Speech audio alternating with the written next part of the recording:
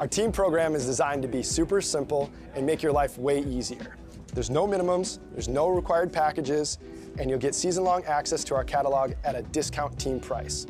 Plus, you can design more custom products. The first step of the process is to design your custom jersey. Now, that might sound weird if you already have jerseys or you're going through a different provider. However, this is a crucial step in building out your whole team catalog. So we're going to use your guys' logo, team colors, and your sponsors to build other cool custom products.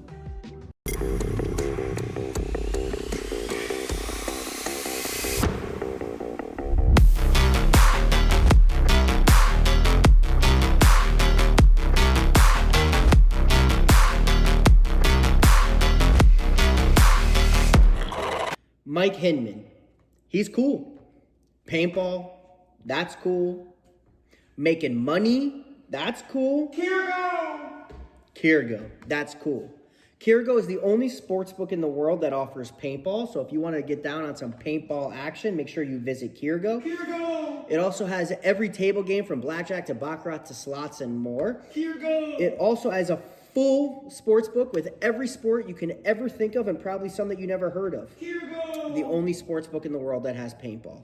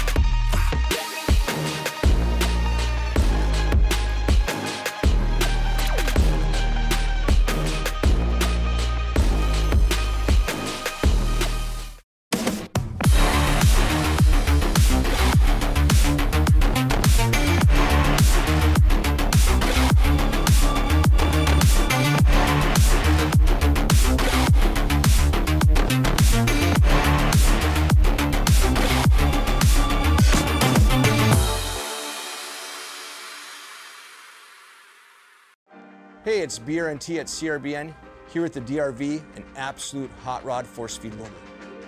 What separates the DRV from the competition is our LCD display on the back. This has a built-in timer, ideal for classic paintball, but if you're playing anytime paintball at all, the ability to know what's going on without a scoreboard is an advantage.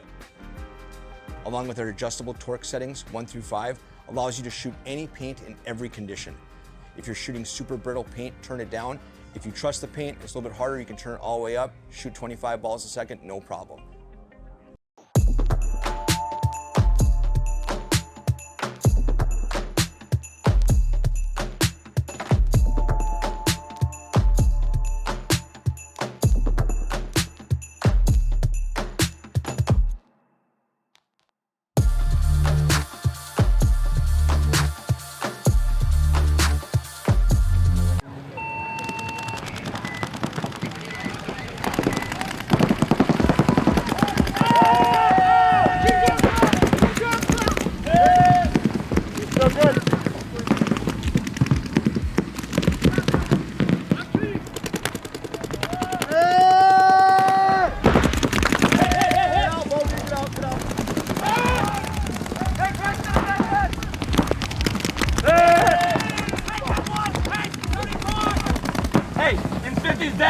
One of you's fucking dead.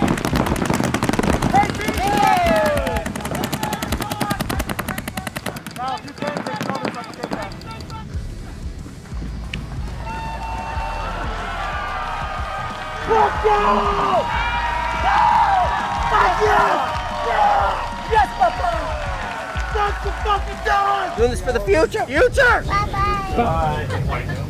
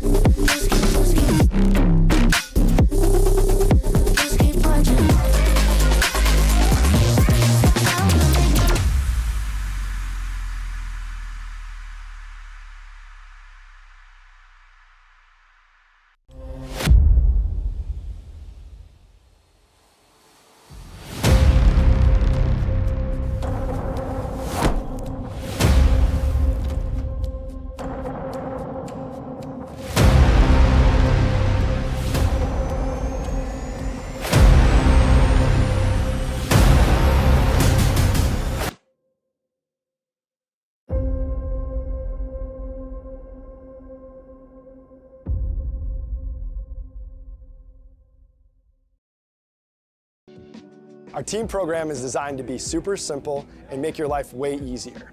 There's no minimums, there's no required packages, and you'll get season-long access to our catalog at a discount team price. Plus, you can design more custom products. The first step of the process is to design your custom jersey. Now, that might sound weird if you already have jerseys or you're going through a different provider. However, this is a crucial step in building out your whole team catalog. So we're going to use your guys' logo, team colors, and your sponsors to build other cool custom products.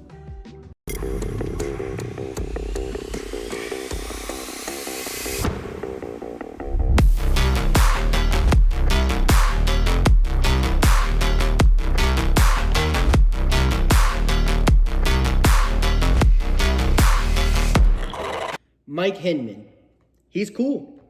Paintball, that's cool. Making money, that's cool. Kirgo, that's cool. Kirgo is the only sports book in the world that offers paintball. So if you want to get down on some paintball action, make sure you visit Kirgo. It also has every table game from blackjack to baccarat to slots and more. It also has a full sports book with every sport you can ever think of and probably some that you never heard of. The only sports book in the world that has paintball.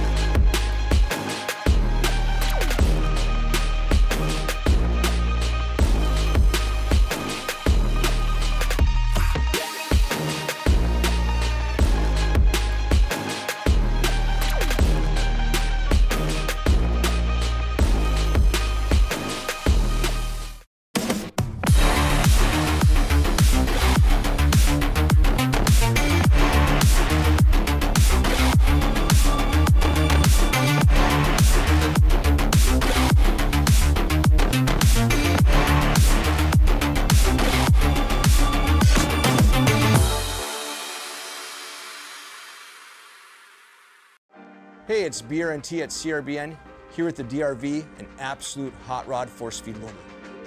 What separates the DRV from the competition is our LCD display on the back. This has a built-in timer, ideal for classic paintball, but if you're playing anytime paintball at all, the ability to know what's going on without a scoreboard is an advantage. Along with our adjustable torque settings, 1 through 5, allows you to shoot any paint in every condition. If you're shooting super brittle paint, turn it down. If you trust the paint, it's a little bit harder, you can turn it all the way up, shoot 25 balls a second, no problem.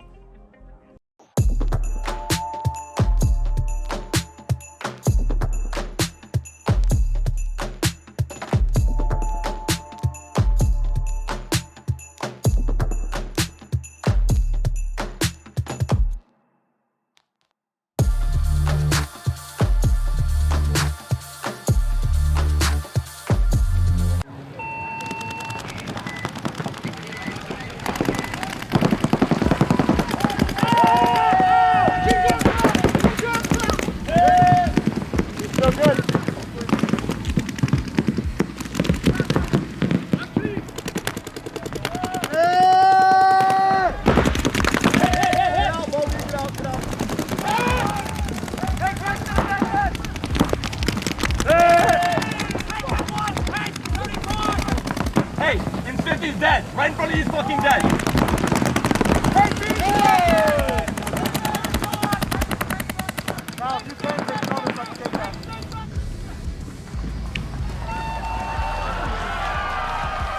Let's go! Yes! Yes! That's the fucking time! Doing this for the future. Future!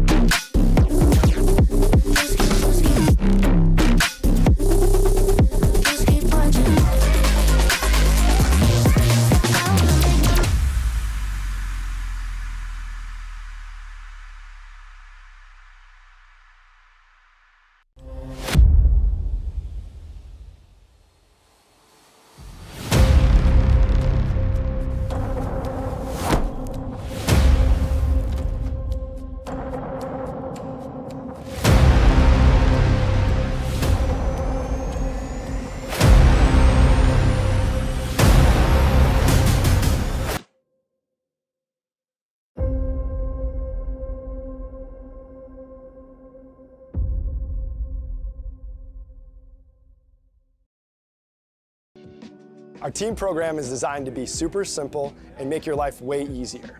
There's no minimums, there's no required packages, and you'll get season-long access to our catalog at a discount team price. Plus, you can design more custom products. The first step of the process is to design your custom jersey. Now, that might sound weird if you already have jerseys or you're going through a different provider. However, this is a crucial step in building out your whole team catalog. So we're gonna use your guys' logo, team colors, and your sponsors to build other cool custom products.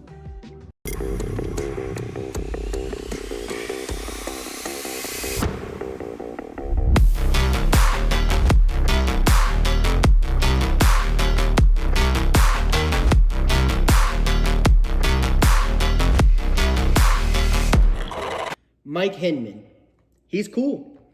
Paintball, that's cool. Making money, that's cool. Kirgo, that's cool. Kirgo is the only sports book in the world that offers paintball. So if you want to get down on some paintball action, make sure you visit Kirgo. It also has every table game from blackjack to baccarat to slots and more. It also has a full sports book with every sport you can ever think of and probably some that you never heard of. The only sports book in the world that has paintball.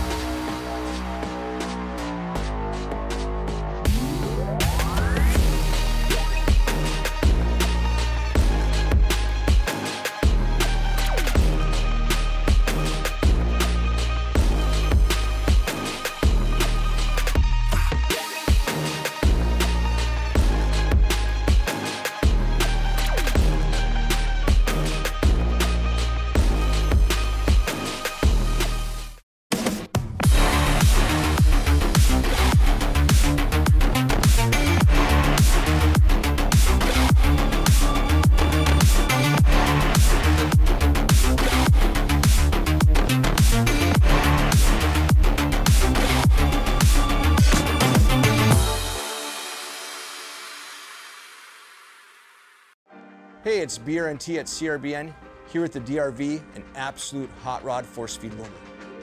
What separates the DRV from the competition is our LCD display on the back. This has a built-in timer, ideal for classic paintball, but if you're playing anytime paintball at all, the ability to know what's going on without a scoreboard is an advantage.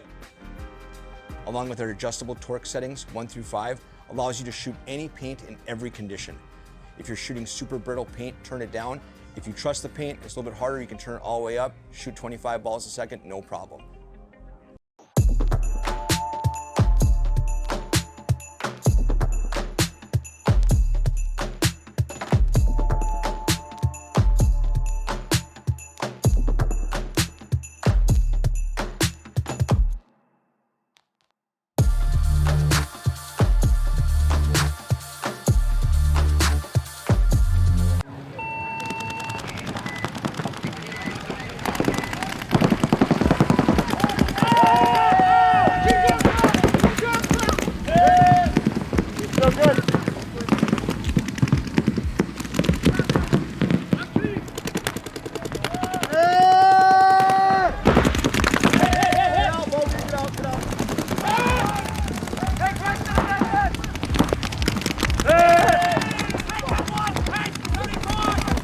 Hey, Infinity is dead. Right in front of you, he's fucking dead.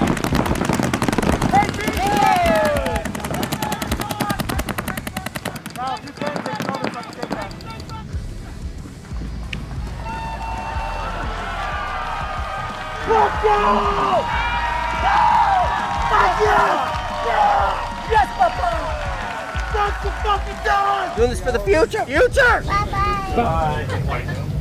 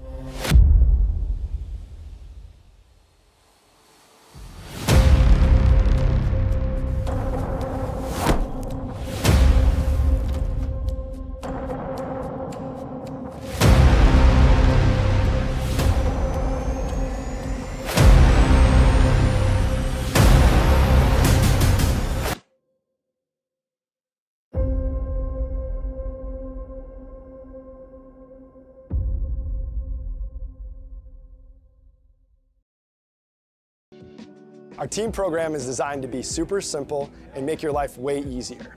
There's no minimums, there's no required packages, and you'll get season-long access to our catalog at a discount team price. Plus, you can design more custom products. The first step of the process is to design your custom jersey. Now, that might sound weird if you already have jerseys or you're going through a different provider. However, this is a crucial step in building out your whole team catalog. So we're gonna use your guys' logo, team colors, and your sponsors to build other cool custom products.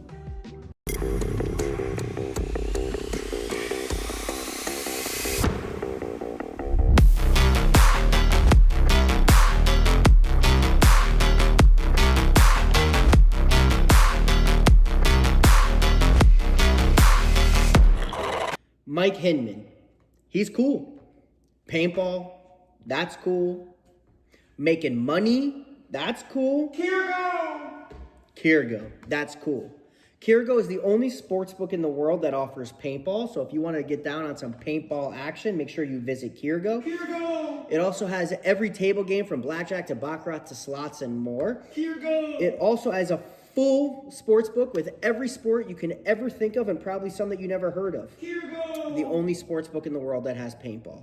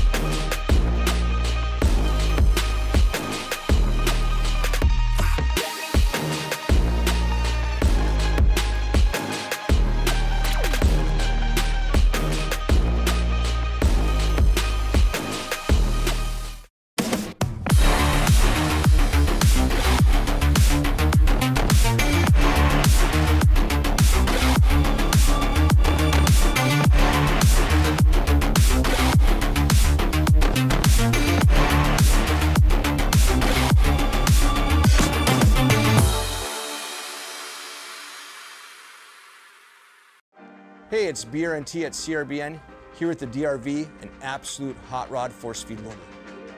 What separates the DRV from the competition is our LCD display on the back. This has a built-in timer, ideal for classic paintball, but if you're playing anytime paintball at all, the ability to know what's going on without a scoreboard is an advantage. Along with our adjustable torque settings, 1 through 5, allows you to shoot any paint in every condition. If you're shooting super brittle paint, turn it down. If you trust the paint, it's a little bit harder, you can turn it all the way up, shoot 25 balls a second, no problem.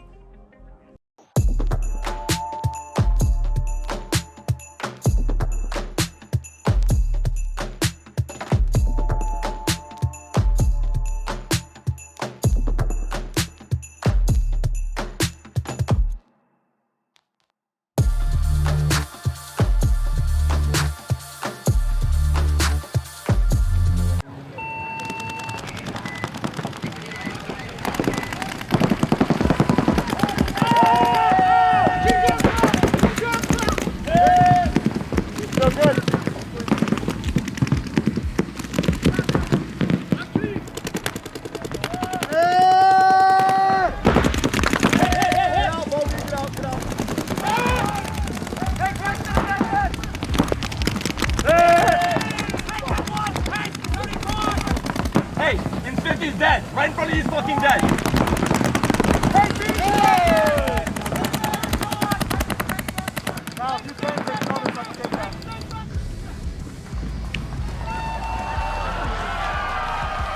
Let's go! Yes, papa! That's the fucking done! Doing this for the future. Future! Bye.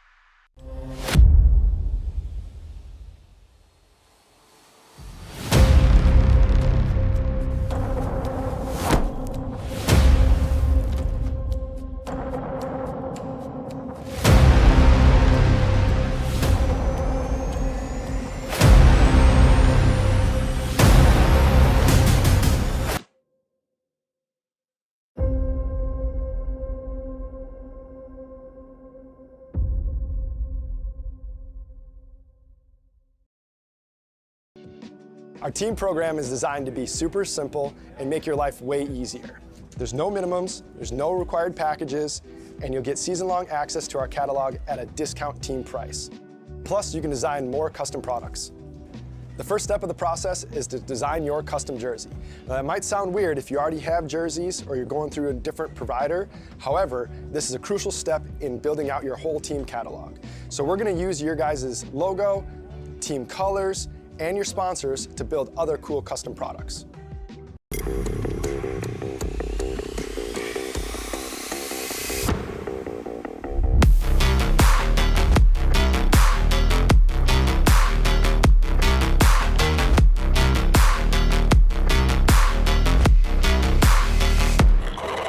Mike Hinman, he's cool. Paintball, that's cool. Making money, that's cool. Kirgo, that's cool. Kirgo is the only sports book in the world that offers paintball. So if you want to get down on some paintball action, make sure you visit Kirgo. It also has every table game from blackjack to baccarat to slots and more. It also has a full sports book with every sport you can ever think of and probably some that you never heard of. The only sports book in the world that has paintball.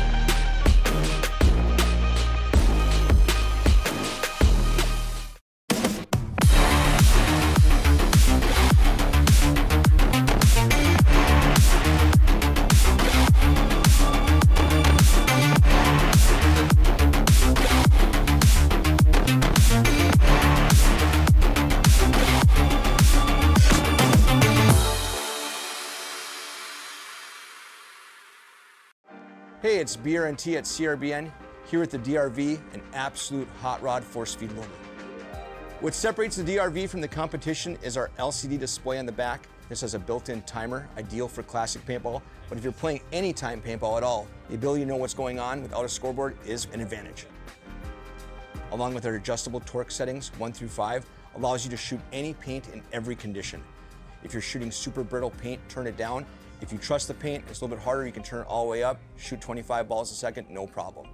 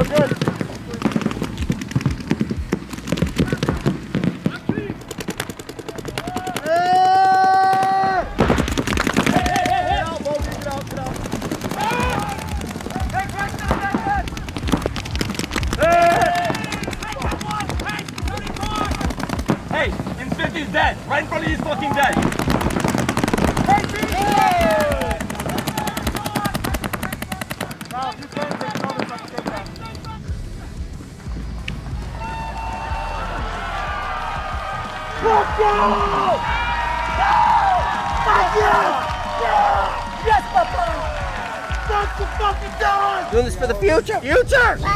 Bye.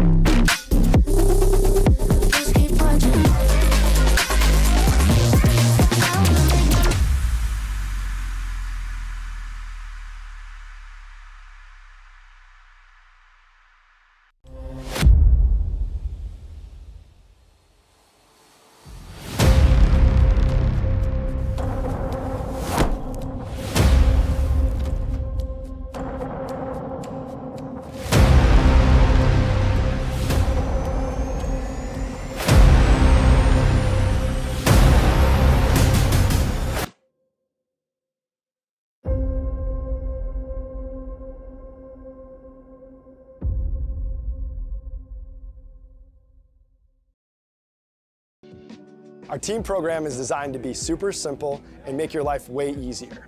There's no minimums, there's no required packages, and you'll get season-long access to our catalog at a discount team price. Plus, you can design more custom products. The first step of the process is to design your custom jersey. Now, that might sound weird if you already have jerseys or you're going through a different provider.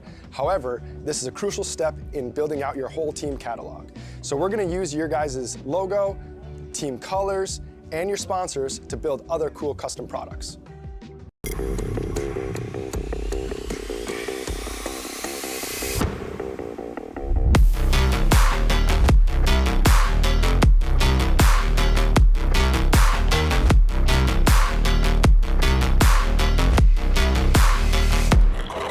Mike Hinman, he's cool. Paintball, that's cool.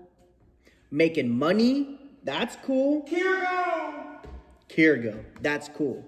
Kirgo is the only sportsbook in the world that offers paintball. So if you want to get down on some paintball action, make sure you visit Kirgo. Kirgo! It also has every table game from blackjack to baccarat to slots and more. Kirgo! It also has a full sportsbook with every sport you can ever think of and probably some that you never heard of. Kirgo! The only sportsbook in the world that has paintball. Kirgo!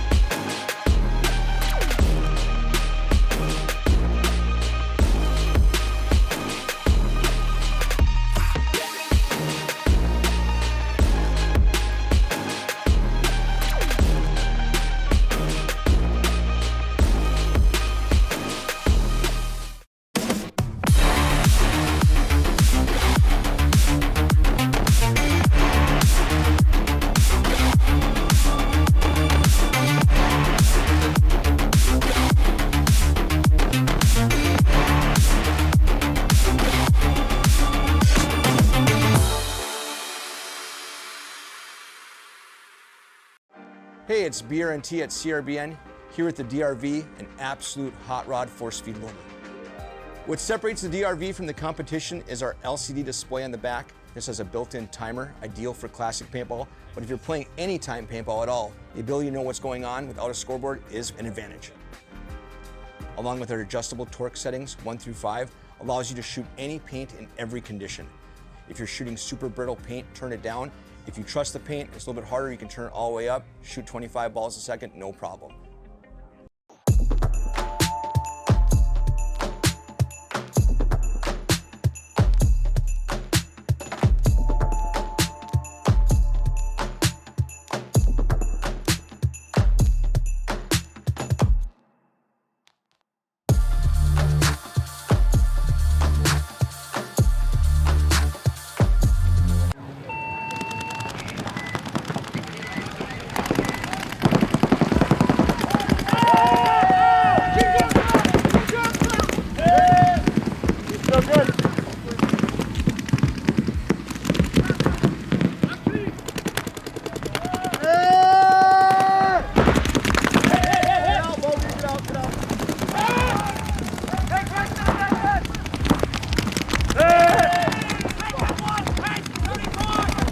Hey, M50's dead. Right in front of you, he's fucking dead.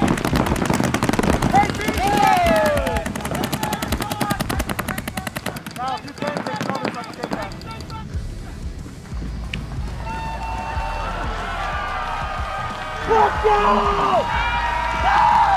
Fuck yeah! Yes, papa! That's the fucking done! Doing this for the future! Future! Bye.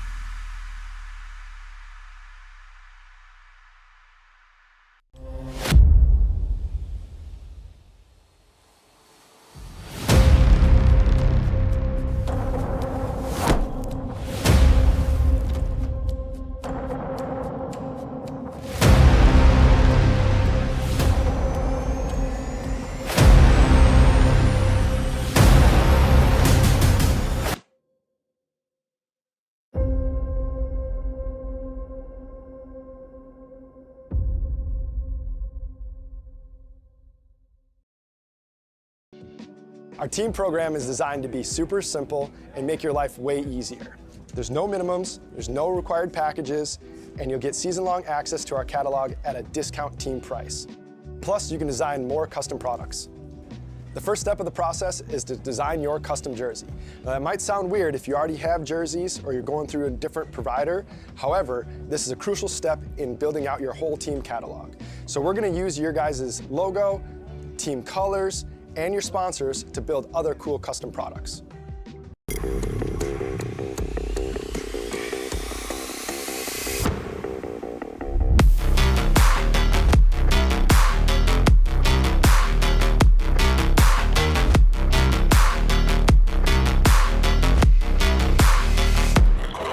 Mike Hinman, he's cool.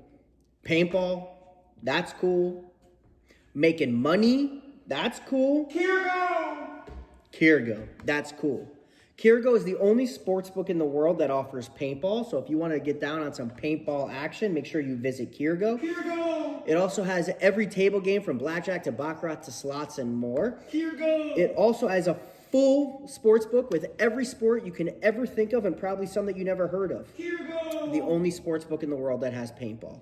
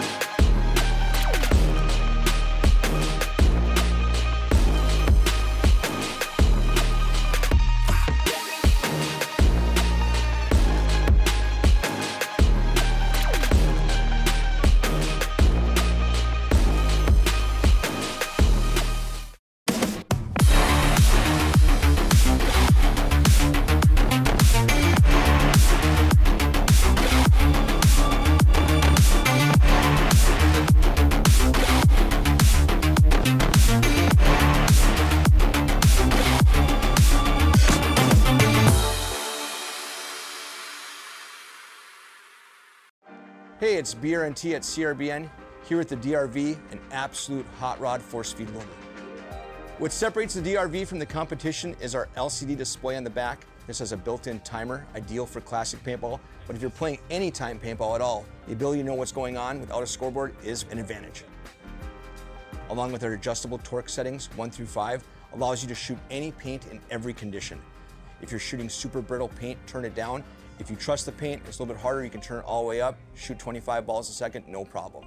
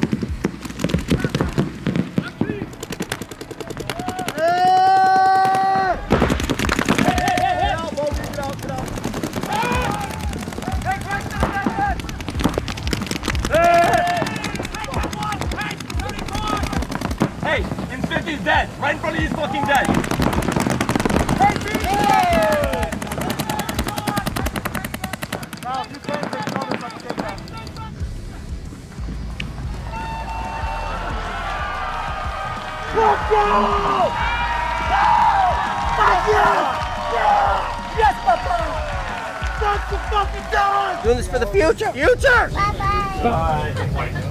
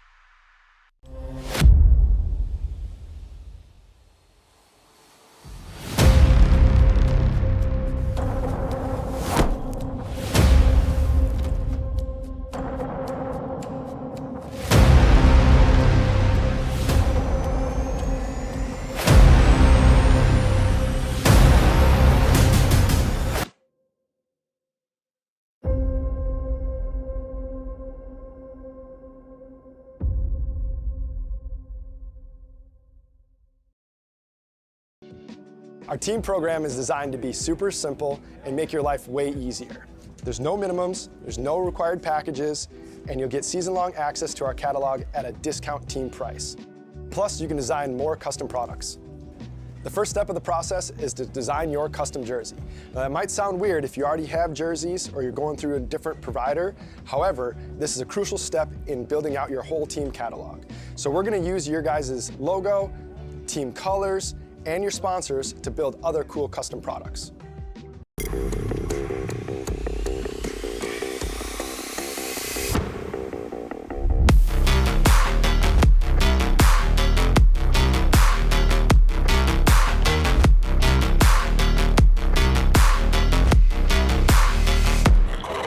Mike Hinman.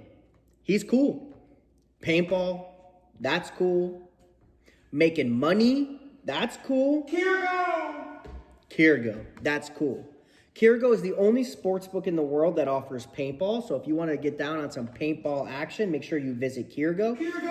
It also has every table game from blackjack to baccarat to slots and more. It also has a full sports book with every sport you can ever think of and probably some that you never heard of. The only sports book in the world that has paintball.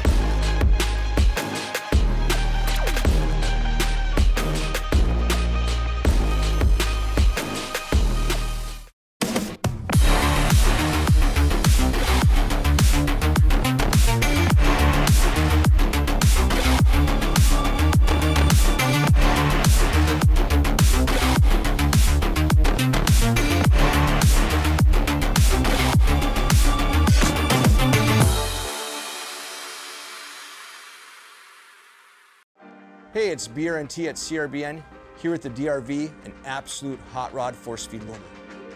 What separates the DRV from the competition is our LCD display on the back. This has a built-in timer, ideal for classic paintball, but if you're playing anytime paintball at all, the ability to know what's going on without a scoreboard is an advantage. Along with our adjustable torque settings, 1 through 5, allows you to shoot any paint in every condition.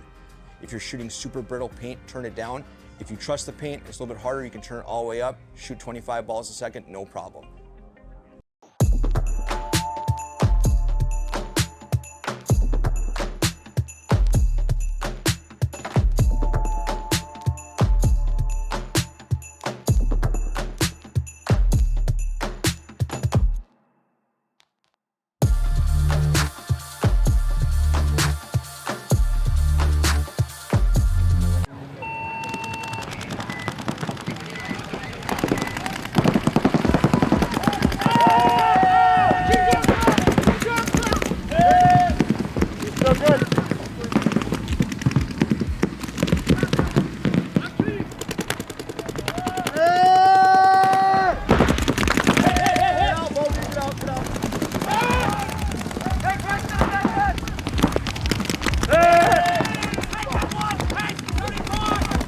Hey, in 50 is dead. Right in front of you is fucking dead.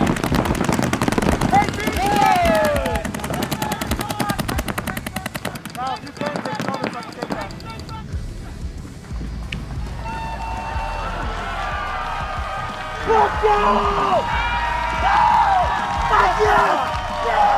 Yes, Papa! That's the fucking dog! Doing this for the future. Future! Bye.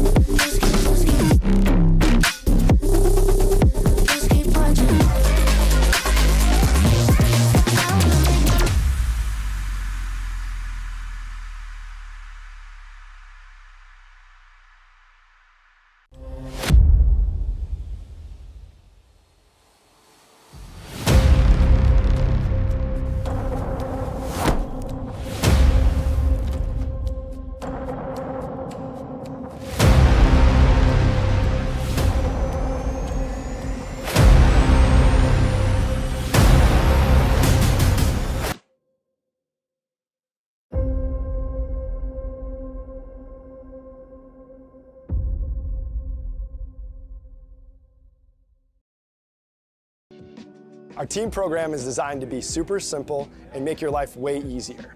There's no minimums, there's no required packages, and you'll get season-long access to our catalog at a discount team price. Plus, you can design more custom products. The first step of the process is to design your custom jersey. Now, that might sound weird if you already have jerseys or you're going through a different provider. However, this is a crucial step in building out your whole team catalog. So we're gonna use your guys' logo, team colors, and your sponsors to build other cool custom. That's cool. Making money. That's cool. Kirgo. That's cool. Kirgo is the only sports book in the world that offers paintball. So if you want to get down on some paintball action, make sure you visit Kirgo. It also has every table game from blackjack to baccarat to slots and more. It also has a full sports book with every sport you can ever think of and probably some that you never heard of. The only sports book in the world that has paintball.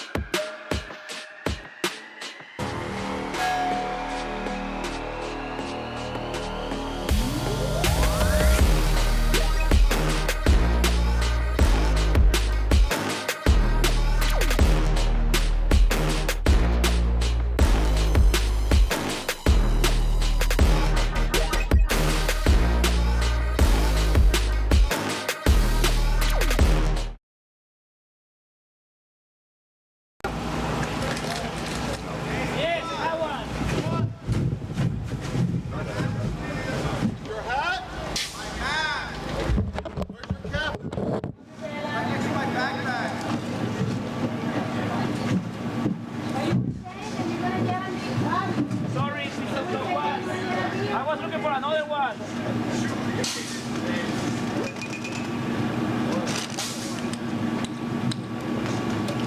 Hey, found one. I have one. Take that little in.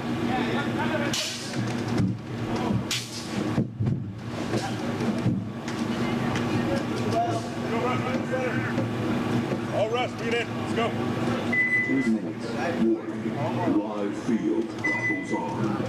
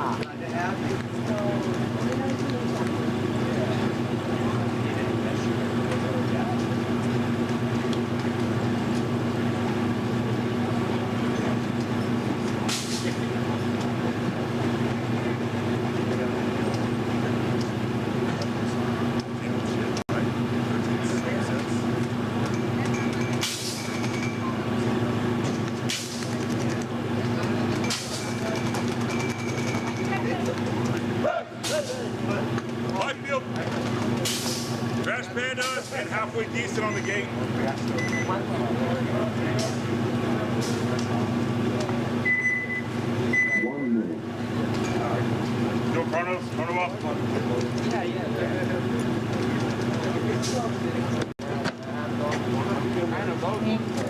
Crash pan is on the gate. Halfway decent on the gate.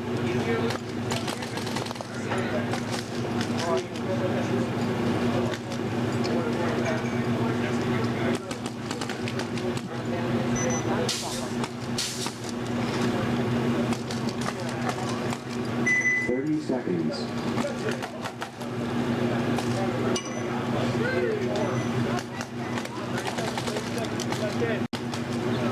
20 seconds.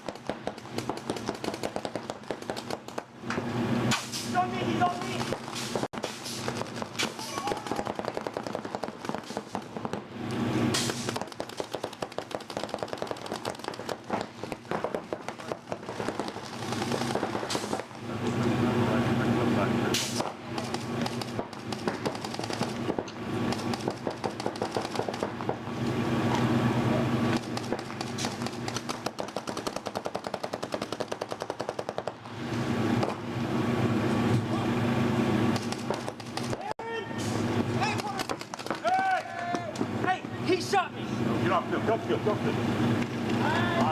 Another shot. My buzz not working. Base. Right side. We lost power. Let me see. We lost audio. So try to shake that little It's just halfway decent one. No, I know that, but the white box in front of you, under that green box, the audio cable might be loose. So we lost audio in the speaker. This right here? Yes. Take it a little bit. Try this wire a little bit. There you go. Good?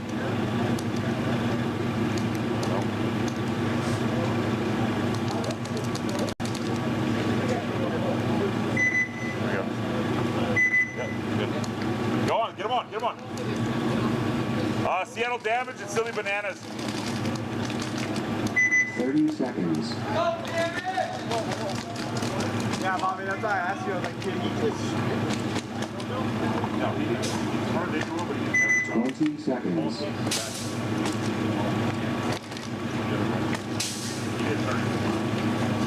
I think that he probably shot. 10 seconds.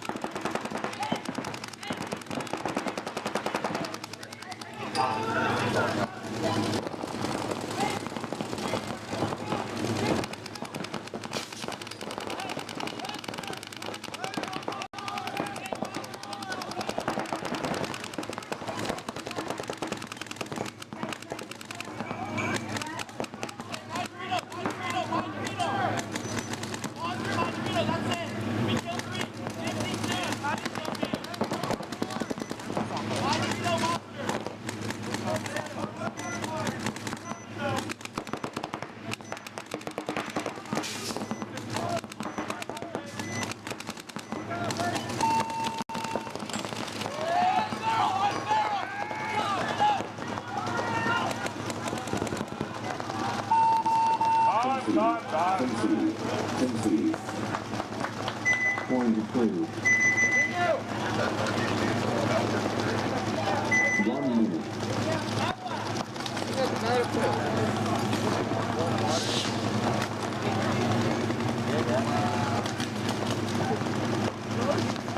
Hey, Bobby, you guys have been seeing those batteries over there for the radios?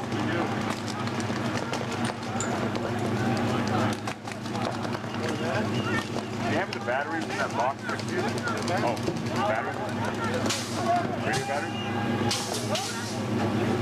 30 seconds. I think there was some on top of that little box. 20 seconds.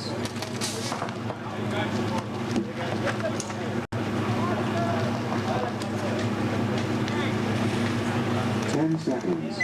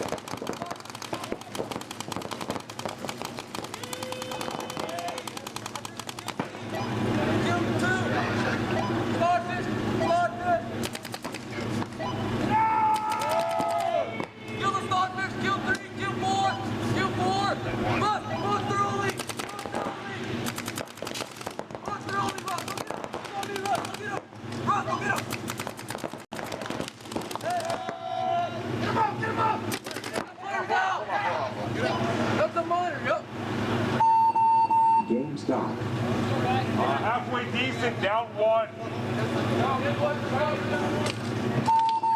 Base.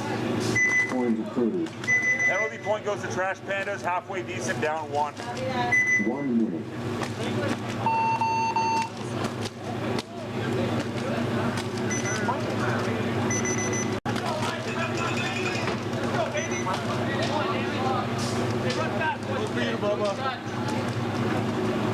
You saw it.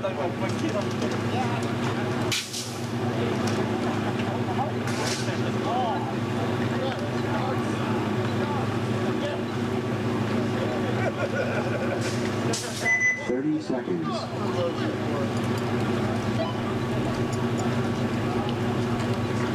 That's a wild spin. 20 seconds.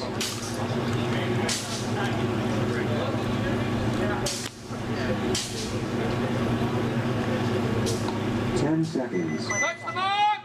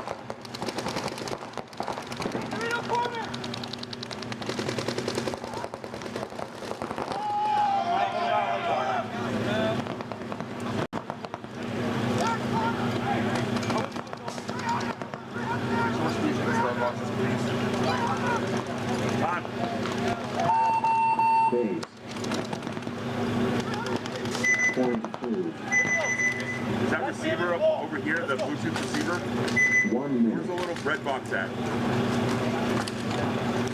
It's up there. We're good. It's up high. It's not receiving the receiver from that button. I'll be right back. I have to get the line painted for the trailer. I'll be halfway decent, down 1. Let's go. Let's go.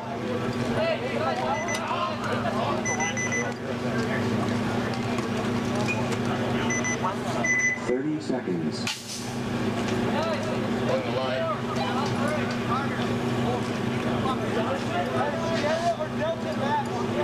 20 seconds.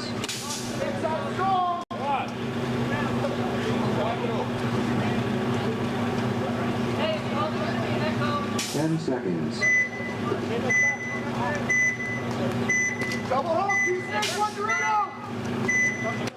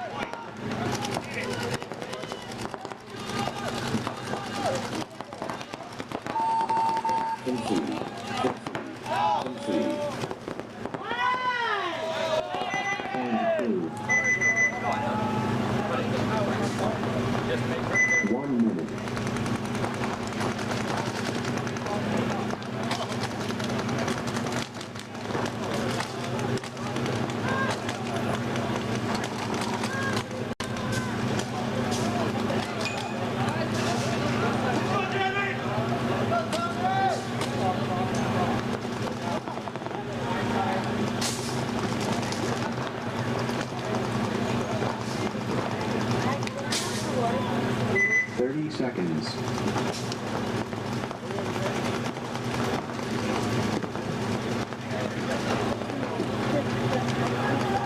20 seconds.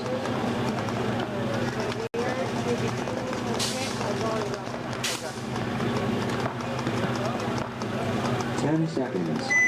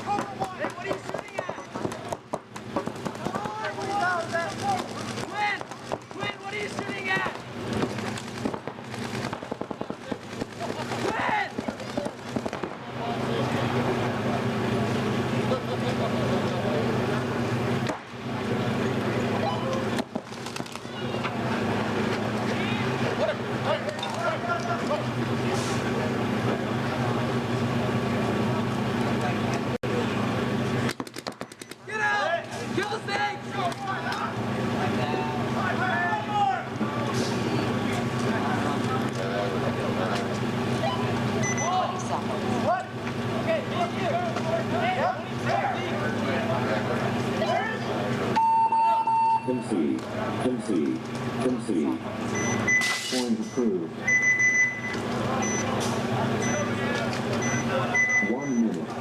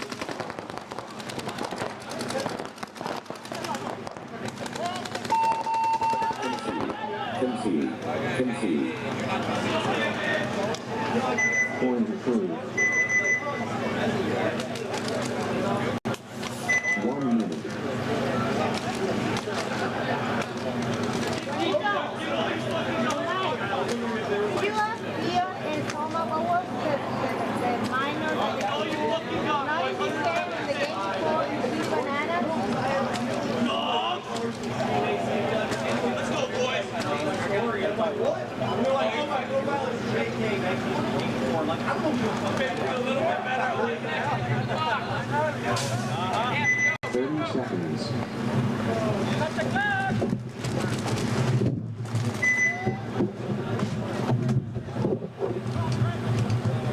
Technical timeout!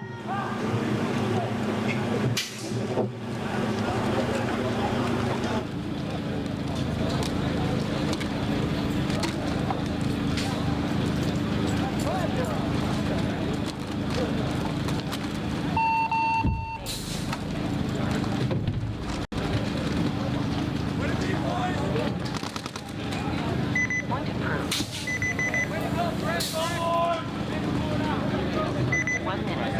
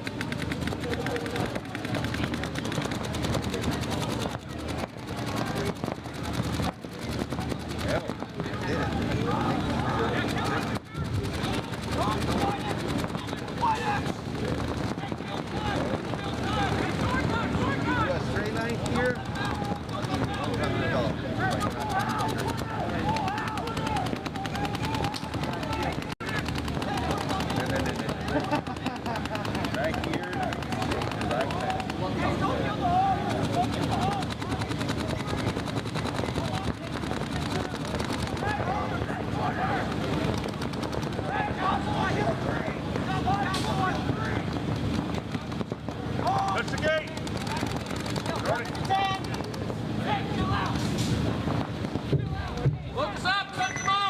10 seconds.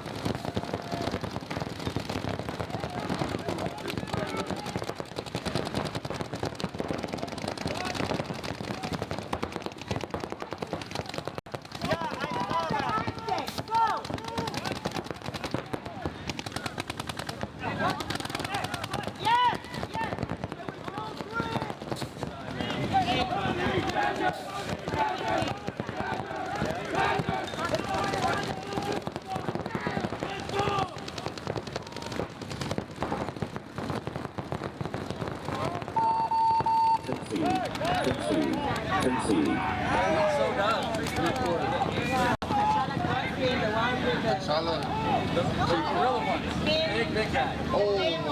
I forget his name. I knew you took that. Point approved. Big motherfucker, huh? 1 minute. Oh, yeah. Yeah, I forget his name. I know exactly who. The people know what the allow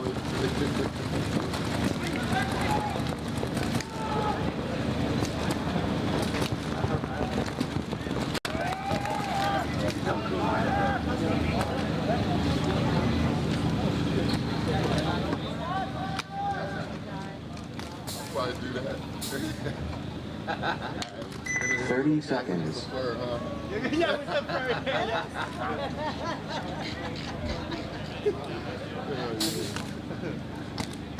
20 seconds.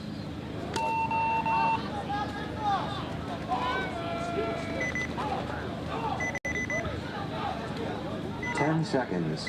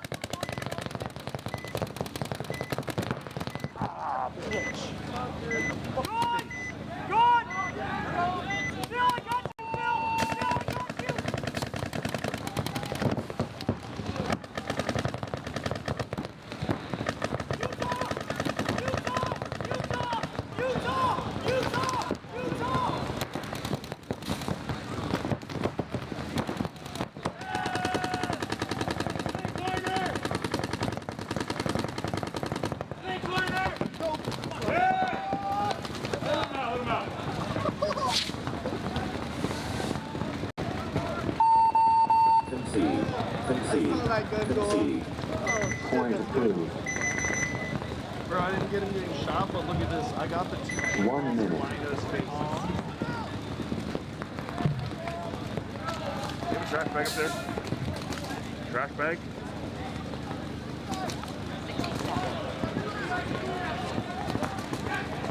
Can you find one eventually and give me one? If you see them working, the workers. Yeah, I gotta clean it dirty.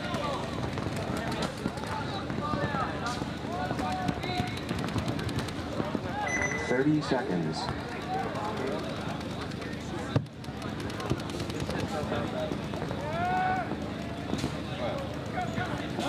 20 seconds. This is your room. You gotta take a picture. Michael's room. 10 seconds.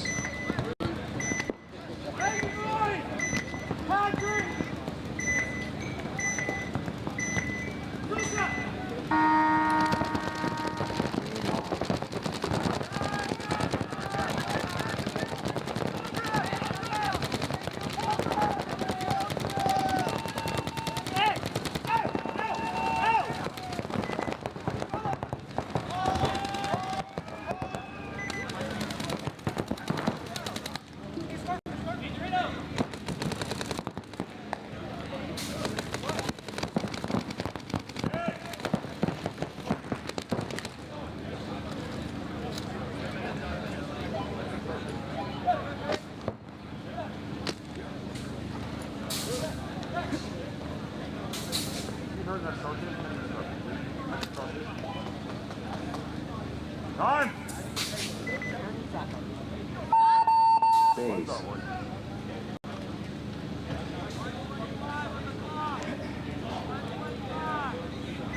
Point approved.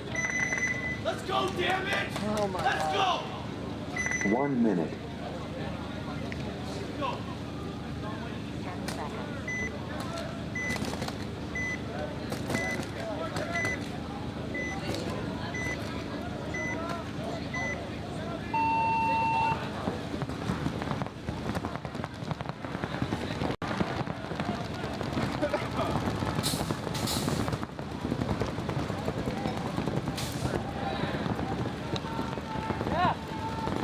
30 seconds.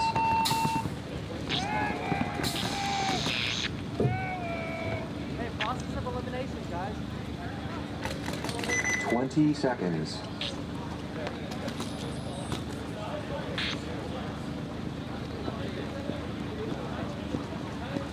10 seconds.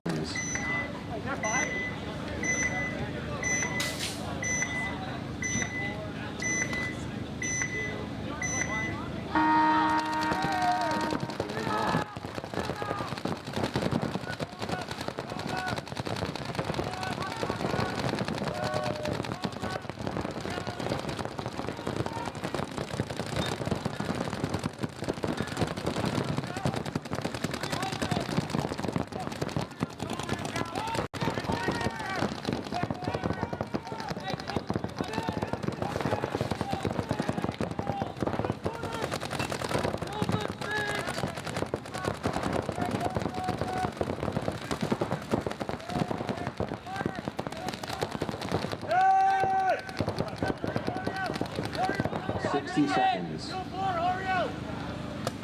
that stay corner? Is that stay corner? No. Hey, go Rolly!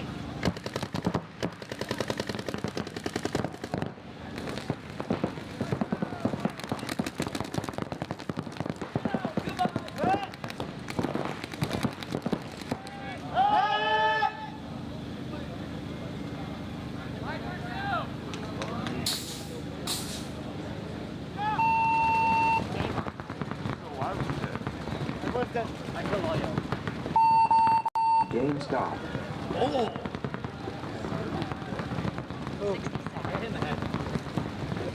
I got hit. Tell the fuck that didn't was the Dorito, dude. Hey! Get off the field! Are we sure that confirmed that?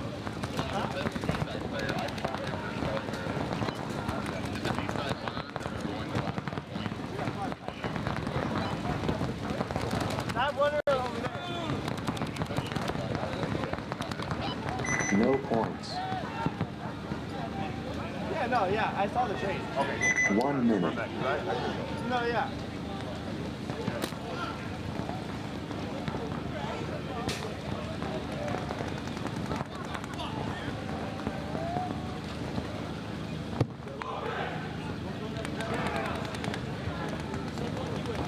Let's go, David!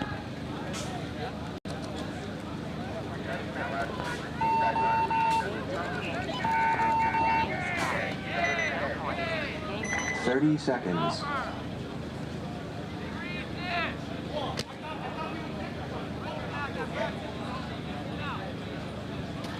20 seconds.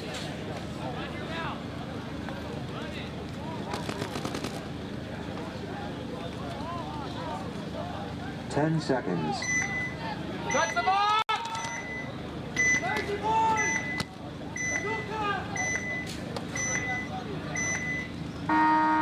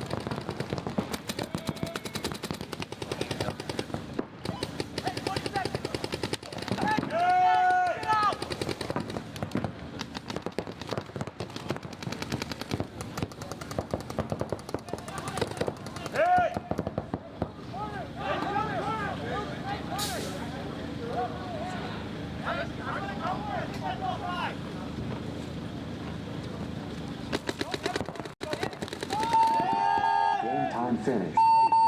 Game stopped. No points. Game finished. 1 minute. Next ball.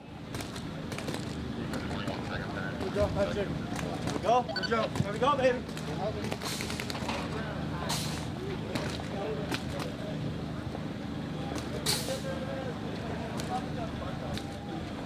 That ramp on that side.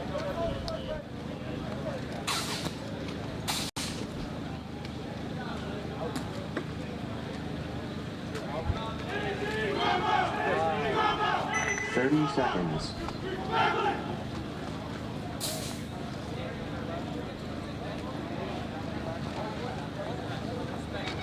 Twenty seconds.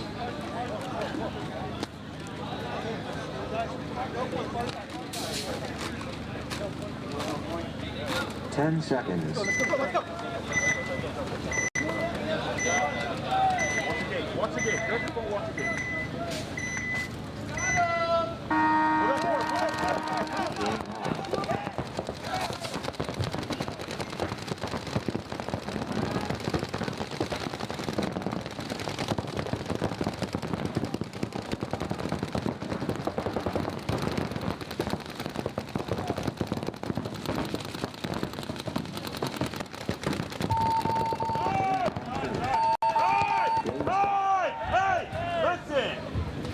No points.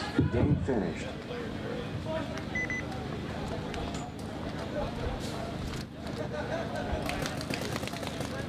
Next two teams.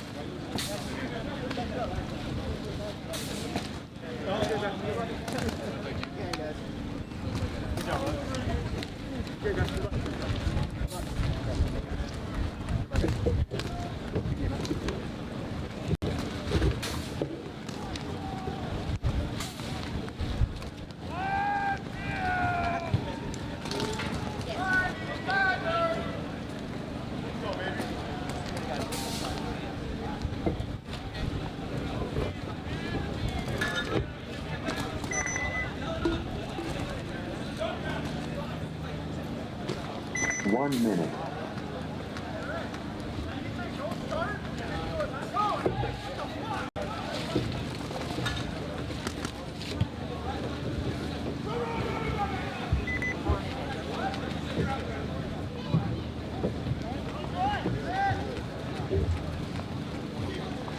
Hey, let's go, boys! First point, second wave, second wave! Let's go! 30 seconds.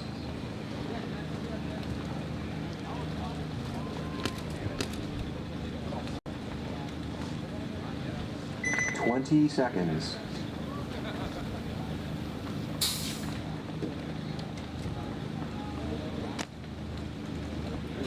10 seconds.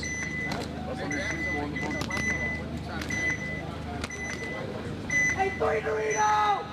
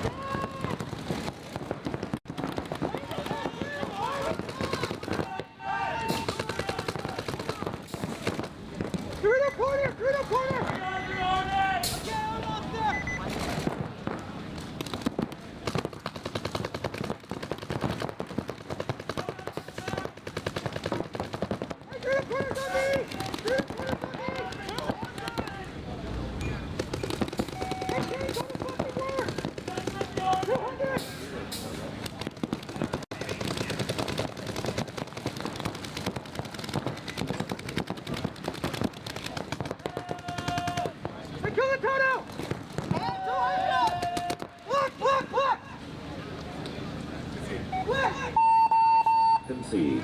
Concede. That had to be Concede. Rev. He didn't have a shot on Point that approved. side. Good. 1 minute.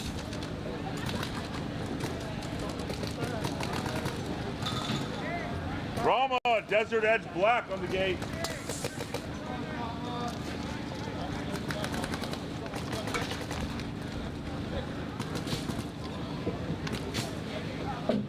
How we doing, Joe Barrett? I'm finally on the Bobby field. Wow, you're here? I'm You Coach coaching? Desert Edge. We finally got over here. All right. How's everything?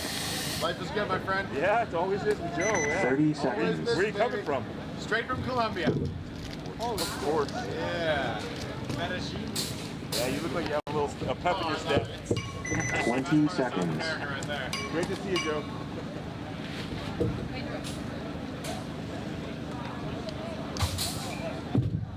Ten seconds. Did you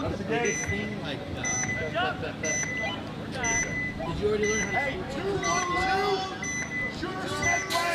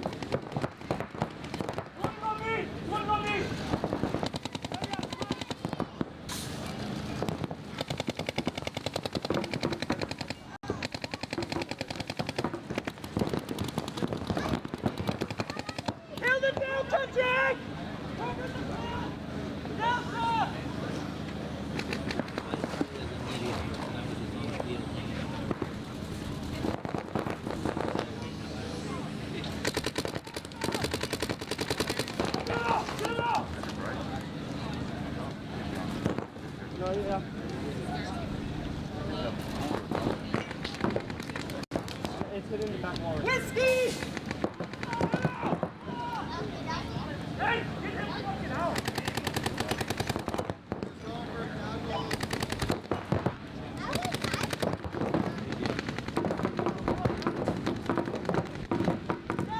He's on me!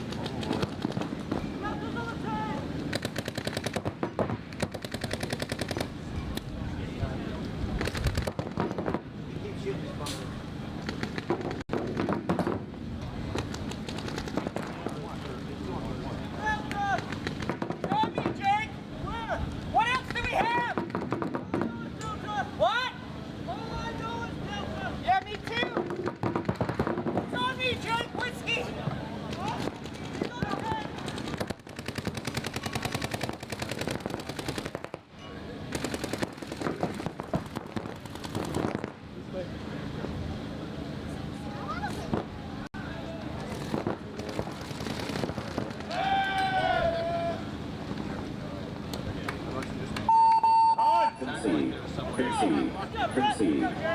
Point approved. 1 minute. Hey, Brad. I like the ball, dude.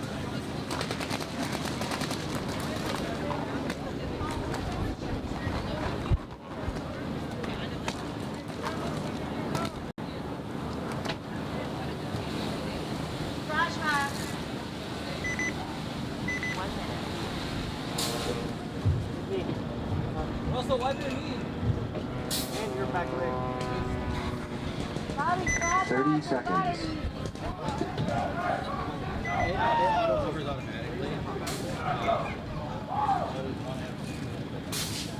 20 seconds. 10 seconds.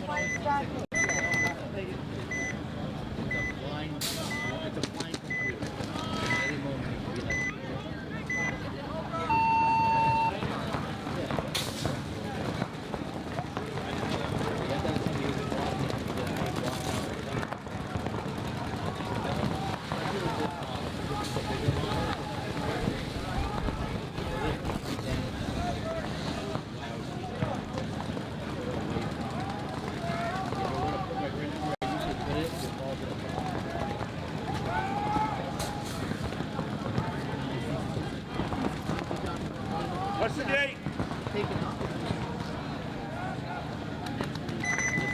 10 seconds.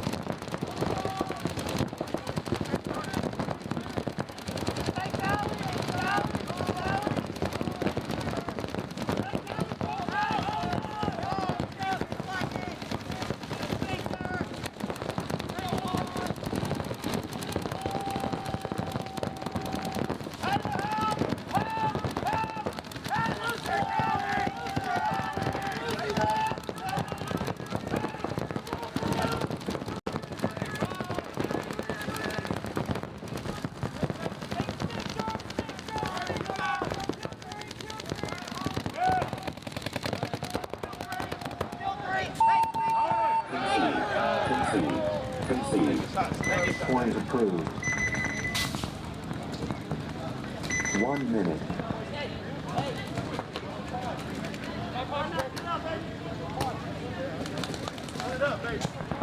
Run it up, baby.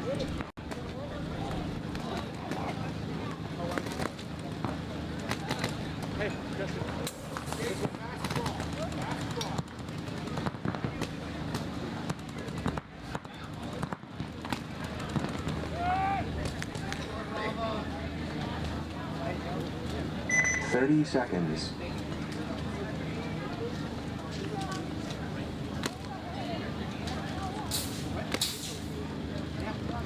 20 seconds.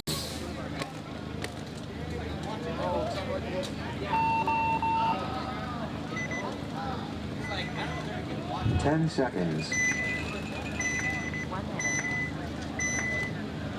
2-1-2. Shooter set. Shooter set.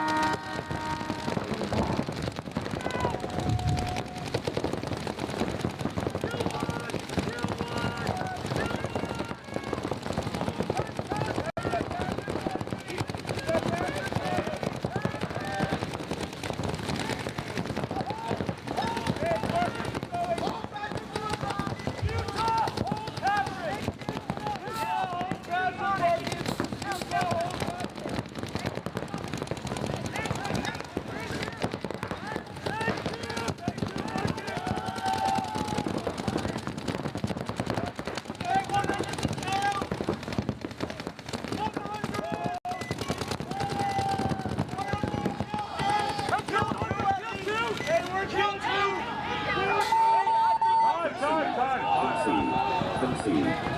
Point approved. 1 minute.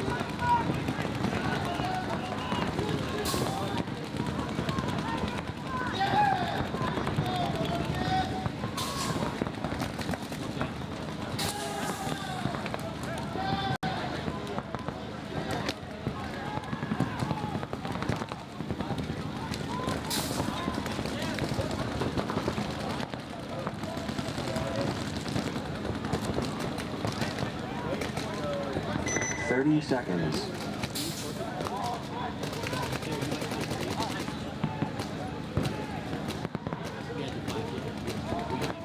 20 seconds.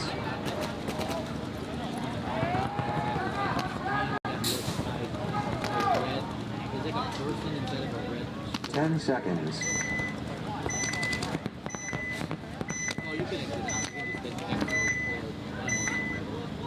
Double home! Game on.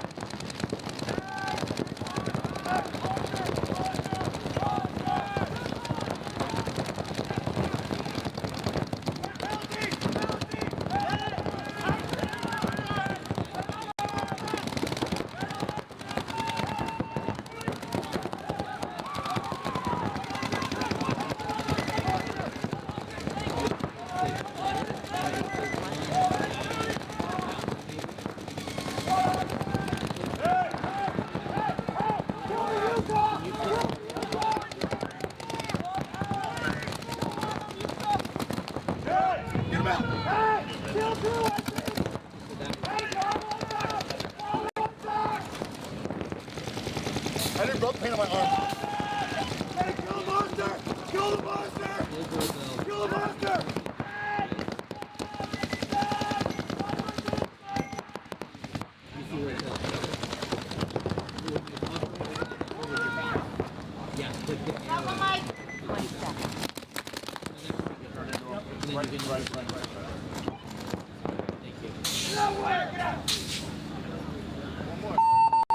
Game stopped.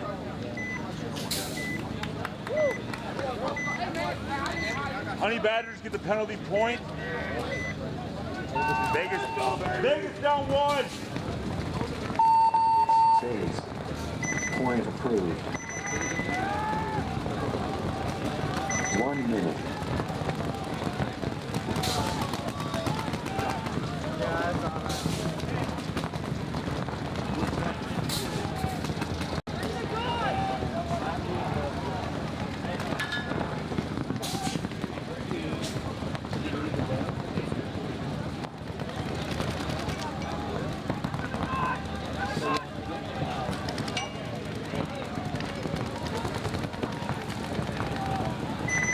Seconds.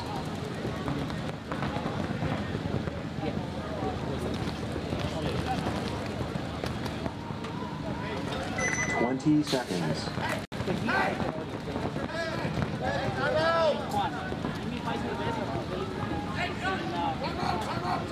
10 seconds.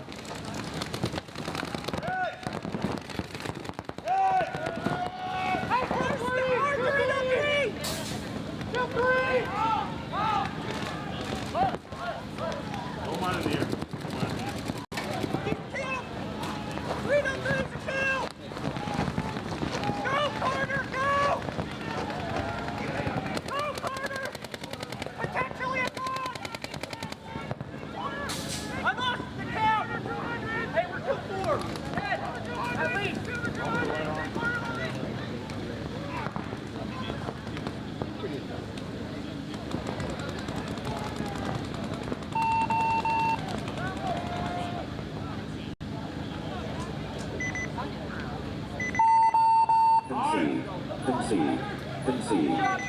Point approved. Good job, brother. 1 minute.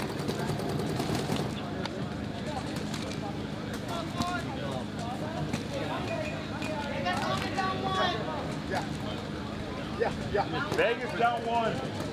Vegas down 1. Gotcha.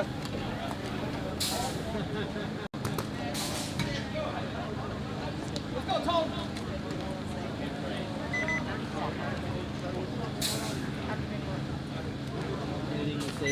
30 seconds. Anything you say is forever.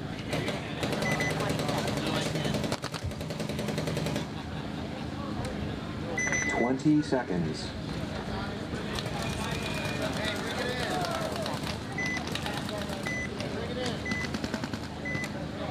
10 seconds.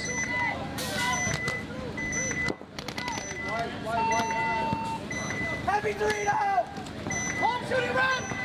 Game off.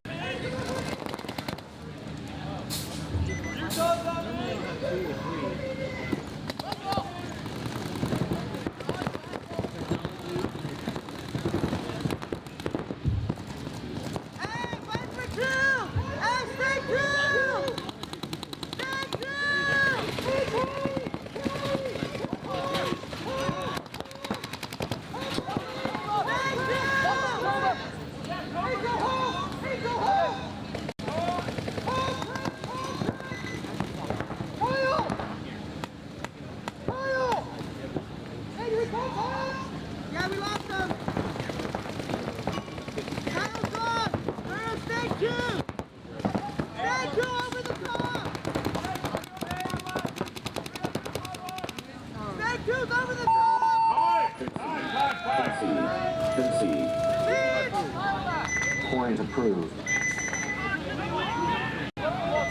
Hey, look 1 minute. Hey, get you!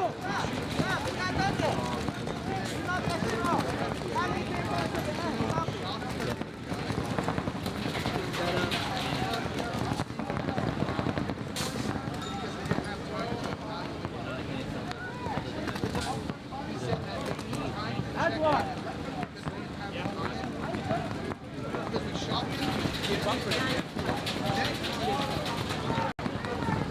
30 seconds.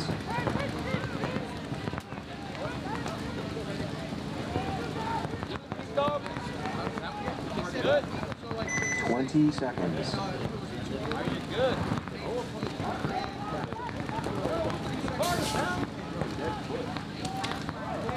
10 seconds.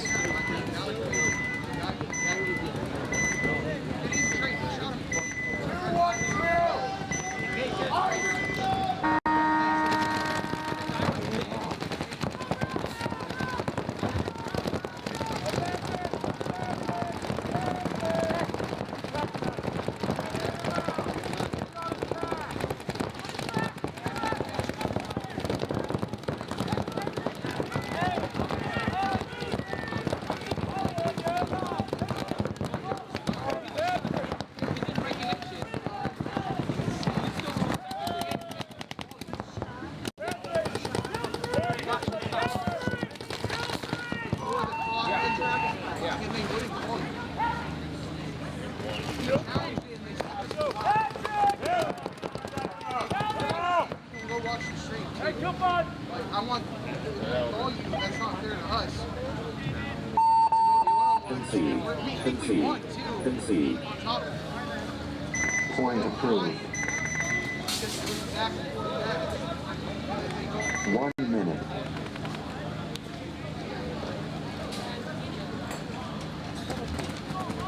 Shockwave go against Defy Factory. Yeah, no.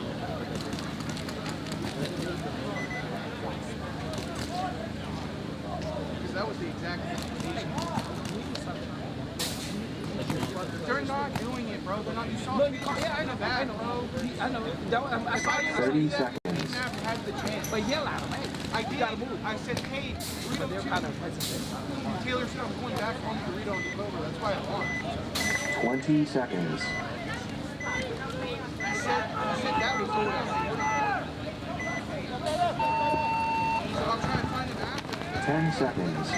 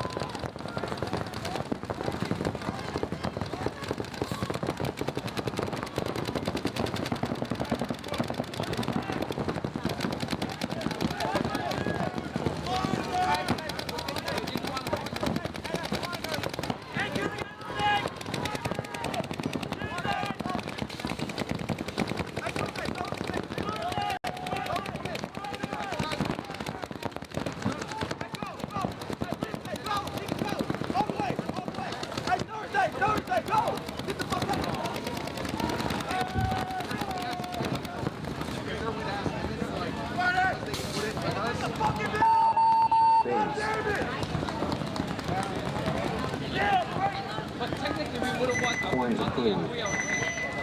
So the one-on-one is like irrelevant. 1 minute.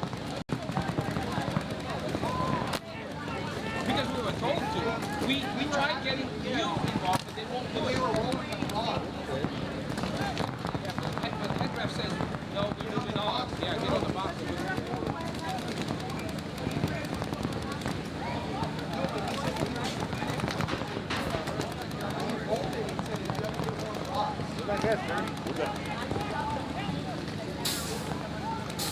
30 seconds. It's like in the moment, you know.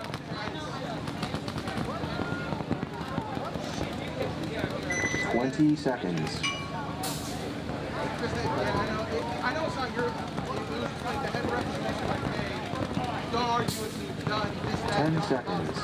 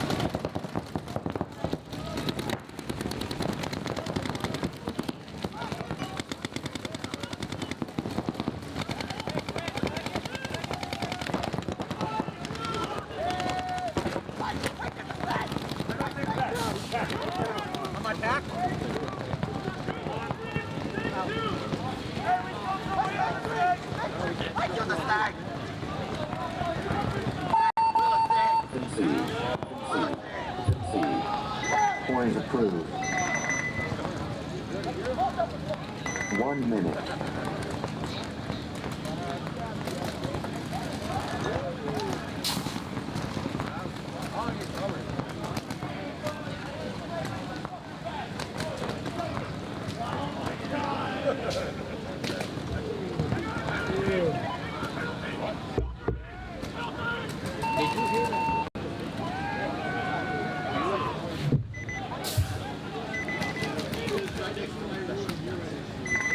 Seconds.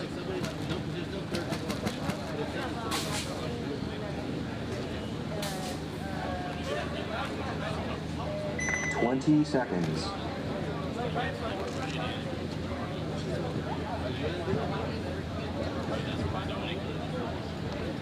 10 seconds.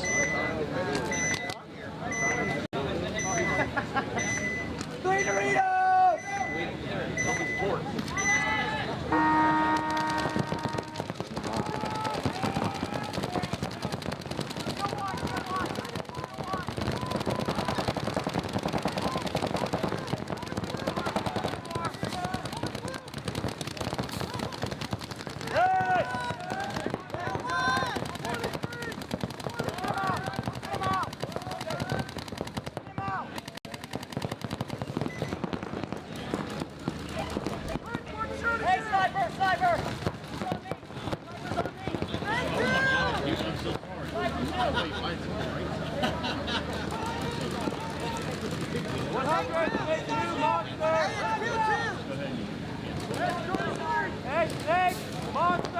100, you won!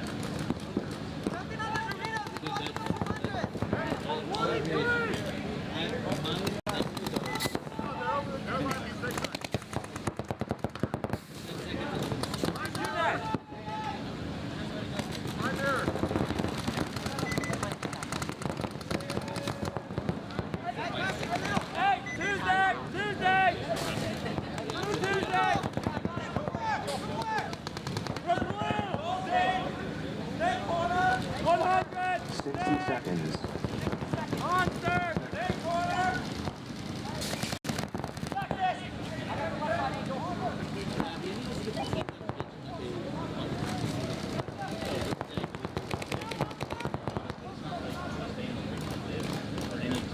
Something on the stage!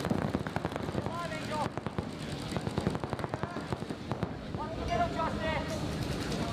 told you not to. I'm on the snake gun. Where's the end of the snake? Something in the middle. Why aren't you rapping? Is he at snake one or Viper one? Viper one or snake one? Oh.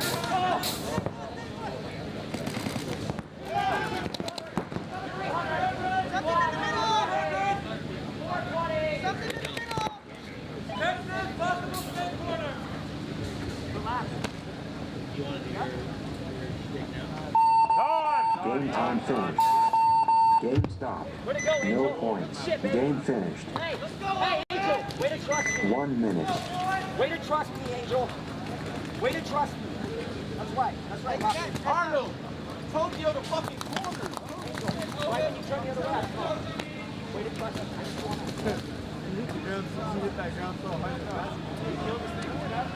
Next ball. You guys are next ball.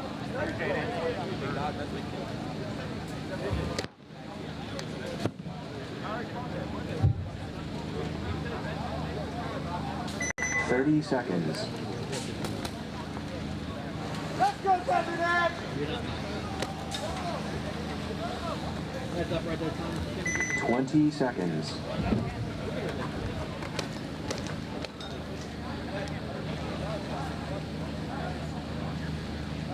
Ten seconds.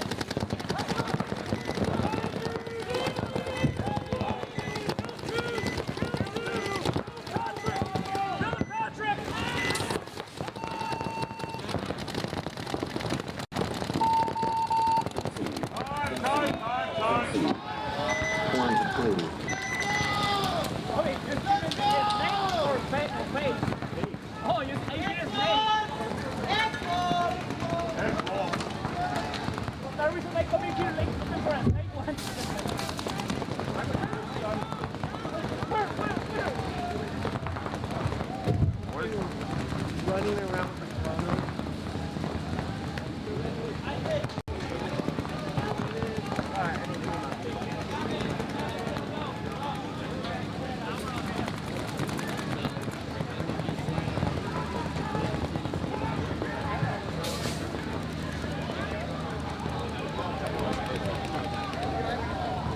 You know how to use one of these?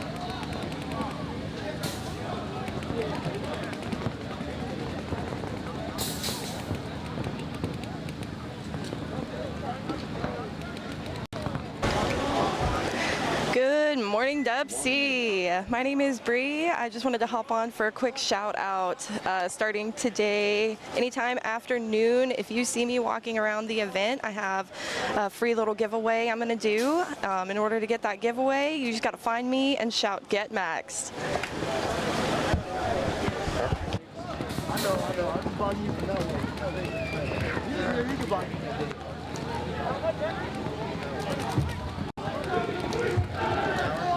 30 seconds.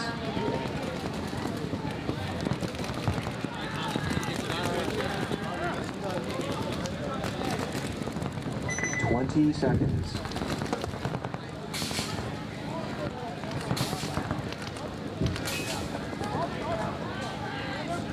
10 seconds.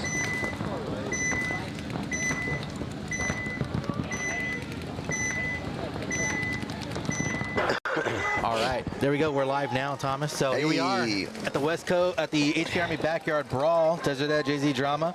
We got the legendary Thomas Taylor. It's funny saying legendary because you still keep playing. So it's like the legend's there, but the legend just keeps showing back up. The legend continues. Yeah, the legend continues. I don't think it's ever going to end because then you got Keith out there with your number. And I know. He's out there doing his thing and keeping it alive here. Who do we got on the left-hand side here? It looks like they're up 5-on-3. Yeah, so Desert Edge versus AZ Drama. 2 minutes and 11 seconds left. 5-on-3 right now. But they got a score, right? 2-4. Yeah, right. Well, they're in great position. See if he can pick up that Dorito as he's wrapping. He got the player in their side. Really, this center brick player should be wrapping the opposite side here, or putting pressure on that center can, because they can pinch out that can pretty easily. Yeah, and AZ Drama kind of just throwing his body away. Went from the Dorito 1 to the Dorito 2. I mean, they're up, right? There's no reason to really throw your body in that situation. Yeah, especially when you're in that Dorito and that wedge over there, because the wedge locks down the snake, so you guys can just, you can hold it off for a while. You can really hold it off for a while. This has a lot of good cross-up bunkers or zone holding spots. Getting past the what do you say, the 55. Getting past the 50s a little. You can get there, but you can't do much after that if you got the people in the right spots. So, I mean, coach of Iconic, right? I mean, multiple lines of Iconic, not just Premier, but I think you guys know that was a D3. Yeah, Premier, D3, and D4. Our D3 made Sunday. Our Premier made Sunday. D4 right now is currently 1 and 2. They just had a rough match, so we'll see. I think they're going to have to, probably mercy roll the next one and hope for a wild card spot. But can be done. Can be done. Absolutely, absolutely. I mean, there's a lot of good paintball out here. I mean, they got in last time at 2 and 2, so it's possible. It's just always a harder road to do. So how are you liking this layout here, right? I mean, you help us with the layouts for Texas and Florida. Yeah. How did you like this layout? I mean, at first I wasn't a huge fan of like the way it didn't really play to our strengths for our team, but we figured out a way to make it work. And overall, it has been a pretty fun layout, right? Just the way it's playing, you kind of know what everybody's going to do, but there's multiple different ways to shoot people off the break.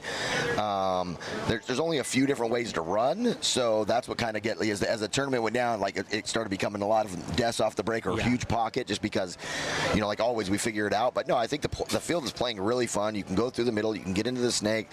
When you can get out to the Dorito side, which is very tough, you see some people making some good moves over there. And there's 3 different lanes you can attack: the deep, the middle, and coming through that wedge over there. So overall, I think it's a fun layout. I mean, it was fun to coach on, or it is fun to coach on. It was good to see our players get in there and just watch how other people played it. Yeah, I feel like this layout rewarded a lot of players who had creativity too, right? Like, you can get locked into those lanes, you can kind of get out wide, right, and just kind of hold. But you saw some times where teams were able to be creative in the center, be a little bit more aggressive on the Dorito side, and kind of open it up for a lot of people. I mean, we had I think it was Sacramento Ducks and another team. They put up like 3 or 4 unanswered quick points, like 1 minute and 35 seconds. Almost won it. Yeah. I saw that one. I was watching them because they played Regime, yeah, it was I Regime. think. And then Regime got up on us, and we did the same exact thing. Yes. We were like, well, this worked for Ducks, so let's try it, and it worked for us too. Like, we tacked it a little bit different, but it was like, the Regime had a more trouble slowing it down. When if you went slow on slow, they were better off. Is what I was getting at. Here we go. Desert Edge up 4 on 3. Yeah, 2 bodies coming off for AZ Drama right now. Good thing for them right now is they're out wide, so they're able to kind of protect that center and those edges.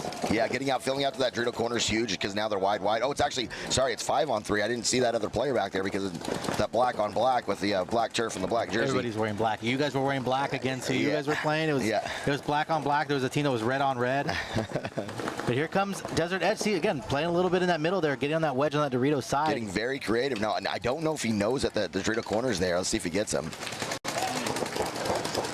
Oh, did he get 2? Yeah, he did get 2 before that snake corner got him, and they're going to tie this up. Wow, so we got a tied game with 30 seconds left. I love it. And they're in an X-ball. For those of you at home that doesn't know what X-ball means, X-ball is the way we used to play. It just means there's not another team on a split deck, or they're going to play back-to-back-to-back games with a 2-minute break in between because the other match is already over. I'm guessing it was a mercy rule. So let me pull something up here real quick, Thomas, and we'll go through it.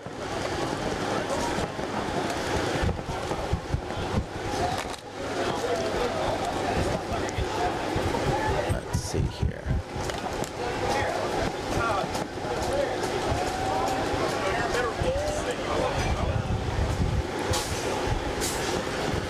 We can get that going in a bit.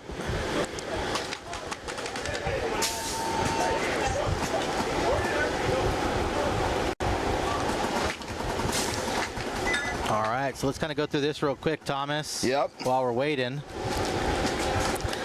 There we go. Yes. I love it. I love it. I love it. Yeah, so we have a lot of different promos going on. Let's talk about the Anthrax, but some of the big ones this weekend. We are doing 5 jersey giveaway to a team. So we want to give the new Orion jersey. The one you're seeing here is our Spartan jersey, but we're doing the new Orion jersey that we started rocking. You saw the guys wearing the camo ones this weekend. To one lucky team, all they got to do is come by the booth, say hi, and tell us who you are, why you deserve jerseys, and we're gonna pick a team and we're gonna fully gear them up. So that's gonna be really cool. We're also doing a backpack giveaway today. All right. Yeah. So anyone that buys anything from the booth all weekend, we've been taking their name. Doesn't matter if it's socks or shirts or shorts, whatever. And we're giving away one of the backpacks. The backpacks are like one of the best backpacks I've ever made. They look great. They look amazing. High quality. They're good for traveling. If you want to take all your clothes, or for me, I use it for work and I use it for traveling. So a lot of good things. And then we have some team packages and promos. Everything's done in-house. It's custom. It's not like we have stuff sitting on the shelf. We make it for you, how it fits you, and what you want to wear. So, yeah. All right, jumping into this game. 30 seconds left. 4-4. Desert Edge on your left. AZ Drama on your right. And Desert Edge with the momentum here. Let's see if they try to push it. AZ Drama trying to push it to get into the snake too. AZ Drama loses 2 off the break. Ooh, and a minor. This might open it up for the Desert Edge loses 3 off the break. Yeah, 20 seconds. Will they jump on it? I don't think Drama so. has to get going. They had Desert Edge stuck with 2 in the home. Oh, he's going, but this guy has a beat on him. Yep, he's gonna pick him up. Now AZ losing 2. We're getting an overtime here, I think. Oh, 7 no, seconds. they lost 3. Is there any bodies left alive? There's 1, but he's going too slow.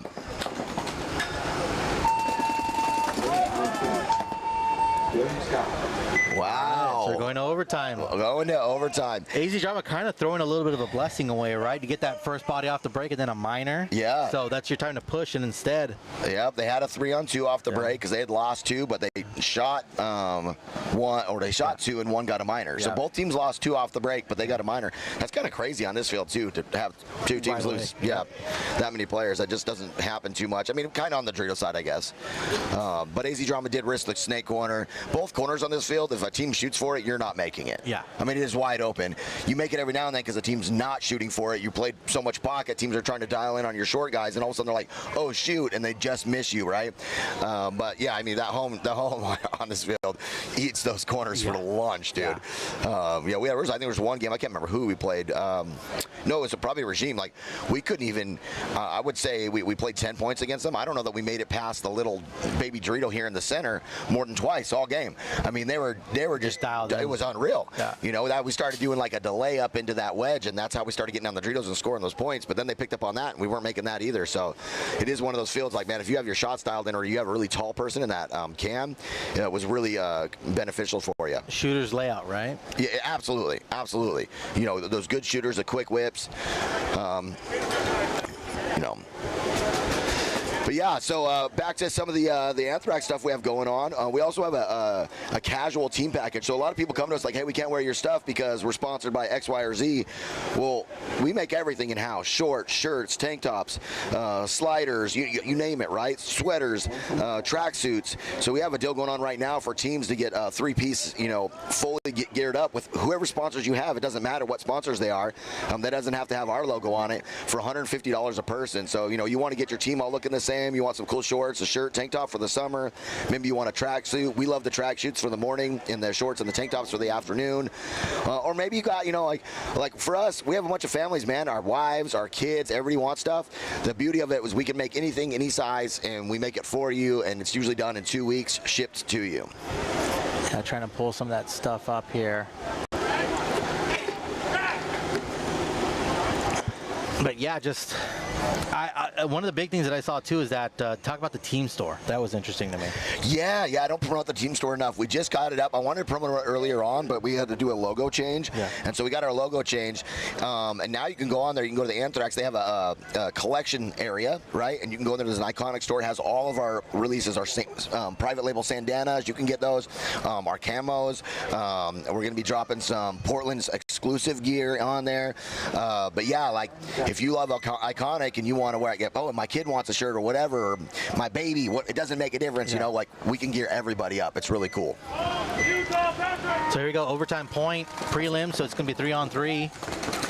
And looks like AZ loses one off the break. Desert Edge, sorry. Yeah, they're from Utah. Yep. Close. Yep. Desert Edge loses one. AZ has 3 alive.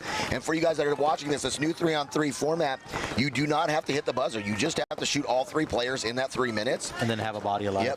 Yep, and have a body alive. So what's interesting is, you know, if you're Desert Edge, you lost one. It's not that big of a deal. You just got to make sure you make it 3 minutes. Yep.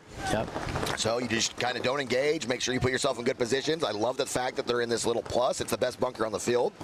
And out in that corner, those guys can cross it up and just say, hey, let's take this thing to one-on-ones. Yeah, so AZ Drama right now up in that center brick and then bumping out on the Dorito side. Drama putting this together here. They're going to want to pinch out that corner, right? They're gonna, because that plus is gonna be hard to kind of get out. And they got him. But he trades. He trades. Hey, so this is still a game. If this guy can get one, we're into a one-on-one. So he's trying 2-on-1 here situation. Minute 53. That's a long time to hold it off. He's gonna catch one, and Drama's gonna take the victory. See, now Drama, they're going for the flag or the buzzer, but they don't need to. The refs just check one player here. If that player's clean, point is awarded. It's honestly a pretty cool way to do it because it speeds things up, right? You know. Drama hyped up on the sidelines there. They are happy. Let's go. You got to be happy for your boys when they win the 3-on-3s or the 1-on-1s. I mean, those are the, you know, do or die moments.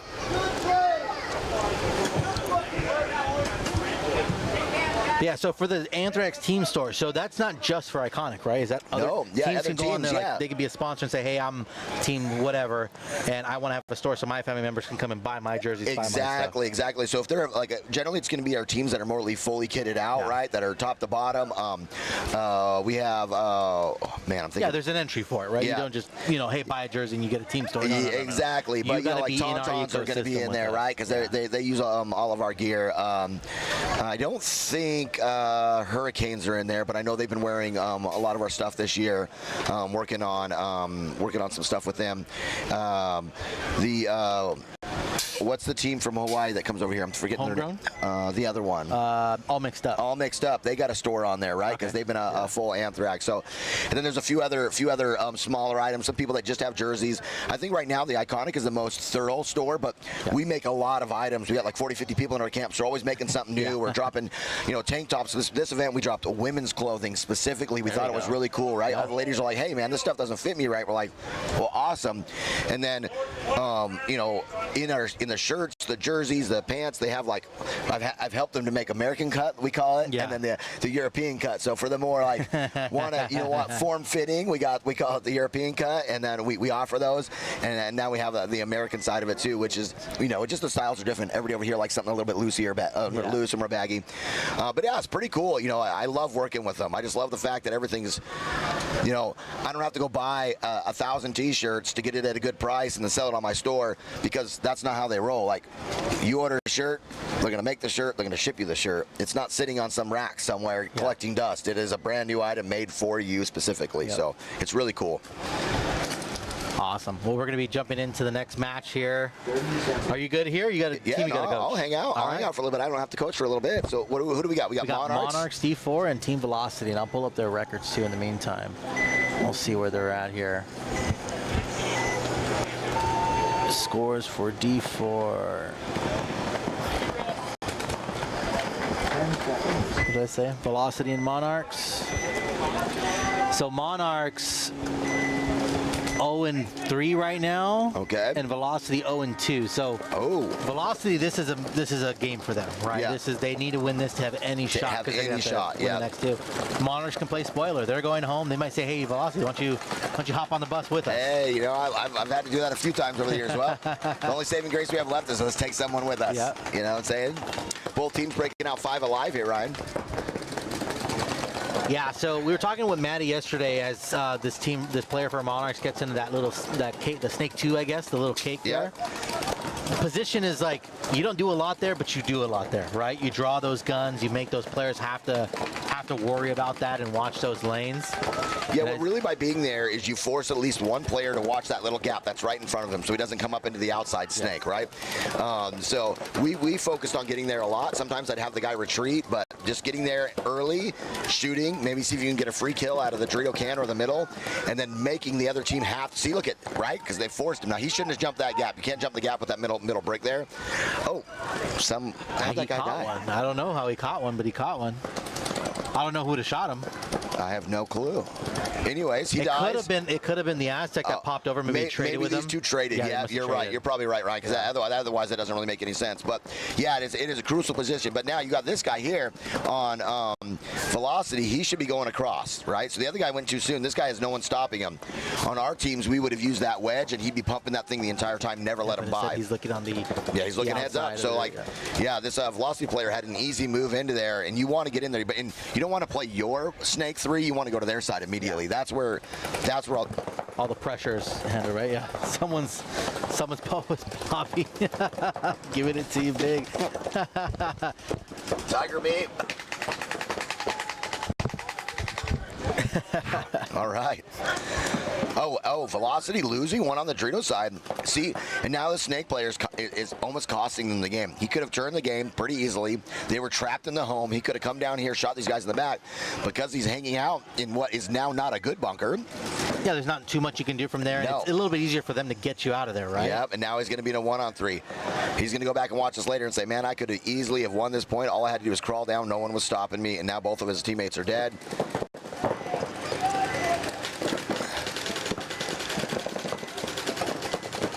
Here he goes now, trying to look across field and pump some paint, but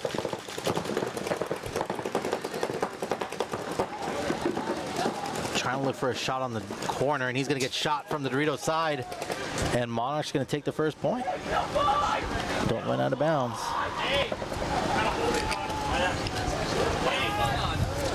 That button's not working. He already hit it. All right, point is good for Monarchs. Yeah, point will be good. They're having trouble with the button. Now, Velocity had that a 5-on-3 or a 5-on-4 situation. And then they had a 4-on-3 with the snake side of the field completely blown out and just did not capitalize on it. 9 minutes, 10 seconds, Bobby. Making sure we get a little bit of time added on there. You never know. Hey, those 6 seconds, they matter. Right? How many games have come down to a second, a half a second, a quarter second, right? And then how many arguments you got in because they hit the buzzer and then it sounds, but there's a delay, and did they get it beforehand? Oh, man, that's the worst, because I feel for the players, I feel for you, I feel for the refs. No one's in the wrong, or the right. It just is what it is. Yeah, you know, so it's just, but everybody always feels robbed. One team always feels robbed. It doesn't matter. Like, no one wins in that situation because it's a lose-lose, right? You're like, dude, you got to hit it with 3 so we can maybe you don't hit it with 3, maybe hit it with 20 seconds. You know, make that point go, win that point faster. That's what I say. All right, now we got Lords Black and Rampage. And so Lords Black here, I mean, you got Kyle Spica coaching most of the Lords squads. I don't know if he's coaching Lords Black. Rampage 3-0. Okay. What's up? Huh? What's up? Do you have any issues today? With the internet? No. I'm good. Are you having issues?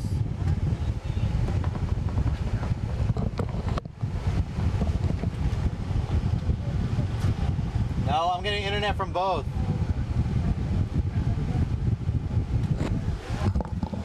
Sorry, I'm also a technical director up here. But yeah, everything. So Lords Black, Rampage 3-0, Lords Black 1-2 right now. So Lords on the cusp of essentially being knocked out. Looking at all the other scores here, but as I mentioned, Kyle Spica coaches. I think he just coaches the Lords. Okay. And then he's trying to collect the Infinity Stones to all these teams too. You know, he's trying to win Premier. He's trying to win D3, D4, D5. Well, I'm sure if he had a D6 team, he'd be down there TJ too. Bastards is sitting in 1 right now, so. Viper, baby, Utah. All right, so 5-on-5 breakout here. Rampage coming up the center. That center move's normally free, right, Thomas? Yes and no. It's generally, if you're going to get shot, it's going to be the home shooting right over the top and catching you passing the little baby Dorito. Okay. Rampage losing a Dorito player. Lords Black as well losing a home player. I think they tripled up that home. I don't know what happened. Missed a miscommunication. Oh, I think. Well, never mind. I saw some spray come off that you saw bumper that there. too? Yeah. Lord's now up into the 200, It might be 300. his gun. He might just be chopping it paint could be. actually, because he looks like a flamethrower coming out right now. Bless you. Thank you. You can also mute right here too, Thomas. If you need to cough or anything, okay. Mute button, just this one. That. Yep, yes sir. That I got you for there. Lords Black losing another D side player, so 3-on-4 advantage Rampage. Yeah, and you have that player for Rampage up in the brick, putting paint on that gap for the snake player. But he's going to try to make the move right now, Thomas. And Rampage just lost their Dorito, so now we're back to a 3-on-3. Dorito side just dying wholesale for both teams.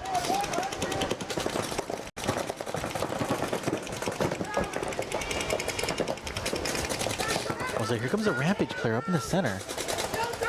Look at this, look at this, look at this nasty move right now. He's going to get them all. Oh, major penalty.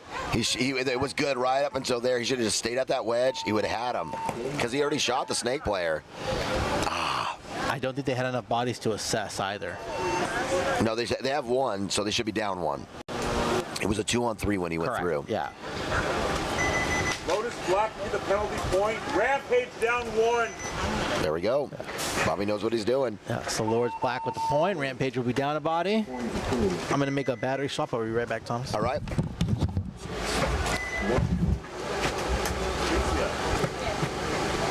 Rampage Black will get the penalty point.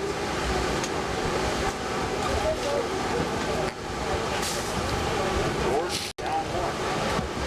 What's up, Bob? How you doing? I have 2 questions now. One, I bought a practical training card. Yeah. Yeah. The other one is...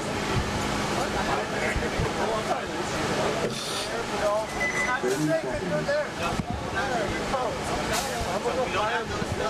still waiting for a Texas one that will be ordered too.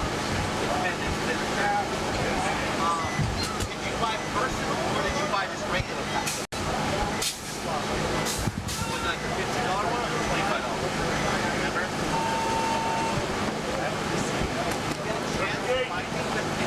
Personal pack? 10 seconds. Not on Saturday? What's right? Just, you know, like I did buy.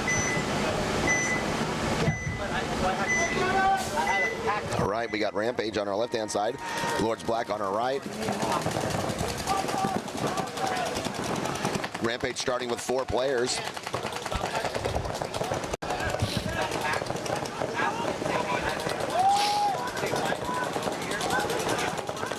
Rampage losing another player. So we got a 4-on-3 now. Lord spread the field real nice.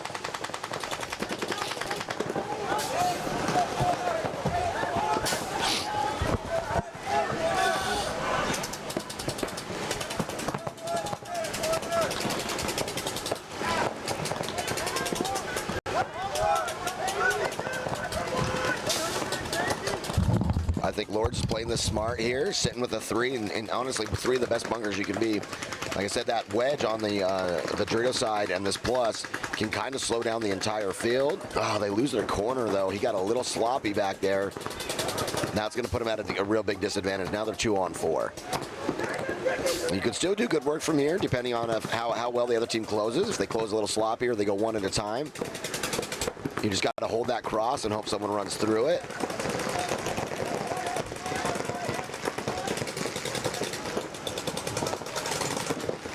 Maddie has arrived.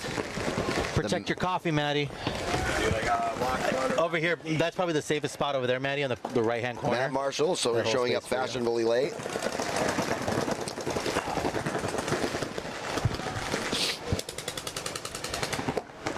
Rampage still holding that 2-on-4, getting that nice, Matt's hired, holding that cross there. They got to just catch one of these guys slipping. If they catch one slipping, they can get a 2-on-3 and they're fine. Like I said, these are the best 2 bunkers, Ryan, to cross up this field. They're really, really solid. Yeah. Usually how it gets broken open is someone comes through the middle and picks off one of them, and then they get taken out, right? So, or just being a little bit lazy, playing over the top of that yeah, starfish. yeah, right? if they get undisciplined there. But if they stay disciplined, really the move has to come through this brick to brick, and then he picks a side to try to take one of these two out, and then get someone else to help. So you get, this guy to put him in, this guy has to roll off, and then this guy can come through and take him. But Rampage staying on that cross, doing a good job with it. Lord's now 2 in the snake, the outside snake and the inside snake, trying to put some pressure on him.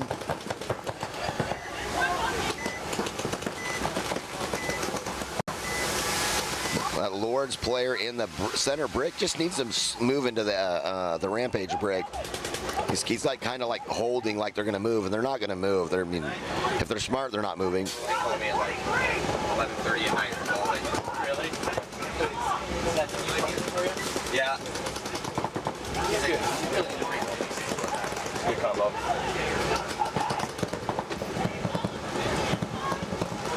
Oh, we got a little engagement here. The nice thing too with this is you see how they're crossed there on your screen. If someone does get him in on the wrap, you can always tell your player, we use a Monday call, and you switch and you shoot outside. You can catch that player on that outside because they're wrapping on your other player, but it has to be a quick snapshot. The kids are really good at just pulling that off. Letting that person think they got the dominance. You Monday them, the other player snaps them, and you go right back to your job. Oh, but they make the move up to the next Dorito. Didn't call for help there. I'm just going to say that. Now he's calling for help, but now the guy's in a more advantageous Dorito, right? So now you have a better angle on that Dorito or on that wedge, so it's gonna be a little tougher for them to do anything. But Lords are up, right? They don't really have to do much. They're up on points. They got the field spread. Lords have not won a match, I think we said, right? They're 0-3. Yeah, they're 0-3 right now. So right, so they are trying to play spoiler, and like I said, coming through the middle is definitely the move. He's going to get one. Well, that guy, it looked like he got shot to me. He stayed in there for a long time.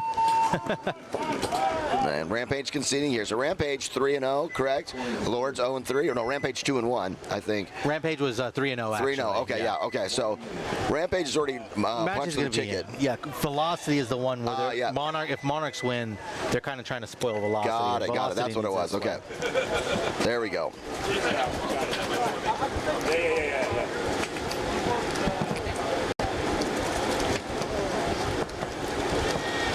All right, Velocity Gold up here 1-0 versus Monarchs.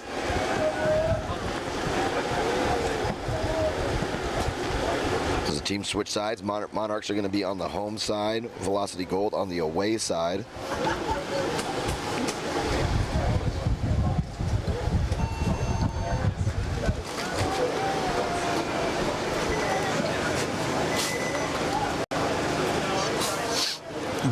Better weather today, Thomas. Oh my goodness! A little bit of overcast. I think every day's gotten a little bit better. Yeah. I was really worried about your refs day one. I was checking on them because I was like, man, this is like as bad as that ASG event we had a few years ago where that dude went down.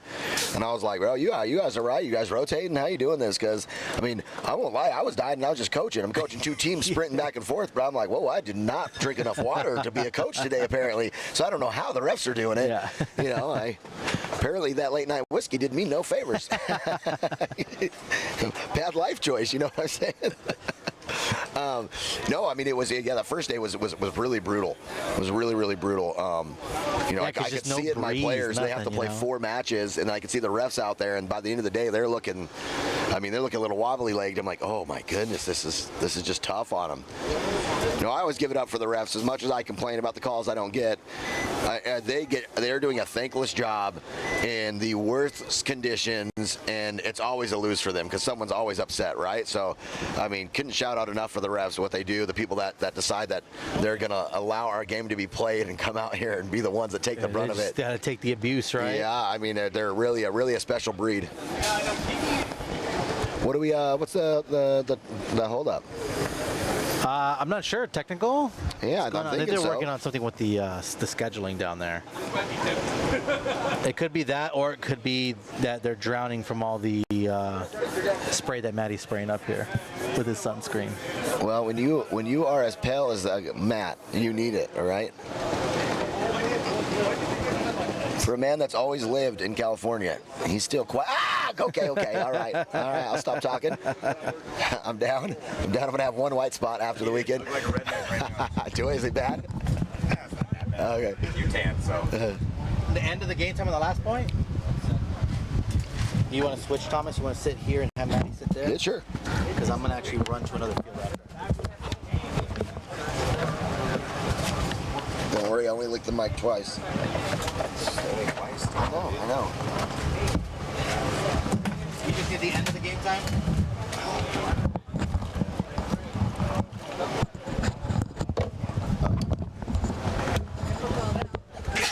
Is this one mine? Which is? This is going to be me right here, right, Matt? This one's you?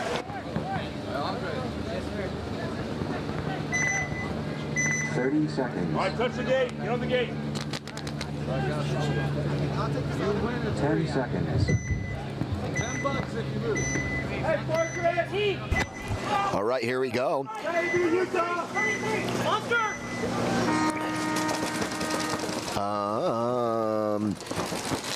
It says Lords Black and Rampage on there, but I don't know that those are the two teams out there. I think this is Velocity Gold and the other team, so we won't pay attention to the little thing on the top. But I think this is Monarchs and Velocity Gold. I thought it was, at least. Let me look at their jerseys. Velocity Monarchs should be on our left-hand side. They're in the little cake and the snake, the center brick. But then 906, Bobby. They got 3 players. You guys good to go? Yep, and Velocity Gold is on the right-hand side. I think that's the wrong name up there, Ryan, but I'm pretty sure this is Monarchs on the left for Velocity Gold on the right. Yeah, Velocity Gold looks like they got 4 players alive. It's filling out to the snake corner. Monarchs do have 4 alive. I didn't see the double home back there. I couldn't see it from my angle. Monarchs on the right. Monarchs on the left, Velocity Gold on the right. If I remember correctly from this should be point 2 of their match. With Velocity Gold up 1-0, Matt. Yeah, good morning. Yeah, way better day today as far as the weather is concerned, at least to start things out. Yeah, it's been a beautiful morning so far. I mean, normally I wouldn't say that on an overcast, but after the heat we've bared the last couple days, I will take it. Yeah, body dropping out of the can here for Monarchs. Monarchs on the left, Velocity on the right, correct? Yes, sir. Okay. Velocity has 5 alive, Matt. They got the 200 over there, the Dorito 2, the Dorito Wedge, the Home, the Snake Cake, and the Snake Corner. They're in really good position. Yeah, great. And they're up 1 point. They don't really have to do anything. I was thinking the exact same thing. They could sit here for the rest of this time, just don't over-engage, and sure enough, that's what happens, and just wrapping around for absolutely no reason here out of Snake 2. Inside, up a point, up a body. Just got a nice kill out of that can. You got a good crossfield spread, and now his back player is going to have to filter up, and he gets outside wide into outside Snake 1. That's a tough death, Thomas. Yeah. Well, you know, we commentated the curse of that guy right there. I'm sure he heard us and was like, "Oh yeah, well I'll show you. I'm gonna go battle to my death real quick." You were the one that said that, bro. But you agreed. I did. I was about to co-sign on what you were saying. Exactly. I was about to be like, "Oh, X, this is absolutely perfect. They don't have to do anything." Gold is still in great position though, Mac. They got 2 on the Dorito side. Monarchs have none, and now they get 2 on the Snake side. So there's still a really good spread. Easily, you know, Monarchs will not be able to push into this cross. So let's just see what they do with it. Yeah, they're going to move up from D2 into D3, and like Thomas was saying, perfect crossfield spread here, sitting on a lead. It's even on the body count right now, but that D side's blown open. There's no one in front of him, and he's really only feeling pressure. Now he's made it past that crucial gap from D2 to D3, and so there's obviously another big gap, but you know, he's really going to make that clover play a little bit tighter. We're seeing, you know, last players left alive here, Thomas, quite a bit, going to be that guy in that Snake 1 clover position. It's one of the best bunkers on the field. It stops both sides. It's a turret. It's a great communication spot. You know, you want to have someone in there at all times. I loved it. I'd fill their third body in there sometimes just because we could. Yeah, it is a fortress. You know, you really have good gaps on both sides to shoot. You can also pop the top and get inside shots too. Do a little Archie Montemayor in there if you want. Right. Yeah, I remember when Trozen was talking to me about it last year, and then we were looking at the different sized ones in France. He had all the samples there, and we were talking about what one would work best. And I was really unsure about the functionality of the bunker and the way we play paintball. And as a field designer, that's what I do outside of playing. I love the thing. I think it is so cool. It gives us so many new options, different ways to play. Really been a fan of that bunker all year.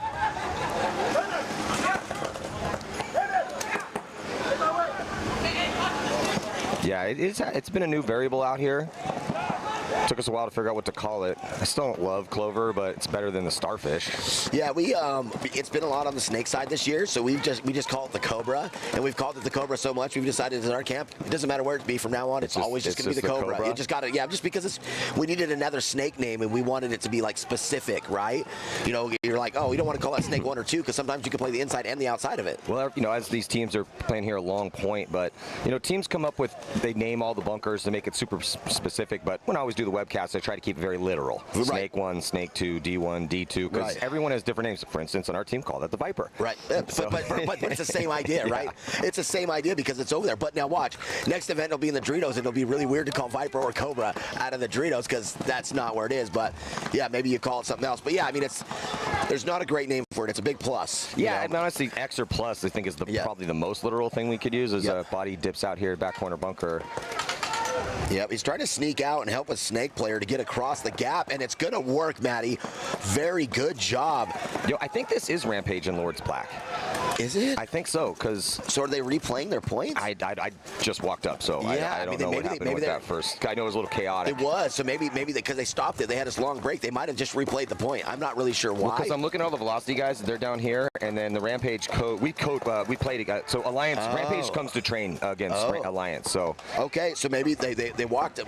It was supposed to be 0.2 for velocity in them. Maybe they came off the field and they put them back out there. Yeah. It looks like he got shot in his pack. Matt, did you see that? Yeah, he ran across that gap and the wedge picked him up. So, Rampage is a gritty team, man. I really like Rampage. They're a lot of fiery guys on the squad. They're down to grind, and they've done well. They took a second place, I think, at the second event.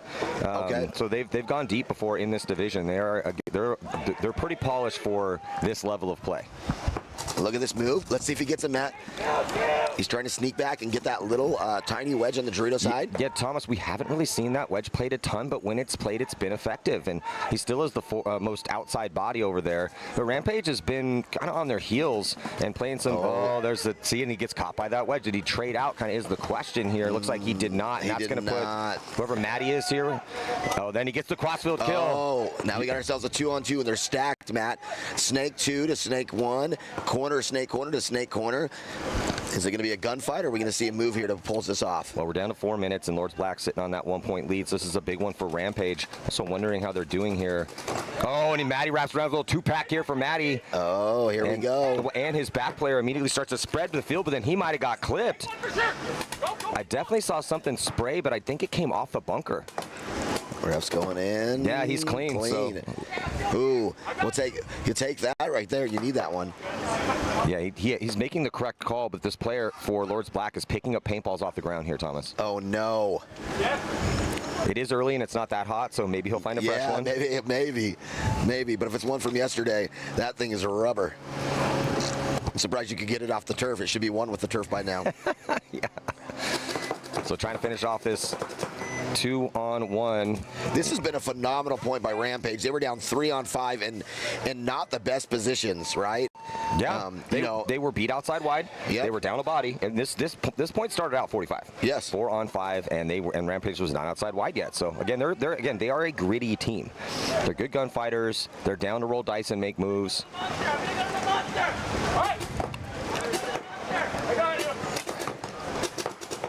I don't know, the monsters, I'm sure that's telling the break the monster, that's a long walk. Yeah, see, the snake player's going to move up a little bit, but it's on his teammate inside. Yep. He's the one that has the entire field to work with. Yeah, see, he could have just spread the field out a little bit more. Yeah, yeah. So there is a chance, because if he beats Matty in a gunfight right here, he's going to turn it into a one-on-one, and he does. So he's going to turn it into a one-on-one. Man, this point is getting interesting here, Thomas. With paintballs off the ground, he turns it into a one-on-one. He's trying to find more paintballs. He's throwing pods. He's doing everything he can. Just throwing the kitchen sink at him right now. He's like, what can I do? My paintballs off the ground are not the best, but he got a kill out of it.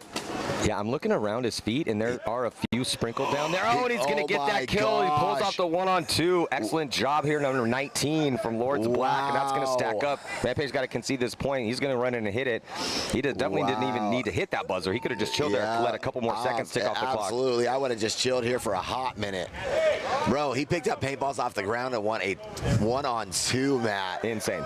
That's one of the best. Oh, no, but to make it even crazier, Thomas, a major penalty thrown. So they traded right here? That's why he ran. So he's going to complain now, hey, there was multiple refs on me and they're calling me clean, but look, just because a ref calls you clean does not mean you are clean. If you have a hit on you, or maybe it was a gun issue, I'm not exactly sure what the specific penalty was on, but ref throws a red flag, thumbs down, no point. That's going to go to Rampage, and now we're going to have an interesting one because they obviously, with just about one player left alive, can't eat a major, so they're going to have to start down. What a turn of events here. If this major holds up, that is the worst turn of events because you go from being up 2-0 to 1-1 and starting with 3 players. So Bobby has to come down from his perch, our head referee, to go discuss things here. Man, let's see. You got a replay of that down there, guys? Is that a thing? Is that a thing we do here? We don't have the replay accessible for the viewers. Ryan tries to do his due diligence with whatever angle we have to, to do a little replay for Bobby or for whoever's being the head referee at these events. I was so focused on the movement, I didn't spend enough time watching him. I was watching to see if he'd get the kill, and he got the kill, so I didn't even... Oh, it's standing up. Oh, my goodness. From hero to zero like that, bro. Ouch. What a 180. Oh, he should have just taken the trade, like you said. Why even? It's a trade. I'll take the trade and no point? Yeah, no point. It'll be fine. Bro, you picked up paintballs off the ground. That's still a win. Shot, dude. Yeah, it's a win. That's still a win. You were supposed to lose that. You 100% supposed to lose that. In that situation out of that bunker? With paintballs? Dude, for you guys, those of you that have not been out here this weekend, the fact that any paintball he picked up off the ground was able to fire is amazing. The fact that he shot 2 people with those paintballs is basically a miracle from the good Lord himself. Yeah, you know what I'm saying? Like, it is. This turf has been like 130 at points. The Lord gave it, and he taketh away. Yeah, bro. He said, here's a gift. He said, nah, I'm going to take this into my own hands. Yeah. I've done that a few times, man. Yeah, I feel it. I feel it. Like Job down there. Yeah, you know what I'm saying? Frustrating situation. But then now, for the Velocity Gold and Monarchs have had a long time to talk about this one because that was one of the longest points that we've seen that Rampage just played out there against Lords. So now Velocity Gold and Monarchs D4. Slight lead here for the Monarchs. The break time clock is ticking. 4:46 to go here as we're starting to get a little deep into the prelims and see who's going to move on in D4. It's hard to win a D4 tournament, man. There's a ton of teams down there. You got to go on a run. I almost think it's easier to win D3. I mean, obviously you have to have the quality of players to win at that level, but I mean, the sheer depth, one mess up can knock you out of the whole thing. And right? the way that it's staggered, so you play your 2 games yesterday, and then you come into Sunday and you have to play 2 prelim games, and then God forbid you making it on is great. Okay, cool, we made it to the deeper round, but if you barely make it in, if there's 52 teams or 48 teams, you're going to play basically 6 games in one day, and if it's 100 degrees. Heads up. There was a problem with the tablet, so the correct score is this one, and this is the correct time. So here with Velocity Gold. Show you there because of the tablet, and it's not letting me add the second. Okay. So it is 1-1 with 4:46. It's 2. Getting some insight from our scorekeeper. 4:46. Okay. So I'm sorry. So it is 1-1. No. 2-0. Yes. Okay. 2-0 for Monarchs. Yes. Okay. Copy that. Thank you. So it's 2-0. So again, apologies. We had a little technical difficulties here. So with the that's what got downstairs. me confused the last point because it never actually finished. So we thought they were waiting to start. So when the other teams came out and it still said this, we were all over the place. So tablet issue. Now I understand why we were down for 2 minutes. Monarchs are up 2-0 on Velocity Gold, but that time you're looking at on your screen is correct. It is 4:46, which is on this layout down to not a gigantic deal. Not a gigantic deal. Yeah, you can go with the default standard game plan. You can go heavy guns. You can go pocket and still be playing on the pace needed to score 2 points in 4:46. Absolutely, and if you have a good middle tack, you can score a lot of points on this. You just got to be able to switch it up a little bit so you can get to their brick. Yeah. But yeah, with the last year, my D4 team was number 2 in their bracket, so they had to go the long road. And on Sunday, I think they took 4th. They played 7 games. That's what I'm saying. That's what makes it on one day. And if it's 100 degrees, it's 100 degrees. You better have 10 dudes on that roster. I was talking to my snake player, and I was trying to tell him something. He was standing there. I was like, "Oh, he's not even with us right right now. And he just walked back on the field. Like, I'm like, I guess he's playing. Like, he doesn't know the play. Like, seriously, bro, there was nothing left. Like, I was like, I don't know if it's healthy that he went out there, but he just walked out. Like, no reaction. No, we ended up losing, no reaction. I mean, he was smoked. Oh, just a straight zombie. Absolutely, like real life zombie. It was happening. Just running off just I was pure worried for adrenaline. him. Like, God, is he going to be okay? In fact. Where's the closest hospital? Hey, both teams making it out to the drills. No, okay. The Monarchs going to be making it into D2. Possibly those referees going to give them a check. They do lose a body here on the Snake side, but a body drops for Velocity Gold. So that Monarch player does stay alive, and then they release up into the brick. So it is looking pretty good for Monarchs. Again, the score is 2-0 in favor of the Monarchs. So it's looking good for them to sit on this lead. Well, actually, Monarchs is on the left mat, so they got 2 in the home, 1 in the brick. You got Velocity Gold on the right. Oh, so it's a little too. Yeah. Okay, well then now. Okay. Yeah. So Monarchs, so Velocity Gold has a chance to get back in this game here, right? Yeah. They're only up 1 body, but they got Monarchs all trapped in the middle. A 3 stack right down the middle. Yeah, and a body out wide. Also, Tom, is super crucial. This back corner bunker on the Snake side is awesome. It is awesome. Hard to get there. It's really hard to get there. But if you can get out there and no one's out there with you as it moves up the middle here for Velocity. Oh, big running. He's going to rumble and stumble and tumbling all the way up, and 2 bodies come off for that. So that's a nice move here for Velocity. Again, they're on the right-hand side, so again, our scoreboard's a little off. Yep. Now we got ourselves a 3-on-1. Monarchs battling with the Dorito, and he loses the gunfight. Looks like he traded with the Dorito, but it's not going to matter. Oh, nice. Good for him. But 2 bodies left alive for Velocity to make this a game. So it'll be 2-1 with around 3.5 left. Plenty. Yeah, it was interesting yesterday. The meta strategy slightly changed, not a ton, but throughout the day it was pretty much standard throughout the entire prelims, and then going deep with Premier and D3. But the one big alteration was teams deciding to risk it to the Snake corner because no one had gone there. Right. And so I think you guys did that. Yeah, we did. And I can't remember if he made it, but it was run 5 times, right around 4 or 5, like right around that, and only 1 time did a guy get shot off the break. We made in our last 2 matches, we sent it 4 times because we were down on both of them. Yeah. We made it 3 out of 4. So that's what I'm saying. I'm wondering if that's going to cascade over to today as well too. You gotta. It's the old thing. You go short, you go short, you go short, and you go short, and you make that guy big. So like we'd purposely go to the Starfish or the Plus, and I'd say, hey, go in there and stand up and shoot at that home real quick when you do it. And we'd do that twice, and I'm like, now that home's going to shoot at you, so you're going to line up in the same way. But then I drag my Dorito player across the back, and he would take the corner on him, and our guy would just dive in, and because he'd be like, well, I got to protect myself, and then he misses, and you're just by a speck in that corner. That D side corner is a lot more makeable than the Snake side corner, so that can be, a standard bunker that you go to. So here it is. So 3-on-5, and they lose 2 of them. I mean, I honestly win fast, lose fast in a 3-on-5, right, Matt? Yeah, and with the time left, this is absolutely one of those situations. If there was 8 or 9 minutes left, I still would like you to win fast or lose fast in a 3-on-5 when the other team's on a power play, but especially when there's under 2 minutes to play. Yeah, I think we had one of those yesterday, and I was like, okay, you're all 3 just running down the Doritos. They're like, what? I'm like, you're running around the corner, you're running through it, and you're running up the brick to their side. If you make it, you make it. If you don't, perfect. Cool. Our next line will be ready. Yeah. They're like, what? I'm like, shh, no one's shooting Snake. Be strong. Just be strong. You got this, dude. You got this. Every now and that works. You know it. Oh, absolutely. Yeah, every now and they're like, what? They all 3 went Doritos? Like, because you're shooting, like, where's the guy? Where's the guy? All of a sudden, you're getting hit in the side. Well, right? And you'll also, everyone's like, all right, let's not mess this up. Play tight, play tight. And that's why, because people ask me, why is it that because we did this against you guys when we played our first game in the prelims, so we go down, it's like, well, I'm kind of forced to play offense right now, and now we start charging back because you guys are just playing a little too tight. Too tight. And what happens is now you're staying alive, but you're letting that body get outside wide, and then the angles get a little tighter, and all of a sudden he makes the next bump, and you're like, okay, I'm alive, but that dude's at the 40-yard line right now, and there's only been 15 seconds left. Yep, yeah, you guys kept getting up here into the Snake. I'm like, Yeah, and so it's one of those things that when you're in that 3-on-5, you might as well just send it, man. Who cares? You're supposed to lose that point anyway. Right. Well, I loved it back, this is going to date Maddie and I, but way back in the day when we started X-Ball, the 25-minute halves, I mean, anytime you were down on bodies, because there was no mercy rule, you were just full. We were full sending it. Had to. Through the middle of the X, into their side, getting blown up, hoping they get a major. Did not matter because we're going to play 20 points anyway. So, yeah, everyone's shooting 25 balls a second. Yeah, you're just like, okay, cool. We're down 1, send it. I mean, it was exciting.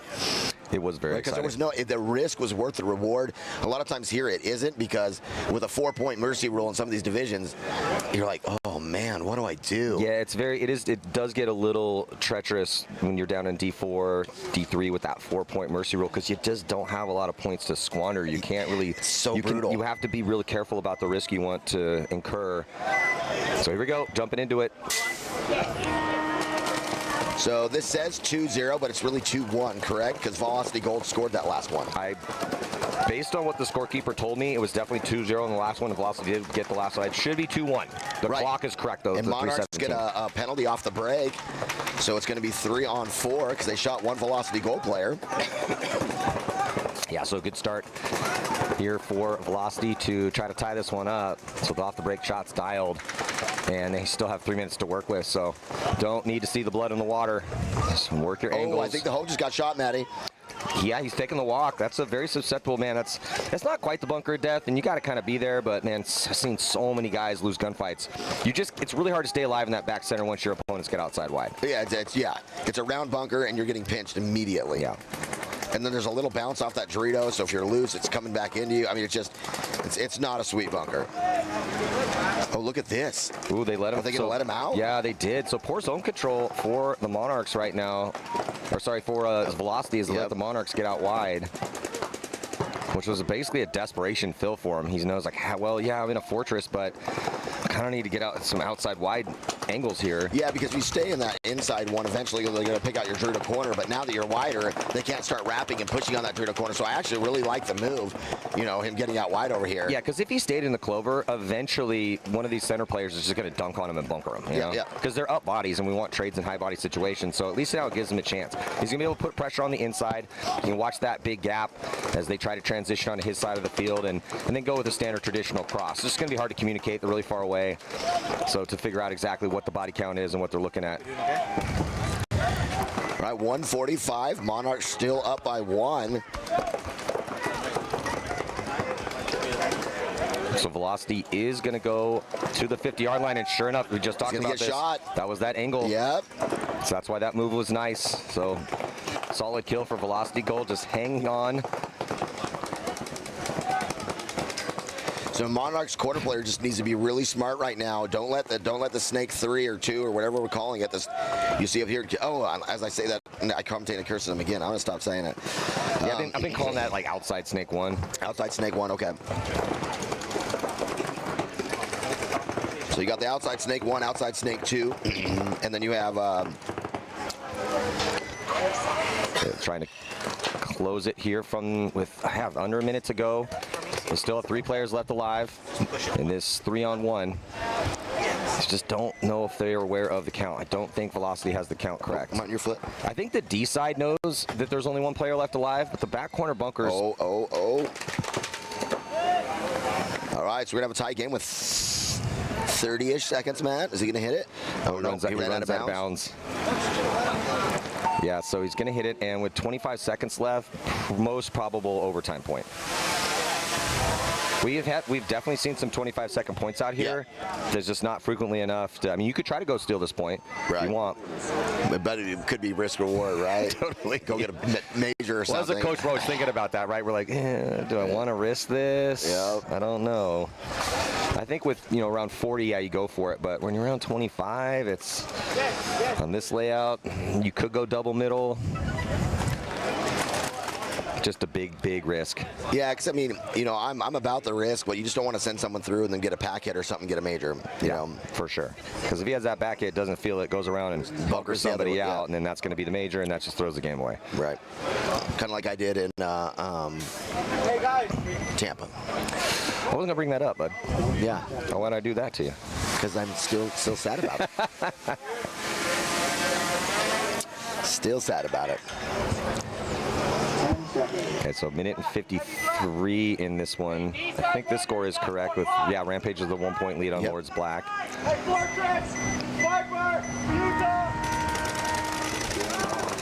So Rampage is going to go up to the brick, and Lords Black diving gets into inside Snake 2 pretty quick, and they lose one of their back players. Yep, 4-on-5 here.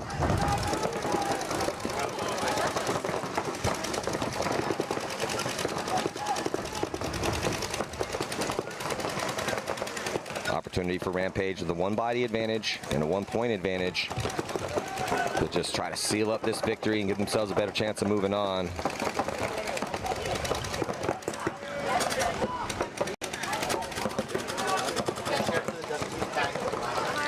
But Rampage does drop the body on the D side. Yes, it is. So with 1:10, Lord's Black. Again, the Cardinals send a paintballs to be alive in your bunker when time expires when you're down by 1. Yep. So they need to put themselves in some attacking positions. Their snake side player is trying to, and yeah, they just lost a gunfight from that that Dreidel side cam, but you gotta be trying to get in some gunfights right now. So I can't really knock Lords for trying to instigate a gunfight and dying out of that spot, because you have to take on some risk here in this situation. They should have tag teamed that guy in front of them together, you know, because they were in the can and they're in that wedge. Both come out, one low, one high, put that guy in and make a jump across to at least to the next one when they had the opportunity. Now it's going to be really tough because now they has to push through guns and he has to win a gunfight. Well, snake side. Oh, did he make it, Matt? It looks like he did. He might have got bounced. The brick player's trying to call his shot, but he loses his teammate. Both of his teammates here, Thomas. How? Inside. Yeah, who shot that one? Snake 2? Oh, I think maybe the home wrapped around? Maybe. Oh. I think it was the home, because he as soon as he saw that, he just released and went all the way into D3. Well, regardless, it's going to be another point here. Are they towel? They're going to towel it. Oh, okay. Well, you're no. Oh, that's from the other field, I think. Hit that buzzer, man. Yeah, you need the margin. Yeah, he hit that at like a half a second, I think. That was a little scary. His teammate, well, he heard a buzzer as well, too. Yeah, so I think he probably heard the same thing we did. Yeah, so he heard it. He was kind of looking around, sees the clock still running. I don't know what they're looking like on the record, but I'll say we need that extra point no matter what. Bro, in the prelims, you want every point you can get. You don't want it to come down to, oh, man, if we had hit that buzzer, we'd be playing. And we were just talking about earlier in D4, if you barely make it in, sometimes you're going to have to play 6-7 games that day. So if you can take one of those off, well, yes, your paint bill's a little less, and you're going to save your guys, because I don't know how hot it's going to be today, but if it's anything close like it's been the last 2 days, as we get towards the afternoon, man, I hope you have 9 guys, 10 guys on your roster. If you're trying to play 6-7 games in one day. Yeah, we brought 8 for Premier, and by that last match, we were down to 6. And it was like, man, I saw my guys just gassing. We played 10 points the first match, and I think we played 9 the second. So it was 19 points with only a 1-game break between. I had a couple dudes, I was like, yeah, they're going to die today. Yeah, we brought 8, and I was so happy to have them. Yeah, bro. We picked up 2 guys last minute and had to. We did the same thing, and I still lost 2 while we were here. Oh, man. Thank goodness, otherwise we'd been playing with 4. You would have had to suit up. You're out there playing in your shorts. Then we got extra pants. Matty, I always bring my gear. All right, here we go. 5-on-5 breakout. Well, ref running in to check. Nope, I lied.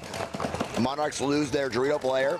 Looks like their snake player got bounced, but 4-on-5. Now they lose their center brick. Velocities, well, as time's going to expire. There we go. So I'm a little confused on the score, so for those at home, we'll ask right now. I thought it was tied up, but I'm not 100% sure. Yeah, again, apologies, we're having some technical difficulties here. Yeah, I got, they had to do some kind of reverse point thing. Hey, Bobby. Bobby, do we know the score? Do we know the actual score of the game? This one was 3-0. The other one was 3-1. Okay, I thought you said the score was wrong on this one. Yeah, it should be a tied game, I think. Yes. Yeah, I think it's going to have to be because the score, I think it's a 2-2 overtime. That's why I was asking. Yeah. I'm not showing the right scores here, so I don't know. We got to be on it better than you. All right, so I think there's a little bit of mess up here, but I'm pretty sure we're supposed to be going to overtime, Maddie, because I thought it was 2-2. I thought so too, right? Based on what, So based on what you told us off the score and then what the next 2 points, I think that's why those teams were happy just to run this out. They were trying to start the next match, but okay. It is a 3-on-3 overtime. Sorry, guys, we will get this fixed for the next set. Sometimes with this system, it is really finicky, and once you've messed up, there's no going back. Yeah. You just have to do it by paper, old school. And we can't go fix it. We're stuck up here, so. Yeah, we can't actually see what they're doing down there. We know it's magic, and it's hard work, and we are not complaining because we got a breeze, and we're up here. Yeah, and it's not 100 degrees. So, all right. So we are correct, though. It is a 3-on-3 overtime. And once again, if you're just joining us, the overtime rules are actually kind of cool here. What happens here It's 3-on-3. You do not have to hit the buzzer. It's just like one-on-ones. You have to shoot all 3 players, and then they're going to check one of your players. As long as one of your players that is alive is clean, you win the point. If not, they go out. Then we go to one-on-ones, but it has to be one of the 3 players that are currently on the field right now. And we go through 3 sets of those, and then if it went farther, which I don't think it ever would, you have to keep rotating those 3. So if you brought 8 guys, you choose your 3, and that's it. You will ride or die on those 3 players. The other 5 are just cheerleaders at that point, you know, giving the attaboys and the attagirls and saying, you can do this. It's fun, though. I've gotten to a few of them over the last couple events, and you're like, all right, so you're the 3. And really what we've been practicing is like, who's our best 3 one-on-ones? Okay, now go play 3-man. Yeah. And then it's like, okay, fine. We're trying to figure out the set of one-on-one and 3-on-3 style, because I'm trying to plan for, well, worst case scenario, we're going to win this in one-on-ones, right? You know, so it adds a new wrinkle to the game. Because if it's a 33 and there's only 3 minutes left, there's a decent chance you're going to the one-on-ones. Facts. Because everyone's going to be stressed out. They don't want to die, so they're going to be playing a lot of hiding paintball. Oh, Velocity loses 1, maybe 2. Oh. Yeah, that was a... Yeah, honestly, I thought he got shot off the break, Matt. We'll see. Yeah, there we go. They may have lost 2. Did it bounce him? Okay, so it's a 2-on-3. Advantage to the Monarchs as they dive into the snake. And they got double wide on the Doritos, where Velocity Gold is stuck in that little baby Dorito in the middle. Yeah, this is a big advantage here for the Monarchs. They have the extra body and they have positions. It's going to be very difficult. Now, Velocity does have a little Dorito in the middle. It gets really rough in situations like this. But if somebody from the Monarchs on that D side tries to take a big bite, he gets out of there, maybe gets bounced again. Looked like a paintball just flipped up his Sandana a little bit as he went in there. That snake, the inside snake, too, should have been up with their gun up, not just eyes up. They would have easily gotten that elimination. Yeah. You know, young players, I can't teach you to always have your gun up, not just your eyes up. You can't kill anything with your eyeballs. You know what I'm saying, Matt? Hey, preach. It's preach, tough. Preach. We had one of our guys make a sweet move like this, gets 1, and then drops his gun and gets bunkered, and we're like, oh. And that guy goes through and shoots our entire team. We're like, if you just kept your gun up, it would have, you'd have got 2 and you look like a hero. Yeah. But I love this move coming inside. He's just sitting on the starfish here, or the inside snake 1. Just waiting for it. And honestly, with his D side, if his D side stays alive in D2, I'd even maybe be hitting that bunker a little bit. You know, so now I'm attracting a little bit of pressure, or maybe even the wedge makes a bad move and tries to go run him down and gets torched by his inside or his outside guy. Right. Instead, he's going to try to do it himself, though, and he has the bodies. Oh, my God, he makes it all the way through that Medina. Some style points, somehow, some way, gets through, and then goes down to the ground. I hope he's okay. Well, is he okay, or is he trying to scrub one? How did he get through there clean, Matt? Yeah, I don't know. I didn't see a spray, though. I didn't. I'm not trying to call him a cheater at all. The dude's looking that way and shooting his gun. That's wild that he did not shoot him. Yeah, I think he's just, maybe that was crafty. I think he's just gassed, though. He also might have maybe slightly knocked the wind out of himself when he dove on the bunker. It's a puffy bunker, but that was not how I'd want to finish it, but good job, Monarchs. Way to go get 2. Holy moly. He gets some style points, because that was unconventional, doing it himself. Could have slow played that a little bit. They still had about 1 minute and 20 seconds left to do it the easy way, but he wanted to do it the hard way. He said, I'm sending it over the top, baby. Full send. You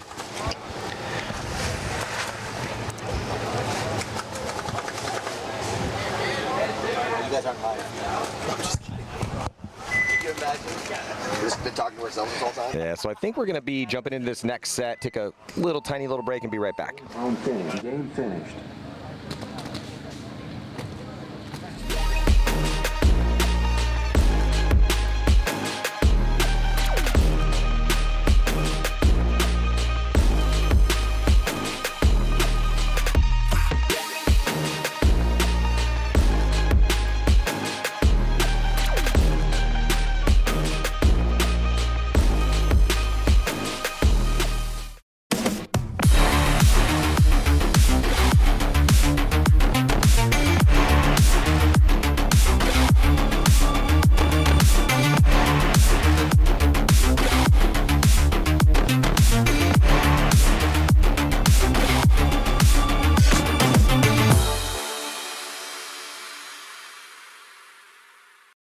Hey, it's BRNT at CRBN, here at the DRV, an absolute hot rod force feed loader. What separates the DRV from the competition is our LCD display on the back. This has a built-in timer, ideal for classic paintball, but if you're playing anytime paintball at all, the ability to know what's going on without a scoreboard is an advantage. Along with our adjustable torque settings, 1 through 10 seconds. All right, so welcome back here. D4 prelim still going down here on center court at the HK Army Backyard Brawl. Matty Marshall with paintball legend Thomas Taylor. And right now we got the Arizona Spartans taking on SoCal Havoc. And it looks like the Spartans, both teams actually here. Thomas going to go up to the brick, but Spartans going to be dropping a body out of the backfield. They do get does a he catch kill. it coming through? He does, Matt. 4-on-4 now, 3-2 actually. So 4 bodies will come off. Man, a bomb blows off here for Havoc. And they just have the back center here. Thomas is not looking good for him in point 1. No, I mean, I like that. I do like that move for the SoCal Havoc to go all the way through, but you got to commit. He's slowed down trying to shoot the snake. I think you just go through and you bunker that brick. You know, I mean, they got to kill off the break. You go through and you send it. The slowdown's where he got caught. Yeah. You know, I get it. He's like, oh, maybe I can shoot both. You're in the open. The other guy's posted up. The odds of you getting that, I mean, it's more luck than anything. Just go get the brick off the field. You know what I mean? No, I'm with you on that, especially because if he does get that kill, you know, we're cool with trades in even body situations. If it takes down a position that's holding us up, we love trades in high body situations because that makes it even more beneficial for us, and we do not like trades in low body situations. Right. So that's just something to keep in mind at all times, and based on that strategic predicament, I agree with you. Yeah, because if he takes that out, I bet these two guys don't get shot over here because this brick is the one that shot the 2 players. So he takes them out. These live. Now it's a 2-on-1 on the snake side, and he opens it up for his whole team. So now we got Tension, one of the perennial favorites here in D4, and Collision. They're always a favorite in every division that they play in. Yeah, this is gonna be a good match right here. Yeah, and I'm also interesting to we can get some info from Ryan to see where these guys are at. You know, is this got to have a game for them? Or are they both in already? Are we in game 4, game 3? Where are we at? I think Collision's 1-2. I'm not sure about Tension. Oh, Tension losing their middle player off the break, but going to the 200. Yeah, they're speed Collision demon. losing a home off the break, so we got a 4-on-4. The 200 is a big bite off the break, but that guy's got some wheels, and he made it clean. They lose their inside guys. That's this field sometimes, though. I mean, everyone is essentially susceptible to off the break shots. Yes. Other than maybe if you take one step, dive, and crawl up to the clover. You know, Yeah, that's about the one freebie you get. But yeah, every other bunker can definitely be shot. Yeah. Which has made the breaks very entertaining because you just never know who's going to be alive after the break. Right. Big fill. This is a big move here for Tension. Wow. If Tension can make it out wide, and they let him out there. So nice read from Tension. It's a crucial bunker to be outside wide, especially if you're out there by yourself. And looks like Collision is going to try to match it. And not. Hit the pack. Yeah, I think it came off. Maybe from our angle, it came off the ground. Yeah. It looked like he got shot in the pack for a second, but he's clean. Ref's right there. Yep. Let's see. Ref going in, but no one was shooting the cut. We call this we always call give gaps a color, and so the people specifically know the important ones. They had no one shooting that inside snake 1 to outside snake 2 gap, and let him right over here. And then if he can push one more, he will start chopping up bodies because they're already in the Dorito 2, which puts the Dorito can and the Dorito wedge in bad shape if this guy can take one more bunker. Yeah, this snake side is very powerful if you can get past the 50. It's just really tough to get through that crucial gap, so protecting that gap is fundamental here. Oh, they know now, though. Collision knows. They switched their wedge over. So now let's see how much pressure the Dorito can put on this player. Yeah, Velasquez here in the snake for Tension has to be very careful. So he's looking cross field. And this is point 1. He needs to just let the play develop a little bit right now. Yep. Because if the wedge is posted on, I'm wondering if he knows that the wedge is there and posted this way. By process of elimination, he probably, this is your first, once you've checked off cross field, that's the guy. He should know at this stage in the game, deeper into the prelims, that's his scariest situation here for him. Absolutely. Let's see if Collision starts trying to shoot that bounce shot off the pin. I think he's worried about the Dorito 2 going, but you know the Clover can hold that guy there. Yeah, the Clover is intelligently for Collision, because you want your Clover guy to be thinking to push up, but if they've already made it into D2 and he got the comms on that, it's really smart for him to now just protect the D2 to D3 gap from the Clover. Right. Tension going to swing a body out behind their first attacker, so they have D1 and D2 now. So they're in a they got a great crossfield spread right now. But Tension just has to be careful because Collision is tucked in tightly here. Yeah. Well, this is the move I was going to say to do. You back up and you try to pinch out that can. That's the one where you're going to be able to get the free kill because you can use the pin to block out the wedge. You can play this middle beam area. It's a little sketchy for the Clover to pop the top, but as long as you peek it, he's not on it. You could 88 that can or pinch the can with 2 players. And yes, he gets it, Matt. Yeah. That's the move. Yeah, that's the move I was telling my guys to do all day. I mean, because that can is so susceptible, man. The back cans are really rough. Again, we've been saying it all weekend, and we're going to continue to say it because that's how the strategy is working out here, is that if your opponents get outside wide and you're in either the D-side can or the back center, good luck staying alive. Yeah, get out of there. I was even telling my guys, wait, I'd rather see you in the baby Dorito. That's more livable than that can. Yeah, I mean, it's also not great, but it's definitely more livable than the can. Both teams losing one. Tension losing 2. Tension loses both of their first attackers, so this is that cross we were talking about here, Collision, and he's going to get the drop here. And he also, it was very smart. He didn't shoot the bunker, and he's going to get the little 2-pack to close. Wow. So nice counter attack from Collision. They win a couple gunfights, a great zone control, because, man, Tension had some really good spots here, Thomas. Yeah, that was, Tension blew that. They had all the spots. They were 4-on-3. They had the field spread. They had the field spread early, right? They let Collision out. Great job by Collision, but being disciplined. Very, very disciplined, saying, hey, you know what? We are in a bad way, but let's see if they make a mistake. And Tension made 2 mistakes. Yeah, that's it. I'm a leader on that team, or I'm a coach for Collision. I'm very happy with our performance in that one because, you know, they went a little light. They didn't take a lot of risk, and then Tension went real quick, real fast into some awesome spots. Now, if I'm Tension's coach, I'm going to be a little frustrated because we had outside containment with 2 attackers in great positions. We just got to kill inside. Collision's not looking like they have, I mean, we have beat them strategically, right? But this is paintball. All you got to do is win a couple gunfights, and it turns the tables. Yeah. It is the beauty of the sport, right? One good shot can turn the whole thing. So now going to set things back up here for point number 2 for SoCal Havoc and Arizona Spartans. Team switching sides when points are won. They'll stay on the same side if there's a no point, which does happen occasionally. 10 seconds. 2-1-2! 2-1-2! Red double hop! Red double hop! So on the breakout, see who's the more aggressive squad.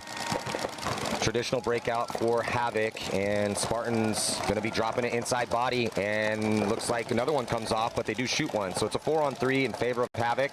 Another one coming off here, Thomas. A little grenade blowing up here for the over on the Spartan side. That's crazy. So we got 5 players basically limited off the break. It's a 2-on-3. Let's see if they... Spartans lose one. Now it's a 2-on-2. Yeah, this is that field though, Thomas, man. There's so many deaths. It was at every level. Premier, same thing here. You're just watching this body die, and I'm just trading kills and deaths back and forth. I like this fill out to the corner. You can catch that Dorito slipping. The Dorito does not know. Oh, just missed him, Matty. He had that. He had the drop on him.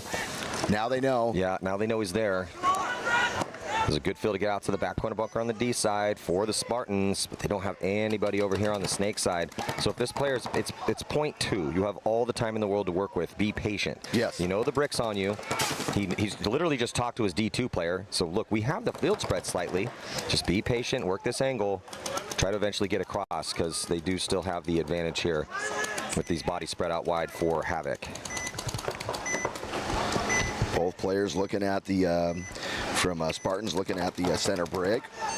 Oh, Snake picked up that 200 move. Good for him, or Dorito 2. Yeah, and it's a straight gunfight from D2 to D2 as those bunkers are mirrored up. He's got to be careful as the Snake player's playing it a little smart, but he might get caught slipping. That he did. He got too big. He got greedy trying to get that Dorito kill. Yeah, that's a tough kill. He just did not need to be popping the top, man. Again, you have 10 minutes to work with. Yep. And the whole Snake side. So that I'll tell you what, the brick player was, oh man, you're gonna pop the top. Oh, perfect. Yeah. This is great. Thank you for giving me that one. So Spartans there, I mean, that's kind of crazy if you think about it. They lost 3 off the break and managed to pull that out. Let's get a look here at HK Armored Backyard Brawl. Tail to tape. D4 prelims, Tension seed 10 and Collision seed 1. And it looks like through the prelims, yeah, Collision the favorite, 3-0, undefeated so far with a plus 3-3. That's solid, man. 4-0, 4-2, 4-0, 2 Mercy Roll victories. A little bit tighter here for Tension. And let's see what their score was from that third one. But, you know, Tension, I mean, they still got a chance here. This is their third game. Oh, this is their third game. Yeah. Why does the record say 2-1 then? Should be 2-0. Yeah, 2-0. So 4-1, 3-1. Tension still look pretty good. Yep. Yeah, they're looking really good, right? And if they win this, these teams are in the same bracket. Do they go to #1 seed and the Collision falls? Well, and then they'd have to go win their fourth game. Yes. So they got one more. But yeah, that's what they're trying to do right now. See if they take that big bite on the Doritos again. They do. They do. Still a big bite in the Doritos. Both teams 5 alive. Yeah, I like the play call here for Tension as they are pushing the issues. Because if you get a guy in that D1 and it spreads those guns out, it just makes everyone's life a little bit easier if your other team's going to go pocket. They take a little risk. It is a risk to get to that Snakeside Aztec. Yes. That's very shootable as well, Very shootable. A little slip and a fall here for Tension, getting out of that doubled up home spot, but he makes it into the small Dorito in the middle clean. 5-on-5, but better field position here for Tension as they have the brick and D1, and they've got a body out of that back center. Collision, though, it's still doubled up in that back center. Not ideal here for, and they're going to be dropping that D-side can here, Thomas. Yep.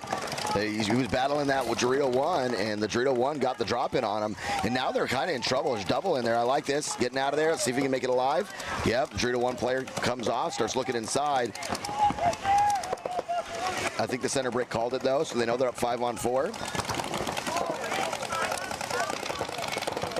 Yeah, Collision, though, they are the one with the 1-point lead, so it is on Tension to try to play some offense.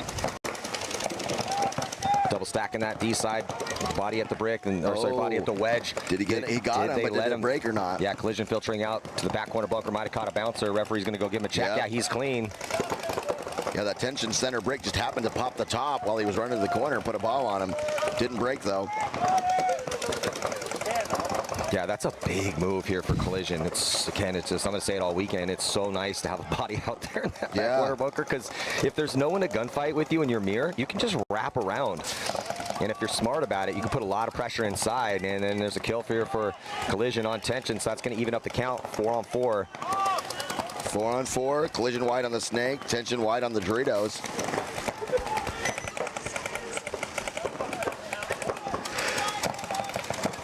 Yeah, seen a heavyweight fight here in D4. Ooh, D-side can. Head checking away from a stream here. That can is still livable because there's no forward penetration on the Snake side for Tension. But he's still going to look to dip out of there as soon as he can. Oh, did he make it clean? I don't think so. So that's that zone control from the Clover there, Thomas. Yep, it's a great bunker, man. Now this is bad news because Tension's all stacked up in the middle, 3 in a line basically. Yes, they're in the Clover, but you can go right at them. Right, you can walk right up here and just bunker that center break if you want. Absolutely. And it looks like Collision heard me. I'm just kidding. But they understand the field, right? He understands the situation. This is 100% the move. Yeah, he's getting the read on it. And he's going to try to just check off first. Player for Tension switches his gun around at the right time, so they're going to trade. But that is the move. But that's the move. We need that trade if we're Collision, because now Collision with their outside wide body and a body of the Clover. And a little bit of sloppy play there for Tension out of the Aztec here on the Snake side, and that's going to force a concession as it was. Wow, good control by Collision. 2 points in a row. Just playing smart, shoot your gun paintball, right? Just shoot, and let Tension get, like, oh, we can't kill him. What are we going to do? Bam, get clocked out. That's 2 points in a row where Tension is playing a more aggressive brand of paintball, and Collision is playing too tight for him. Yep. These points are close, but they're winning the more gunfights. Right. Yeah, excellent job by Collision. They play a lot of paintball, man, that camps deep. And you can tell they look pretty polished right now. Yeah, the Collision teams across the board are just really good.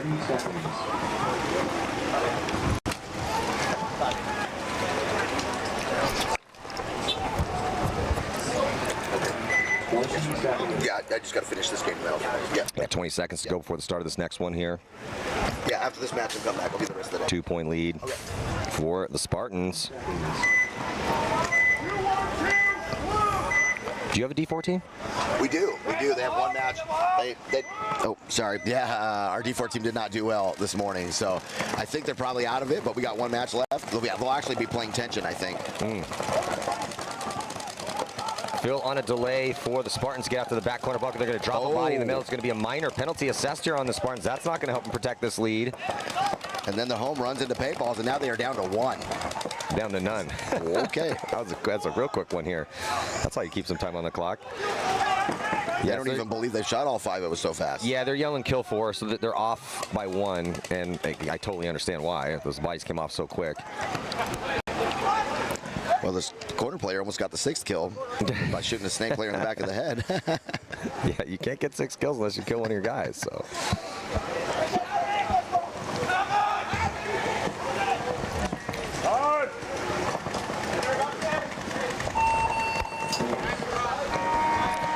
All right, we got 8 minutes and 50 seconds left in that match. It's going to be a 2-1 game now. Yeah, that's a frustrating one. Havoc shooting well off the break. Yeah, well off the break, and good zone control. Yep.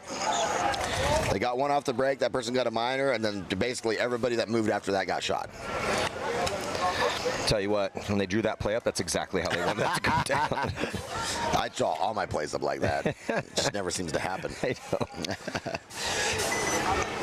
All right, here. So, you know, Matty, your tension, you're being aggressive, you're losing these. Now half the game's gone by, you're down by 2. You have to stay aggressive. No choice. Yeah, you have to. I mean, you could go with the heavier guns up and maybe try to shoot some of these inside bodies. So that's an option for them too.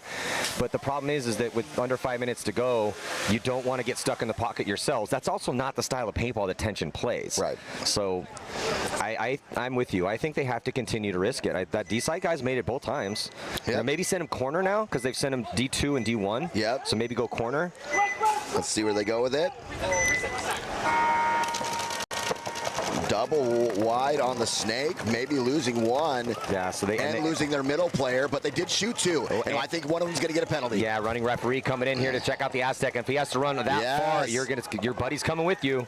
Wow, so both teams shooting 2 off the break, but the collision player not getting off the field makes it a 2-on-3. So, Maddie, they did more of what you said. They said they did with heavy pockets, shooting their guns, lost 2, though. The other option, but they still took a risk by sending that body to the Aztec. Right. Both teams did, and both teams lost that player. And I would rather send him to the 100 than send him to the Aztec. D-side's a strong side, man, and it's way more livable. But like we just talked about, I would have been telling my back guys, hey, put guns inside. Collision's going heavy guns, put guns inside and get kills, and sure enough, that's exactly what they did. But now they're dropping another body out of the back center. Losing too many gunfights here for tension. That's kind of been the story of this one. So it's now down to a 2-on-2 again, but they just squandered a 32. Pretty sure tension's been up on bodies and in position every single point. Now they lose another player. Yeah, better position to try to close this one out here as they're into the snake. They don't know the count though. Collision's off on the count. Yeah. And because they have no idea this player's in snake 1. So Velasquez has a chance here to surprise them, but I don't think he knows that they're in snake 1 either. He doesn't. He's gonna shoot his gun and get ripped. Yep. Yeah. So. Free kill for Snake 1 player here and for Collision, and Collision's just better at gunfighting right now. They're just proving to be better at gunfighting. Yep. Tension's winning the breakout, we'll say, and Collision is winning the points. Yes. I like the strategy. Based on the assets you have, that dictates your strategy sometimes, and I think they're utilizing their assets, but they're just getting out gun battled. Yep. Which is to the spots, and then it seems to be more individual, right? They get there, and then someone's like, okay, well, it's been a while. I'm going to gunfight this guy. Oh, I lost, right? You know, and then it turns the tides. Yeah. Where Collision's like, cool, we'll just 4-man cross it, or we'll double up on a guy, and, you know, we'll even though we're in worse position, they're still going to have to come get some. Yeah, they're playing that. All you're really going to see is the edges of my goggles and the tip of my barrel, and I know the lane to shoot through, and also you're being a little over battling-ish out of your spot. So, you know, we've all been there when you're in a spot and you're playing the guy, and he's kind of playing a little reckless over there, and you're like, okay, well, it's gonna be a matter of time probably before I get one on you. Yeah, exactly. Right, here we go. So Havoc had like a 15-second point last one. Let's see what happens on this one. On the breakout, doubling up the back center. Havoc chasing a point, so they risked the wide body on the D side. Spartans up 1, risked the body on the D side as well too, and he gets smoked. So it's going to be a 4-on-5 in favor of Havoc, and they have that outside containment on the D side. couple repositions for Spartans as they get out of those back bunkers, so that's good. As they get to the wedge and get into the clover, also have the small Dorito inside and snake too. So not looking bad at all here for the Spartans with this 1-point lead. Maybe to take a page out of Collision's book right now and control some zones and win some gunfights. It's also not good for Havoc. They still have that back center doubled up. They must have heard me because they immediately gets out and goes into the D-side can. Well, I mean, I like what both teams are in good position here. Spartans down are in good position. Havoc up are in good position. A nice spread. It's probably going to come down. I was going to say the first team that got in a gunfight. And here we go. So now I am not a fan of where the Spartans are at. If I'm that wedge, I'm looking the other direction, Maddie, and I'm making sure no one ever comes down the snake because no one can shoot me out of the wedge. 100%. With the lead? Yeah, I'm looking snake side. My clover's going to look D side, and we're cool. Right? No, but they put the second body into that wedge, also looking heads up again. I'm not digging their strategy right this second. Well, see if Havoc can get a read on it here because they have a big high body situation and they have time. 7:20. Got a lot of time to work with here. Take a deep breath. Let's make sure we know what the count is. Let's make sure we know where our enemies are and which way they're looking. Eventually that Aztec's going to have to get out of that spot. Either going to have to go to snake 1. I think his next move is, he can't go now. It's the 3 guns towards the snake side. This is the patience we're talking about. But eventually I'd like to see him work into the back corner bunker. And then eventually I'd like to see the snake 2 player get across this gap. Spartan player almost shot the Havoc's foot. See that he's sticking out of the inside snake 1. It's very close. Oh, he is getting pinched. Oh, Spartans lose their snake player though. Yeah, body drops. It's a crucial kill here, and then referee goes and great fill out to the corner by Spartans. 2 on 5. They're just trying to run off time here. Well, he definitely just got shot in the back of his head. Or maybe, right on his back. You can see it there. So another death for this snake player here for Havoc. They still have the Aztec. No, not anymore. He gets shot as well, too. 3 guys just get shot. Again, this is this field, man. It's just trading kills and deaths back and forth. Spartans went from a 2 on 5 to a 2 on 2, and now they're the ones with the field spread. In great position. Oh, but they let him fill out. Huge fill. So teams basically mirrored up now. We got an outside snake 1 and a snake corner versus a wedge. As I say that, the wedge goes and eats the Dorito. Literally eats it. Yeah, pops it up, and now we'll see if he gets shot underneath it or not. Yeah, I don't think he can stay alive in that spot. The referee's going to give him a check somehow. I was going to say, how did he stay alive in there? Yeah, he would have been fine if he didn't knock it out of the ground. As soon as he knocked it out of the ground, he was getting shot underneath. But I don't think you need to fill out. The wedge, once again, is a great bunker. And they have the lead. Yeah. And you went from a 2 on 5 to a 2 on 2. If you're chasing a point, sure, but they're not. And maybe they need points for spread. Maybe that's the situation. Yeah, we don't know the situation. Yeah, maybe they're going and saying, hey, we got to win, but we got to win by 3. Because we are getting pretty deep in the prelims. These are all third or fourth games. Man, outside snake 1 to big wedge cross. Those 2 bodies are not coming to get them. It's just not happening. If you had outside snake 1 and you have the wedge up by 1, and a 2 on 2, you're winning. That's fine. You're either winning the game by 1 or they're going to come at you. Yeah. You know what I'm saying? Like, because those guys have to do a lot of work to try to break that cross. Yeah, and it's a really almost unbreakable cross because they're both flat bunkers you can't get past. Yeah. Right? No one's shooting you out of that if you don't want to be shot out of that or engage. And that one's the same way. You'd have to literally make it to, you'd have to essentially make it to Dorito 1, 2, 3, 4, 6. Yeah. To shoot that person in the back. Thomas, I am with you. But those are when you're out there playing, guys, this is still free clinic here. Those are the variables you have to be processing in your mind as you're in that situation. It's like, okay, where's my boy? Oh, cool, he's at the wedge. I'd be like, hey, cross it up, we're good. Right. There's 7 minutes left. It's a 22. Right. Look in front of me. He's at the snake back corner. You know, whatever their code is for that. Even if you need a point margin to move on, you can't lose the point because now you have no margin. You might lose the match. So deal with one problem at a time. Yeah, and again, strategically, you're in a better spot. Yeah. So, yeah, it's just, I get it. Because being in D1's fine too, but it's just you're incurring risk. You're incurring risk there. Yep. Every time we take on risk, we have to be asking ourselves, why are we taking this risk on? Absolutely. Well, tension's up against it now. They're up against the mercy point. Right? So you're probably not scoring 3 points in 3 minutes. And this is their game 3. Yeah. So now if you do not want to have this mercy rule loss because now you have to go into game 4.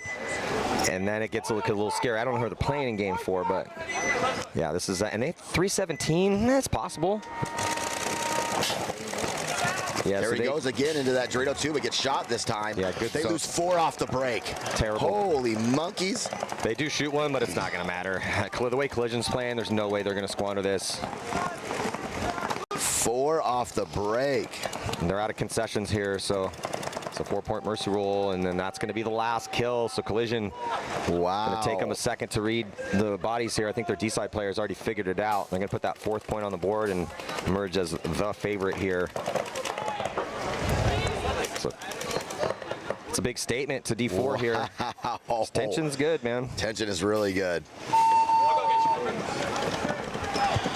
I really wish Collision would put some names on their backs. That'd be cool. Yeah. So I don't know who any of these dudes are, and I'd like to sing Remember their that praises. World Cup that we won, that our jerseys never showed up, so we had to take shirts off the wall. So when we won, the kids won, you didn't know who was even out there. No idea who's out there. We almost got taped and just taped it on. There was a lot of Keith. Yeah. Because I could tell his body language. Yeah, but everybody else, you're like, man, I really wish that kid had a name in his jersey. He's playing great. I remember you saying that. I was like, well, we ordered him like 2 months ago, so I don't know what to tell you, Matt. The kids walked in, they're like, hey, pick something off the wall. I'm like, it has a Mickey Mouse on it. That's all we got. All right. Well, guess we're the Mickeys. Chat wants to hear your guys' favorite excessive stuff. Oh my God, there's so many. I don't know. Do we have a favorite? Excessive story? Yeah. God. I liked when I called Davey out to go fight in the parking lot. And he didn't. I was going to say maybe the actual fight you and Dave Baines got in the hotel room. That's a good one. I actually wasn't going to bring that up until you went to fights, and I was like, Hey, we had a lot of good stories. That wasn't my favorite. Definitely not favorite. I got so frustrated, you guys. I literally walked a half mile to a bar down the street and sat there by myself going, what am I doing, dude? 2 guys get shot off the break. Make that 3. Make that 2 from each team getting shot off the break. Basically same bunkers. This is a good game, tie game, 3-on-3. Yeah, but Matt and I have a lot of cool stories from Excessive. I would probably have to say some of our best ones were just the way we started, and the meetings we had, hanging out in Europe as we see 2 more players dying immediately, 2-on-2 here. Yeah, as we think about the stories, but 2-on-2 here, 4:26, and the way that both these teams are playing right now, it's just going to be who's going to make the less amount of mistakes. Facts. Thomas, I mean, that seems like a simple thing to say, but we're just watching so many guys die out of their spots here that whichever team decides to tighten it up. This is, in this situation, whether I was, playing on a team or as a leader, or if I'm coaching, I'm saying, hey, I need you 10% tighter right now. Whatever you're doing right now, think 10% tighter. If I'm in a gunfight, let me tighten it up a little bit here. Because there's just a little too much sloppy gunfight going on right now. Yeah, especially because, the way it's going back and forth here, I mean, the team that scores the next point probably wins this thing. Yeah, right? for sure. We're down to 350. It's 2-on-2, man. Hey, if you score the next point, burn a minute and a half off, and then get a good break with some good cross, that should be it. It should be it. All right, I found my favorite story, but it's a Maddie and I story. It's pre-excessive. Is this your orange story or your origin? Is this the Thomas Taylor origin story? Yeah, that has to be the best one, right? That's where my mind went. Yeah, if there's a story that people ever want to hear, and Maddie and I have told it many times, it's how Maddie and I met long before Excessive existed, and when Rich did not pick me up, he picked up other players. Wait, hold on. Let's finish this point out and then tell your version of the story. Okay. All right, 2-on-1. Havoc losing their back center player. I will say in this map, I think that Havoc player should have got up into the Cobra, or I'm sorry, the Starfish a lot sooner. Once again, the can's not great. As soon as this player got to the corner, I would have gone, you could just lay down and crawl to the thing, yeah, right? Absolutely. Because now you're trying to battle the Clover, and he has too much dominance on you, right? Yeah, and feeling that dominance, he's going to go right into not feeling any pressure right now, and I'm pretty sure he's probably got the count figured out. He's going to load up a pod. You're the coach for Havoc. Are you just telling this thing if this guy doesn't go try to win it, or what are you doing? I'd give him it's 242 and we're even. I'm going to give it a little bit of time right now because we're only going to go down by 1, right? Yeah. I'd like to have at least 2 minutes on the clock. At least 2 minutes. At least 2. That's so once we get down to 2, I'm going to concede it if nothing changes. Yep. That's where I'd be at too. It's like, 2 minutes, you could do a normal game plan. You don't even have to do anything special. 100%. So, but if you're the corner over here, knowing that, and if he knows the count right now, I'm rapping. I'm trying to put this guy, and I'm just going to try to make something happen. Yes. Yeah. As soon as this guy went in, I'd have gone right up to the Dorito 2 and see if I could sneak another one on him, and just hey. Because as he was getting settled and loading and kind of just checking on different angles, that's what guys typically do when they get into spots and they're unsure. And now all of a sudden you're in D2 and he pops out, you get that kill, now it's a one-on-one. Exactly. And now your coach steps away from the concession buzzer. Yeah, oh. So they're going to get the kill. So yeah, if they had towed it, you know, it's right around what we talked about. It is. But it looks like that coach was going to let this thing go down, right? So like, you know. Okay, so tell your version of the Thomas Taylor origin story. Yeah, so how Matt and I met each other, I was playing for Cartel, and we had a tournament down at Camp Pendleton, I think. And Matty can correct me if I'm wrong, but I'm pretty sure it was Camp Pendleton. The original Camp Pendleton, not the one that most people know. Ironman had taken JT Bouchard and Art De La Cruz from us. And so basically our captain called up Rich and said, hey, we need a favor. We need a player from you. And Rich called up Matt, and Matt said, no way. They went back and forth. Matt said, okay, fine, I'll show up. So he shows up to the field. He's like, listen, guys, this is how it's going to work. We're going to freaking go out. We're going to drink all night, and then we're going to win this tournament. Something that was pretty close to those words. I don't know who Matt is. I wasn't one of those paintball players that, like, knew anybody, right? I just played paintball. So I'm like, oh, this guy's crazy, but whatever. Well, we go out, and we stomp the piss out of people all day. Just crazy stuff, right? And then we go out, and this guy does have us out all night long. Met Travis Lemansky that night, went to his house, I think, at some point. Yep, absolutely. We went to all the bars and places on the San Diego Pacific Beach. Yeah. We went all night long. We get back to his house. Instead of going to bed, we start playing Mario Kart. And then I think there was like 2 hours left, and he wanted to take a nap. And at that point, I'm like, well, I can't nap. It's too late. So I think I was eating a Lunchable, if I remember correctly. I'm eating a Lunchable, playing Mario Kart. He comes out. I'm still playing Mario Kart. Grabs me. We go back to the tournament, and we win the damn thing. Yeah. It was awesome. And I called you because Rich was like, you have to do this. I'm like, no, this is an off weekend for me. I am not going to go play. He's like, I need you to look at these guys. And it was JT and Art. And then I called you on the phone. I'm like, this is what's happening. We're going to go out all night in PB. We're going to stomp everyone and win the tournament, and we'll see how you guys play. You know. And then after the tournament, as this game's about to start, so I'll get back into calling games. But I called Rich up, and he's like, how'd it go? I'm like, yeah, we won. He's like, how JT and Art played? I'm like, they played pretty good. We got to get them. But you know who's going to be really good one day? Thomas Taylor. Yeah, so man. That's the Thomas Taylor origin story right there. Matt called it before it happened. A year before it happened, Matt. You knew. I appreciate that. Hey, dude, I'm a good judge of talent, baby. Facts. Look at that move, though. I just want to give Spartans, Havoc, a shout out here. They took their brick off the break. They took their brick off the break, and he is being patient. Yeah, he's not moving the bunker. He's post up. He's don't looking even know he's in there right now. Yeah, and he's got 1 minute and 20 seconds for this play to develop around him. He's got a teammate in Snake 2. They took the Aztec early. Now they get to get that D side rolling. Yeah, Spartans, yes, I don't think they know if he's there, because if they did, okay, now they're going to Dorito. As soon as they figure out he's there, with no one up on the D side, he can run the D side route and bunker him out. It does have to worry about that inside Snake 2 lane. Right, we're getting to that point, and probably about 20 seconds, he's going to have to go through and make something happen himself if his teammates aren't going to help out. No one's crossed up. He doesn't know that, but he could just duck walk in there, go straight forward, and shoot the 2 Doritos players in the back and then bunker the Clover. Oh, he's going to switch off, and yeah, I mean, we're again, the Cardinal sin of paintball is to be alive in your bunker down by 1. He switches off, and he goes out to the Snake 1, Matty. Oh, no. Yeah, he only checked off for maybe 2 seconds, but he did it at the worst time possible, so a little unlucky here for Havoc. It was just unlucky, because that guy had no clue he's in there. He just takes off running, and now the guy's going to end up seeing him. 19 seconds, he's going to die in his... He got him, Matt. Oh, no, he didn't. But if you're Havoc, you have to at least try here. So they're going to lose that body out of Snake 2 again. And they are in Snake 1, but we're down to 5 seconds. And, like, why are we still posted up? I mean, is the score wrong? Does Havoc have a lead? Maybe we're not seeing it right. Havoc is losing, right? Oh, yeah. Oh, I mean, they have 3-4 guys left alive in their spot as time expires. That hurts the stomach. I don't know why. Maybe they didn't need this win. I'm not sure, but you always need the win, Matt. I'm trying to give him the benefit of the doubt. They're 1 and 2. So oh, well, they had it. That guy's got. Hey, middle player, come back and watch this. You're going to see that if you were a little more active, you would have been able to peek around the brick. No one was looking at you. You would have shot at least 3 of the 4. But why are we still in the back center? Why are we still in the back corner his bunker on teammates the did D not side? help. They did not help him. I'm not saying his teammates didn't help, but he could have taken the ball. I mean, at 20 seconds, you got to take the ball no matter what, right? Oh, that's on him for sure, too. Yeah, I mean, might as well try. He got 0 help from his teammates. absolutely. Yeah. He should have, at that point, especially once they made that snake one, just wrap off on that D side, put a guy in and try to make a move. Yeah, maybe that'll put a little emphasis on you, your boys, so you make a move now. We're going to try, they're going to try to make something happen while you draw the guns. Obviously, you don't get a penalty, but... All right, guys, I'm going to go back to the Anthrax booth and go meet up with my iconic D4. They got a match here in a little bit, but I appreciate you having me, and I'll try to come back in a little bit and hang out. Yeah, for sure. I love you, buddy. Love you, too.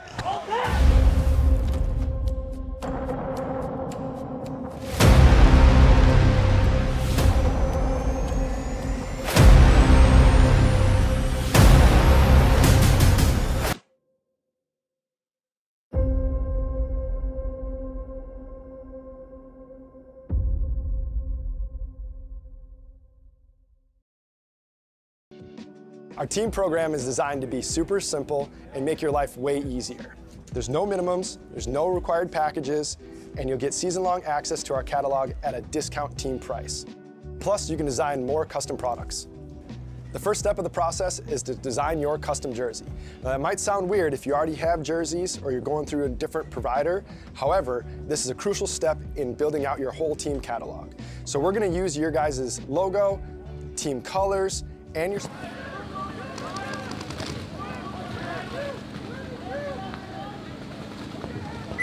20 seconds. Welcome back. HK Army Backyard Brawl going down here at the world famous SC Village of Matty Marshall. And we got Mortal Enemy taking on AZ Battlezone Black. I didn't see what AZ Battlezone Black and what their record looks like, but Mortal Enemy needs this win. They lost both of their games yesterday with a -4 for 0-2, but then smashed their the team they played in their third game. And so they're still in the hunt, I think, here. As they are, 4-0, so they need a big one here. They lose a body early on the D side, Mortal Enemy on the right-hand side of your screen in the white, and they shoot 2, though. So it's a 4-on-3 here in favor of Mortal. Yeah, Battlezone 0-3 right now, Matty, so just trying to play spoiler at this point here. If they can knock out Mortal or make it even harder for them to get in. Getting in the snake here for Mortal. Into Snake 2, and also very quickly into D2 as well. I think that's Geo in D2. He's a talent, man. Geo could be really good. I had him on Alliance. I coached Mortal Enemy a little bit last year. They got some really good players on this squad. They got a good crossfield spread, up a body here in point 1, and playing smart right now. They're not over-engaging after getting into these crucial spots. Geo's looking for it from D2 and trying to put the pinch on the back corner.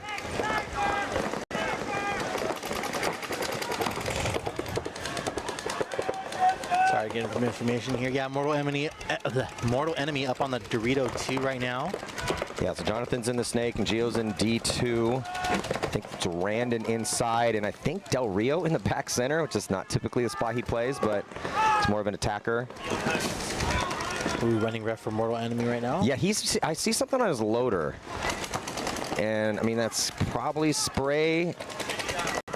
No, they're going to call him out. No penalty going to be assessed, though, so there goes the high body situation. Now it's a 3-on-3. And looks like a Battlezone going to dive in and mirror up the move with Geo. So Battlezone, and then he's going to go right, try to bunker out Geo. Geo got to be careful here. I think Jonathan might have put a shot on him crossfield, but it's going to be an even trade. So now it's a 2-on-2. What up, dude? What's going on, man? How you doing? You coaching? Who you coaching? Nobody. Nobody? Nobody out here. I just work the booth. Nice. So now we got a 2-on-2 situation here in point number 1. I think, is it now a 2-on-1? Did another body come off here for Mortal? No, so Wedge and back center and back corner bunker for Battlezone. Mortal has the Randon in the Wedge and Jonathan here at Snake 3. Mortal's making moves up the gut now.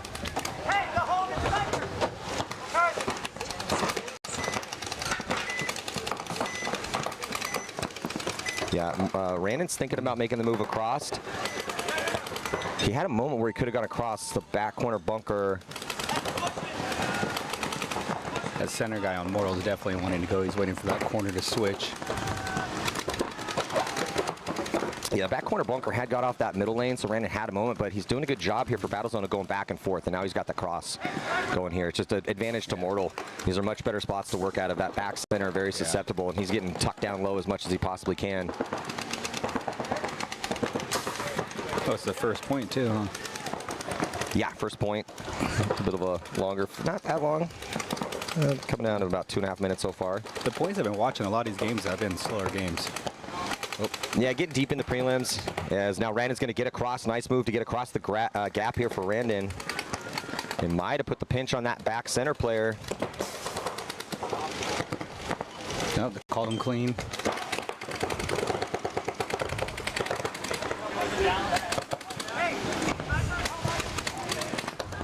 And Jonathan improved his position as well too, so he's past the 50 and looking inside. He's trying to just protect to make sure that back player doesn't try to filter out towards the D side unexpectedly. Now back center's gonna get up a little bit higher here, but he's staying down as low as he possibly can and tucking in, and he's just in it. It's a rough spot for him here. Yeah, I think he needs to get to a spot where him and that guy can pinch the back center out, because this is a hard gap to cross here. The center guys, to go to the other side of the field is such a huge gap, and now the snake guy can't go any further because of that back center.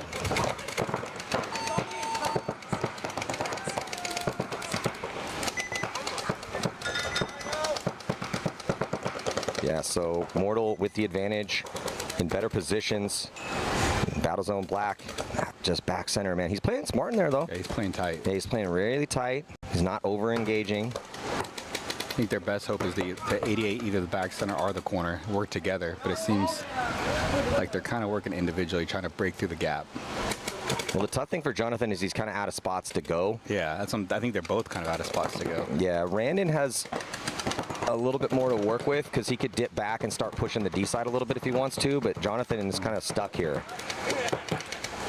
because there's a gigantic gap. Oh, and they're finally going to get the kill on the back center. There it goes. Now, just need to be careful. Randon's going to go up to the clover, try to push him out into Jonathan's gun. Ooh, Jonathan almost gets caught, though, as he tries to launch his attack, and they're going to pinch him out. So nice close there from Randon and Jonathan. Good point.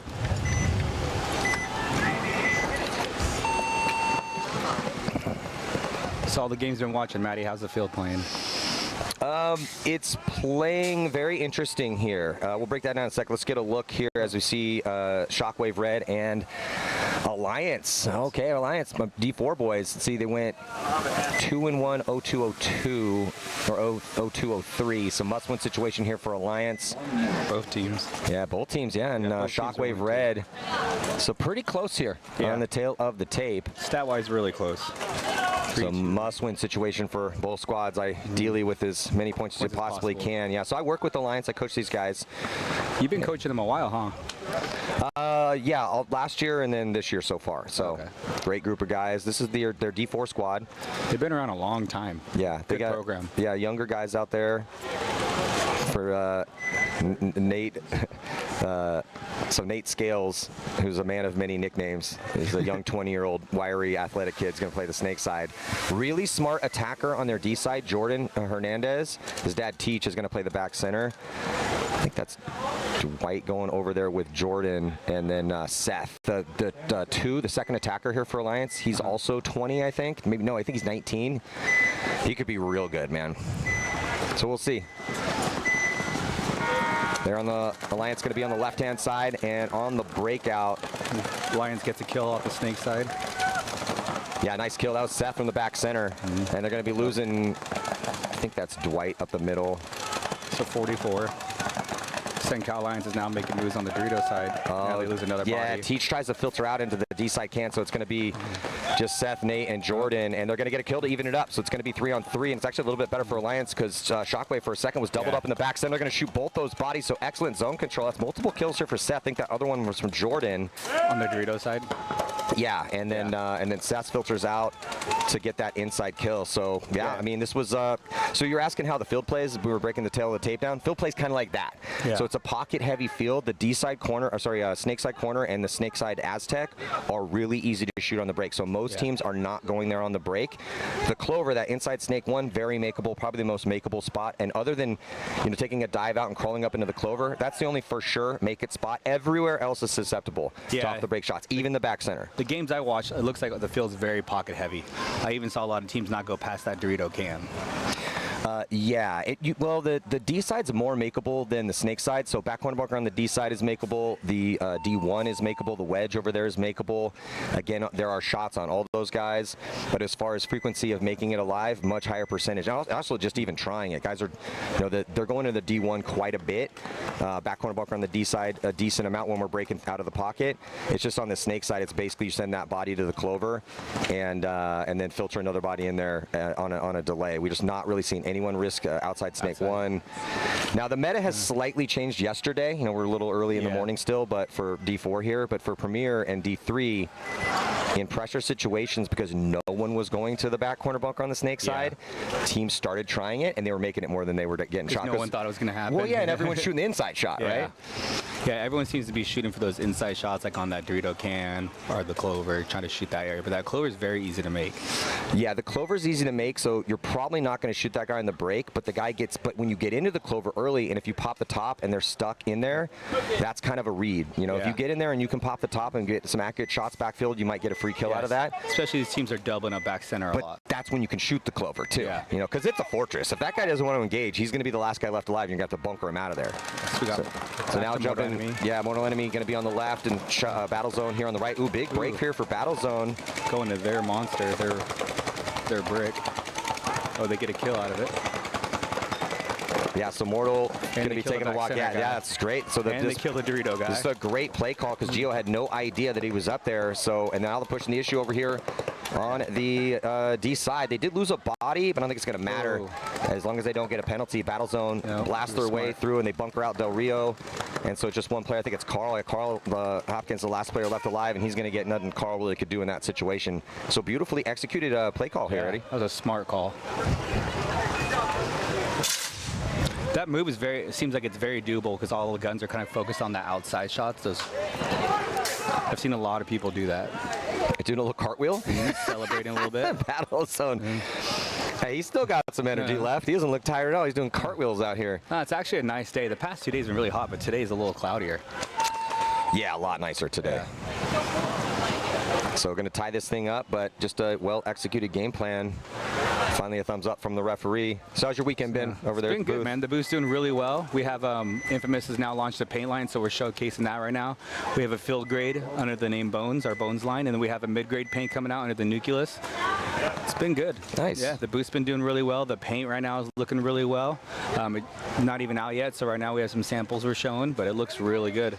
So I'm not saying this just because you guys are my boys and I love Travis from back in the day. Who doesn't? But we were neighbors because we just had Thomas up here, and Travis Mansky and I lived 2 blocks from each other back in PB when we were in our 20s long ago. Anyway, but I just really like the stuff he's made. The Pro DNA stuff's awesome. Yeah, I started with Travis probably like 3-4 years ago, and I originally helped him when he had just started with just himself, just a trailer, and to see him grow and all the products he's came out with, it's amazing, man. The product is beyond everybody else's, to be honest with you.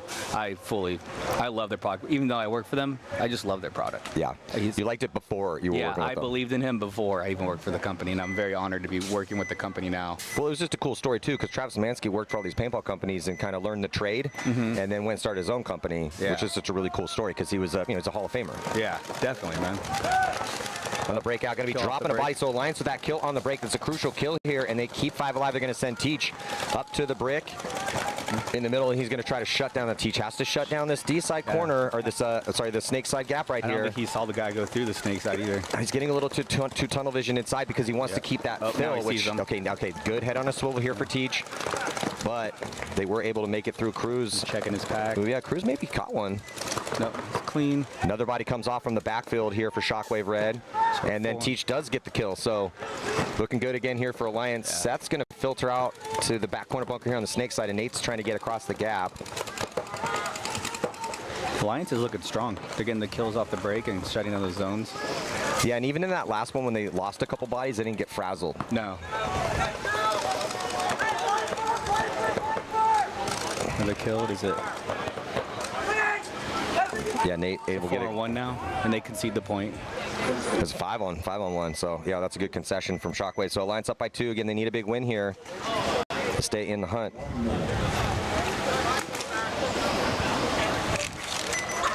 And closer game in this one. Mortal Enemy tied up with AZ Battlezone Black. What is the mercy rule for 4? 4. Yeah, mercy rule of 4. You're not coaching the D4 line, just the Premier line? Just the Premier line. Okay. Well, I do coach them at practices. Yeah. Is Teach the owner of Senka Alliance too? Yes. Okay. Yeah, they own a really cool field up there. Yeah, it's actually like the first time I went there and I looked at the maps. I'm like, because paintball fields are normally on the outskirts of a city. No, it's in Bakersfield. It's actually in the city. It's not like Gina's Field out in the middle of nowhere. No. Field cow pasture. Yeah, or like SE Village out here. Yeah. I'll tell you what though, this used to be out in the sticks, but in the past 30 years, this entire area they started building subdivisions and more subdivisions, and now it's completely surrounded by the suburbs. Here we go with the breakout. Oop, looks like Battlezone's doing the same play back up to their brick. See if it pays off again this time. Yeah, they're gonna run it 2 times in a row here. Oh, he comes off that lane, so 26. If he had stayed on that lane, probably would have got the kill. And now Mortal Enemy, I think this is Jonathan again, he needs to check off inside. And the Dorito guy still makes it out wide, but they do get a kill at a back center. Yeah, so they get the kill on Randon. So this play call is working out nicely for Battlezone Black. They run it 2 times in a row, and they are in a 5-on-4. It's 1-1 ball game. Jonathan's figured it out, and I think they're going to trade. And they kill the Dorito guys. It was a 5-on-2, 4-on-2. Yeah, but they were able to get across into Snake 3 though. So that was a huge. As soon as that chaos set in, he went right across the gaps. Nicely executed. And the guy's going through. Ooh, not a penalty. Nope, trade. Yeah, so winning the war of attrition, it's just Del Rio left, and he's going to get taken out. So Mortal Enemy getting another point. So now the score will be 2-1. So now the question here is, they're going to run that? Are they going to run the game plan 3 times in a row? I would. Well, you've coached too, so I would, until they catch on to it and they stop it. Why not, right? Why not? Why not? It's paid off. Because I'll tell you what, because Mortal kind of has to adjust to that, right? Yeah. Because if you don't and they run it again and that guy's on your side of the field alive, we have problems. Yeah. No, so they definitely have to keep an eye on it, which could free up now. You could take somewhere wider on those. Exactly. So now you maybe go 200. Yeah, because now they're going to put an extra gun up that gut or try to match it. Yeah, it's the options on the strategy here now for Shockwave. They need to stay alive because Alliance is just doing a better job of shooting bodies on the break and winning some gunfights here. Yeah, I feel like Shockwave just needs to get 5 alive, relax for the first 30 seconds, and not try to push it.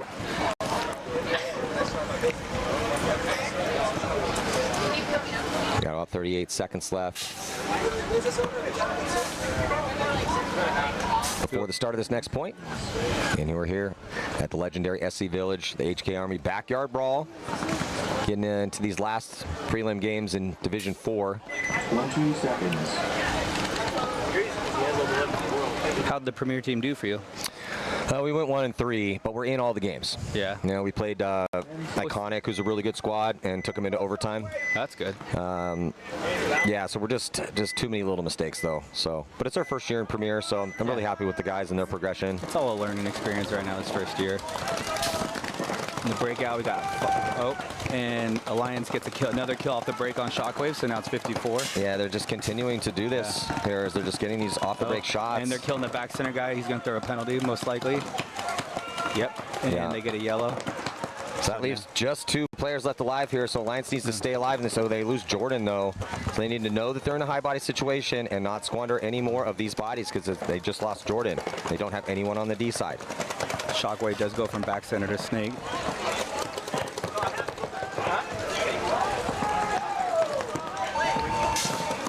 Nate's thinking about getting across the gap. He definitely can go. There's no one on that gap, but at least he checked off on it. Love that. Good job, Nate. Did a smart move. I don't think they know all the bodies because it came off so quick. Alliance gets across into the wedge as well. Still have Teach in the back center with Seth in the back corner here out behind Nate, and he's out there by himself. There's no one in his mirror, so this is ideal. Nate's got to be careful here. Yeah, there's no one on. He went across that gap, and then he's like, okay, I got to check off. Yeah. There was no one on that gap, but if he wraps around, he's going to shoot the pack here, the wedge. Yeah, I think he's going to shoot him right now. The wedge is looking his way, though, but Nate has not touched the bunker. Free kill for Nate. Nice job. Oh, now they concede it. Alliance is looking strong, man. They're looking really good. They're getting those kills off the break, and they're not letting people fill out. They're shutting the zones down. Yeah. And they're playing when they're up on bodies too. They're playing it smart. They're not rushing it, just running into people's guns. They're talking, communicating, figuring everything out, and working together as a team. Yeah, they're looking really solid here in this match. And again, they desperately need this win. Coached by Dirty Dave. He plays on our premier squad, and he's played for lots of the top teams over the years. He used to play pro for Aftermath. He's making some good calls. Now, how much do we think that they're going to go to their brick again? That's a good question. Why not, right? It's worked out twice. Mortal took the first one. They go to a aggressive double stack up the middle, 2 points in a row, working out nicely. So why not do it again? Would you risk like a Dorito 2 guy, since you think they're going to throw an extra gun on there? Maybe not Dorito 2 because we have a lead now, right? So once we have a lead, we have to be careful about incurring risk. But if we get out wide, it's like, well, where are our best spots to go? The D corner's makeable. It's also who I got. Do I have a speed demon? Yeah. Because if I got a little speed demon, that gives me some more options. Got a Sam Silberg? Yeah, give me a Sam Silberg. If I got Sam, then sure, let's send it to D2. Go wherever you want, Sam. But I'd also probably tell him, like, hey, just dive into D1. Yeah. And then get the read, try to get to D2, and then look for the chaos in the middle again, okay? Because then if whatever chaos happens in the middle, because if you can just slide into D3 off of that, off the chaos in the middle, because if Mortal does match, say it's a car crash in the middle, right? As soon as that happens and everyone's guns shift to that and their eyes shift to that to see what happens, you got to figure out, okay, are we good? Do we get a penalty? Do they get a penalty? Who's alive? Who's dead? And react. Have that reaction from your, because the D side's it's just easier to attack quicker. And then I want to get a body out wide to the snake side back bunker.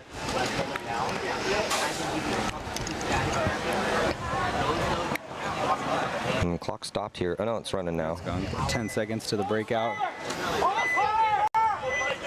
That guy's lined back up the center again.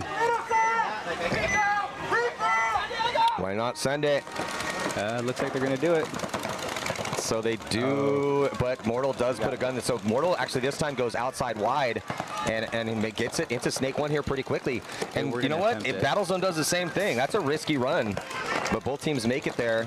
But better field position with an up a body. I won't say better field position, but up a body here for Mortal. Because Battlezone does have that player in the back corner bunker on the D side. So they kind of went with a play that we just talked about, similar. Yeah, they were going to go to their break, it looked like, but he definitely got shot going up there, so he had to stop. Oh, he got shot over the top. So another kill for Battlezone. Yeah, Randon taking the walk. It's now 43. Battlezone has the brick, shutting down that snake eye from going anywhere. So right now, we got Battlezone has the Dorito corner, the Dorito wedge, center brick, and the snake against Mortal Enemy, who has a snake 1. Oh, and Mortal Enemy just filled the Dorito 1, and now the center brick. Oh, he got shot. So now it is a 4-on-2. Battlezone definitely in the lead for this one. Yeah, I think that was Izzy taking the walk here for Mortal. It's 2:37. It's coming down to it, man. Mortal needs to tighten it up. They have 3 bodies looking for the run through in the middle. Yeah, he's looking for it. It's got to be, I was going to say, got to be careful, though. The snake's looking that way, and they're going to be dropping the body. They need to concede this point. And I feel like that's like what you talk about, too, is the biggest thing between these divisionals and higher things is he knows it's there, and he hesitates, and that hesitates costs him the move, you know? Gio is wrapping around and making this one interesting here. Gio just put up a 2-pack. Oh. It was a 1-on-4, and I'm thinking, hey, man, concede the point because you need the time. But they're gonna let Gio ride after he got those two quick kills. You always want, if you have a little bit of time, give your guys like 15 seconds. Yeah. So they gave Gio a little bit of room here to work with, but and it worked. And now it's a 2-on-1. Yeah, 2-on-1.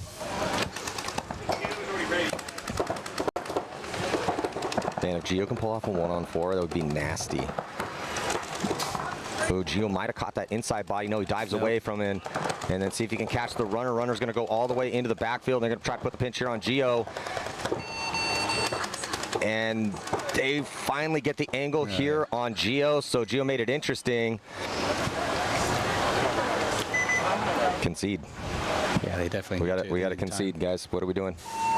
There it is. Mix. Okay. Yeah. Well, Mixe was unsure. It's tough. It's really tough to see down here when guys are starting to streak on certain angles on that D side, who's actually alive and who's dead. No, definitely, especially with the netting there.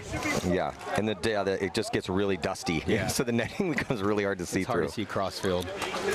That was definitely good. It was a 4-on-1. He brought it to a 2-on-1. So, like you said, you give him 15 seconds. And if nothing's made in 15 seconds, you play the odds. You're most likely not going to win that point. You might as well use the clock. Well, the problem is because I think they're going down by 2, and you want to have enough time where we're not just blazing into guns. So I don't want 20 seconds per point. I would like to have 45 seconds or a minute per point, if possible.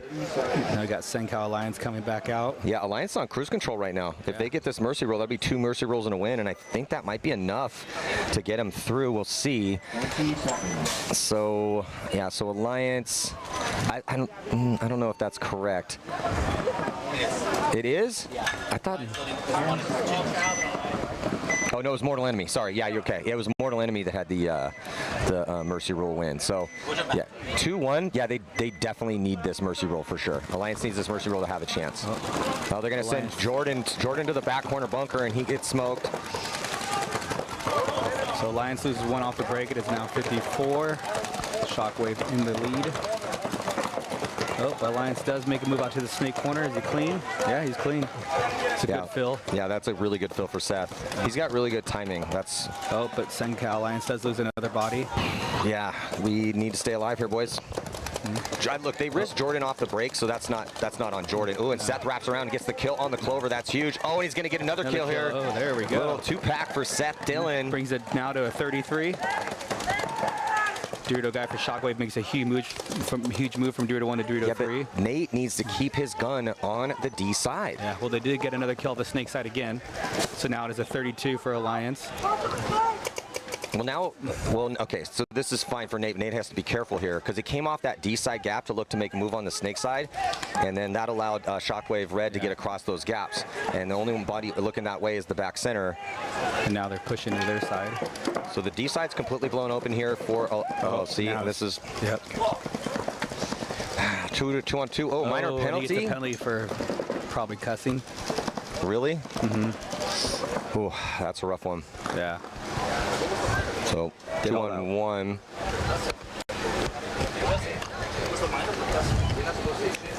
That is a tough break here for Alliance. What's the back snake guy doing? Well, there's still a lot of time left because all those points went so quick early. Yeah. So most likely, the Shockwave can close this point with 6 minutes left. That will still give them the average of 3 minutes a point, which will be fine for them.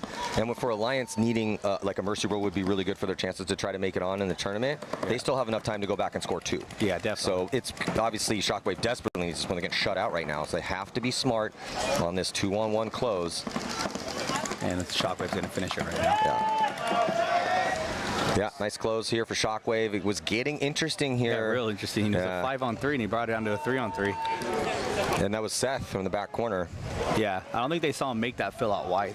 So when he wrapped, they were just hanging out. Whoa. Yeah, we've been talking about how important that back corner bunker is on the snake side, and the thing we've been discussing is that once you get there and there's no one in your mirror, you get a nice wrap, you can get some free kills from there. Oh, yeah. And that was the difference. That's at least what made it closer.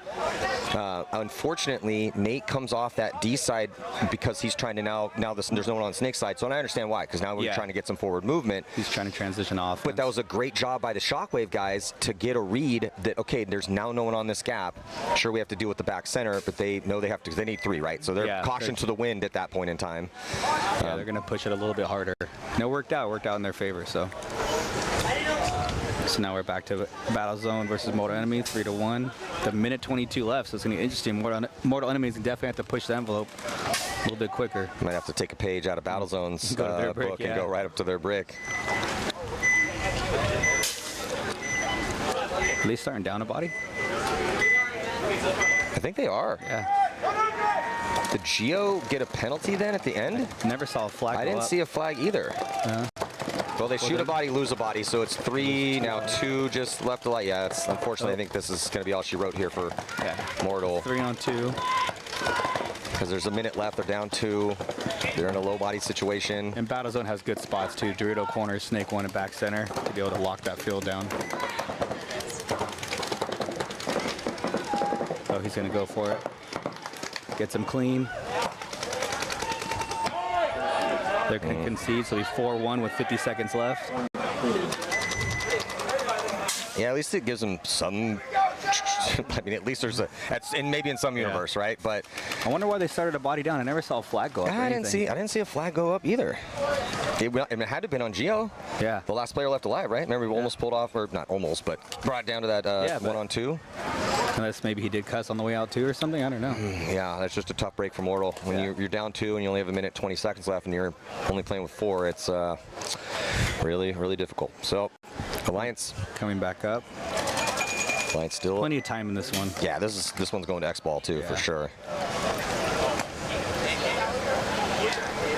If Alliance could do what they did the first 3 points and just get their kills off the break and then control the zones, and they're going to win this one. Yeah, I think but they need to be thinking spread, right? So 100%, let's go up bodies again, but we still have to think offense once we go into that high body situation. They can't just go into a 53, take the 40s, and then just wait for Shockwave to attack.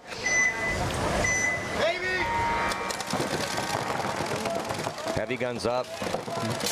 For Alliance, both teams with heavy guns up. Yeah, 55 on the break, 5-on-5. I think it's the same exact breakout too for both teams. A little bit quicker to go here on the snake side. Shockwave's going to get into the snake, and Seth tries to get out wide. And he's clean. That's some really good fills Seth's making, trying to get out wide. There's a gun was shooting his way too. And Shockwave, they know they have enough time where they're not just sending it down right now. They have enough time to slowly make their moves, not rush it so fast right now. Nate's thinking about popping top, putting paint back at the back center. He's also trying to control that snake side zone and make sure that, because eventually Shockwave is going to have to release one of these bodies from the back center. Yeah. Oh, and Shockwave cuts across to the snake 2.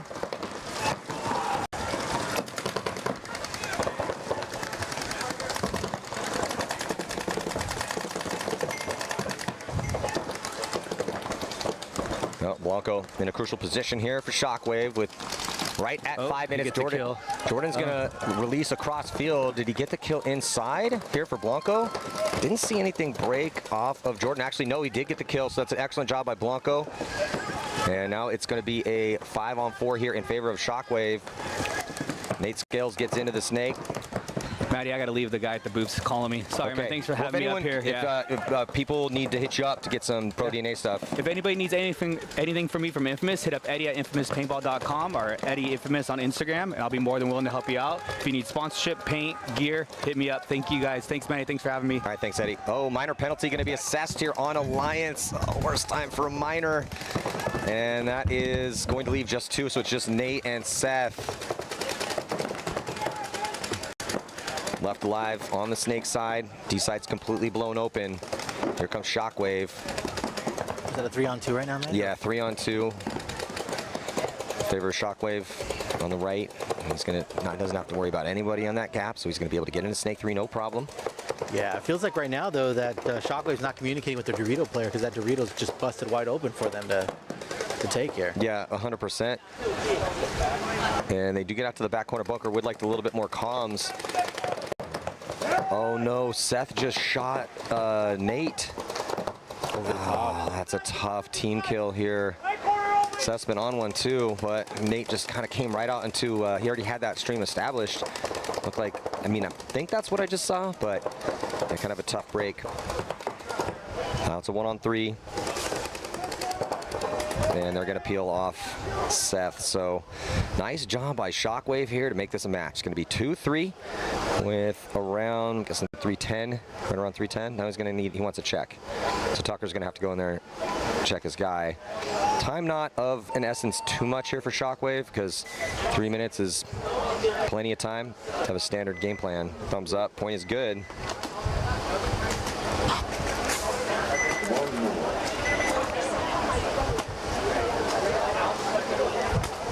Mortal enemy down 3. Started off nicely for Mortal, but Battle Zone just less mistakes.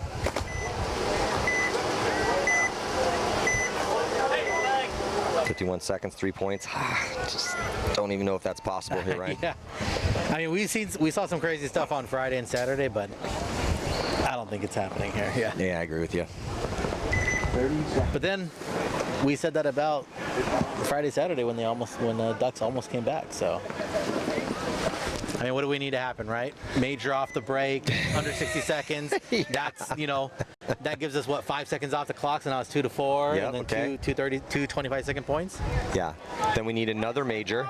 Yeah, it could be possible. Yeah, another major, and then we want to keep the 1 point spread with maybe 33 seconds left. Sprinkle in another major in there just at the end. Ooh, a little bit of a bad start for Battlezone, but he was able to tag up, and they go out wide. And here comes the staggered attack, full send for Mortal Enemy. They get Geo running and gunning all the way into D3. He makes it clean. They got 3 attackers looking from the middle to release, but they got to release. Yeah, they're off the pace. Geo was on the pace, but then Geo dies in a gunfight, and we can't knock him for that, man. What else can we do here? Yeah. You know, just got to engage guys and run down the field. So Battlezone Black playing the spoiler and possibly sending Mortal Enemy home with them. Oh, they had a chance. Mortal Enemy mercy ruled their game 3, and then here in game 4 needed a win to go 2-2, and it's not going to get it.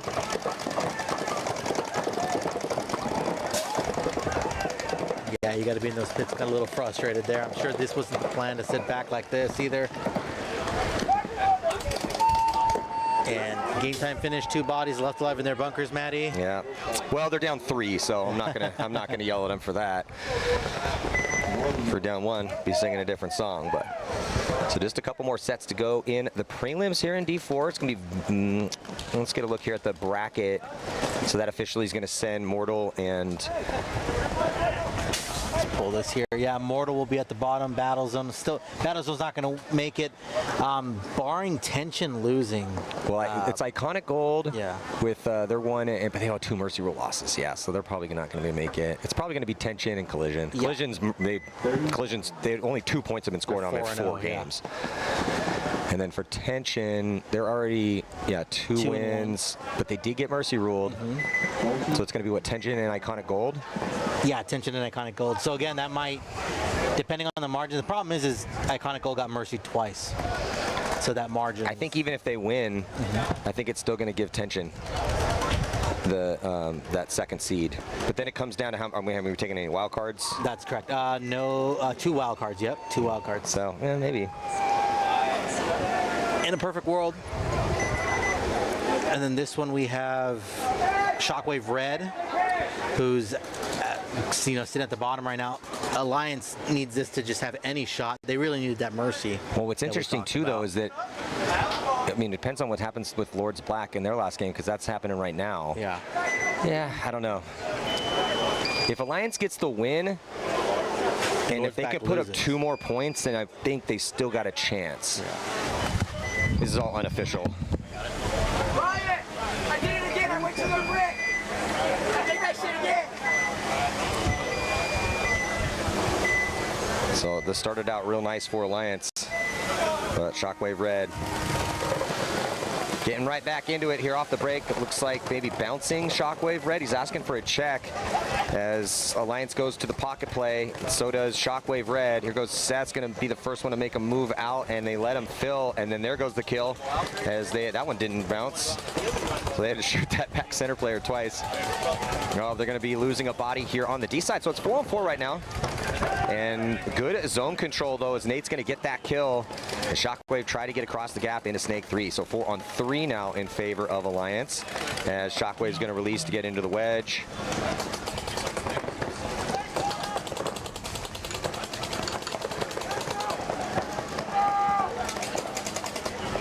And then Nate's going to get across the gap into Snake 3 as Shockwave gets into D1.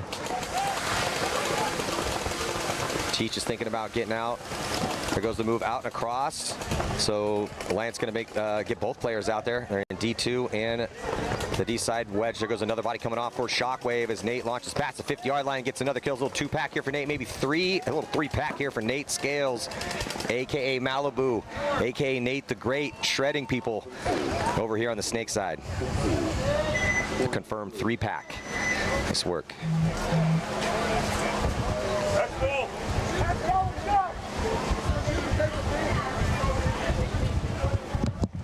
And they are in X ball here, so gonna have a quick turn. Still got a timeout though. It's not that hot this morning. A little overcast to start out Sunday. It's been a scorcher out here for the past couple days.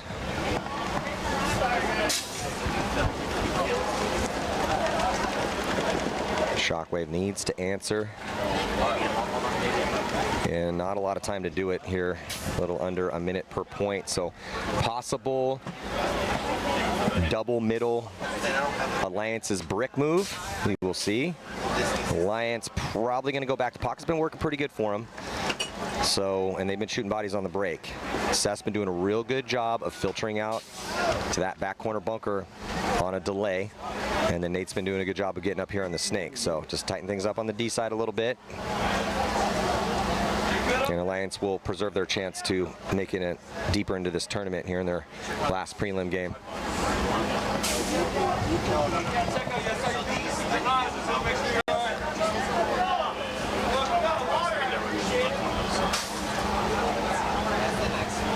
Shockwave also possible to be sending bodies on the D side. I mean, Shockwave could go try to out-pocket the pocket for maybe 15 seconds, get an inside kill. Alliance most likely going to be going to those inside spots. Alliance might, at this point in time, fight fire with fire and send a body up to the brick off the break. Definitely an option for Coach Dave.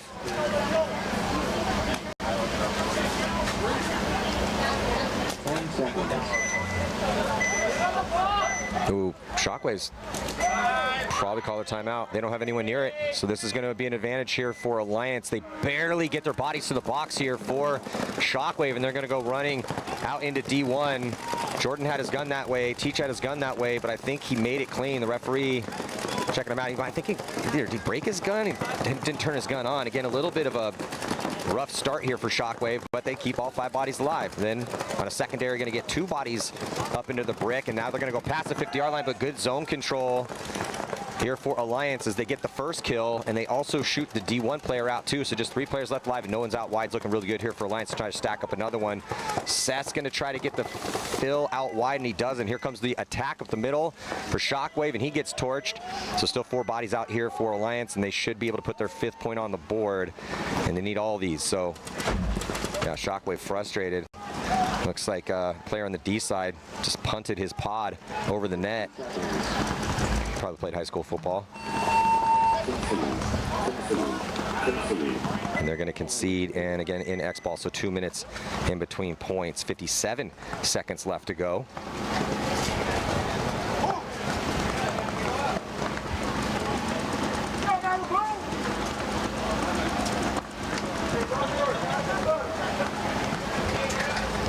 So now options to win this one for Shockwave, not looking pretty good. They need 3. So, but with the time allotted to give yourselves a chance, they really have no choice. But every single play that they have from here on out is just going to have to be that reckless, staggered attack. Look for 2 up the middle. First one going to be drawing guns. Second one going to try to you know, maybe get a couple kills, and then you're going to see those streakers outside wide. And Alliance just needs to hold the line. You do not, because they are on the precipice of getting knocked out or moving on. So you just don't want to squander this margin. So maybe fight fire with fire, send a body up the middle. Try to do battle with those middle attackers you know are going to be there. And most importantly, nobody get penalties right now. Particularly the red bird of death. Get that major. It's an immediate swing point. Stops the clock. And what they call nightmare fuel, is that right? Indeed. Indeed, Trace, indeed. Indeed. No audio problems for now. Thank God. As long as Mr. Marshall doesn't touch the mixer, we'll be just fine, everybody. I don't ever touch the mixer. I don't touch any of this stuff. That's not what the footage said from yesterday, but we know. It's all good. The only thing I do is hit my off button. That's it. Yeah. Hit a couple buttons You were the off. one close to the mixer. Look, man, all I'm saying is we can go back and watch the VOD. It's not going to tell us anything, but I guess it's there. Anyway, yeah, we're at the HK Army Backyard Brawl, huh? We are here at legendary SC Village. It's a nice day. It's a lot more, less formidable, I guess is the word I'm looking for. Indeed. Indeed. Let's hope it stays this way. Yes, indeed. I just stopped looking at the weather. I just got in that mindset where, like, it's just going to be hot. We're all going to be miserable. True. Just deal with it. So I didn't even check the weather today. Well, I mean, even if you do check the weather, right? I mean, what are we going to do about it? Well, I've been like checking it every day, and shorts. it's just, and basically, you know, my phone and the weather app is just giving me the middle finger. It's just like, it's going to suck, Maddie. It's going to be 100 degrees. So, you know, nothing you can do about it. So I just didn't check it this morning. Then we show up, and it's actually kind of nice. Yeah, it's a little bit of overcast. You know, we say that, and it's the commentator curse, caster curse, as we call it in my side of the world. Jinx the weather would be a new one on me. Anyway, we're ready to jump this one right back off. Not a whole lot of game time left. A little under a minute. You are down bad. On the breakout. Running and gunning out to the back corner bunker and around into the snake here for Shockwave, and he gets taken out. Then a delay. They do go up the middle early, and he pops the top, and he gets shot. So good zone control so far here for Alliance as they make it to the back corner bunker on the D side and doubling up that back center with guns both ways. The little Dorito, and they do lose Nate, but I don't think it's going to matter. We're down to 30 seconds, and they've already killed 3 bodies. So just 2 options out there for Shockwave. Seth on a fill. He's been perfect on those fills. He has not been shot on a fill, and we're in .8, and he's going to wrap around and get a kill. Nice job by Seth. And then that leaves just the can. Alliance does want this point, though. They're in a 4-on-1, and they need to get down the field. They got 10 seconds. Just go for it. Yeah, they've already taken out that Just threat. go for it. Okay, we had a point on the table here. Maybe they don't need it, but... So Teach and the boys taking a victory here, 5-2 against Shockwave. Will that be enough for them to punch their ticket into the wild card round? We will see. It does put them at 2-2. I'm not sure what their spread is. I think they have a, let's see, it was a -4, I think yesterday, -3.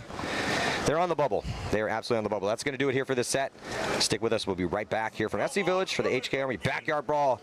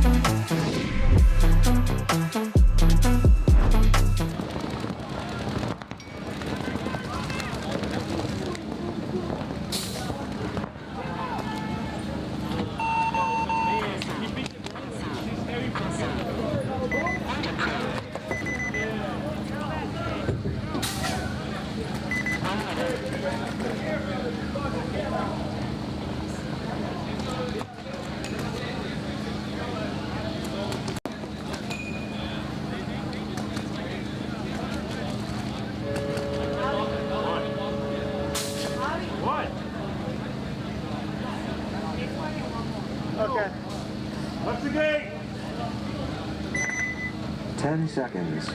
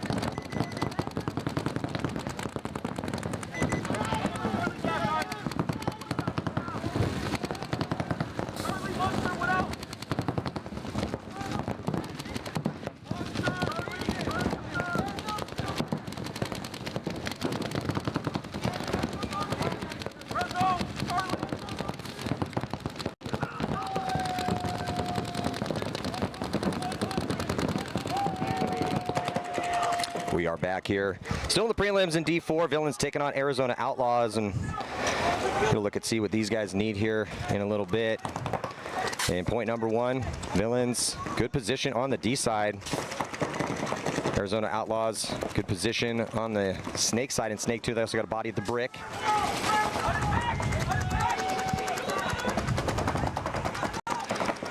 And another body drops. This time it's for the Outlaws. So options dwindling here for the Outlaws. Going to be dropping their body here from Snake 2.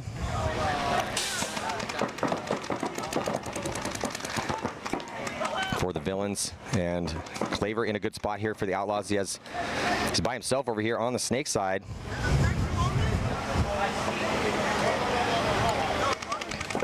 And here comes the Villains, going to move up into the Clover. Looking, try to figure out where this body is, and he's going to go right into the gun though, so maybe some miscommunication here, and it's going to be a major penalty assessed though on the Outlaws, and I don't think they have the bodies to pull. Ref goes to look for bodies, asks for 2. There's none to pull, so the Outlaws are going to be starting down in this next one here. It's a big break for the Villains. Outlaws down 2. Not ideal. There we go. When we get a chance, could we pull up the brackets here so I can at least get a look and see what these guys need? Because it's Dark Horse and Narcos. So Narcos desperately need to win. They got a 3-0 win and 2 losses. One of them was a Mercy Rule loss. And Dark Horse is the favorite here. They have 1 1-point loss and 2 wins. One of them was by 3, so big game here for the Narcos to keep their hopes alive in this tournament. Dark Horse gets a victory here. It'll be them and the Silly Bananas counting points. See who's going to be the 2nd seed. And the Villains also in this set, they're undefeated with Outlaws 0-3, so Villains are a big favorite in that one.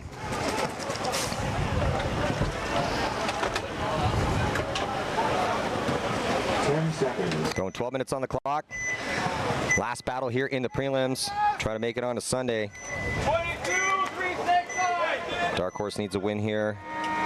Dark Horse wins, they're in, and Narcos will be on the bubble. So on the breakout, Narcos on the right-hand side, Dark Horse on the left-hand side. 5-on-5, better field position for the Narcos though in their back corner bunker. Running referee to come and check out the Snake side. Aztec, that's a tough spot to make on the break, but both teams actually going there. He's clean. Dark Horse sitting in the pocket here, at least initially. And they're not really counting. Oh, penalty going to be assessed, so maybe the Narcos did shoot Dark Horse on the break. Tough situation here for Dark Horse. They've doubled up in that. Now they're going to get out of that doubled up back spot in the middle. Digs out to the Snake side, and they let him out there, and the Narcos are going to be dropping a body. That's a tough death in what was a high body situation. Still a high body situation in a 4-on-3. And they get body into the Snake. And they're going to get a body out of the back center.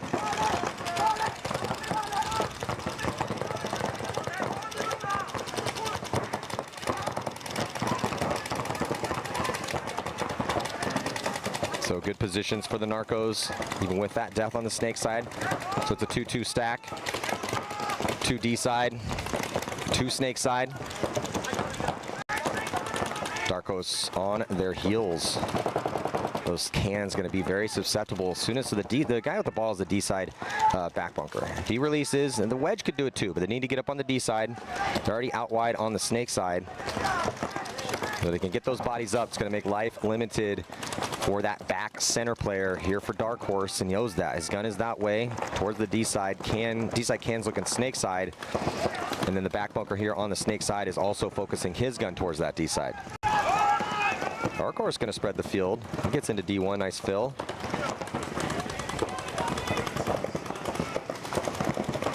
And like the Narcos, they're talking it up, but they have to figure out, okay, now they release from the back corner, up into D1. They're going to try to get the wedge to switch that way.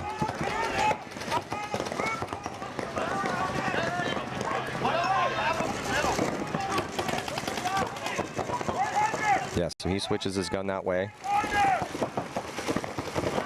And does he get the kill? No, he did not get the kill out of D1. Longer first point here. You see the crossfield spread here for Dark Horse on the left. D1 back center and Snake back. Here comes a launch. I think this is Jesse as he gets up into Snake 3. It's going to give him some better angles, and they are slowly developing on the D side as well, too. They're not really feeling much pressure either.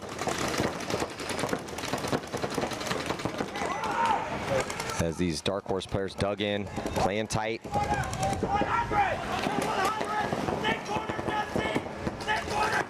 Yeah, good comms here from the Narcos, but they got to put it together. Snake corner and what? And what is he doing? Where is the snake corner shooting? Those are the types of conversations we need to be having. Yeah, so, and dead, point 1 down to 830. So the longer this goes, the more important it becomes. Again, Narcos must-win situation. Dark Horse wins are in for sure. It'll be 3-1.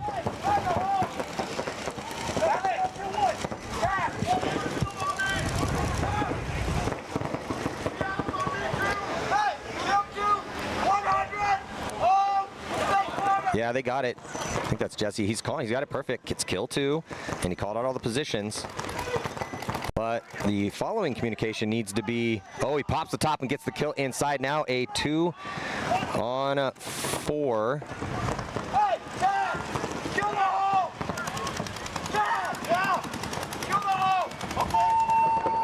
And we're going to see a concession, so Dark Horse going to concede. Narcos go up by 1. Solid point here from the Narcos. And after a bit of a break, Villains and Outlaws coming back out. Villains with 1-point lead. Villains trying to go undefeated here and be the #1 seed and get the bye. It's crucial, man. Playing in D4, depending on how many teams there are total, you might play 6-7 games in one day because you get 2 prelim games yesterday, and then you play your 2 prelim games this morning.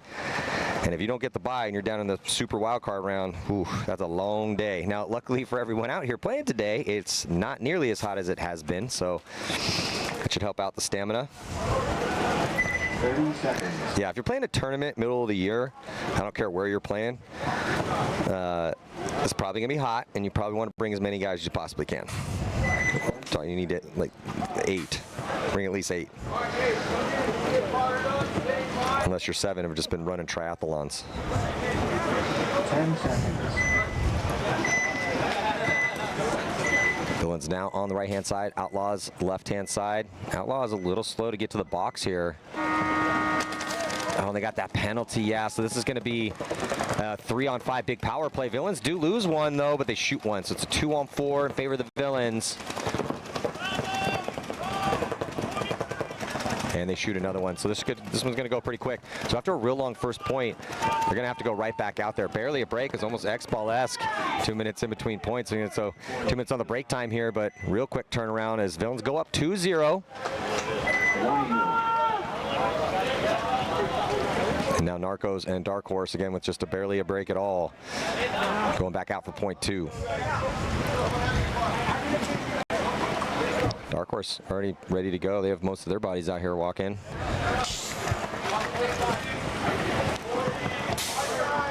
Yep. Narcos still have not put anyone out here yet. We don't want to burn timeouts early. I think that was a Dark Horse timeout because I was looking over at Narcos. Stolzberg was thinking about hitting it, but so that was a Dark Horse timeout. Tough to burn a timeout early.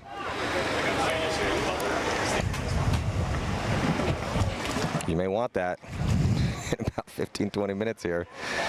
And there's 1 minute left. I know 7:45, but depending on how much time we have to play in this one.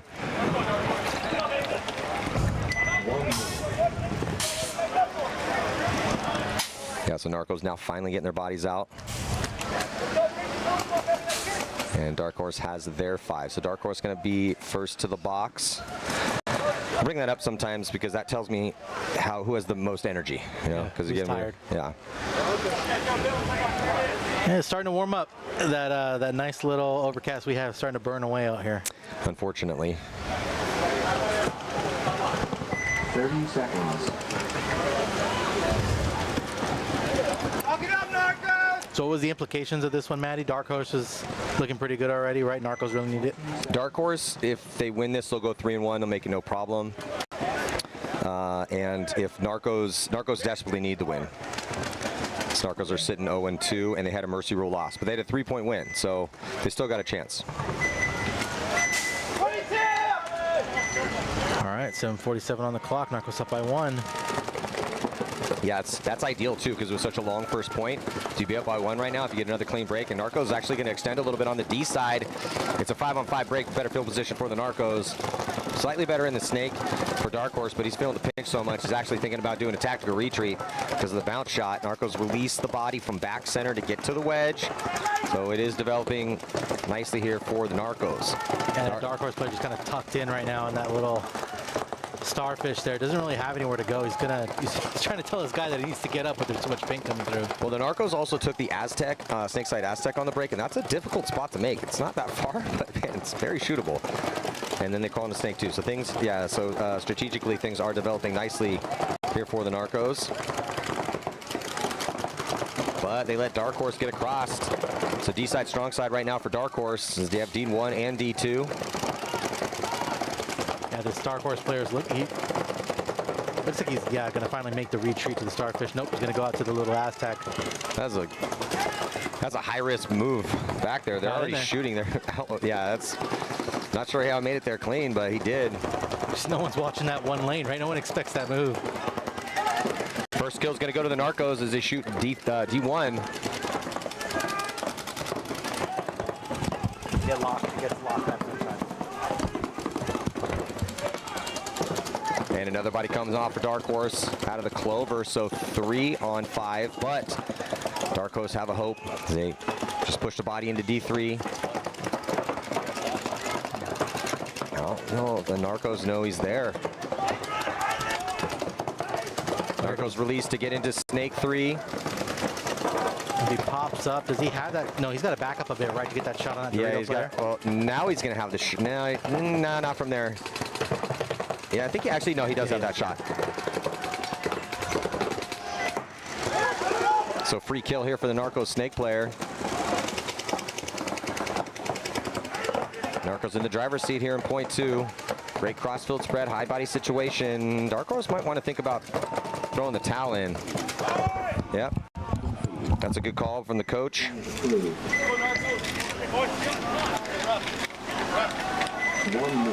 So the Villains continuing their onslaught here in game 4, up by 2. A couple mistakes from the Outlaws. They'll opportune major. Basically spotted them 2 points. Some Villains trying to go undefeated. Outlaws trying to, well, this game doesn't really have implications for the deeper rounds because the Outlaws, if they win, they'll be 1-3 and they're not going to be able to move on. And even if the Villains drop this game, they might lose the first seed, but they're still going to move on. So let's play this one for fun and for seeding, right? Seeding points.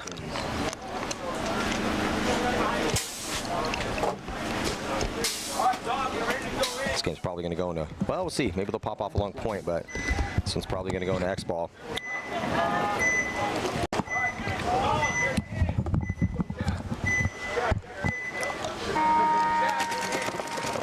All right, Outlaws and Villains. A gutsy play call for the Villains. Up by 2, they send a body out to the back corner bunker on the snake side, which almost is never utilized off the break because it's such a far run. But we are getting to the point in the tournament when no one's going out there, might want to try it because everyone's guns are at inside lanes, and he makes it up there alive. Now they are going to secondary up to the brick, and Outlaws were already up there. Outlaws looking D side from the brick. Villains going to look snake side. Everyone else is in the pocket here for the Outlaws, so better field position for the Villains. Next to release should be the D-side can. I'm going to call up in a snake 2, though.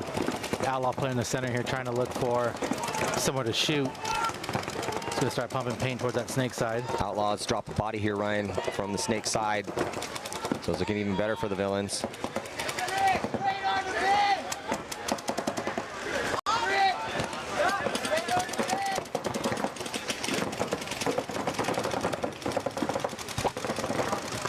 Outlaws trying to make a move on the Dorito side, gets shot.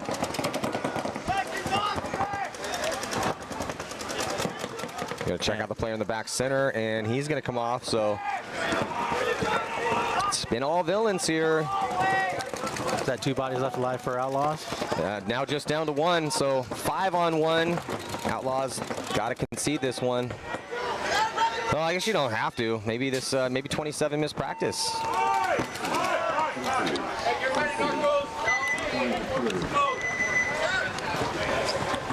1 point away from a mercy rule win for the Villains. Let's see if Dark Horse answers here. Again, win and they're in, lose, and probably going to move on, depending on how bad this margin is. But it will make it interesting here for that second seed. Biggest thing is they don't want to lose with the margin they currently have also. Well, they're not going to be 1 and 2, but possible wild card berth. So Dark Horse wins. Silly Bananas and Dark Horse will be both 3 and 1. And then if the Narcos wins, that's going to send Dark Horse 2 and 2, and the Narcos 2 and 2. I think depending on the spread, Dark Horse will have a better spread, so we'll probably end up knocking the Narcos out possibly. But Narcos still got a chance. If they win, if they put up 2 more points again, a Mercy will win, they might be able to catch a wild card. There's a lot of parity going on right now. Just a lot of ifs and what's going to happen. A lot of teams, only a few blowouts really, right? Yeah.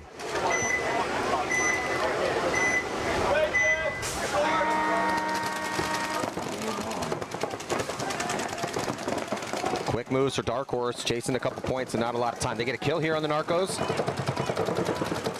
And they drop a bite. It's 4 on 4, but better field position for Dark Horse into Snake 3. Yeah, and also getting out into that Snake corner now to kind of give him some backup. It's Amari Harville, I believe, in the Snake right now. He's been playing for, man, I don't even know how long, Mehdi. God bless him. OGWCPPL player. He's in a lot of the old 2013, 2014 videos. Well, that's what I love coming up to these events. Kind of a little mini reunion half the time.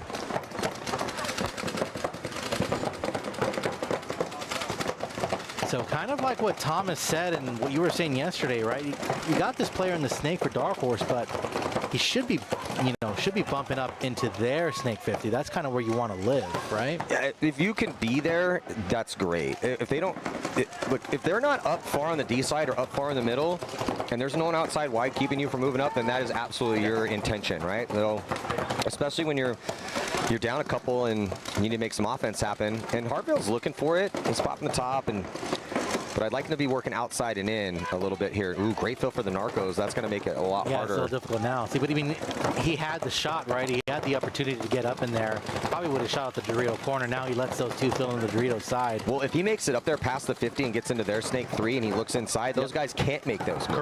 Correct. Both those guys will die. Oh, Harville's getting checked out by the ref. Oh, and he's going to be clean.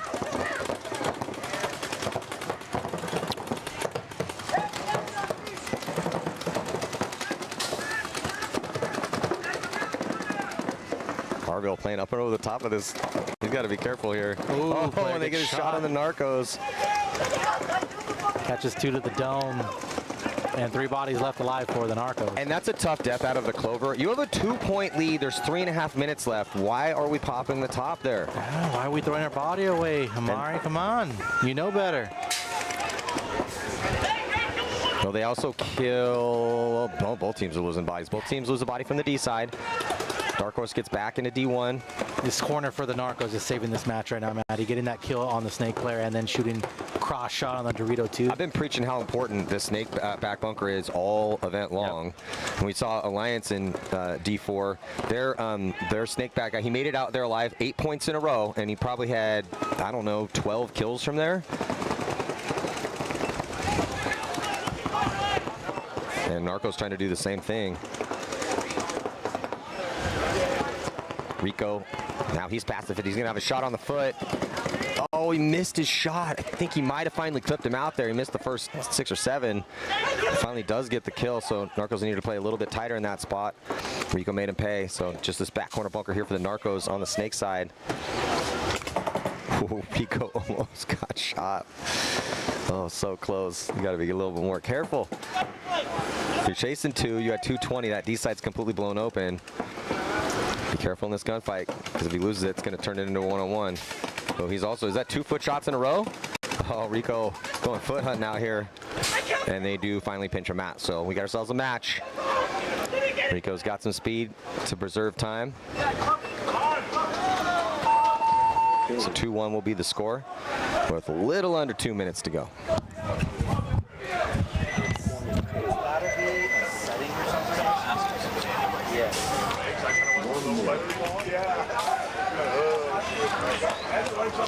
Villains trying to get their second mercy rule here in the prelims. They 4-0'd their second game. And they hit a 1-0 victory in game one. Just looking at this bracket. 4-0 second game and 3-1 third game. Currently 3-0 now here against Outlaws, but a 1-0 game? Man, I wonder what happened in that one. A 12-minute point.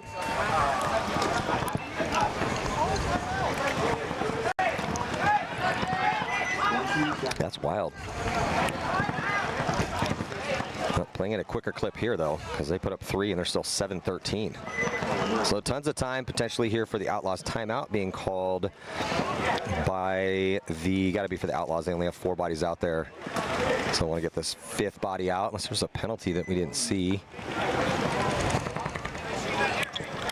Okay, yeah, here comes their 5th body. Seems like a little bit of confusion here for the Villains because their 5th player came out. They're yelling from the pits. He looked and their start gate was waving over like, hey man, let's go. We need you. We need another body out here. Hey, 7:13 on the clock. 7:13. 30 seconds.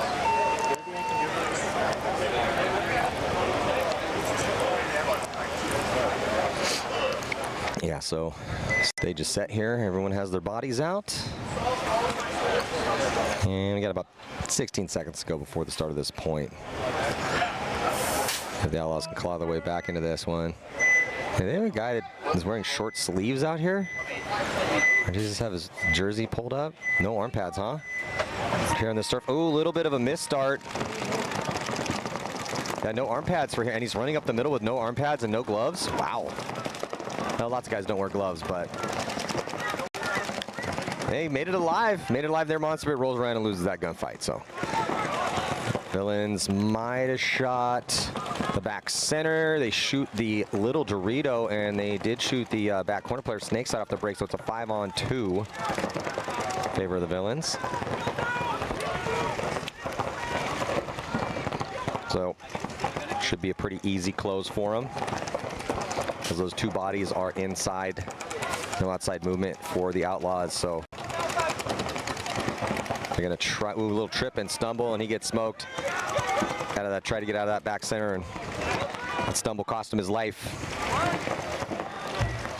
So Outlaws have the wedge. This is gonna be a little time. Villains just make sure to count the bodies and swarm here on this last player, or just get a nice little crossfield kill here from Jimenez. Yeah, they're a little off on the count.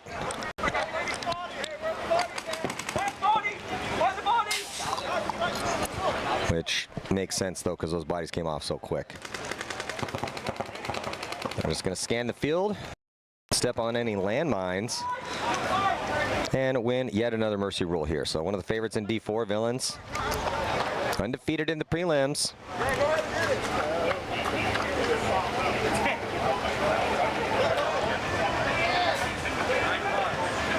Taking a little time here, checking each other out, make sure they're clean before they put that final point on the board. Thumbs up. Refs already saw him do the dance. Game is officially over.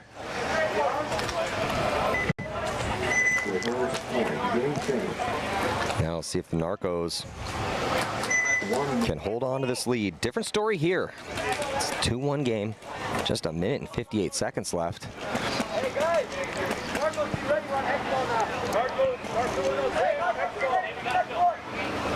Fate in their hands here for the Narcos.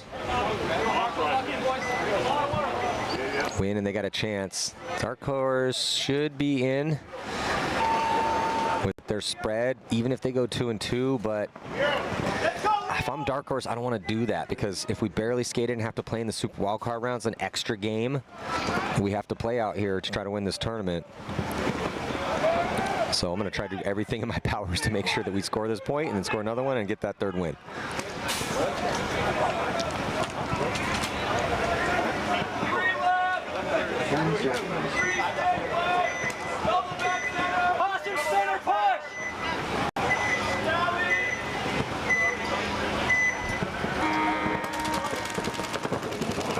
Going out wide, snake side for Dark Horse, and he gets clipped. Now that guy's been making it a decent amount recently. It's been a bunker that almost no one has gone to. Dark Horse does shoot the Aztec here snake side, so 4-on-4. Darko's able to make it to the back corner bunker D side, so that's crucial. Here comes a big bite from Dark Horse, playing at the pace. So chase it 2, not 1. They need to ramp this up. They need to release. The snake player's getting held up though. Good pressure from the wedge to that snake side gap.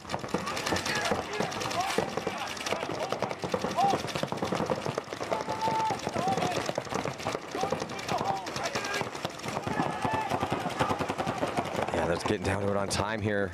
They're in D2, Aztec and Snake, outside Snake 1 here for Dark Horse. Darkos have crawled up in the beam actually between Snake 1 and Snake 2.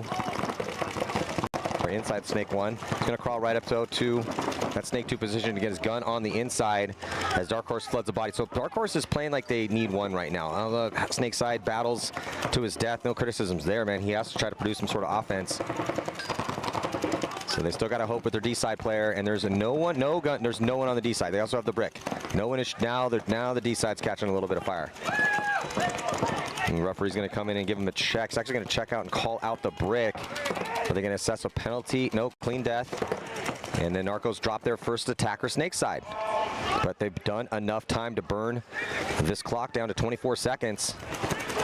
So Dark Horse gonna launch to D3. He's thinking about moving, and he gets through the gap. He's on the Narco side. There's actually no one shooting at him right now. So he could walk through and he can win this himself. Yeah, 10 seconds though, 5. He comes through, he gets one, little 2-pack. He knows there's another body over there, but he's gonna run in and with that 1 second. So he gets the point on the board to tie it up here. Sorry, they were just chasing one. I was talking they were off the pace. My bad, guys. Perfectly executed with just 1 second left here for Dark Horse. It's gonna tie it up 2-2. We're gonna head right to overtime. Wow. We're still in the prelim, so it's gonna be a 3-on-3 overtime. Wow. Snake side, or sorry, D side attacker doing it all by himself. And that is a tough situation if you're the Narcos. When you get down to it and there's only 3 bodies left alive, somebody has to figure out, do we have guns on both sides of the field? I mean, what do you say to that? I mean, you coach, Matty. What do you say to your team after that, if you're the Narcos? I would try not to yell that much, but I would try to say, look, when we're in a 3-on-3, or when we're in a situation like that and time's ticking off the clock, and as the scramble sets in, so all of the variables are going to, guys are going to different bunkers, so the game plan, quote unquote, is out the window, but the principles of paintball remain the same.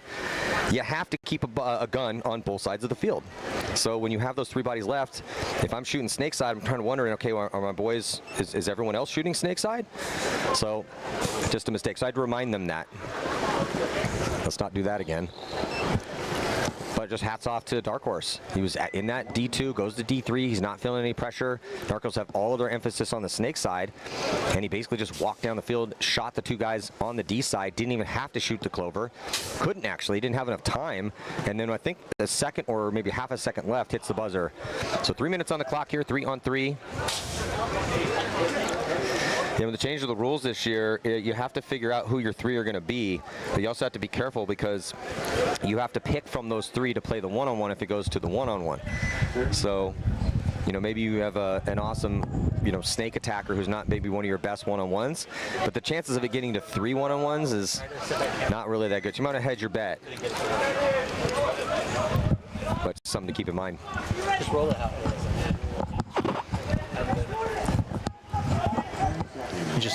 You just tapped me. Yeah. All right, here we go. Overtime point, Matty. 3 minutes. How's the drone looking? Good.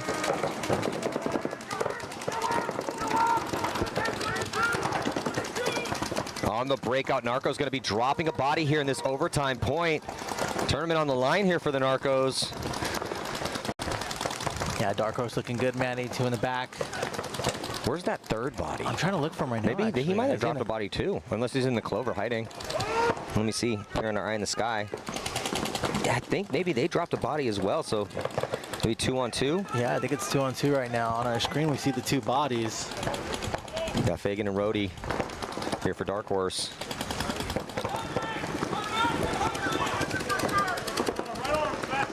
Oh, and the Narcos try to get out from the back center, and he gets clipped with it just down to 1. 1-on-2 as Dark Horse got to the back corner bunker, and I don't think he has the count. Maybe, I think he just figured it out. He's got his gun up towards the D side. Fagan trying to get the last kill. No, he head checks the clock, but he doesn't have his gun on the right angle, and that's going to cost him a bite. It's going to go to a 1-on-1.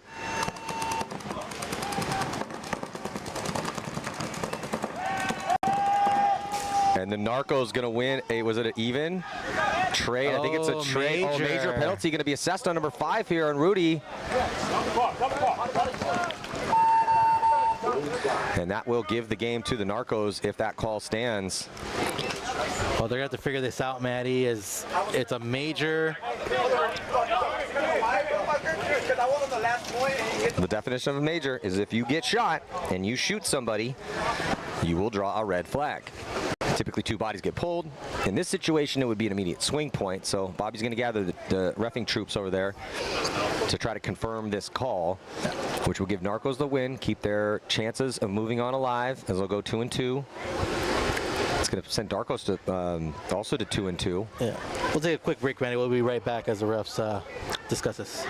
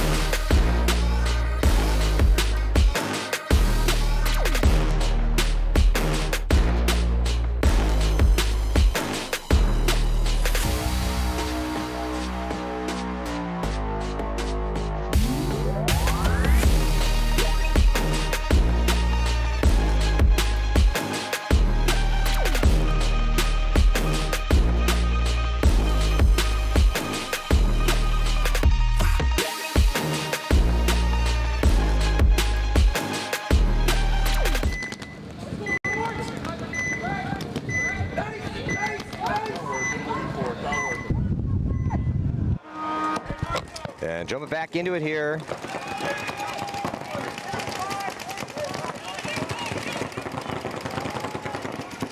Lords D5. We got this D5 here. D5. So. Going back into D5. We're going into D5 now. So D5 looks like D4 might be done.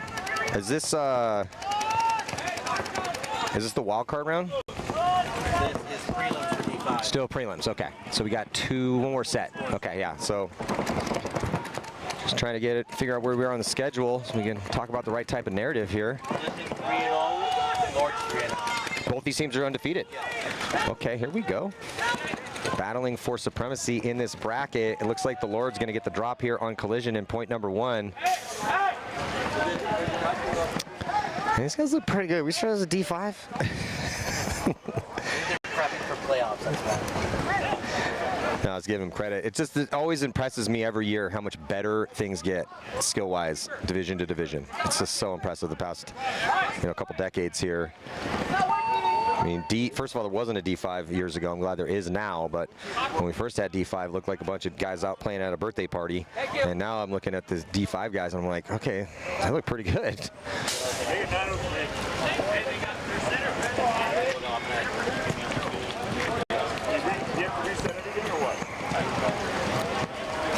So they only have 10 minutes to work with here in D5. I think it's a 3-point mercy rule.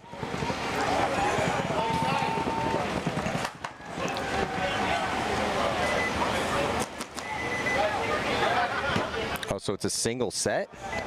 Yeah. All right. That's going to make it rough here for Lords D5 and Collision. Or is this 5-man? No. No, it's X-Ball, yeah? Okay, they just didn't put the score up yet. Okay, there it is. So Lords up 1. Okay, no, it is. We do have a split deck. San Diego Odyssey and AZ Battlezone Gold. What's their records? They are. Is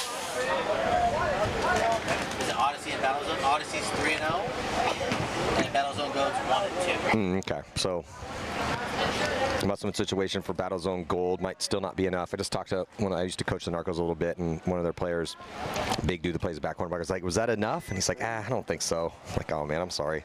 It's always rough to go 2-2 and not make it on.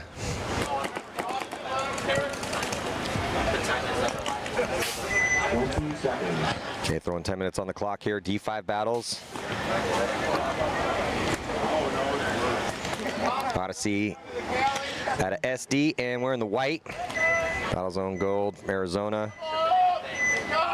And they got the darkest. Better to have white jerseys. I'm typically not a fan of white jerseys. They look cool, but it's a easier target to hit while running.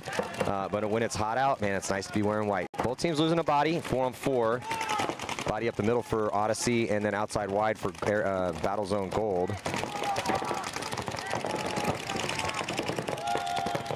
And another body coming off for Battlezone Gold from the back center.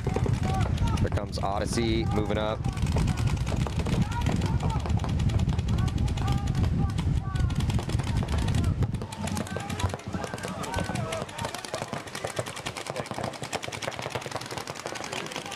Odyssey pushing the issue on the D side, getting into D2, and they're going to clip out the player.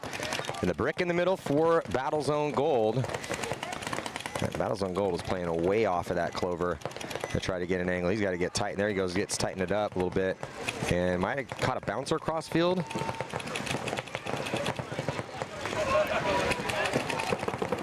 So he's going to switch his gun that way where he just got bounced. Referee going to come in and pull out the player at the Aztec. And here comes Odyssey past the 50-yard line here in the snake. Checks on over on the D side, no one there to shoot. And you should be able to wrap around and get a free kill. This player from the clover needs to play a little tighter into this spot. Oh, they're going to save him the pain.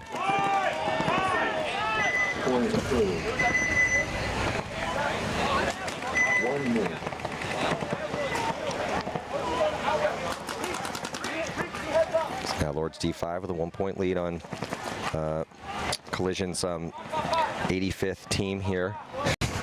Now it's Collision 4, and they don't have any premier squads. But it is cool to see what Mike Hinman's doing with Collision. Try to find a good camp, whatever area of the world you're in. If you're in LA or SoCal, Collision's a good camp to be in. 30 seconds. And the Lords also roll deep, man. I feel like the Lords always have just an army of dudes here. 20 seconds. And they've been successful too. It's been a good camp as well. Yeah, Lords with an army of guys. I think Kyle is in the pits with them. Where are they out of? Here? Lords, yeah. Yeah. Out of here. That's what I thought. Yeah, it's a very successful WCPPL squad. 22 double stand. So off the break here, both teams gonna go up the middle. Lords to the wedge, and good job by Lords to get that kill. We typically do not see the body going up to the brick take the early walk, but he went in there a little too high. Lords are gonna be dropping their body out of the back center, so it's 4-on-4. And Collision also risking it to that Aztec. The Aztec is getting played a little bit more today here in D4 and D5 than it was getting played in Premier. Lord's going to drop their body from D2, so one body advantage for Collision now. Usually able to play those types of bunkers because the lanes just aren't as tight, right? So they can kind of get into those spots a little bit easier. Well, the higher you get up into the divisions, the better they are at shooting off the break, right? when I was coaching in D4, and guys are saying, yeah, but look at the lane, and he's trying to shoot me. Like, for instance, if I had to send a guy to the Aztec, like, Matty, this lane's pretty big. I'm like, yeah, Colt Lukau is not shooting you on the break. Yeah. Yosh Rao is not shooting on you on the break, okay?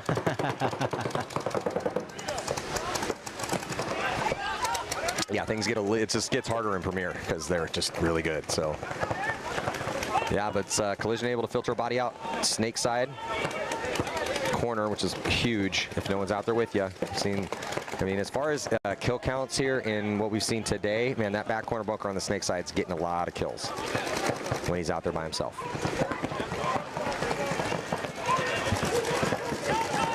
Another body coming off for Collision. Just playing a little too loose in that Clover. Or no, out of the Aztec. That's tough, though. That's a tough spot, man. It's tough to live in that spot. And a team makes it into D2 and gets up the field. So I can't really knock getting pinched out of there. Yeah, for D5 right now, Lords are ranked 3 in the series overall. And this Collision, which is Collision 4, they're ranked 6. So pretty close as well. A lot of season ranking implications here. Yeah, we only have one event left after this one, so this is a big one. And because both these teams are undefeated, right? Today here in prelims? Yes, correct. Those are always fun games when you're playing a rival. You know, series title rival at the events. Both these teams play at SC Village or SoCal squads.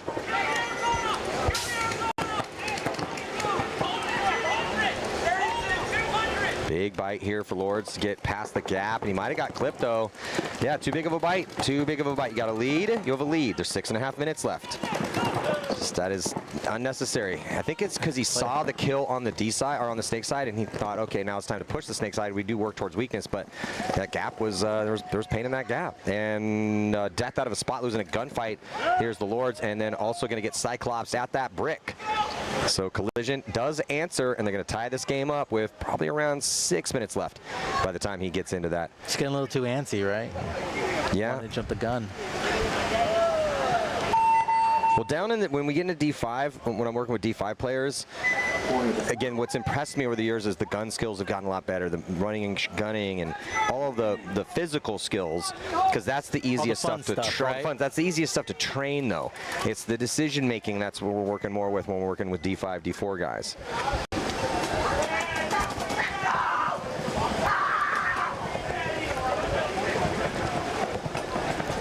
Odyssey with the 1-point lead here on Battlezone Gold.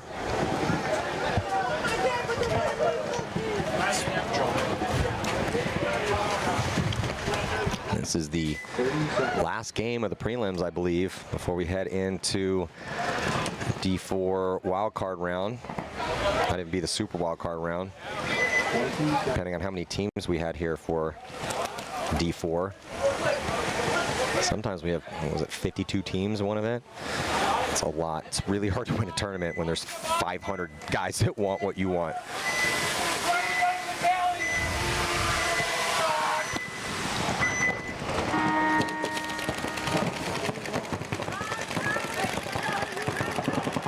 Body dropping early for AZ Battlezone Gold. And a real quick bite for Odyssey. So they get Applebomb here. And they have no idea that Applebomb is in Snake 3. I think he missed his shot, though, inside. And they need to tell the brick. Battlezone Gold. The wedge knows he's there. Maybe he has told him, and the brick just still wants to stay D side. And it's lucky he did, because he gets that kill. But Applebomb strikes, kills the wedge, so both teams drop a body. Advantage to Odyssey, though. I mean, he's got to be careful on this snapshot. He knows there's a player right in front of him. He's going to yell back to his back player, who's going to try to get out to the Aztec.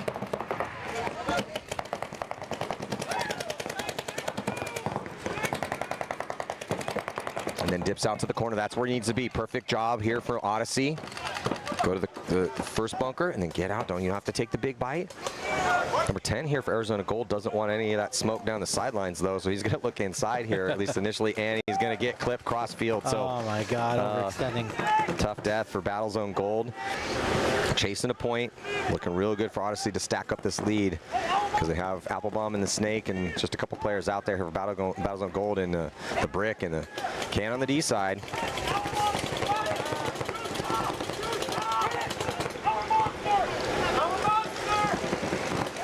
entering bodies up for Odyssey. Try to utilize this high body situation. The brick ends up putting his gun towards the snake side, and that allows a release from Odyssey into D3. And no one has a gun that way. It should be a free little 2-pack. Now that Can does switch his gun over, but as Odyssey double stacks snake 3, you're going to get these last couple kills. So excellent work here on the strategy for Odyssey. And a great execution of that strategy. Not many mistakes here for Odyssey in that one. I'm trying to prep our stuff for the next set, Maddie. Get all these scores up here. Do we know the matchups here, Yes, Ryan? Yes, we do, and I'll be getting those up right now for Can't wait to see who's playing who. And do we have, is it Super Wild Card round? Best of, or top, what? How many teams are we taking? It's going to be ochos, so we're going to go ochos and quarters and semis. Yeah, who got but no buys. No buys. No buys. So everyone's playing. So you have to win 4 more games to win the tournament. Yep. Oof, that's a lot of paintball to be played, ladies and gentlemen, here on Sunday. Again, I hope you have a deep roster, and I guarantee everyone is so happy it's not already 100 degrees out here. Yeah, a little bit cooler waking up today, right? Get a 5-degree difference break. Doesn't feel like it right now, but... The one thing I would say, though, is it's less hot, but it's less breezy. Yes. So yesterday was hotter, but there was more of a breeze. So maybe hopefully it's for the players' sake and the refs' sake. Because, I mean, we're under shade, and I'm not running around, so I don't really care about me right now.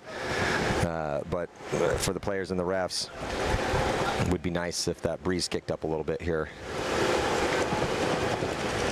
So it looks like some sort of timeout is being called here.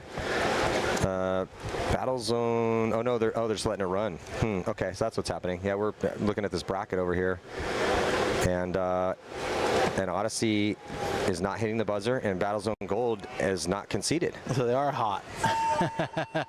Finally gonna get, once it got down to under 5, then now the concession.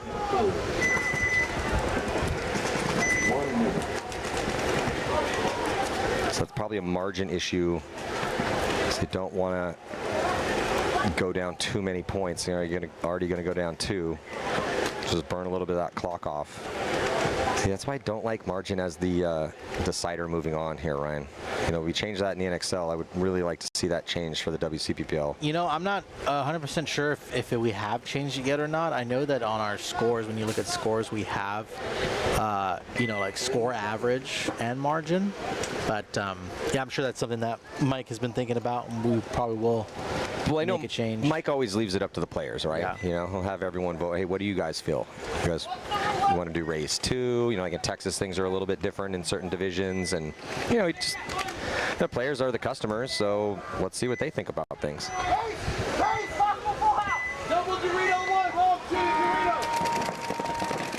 Lord's big bite off the break in the Dorito too, Maddie. And collision up into the center, but Lord's losing a body on the backside, so 4-on-5 advantage collision. Lord's quickly here into Snake 3. Kind of got in there very easily. Yeah, no problems. There's no guns this way. That's one of those gaps that you have to have. If there's 5 buys live for collision and no one has a gun on one of the most important gaps on the field, that's a mistake. It's either a mistake on the strategy or a mistake on the execution. They're going to drop the body out of the back center. So 4-on-4. Lord's in 2 good spots here, in that Dorito 2 and in that Snake 50. Yeah, and they're getting a kill inside. Things are looking really good for the Lords.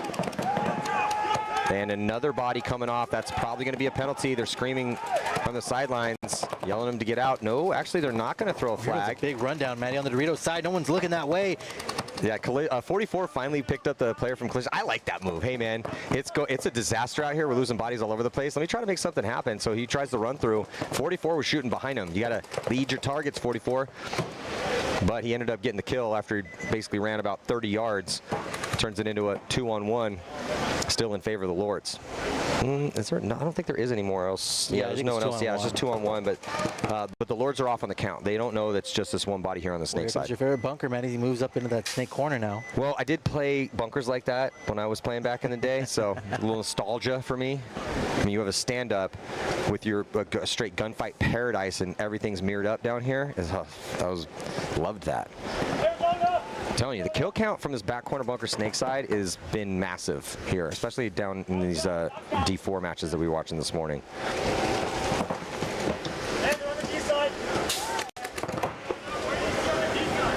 So players just trying to put it together here. Yeah, snake player's talking to his teammate. He's asking questions about the D side. There's no one over there though.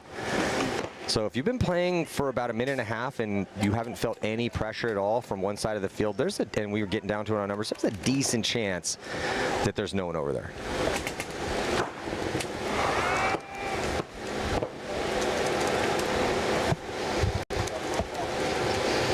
And this is kind of on the, I mean, both players have decent eyes on the D side, but this is kind of on they finally get that kill in the back corner bunker, and then they're just going to concede it. Yeah, so cautious and conservative play here does work out for the Lords. Not overall on the point. I mean, they were definitely pushing the issue here snake side, but just a little off on the count. Well, while we wait for this to start here, let's look at this bracket for D4 finals. Well, we got a lot of paintball to go. So in the Ochos, looks like coming up next is going to be Defy Factory Nightmares taking on Silly Bananas, and then Lords and Massacre also in that set. Oh no, sorry, to be Villains and Drama. Oh, are we just off on the? Yeah, okay. HK Army Pit. Oh, okay. Yeah, right here. Yeah, I was looking at the time. Yeah, you're good. So, different fields. Yeah, so Villains and AZ Drama will be on this field. Yep.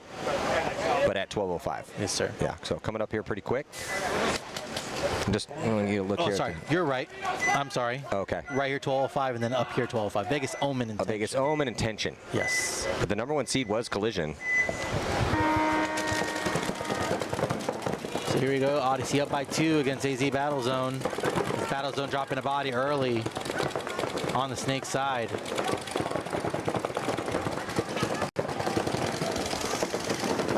Odyssey's just kind of doing good, man. Playing pocket and getting those early kills. Ryan, it is that type of field. If you have good break shooters and you have good guys that can read streams and survive, could be a really good field for you. So Odyssey with his 2-point lead, up a body, and taking some ground outside wide. D1, they get the kill. Yeah, player for AZ Battlezone Gold just needs to play a little bit tighter in that clover. He's playing off of that in a low body situation. Just needs to get a little bit tighter in that spot. Filtering out wide now for Odyssey here, snake side, and now going up the middle as there's no one on the snake side, so he doesn't have to worry about anybody over here.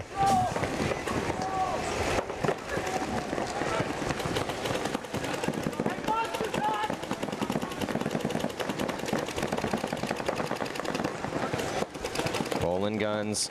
I'm wondering what Odyssey's spread looks like here in D5, because they're up by 2. They're up a bunch of bodies. I mean, they could just hang out here in these spots, unless they're chasing a spread right now. Right now, we got Odyssey, you said? Yeah. I mean, Odyssey is 3-0. Yeah, so this is with a really good spread. Yeah, so they don't need to do anything. Yeah. You just hang out in these spots, or just win some gunfights. That works too.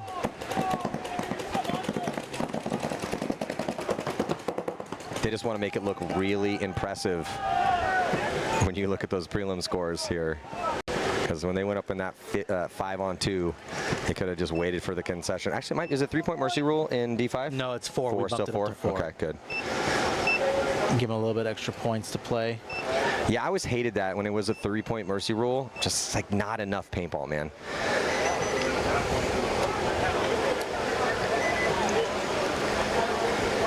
So they're just hanging out. Actually, they're going to hit the buzzer. Thought for a second they were trying to burn more time off. 1 minute. Wait, are you sure we bumped it up to 3? Because it just said game finished. Shouldn't be. Maybe I'm wrong. I thought it was up to 4. I don't know. We keep tinkering with the rules, which I'm cool with, you know. We always got to tinker with things. I mean, even baseball's been around 140 years, is still tinkering with the rules. Maybe that was, you know what, that could have just been raced to 4 in Texas. Okay. Texas raced to 4. That makes more sense. Let's see here. Yeah, just making sure those are the right people that we're playing. Define, Grady Stillman. 20 seconds. Well, bit of a game here. Collision down by 1. The murdered out black jerseys on the left-hand side of your screen. I don't have to talk to Mike. We really need to get these guys some names on their back. Oh, a little bit of a misstart here for Collision. Does it cost them a body? It does. They lose the D-side attacker, and they do shoot one. So 4 on 4. Lords double stacking the Clover and the beam getting into Snake 2. And that body comes off early.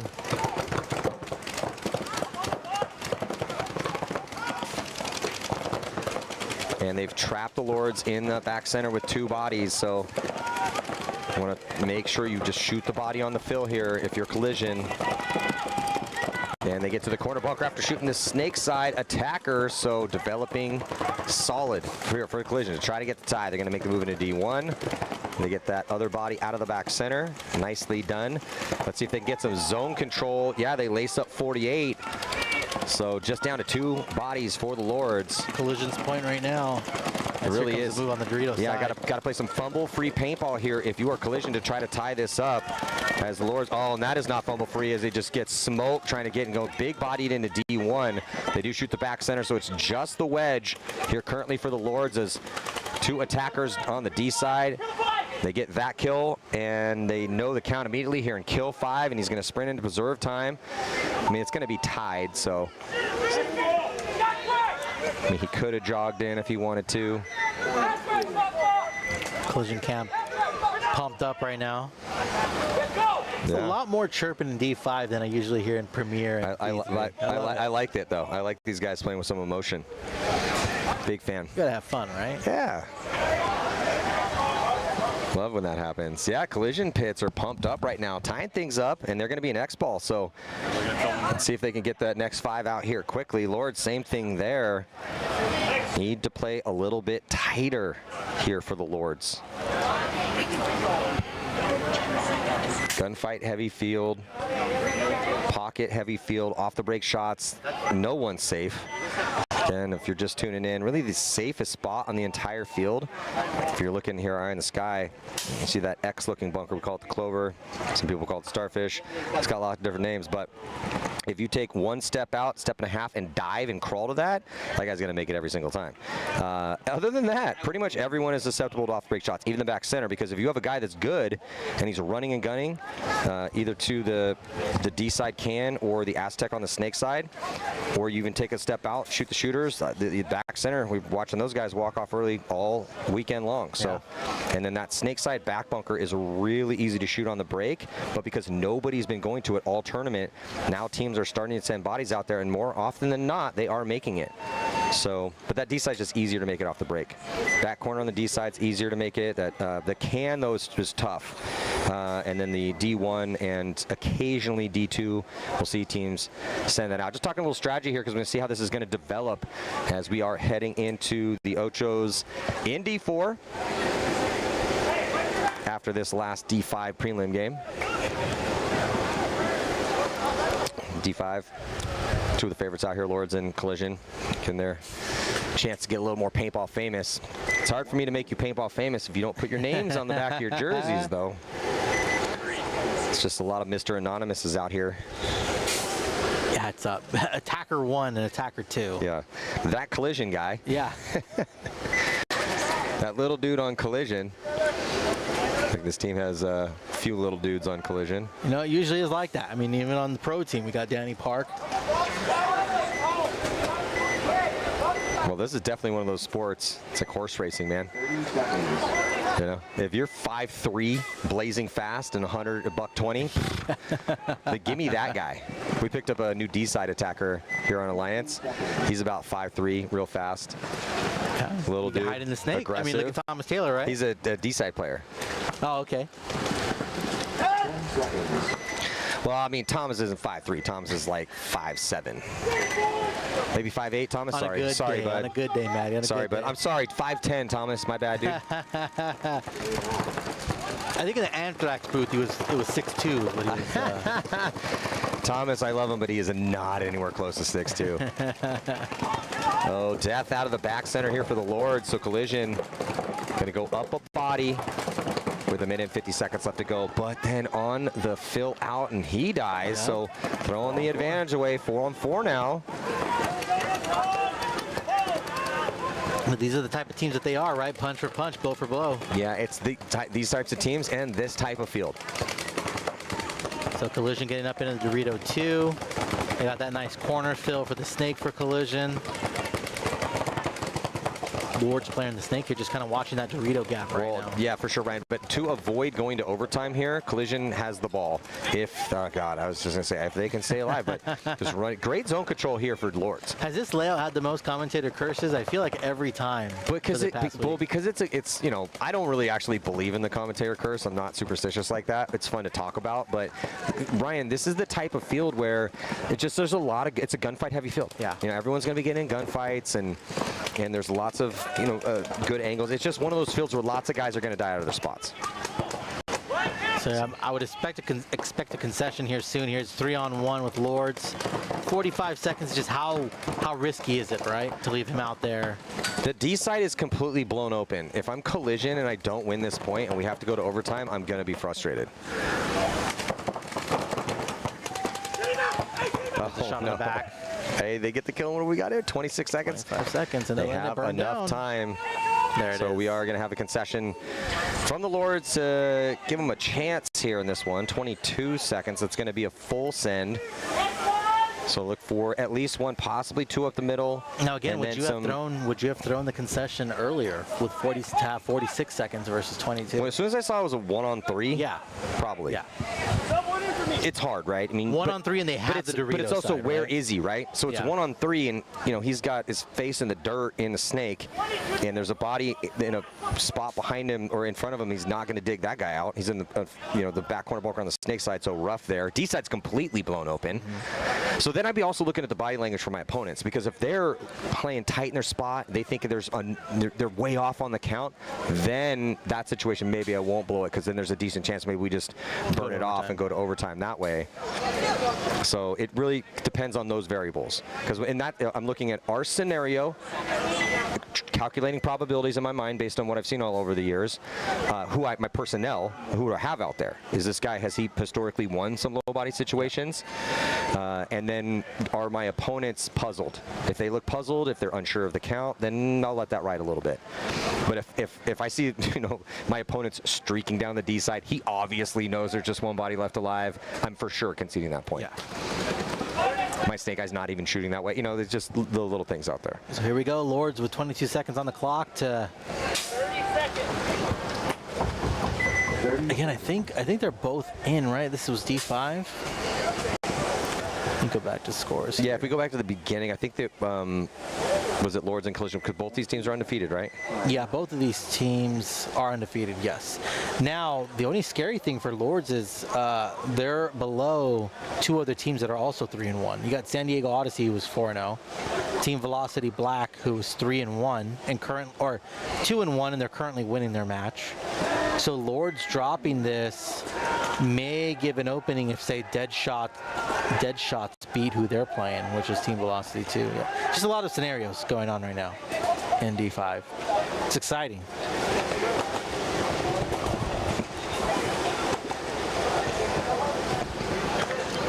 Yeah, now it's watching paintball is always fun for me, Ryan, but the thing that I really enjoy is seeing all the different stories, especially down in the divisions, getting to know some of these guys and some of these teams, and that's why I love the pros. It's like I know kind of behind the scenes what's going on with all these guys in their lives and where they're at and where they came from, right? Yeah, and then their stories obviously in the game. This is compelling. It's fun.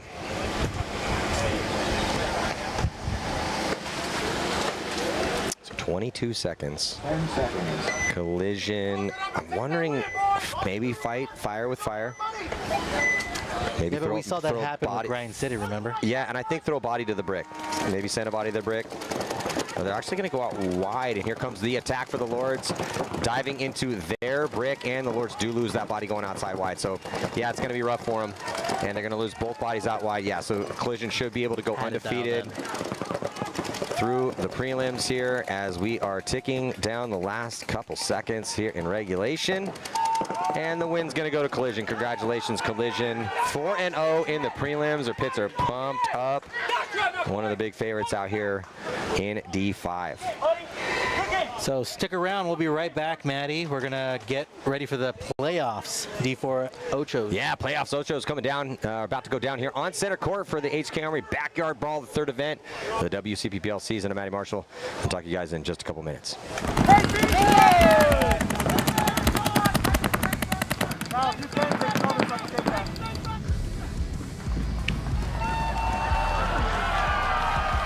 Let's go! Yes, Papa! That's the fucking done! Doing this for the future! Future! Bye-bye! Bye.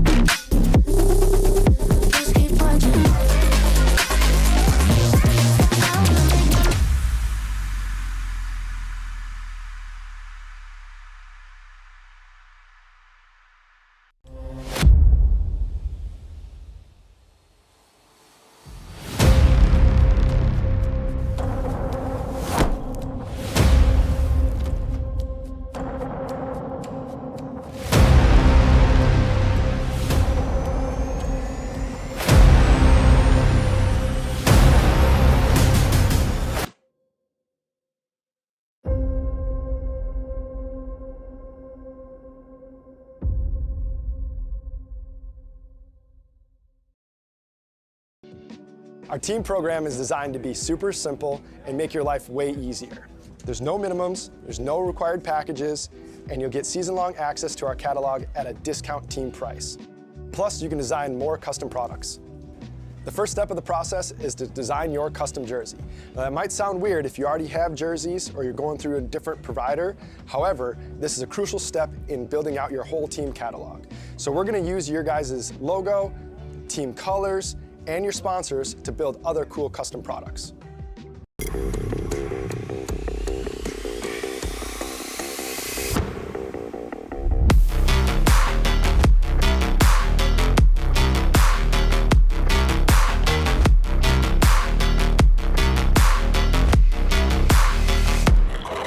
Mike Hinman, he's cool. Paintball, that's cool. Making money, that's cool. Kirgo, that's cool. Kirgo is the only sports book in the world that offers paintball. So if you want to get down on some paintball action, make sure you visit Kirgo. It also has every table game from blackjack to baccarat to slots and more. It also has a full sports book with every sport you can ever think of and probably some that you never heard of. The only sports book in the world that has paintball.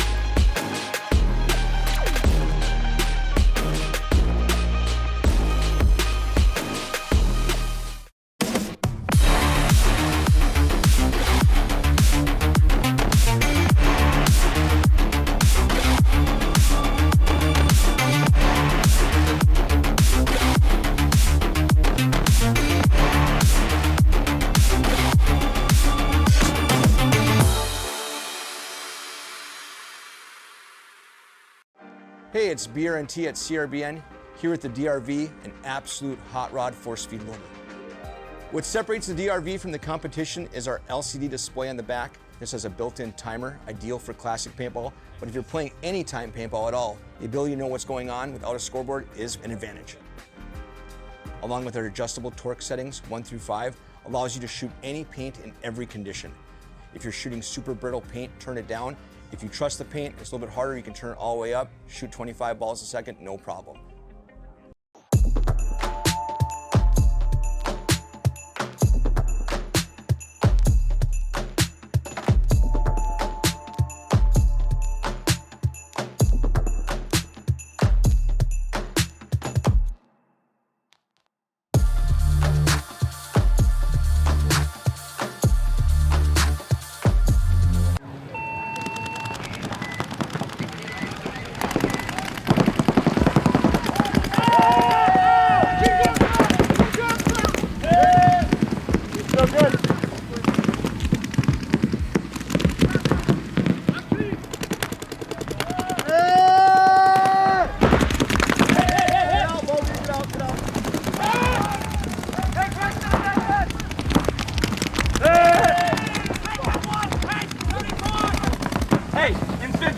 Right in front of you, fucking dead.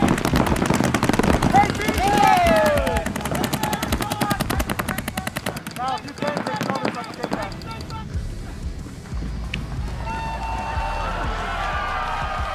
Let's go! Yes, Papa!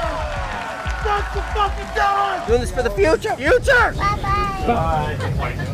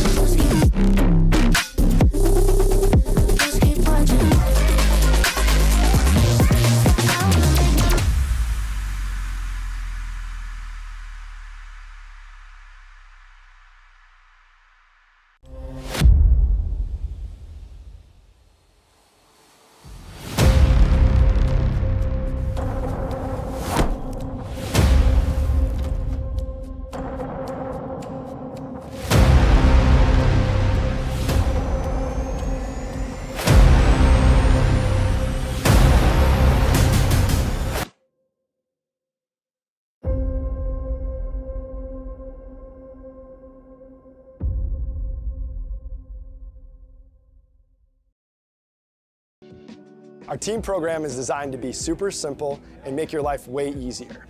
There's no minimums, there's no required packages, and you'll get season-long access to our catalog at a discount team price. Plus, you can design more custom products. The first step of the process is to design your custom jersey. Now, that might sound weird if you already have jerseys or you're going through a different provider. However, this is a crucial step in building out your whole team catalog. So we're going to use your guys' logo, team colors, and your sponsors to build other cool custom products.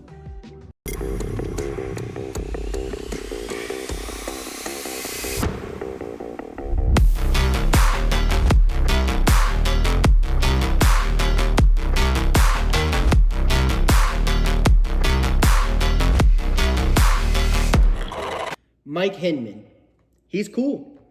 Paintball, that's cool. Making money, that's cool. Kirgo, that's cool. Kirgo is the only sports book in the world that offers paintball. So if you want to get down on some paintball action, make sure you visit Kirgo. It also has every table game from blackjack to baccarat to slots and more. It also has a full sports book with every sport you can ever think of and probably some that you never heard of. The only sports book in the world that has paintball.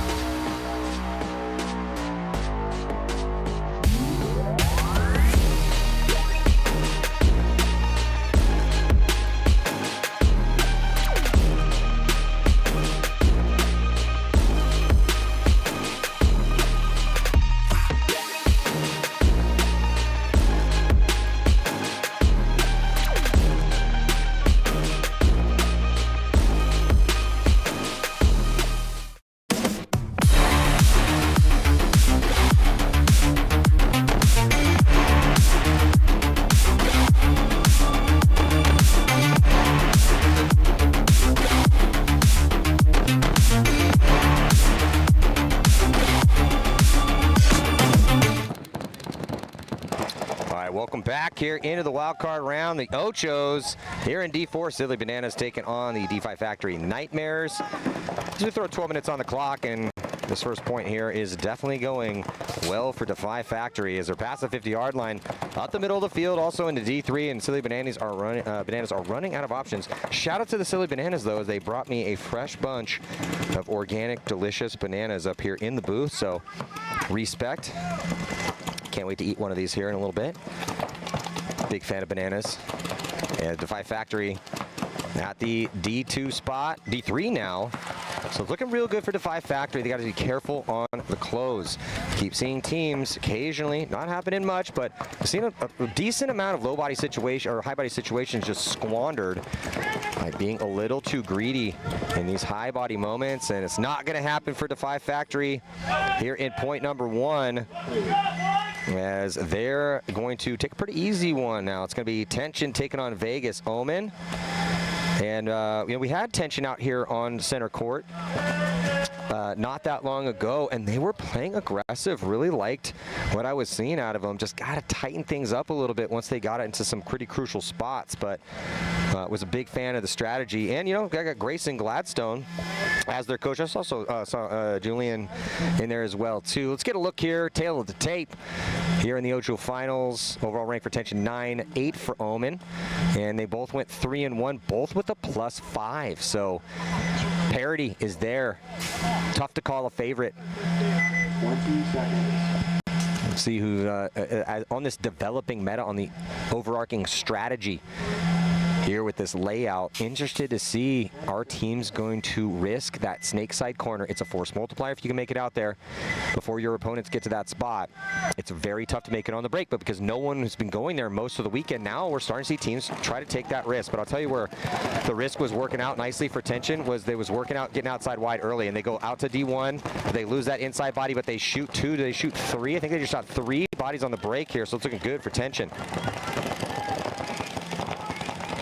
Omen down to just these middle players. And this is a moment with your Tension. You got to stay. Oh no, they lose a body out of the back center. So now a 3-on-2, unless I'm missing a body on the D side. I don't think so. Yeah, I think it's a 3-on-2. So that's a tough death out of the back center here for Tension. But the man with the ball is their attacker on the D side. He's in D1. There's no one in front of him. And if he knows the count, this should be a march down the D side. They shoot out the clover, so it's a 3-on-1 now in favor of Tension.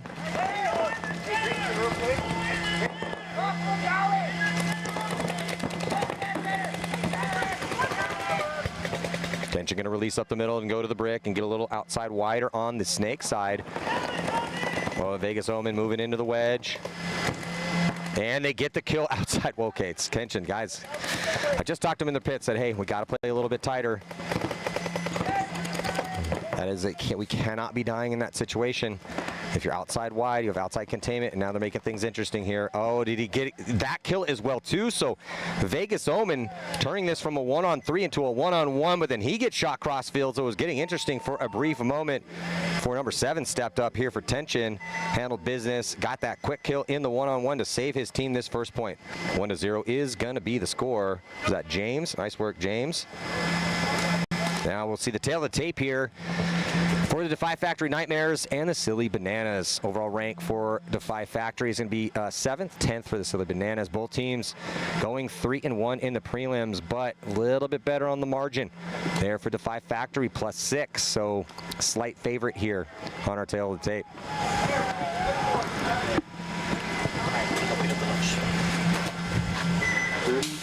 Still 10:30 in this one, 12 minutes in regulation time in the Ocho finals. So no buys through. So everyone's going to have to win 4 games in a row to win the tournament. That's a long day. That's 6 games in a day. Because everyone had 2 prelim games this morning. So hope you got a deep roster, and it's a good thing it's not as hot as it's been the past couple days. Silly Bananas risking a body out. D side who's going to get checked. They kill the body for Defy Factory. And Silly Bananas are going to be losing 3 actually, so they lose the body on the snake side out wide, and both their bodies on the D side. So just what's in the middle here is all that's left for the Silly Bananas. They have the brick and the clover.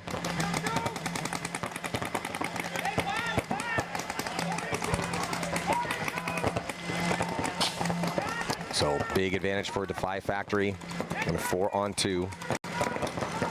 And they have that D side completely open. Just have to worry about the, well, actually both teams, or both bodies here for the Bananas, they got to be careful about that. The good comms here for Bananas, they need to make sure they have a gun on each side of the field. So the brick is going to be looking over here towards the snake side, and here comes a hammer. Perfect move from Defy Factory. That guy had to die. He runs through. He actually shoots both of them here. Nice little 2-pack to close. And they're going to stack up that second point. Yeah, it's looking real good for Defy Factory Nightmares. Who is coaching Defy Factories? They've had some really good coaches. Rainey had been working with them before. That was the other Defy Factory team in Premier. Not sure. But it is looking solid for them. See if Tension can keep it up. Yeah, the Tension's done a real good job of using that athleticism and speed of their first attacker on the D side to get him out early. So I think that might be, is that Vaughn?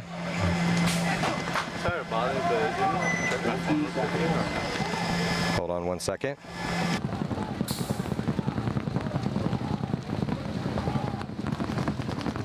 Ten seconds.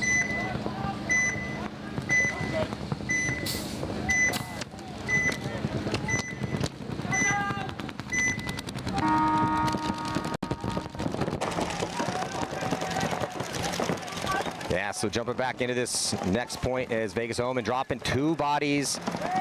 Again, tension holds up on the D side this time. Kind of like that. They've been going there constantly, so good to mix it up every now and then. They go heavy guns instead, and those heavy guns produce 2 kills. So they've trapped 2 bodies in the back center.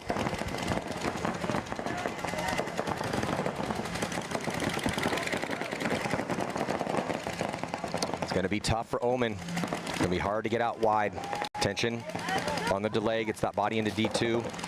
They're starting to spread the field on the snake side, so light's going to get limited here for Vegas Omen in the back center.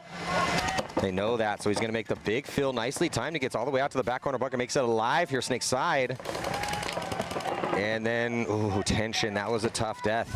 We have a 1-point lead. There's 9 minutes and 40 seconds to work with.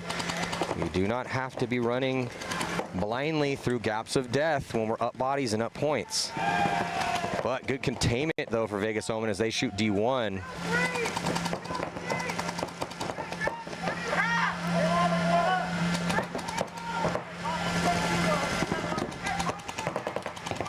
Getting interesting, though. It's 3-on-2. Brick and back, snake back for Vegas Omen.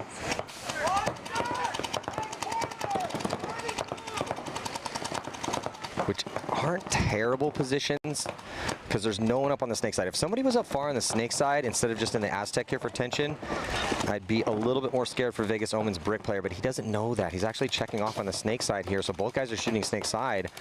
And then now that tension double stacks that D side, attacking the D side's worked out really nicely for tension. So I like they're continuing to go to that. I also like that Grayson held him up and didn't send him early this time because that would have been multiple points in a row. So, you know, when somebody's just going to the same spot over and over again, it's a little bit easier to shoot. They're going to get that kill inside.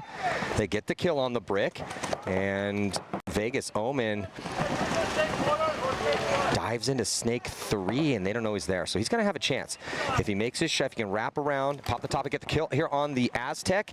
He doesn't. He misses his shot, but then now he's going to go over, and he has no idea that that pinch was there. So I love that, though. Hey, man, for whoever's Vegas Omen, last player left alive, play some offense, try to make something happen. Just a little too tight, though. It's a low percentage play, but it's the only really option he kind of had in that situation. So now Defy Factory up by 2 on Silly Bananas.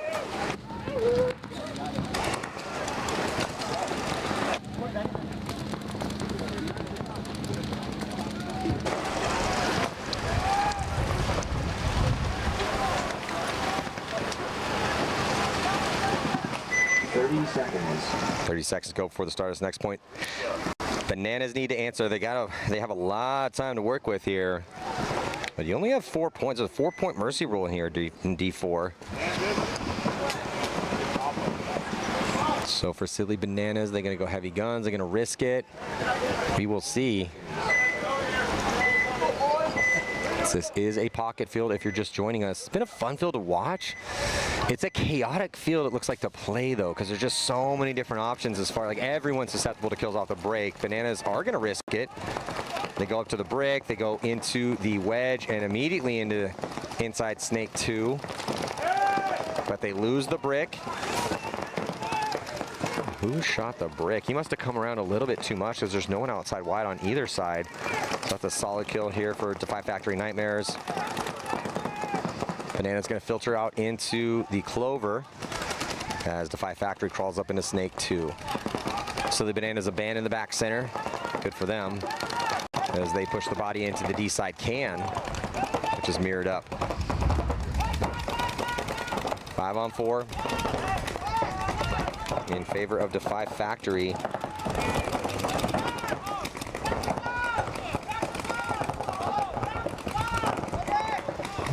Defy, did they lose their Clover? They might be down to 4 as well too. No, double up back center. Yeah, so still 5-on-4 now, 5-on-3 here for Defy Factory as they go past the 50-yard line, but yeah, didn't need to do that. We're up by 2.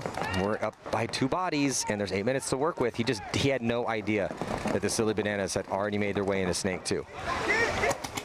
So that cost Defy Factory a body. Still up 1 though. And the D side's open. No one's looking at the D side at all here for Defy Factory Nightmares. That wedge player could easily get across into D2 and get up into D3. So now finally the Silly Bananas have posted a gun that way, and actually the body to look that way is going to be the Clover. The tough thing is they're chasing points, so the Clover can't just dedicate himself to that D side lane. He's going to have to try to help his first attacker get up the field. They're in a 3-on-4, and they don't really have much of a choice. They could concede. You know, there's a lot of time left, but you don't want to spot him that third point when it's this close. Now possible concession as that D2 player gets pinched out. So it's a 4-on-2, no outside movement at all here for the Silly Bananas. Defy Factory is kind of pushing the issue like they need points. They don't.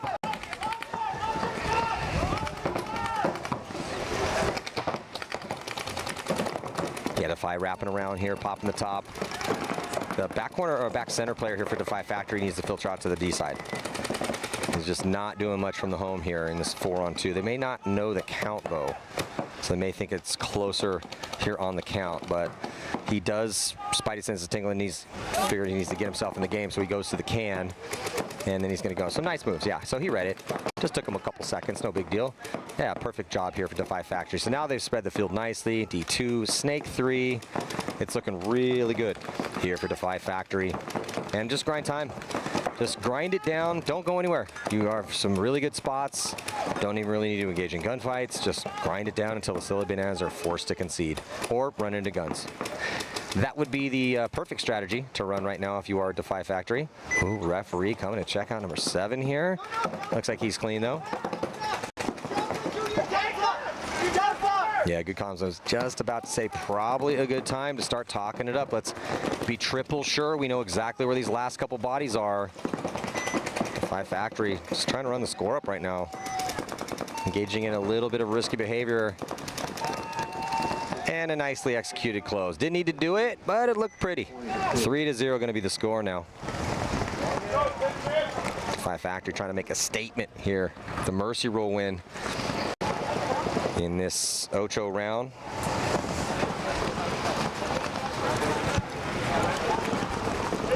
So 8:06 here. See if Tension can put up another one and also make a statement. Just really like how Tension's playing. I feel like they got the field figured out. They're dropping too many bodies out of their spots. So if they want to win this tournament, they have to clean that up. But if they can play 10-50% tighter, I think they got enough, because they definitely have the punch needed to win this tournament. Vegas Omen, got to stay alive on the break, man. It's been a little bit tough for him here in these first couple points against Tension. So gut check moment for Vegas Omen. 10 seconds to go before we jump into point number 3. Thank you guys so much for joining us here. We're at the HK Armory Backyard Brawl here at SC Village. I'm Matty Marshall here at the WCPPL. Third stop on the tour. And who's going to win this D4 tournament? 10 seconds. Still to be determined. Collision, number 1 seed, definitely the favorite.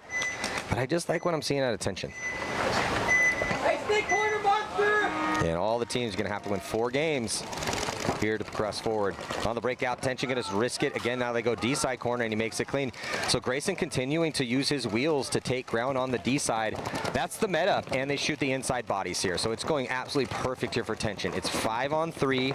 They're up 2 points. They have that corner bunker on the D side. I was just going to say, now they just need to stay alive. Their Clover bunker player was way off of that spot. That is a sloppy death. We have to clean that up. They're going to get out of that back center. They're doubling it up. They go back into the Clover. They're still in really good spots, though. Vegas Omen early into Snake 2 and the wedge. So even with the bodies dropped, they still have some offensive possibilities out here. And the wedge is going to go over into D1 like that move, because they need something to happen. But still, big advantage right now for Tension as they have a good cross. I like that the Clover is also Clover for Tension. That's inside Snake 1. He's looking cross field to the D side. He's going to go back on the Snake side. They don't need any more points. And they are up bodies. I need you alive more than I need them dead right now. And they're playing pretty tight in there. So they made it into D1. So it's D1, small Dorito in the middle, and then here comes a big fill out wide with a little Superman dive, and he makes it clean. So things are continuing to go well here for Tension. They just have to be careful in these engagements when you're in these situations and you have high body moments with leads. We're not engaging in 50-50 gunfights. Why would we give these last two guys a chance to shoot us? The only way that Vegas Omen can even this up is if they shoot bodies for tension in gunfights. Tough death for tension here out of that inside Dorito as they launch into Snake 3 and D2. Oh no, they lose their backworm bunker. Oh, Lord of mercy. It's getting a little dicey here for tension, kind of blowing it. Still 2-on-2, but I mean, they had this one sewn up. Love what I'm seeing out of Omen, though. Hey, if your opponents are going to give you something, oh, but then, look, we're chasing points. That's fine. Oh, he just did not know that James had made his way into Snake 3. So now we got a 2-on-1. So James had a couple good ones out here. I have no idea how to pronounce this guy's last name. Is that Cambodian? I have no idea. Well, it's got a super pronounceable first name, so. Who are you looking for, Maddie? James, could you get the roster for tension? Yeah, let's pull this up here. I'm trying to figure out how to pronounce this guy's last name. It's either native, like some, it's either Southeast Asian or, oh, and he gets like, James is on fire right now. Fonzaya? Fonzaya? Yeah, what else? What is that? Fonzaya, yeah. Let me see real quick. Yeah, is that James Fonzaya? Yeah, I see it. Yeah, I think you got it. I just couldn't quite read it on his back, but he's having a game here. So tension is after a little bit of, they're getting a little scary out here for tension fans. But it looks like tension will put that third point on the board. 4 minutes 44. Yeah, Fonzaya. Is that Southeast Asian? Is that some sort of native First Peoples name? I don't know. I feel like I've been around and seen a lot of names. I like reading. Never seen that one before. Fonzaya is a Southeast Asian origin. Nailed it. Primarily rooted in the Laotian and Thai cultures. Ah, okay. There we go. Yeah, it makes sense why it kind of also has like almost like a Latin kind of ending to it, right? The I, the phone. Yeah, but that's in a lot of languages. Yeah. It's just the PH. I'm like, Southeast Asian. Southeast Asian ring. Call Ollie up. He'll know exactly where it's from. He'll know the village it comes from and everything. I grew up with a bunch of Southeast Asians, so. 20 seconds. Shout out to Choppers Teppanyaki for hooking it up. Me and Maddie with some lunch down here. Oh, I'm just counting the seconds down until the set ends so I can eat this. That smells glorious right now. I'm prepping it, prepping it. Okay, so 6:06, 1 point away from Mercy Brawl victory here for Defy Factory. So, yeah, Ryan, it's just been all Defy Factory. Silly Bananas have got a couple kills here or there, but Defy Factory is dictating the pace and the tempo of these points, winning more gunfights and being slightly proactive on the offense. So, it is going their way. Shout out Defy, too, sponsor of the league, Manny. Yeah. Shout out to Todd and Al. Out there letting it fly. One of your partner in crimes out in Texas, LaSoya. Yeah, absolutely. Well, Banana's being a little bit aggressive here, man, getting up into that center brick of Defy and getting a kill. Ryan, this is what they needed. They do lose a body, and they're going to drop that body as well, too. So just down to 3 here for the Bananas, but they have D1. Whereas Defy Factory with their 4 are more tucked in the pocket. So, see the Bananas, we've seen situations like this. Just got to step up, win a gunfight real quick. That's happened quite a bit out here this weekend. Unfortunately, slipping on their peels, Matty. Silly Bananas looking to possibly be mercied here by Defy Factory. Well, they also brought us some bananas. Yeah.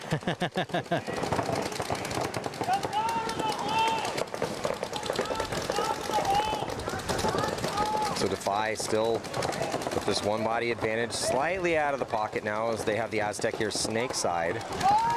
And then now completely out of the pocket, at least with their outside bodies, and as they get into D1.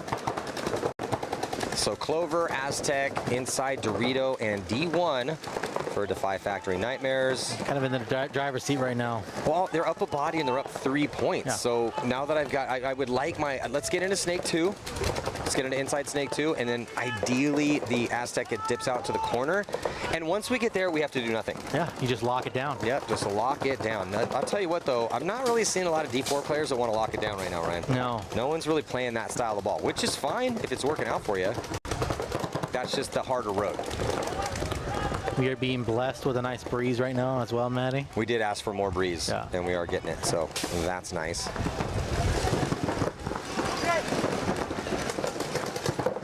Yeah, Defy Factory just digging a trench, setting up a tent here, and setting up the machine guns. Those look like they want to go anywhere, and that's absolutely perfect for them. Yeah, like you're saying, though, I mean, I would like that player to get out to the corner of the snake. He's thinking about not feeling Ryan. any pressure. Yeah, he's popping the top. He's thinking about it. The only body that's even looking his way is D1. He has this move.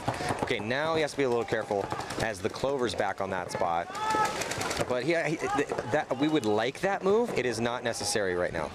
He can still hang out the Aztec. It's just that Aztec is a little bit more of a treacherous spot. I either want you an outside snake 1, or I want you in that corner. But he's really not susceptible to crossfield shots because the Bananas just, the Bananas are going to win a gunfight here. They shoot D1. That's huge because now they have a containment on the D side. Called a shot, knew exactly. So now 3-on-3, and they have better field position on that D side. Run out wide as the Aztec does die for Defy Factory Nightmare. So what was a 4-on-3 is now a 2-on-3 in favor of the Bananas.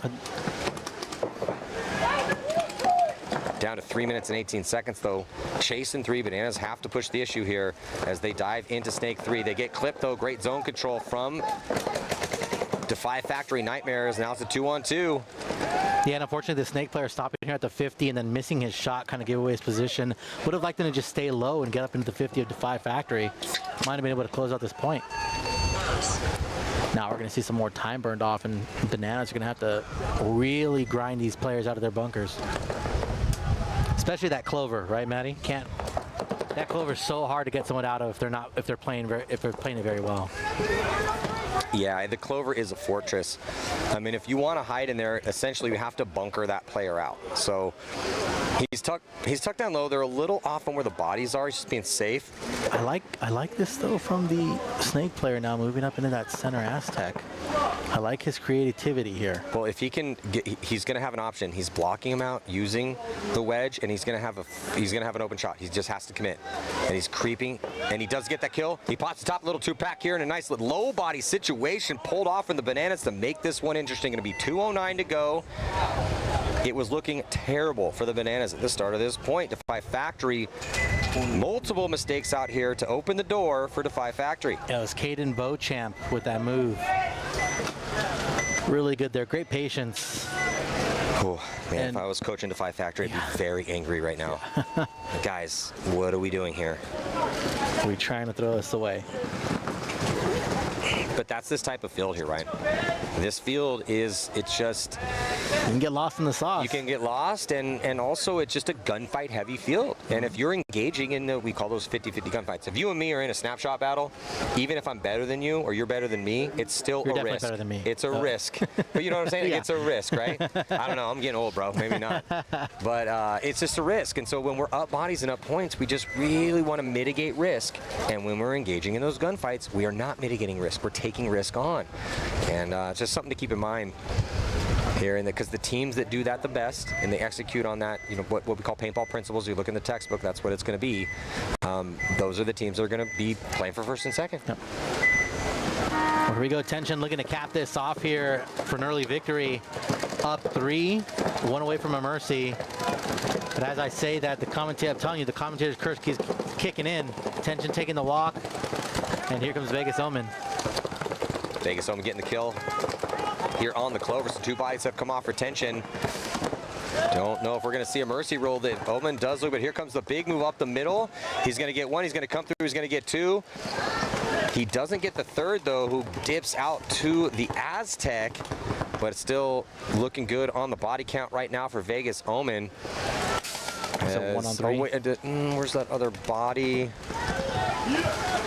I mean, Omen also lost some bodies. I see the Clover. What else do you got here, Ryan? I'm a little blocked off from the umbrella. Yeah, I'm trying to see her as well. I think it might just be the Clover unless someone's hiding on that D side. I think a bomb blew up on Omen's side as well, which would be frustrating if I'm the guy that run through and basically shot 2 guys, bringing it down to this one. Yeah, I just see the Clover.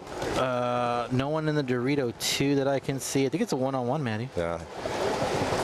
Which drastically benefits Tension. Yeah. 3-point lead, 3:33 on the clock. He's in the corner in that tower. These guys are doing the same thing we're doing. They're just getting in the field trying to figure out what the count is. I mean, we're 20 feet up in the air at the 50-yard line, so way harder when you're down on the field.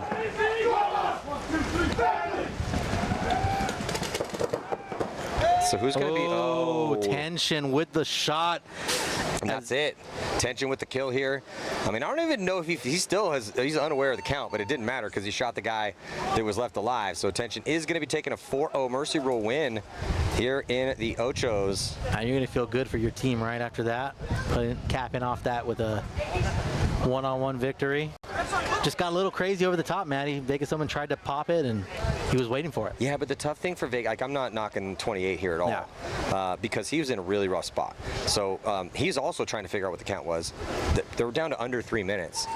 Down 3, what are you gonna do in that situation? You have to be hyper aggressive in your gunfights, because even if you get that one, you have to do it quick enough to keep your team enough time to try to get. We're not in the prelims anymore, man. This is the Ochos. This is it. Win, or you're packing your bags and you're cracking a fresh one and watching from the sidelines. What's that old saying from one of the NFL announcers? This is the Super Bowl, man. So that game is over. This will be in X-Ball. I don't know if we're going to get to that, though, because there's only 2 minutes and 8 seconds left. So Silly Bananas, we're probably going to see 2 more points at least. I do expect them to send it. They will send it. Well, they have to. Silly Bananas are down 2 with 2 minutes, so it has to be reckless attack time. Much higher risk. Defy Factory could contain that, put another point on the board, and then we could see one after that. So we'll see. You know, I mean, but this is it. It's a gotta have a point here for the Silly Bananas.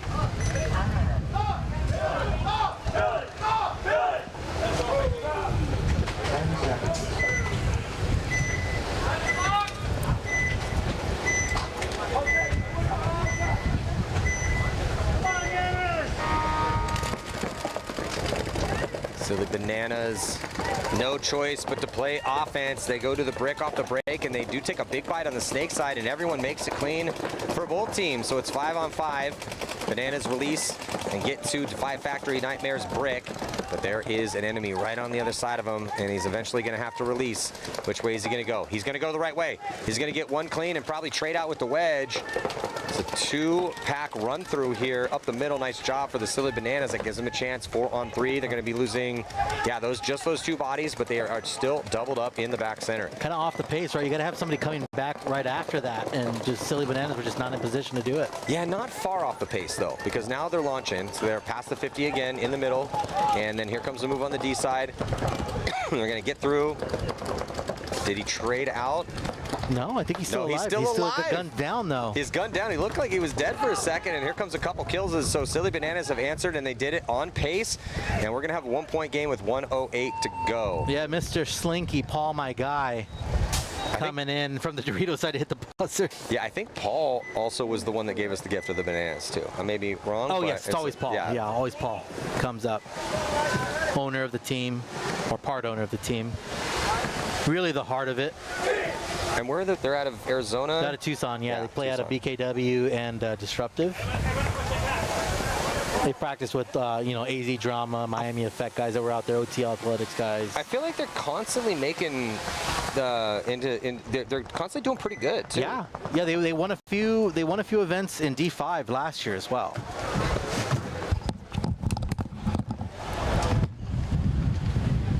Honestly, just a bunch of rec ball players. Yeah, so Silly Bananas making this one a story. 1:06 on the clock. Defy Factory Nightmare was all Defy for a while, and then the Silly Bananas, couple to keep it close. And they have no choice to go back to that offensive look. So look for another player to go up the middle, go to Defy Factory's brick. It's with 1:06, you don't have to go complete full send. You have a little bit of time to work with it, not much though. You still are gonna have to take ground. So ideally, even if they go heavy guns, you could go heavy guns, produce a kill. You're gonna have to launch into D2, and you need to, if for Silly Banana's sake, I want them in their brick. I want to be in D2 and Snake 3 within about 30 seconds. If they can't get those objectives, then it's probably going to be Defy Factory Nightmares game. If they make it there, depending on how many bodies have dropped early for both squads, then we could see a tie game. Well, they can make it happen.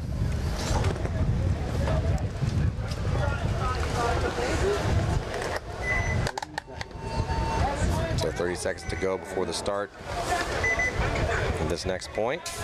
Probably potentially the last point. Yeah, timeout being called out smart right now. You get a timeout, might as well utilize it.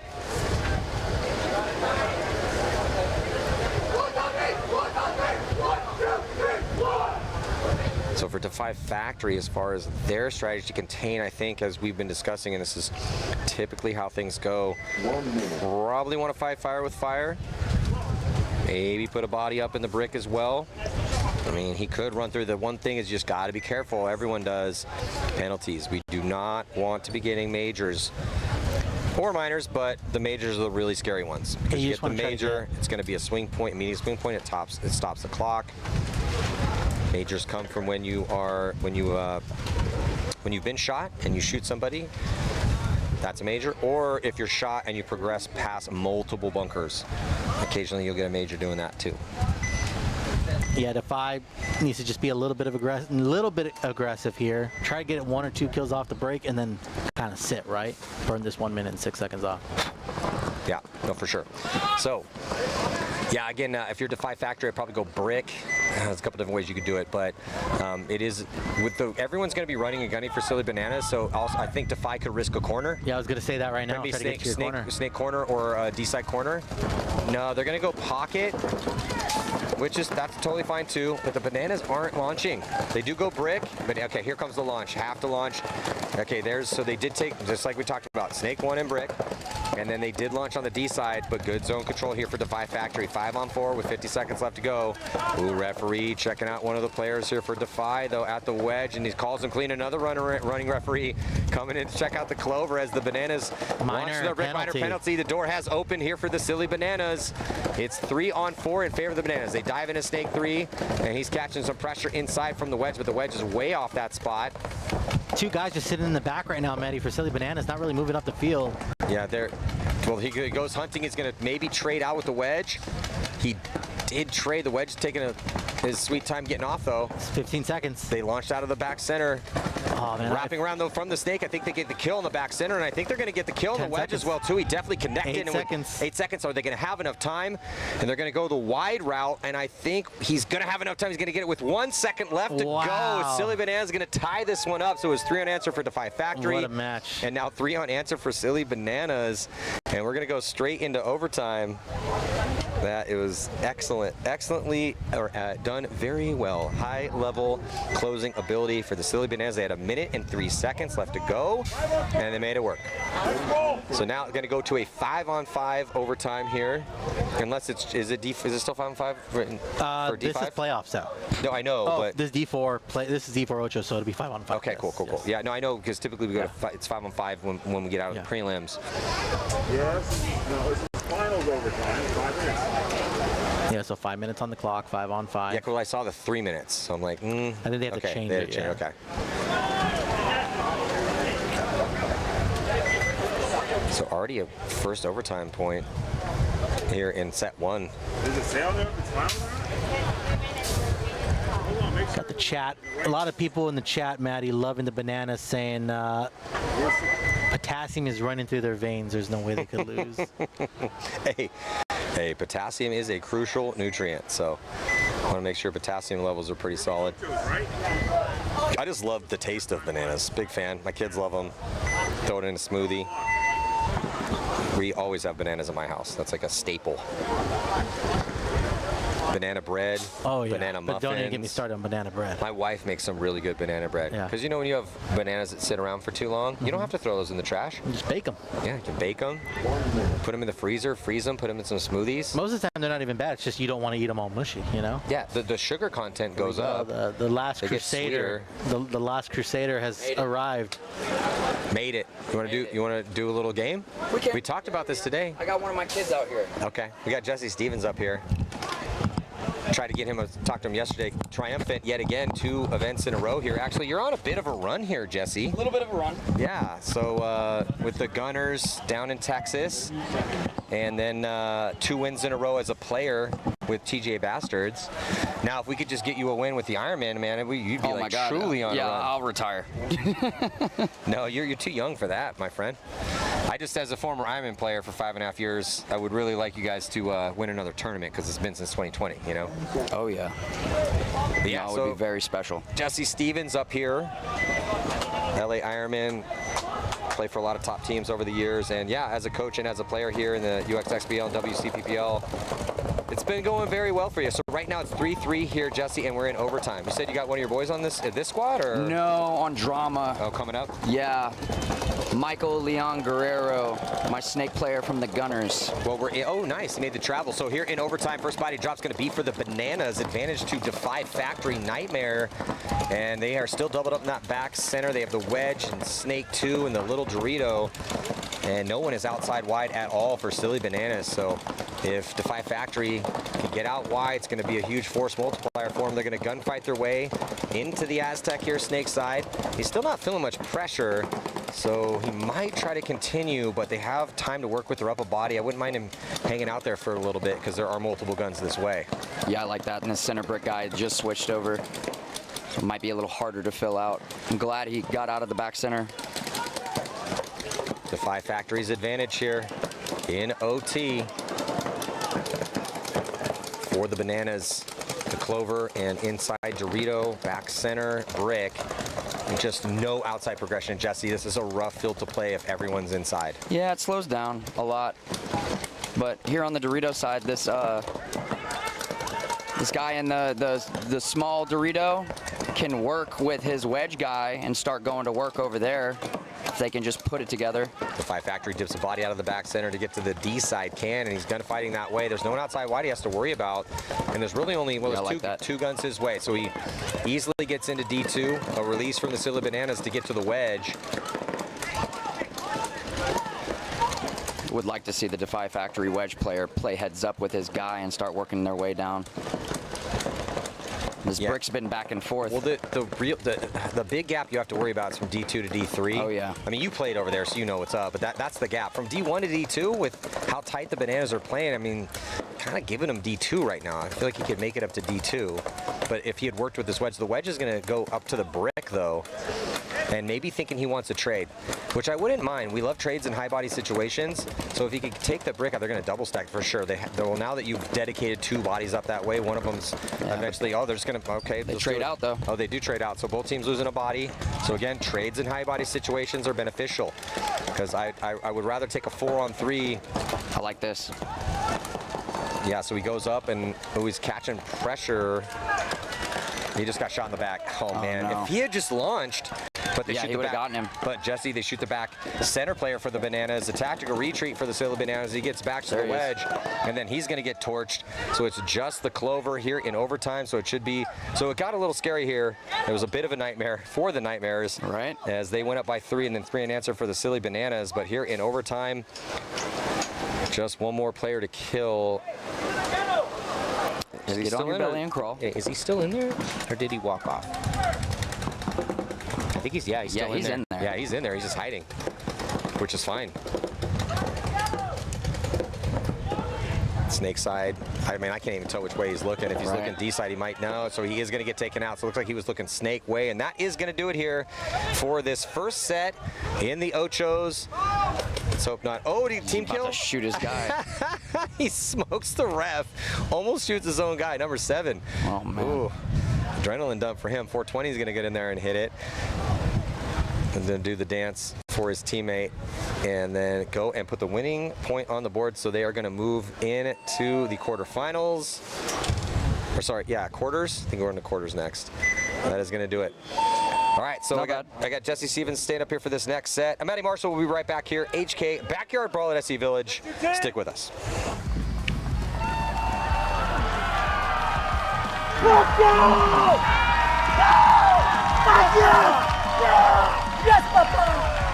That's the fucking done! Doing this for the future! Future! Bye-bye! Bye.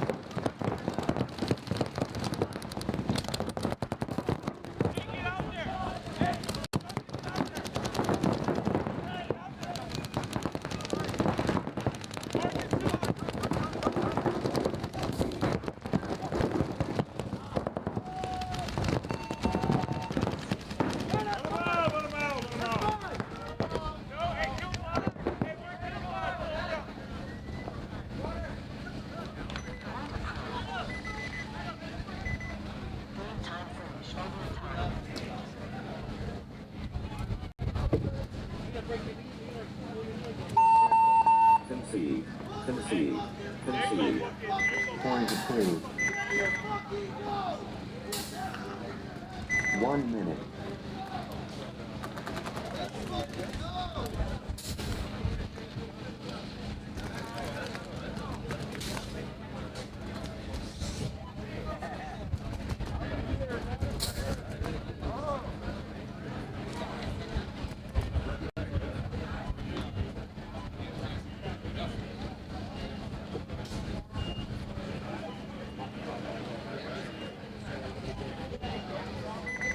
Seconds.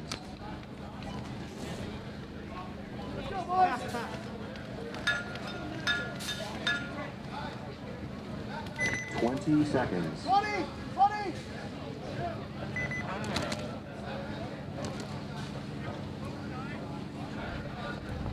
10 seconds.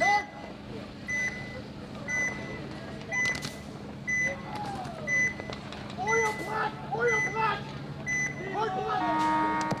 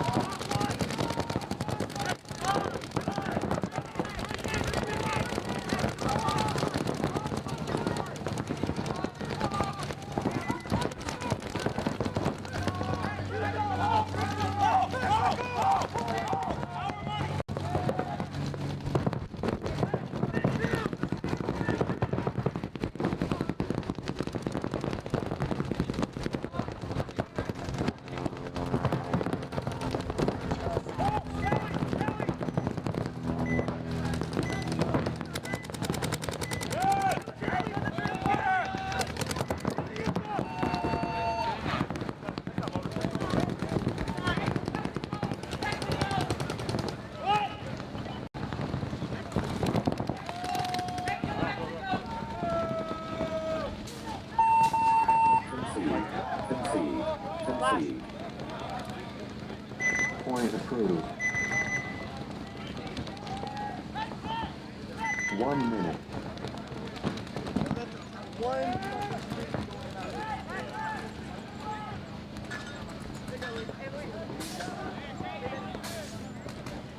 Abel is bringing me the waters and ice. Thank you.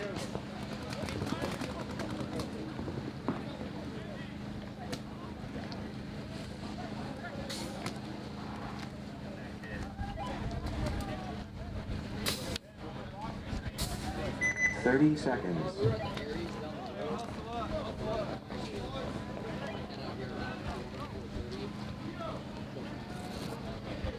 20 seconds.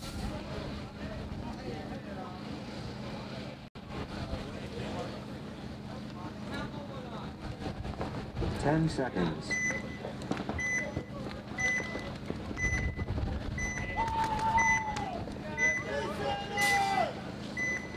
5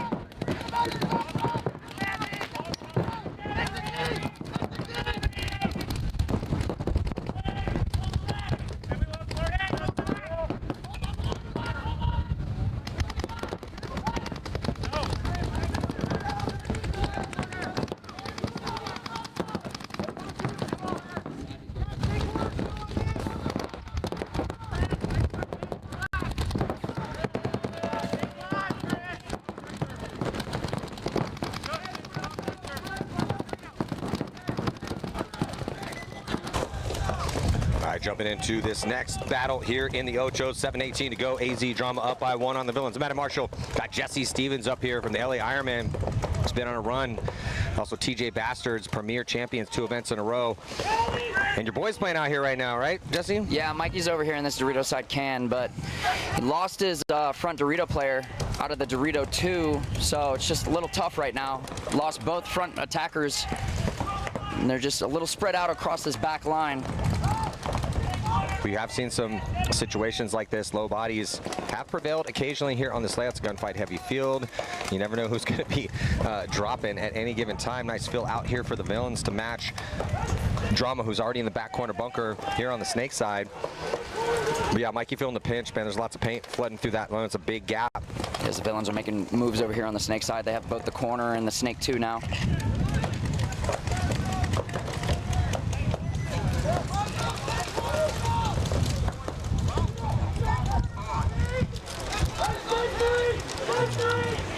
Mikey makes a move over into the wedge now. Oh, they don't have eyes on him. Yeah, that's a clutch fill here for Mikey's. Mikey's going to come through. He's going to get that kill on the brick. And now Mikey on the attack, and he's on their side of the field. And there, a D3. He got a head check here towards the Snake side. Should be a free kill. He's just a little too tunnel vision on the battle in front of him here, Jesse. Because if he looks cross field and edges out a little bit, he's going to get this free kill on 77. He shoots his mirror, though. Oh, no. Now he traded out. Turns it into a 2-on-2. But got a good read on the timing, got it crossed, and then a couple kills. Difference maker out here. Oh, yeah. Huge late game counter on that side. The Villains had all the positions. That was good. Yeah, just again, man, you cannot get lulled into a false sense of confidence out here just because you're up a body and you have some ground. Because the good players, as soon as they see it, going to be making those moves. What's Mikey's last name? Leon Guerrero. What we call Mikey? Yeah. Is his middle name? No, this is his first name. His last name is Leon Guerrero? Yeah. Hyphenated? Yes. Okay. 30 seconds.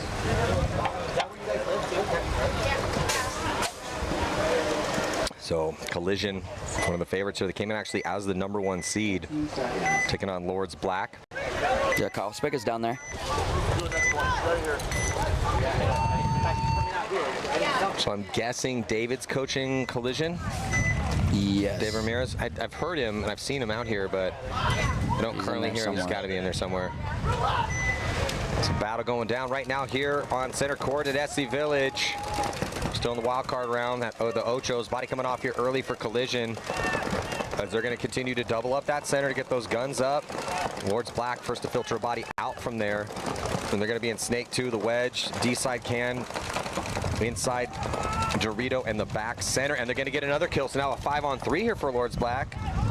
So if they can tighten things up here. Good fill out to this Snake corner.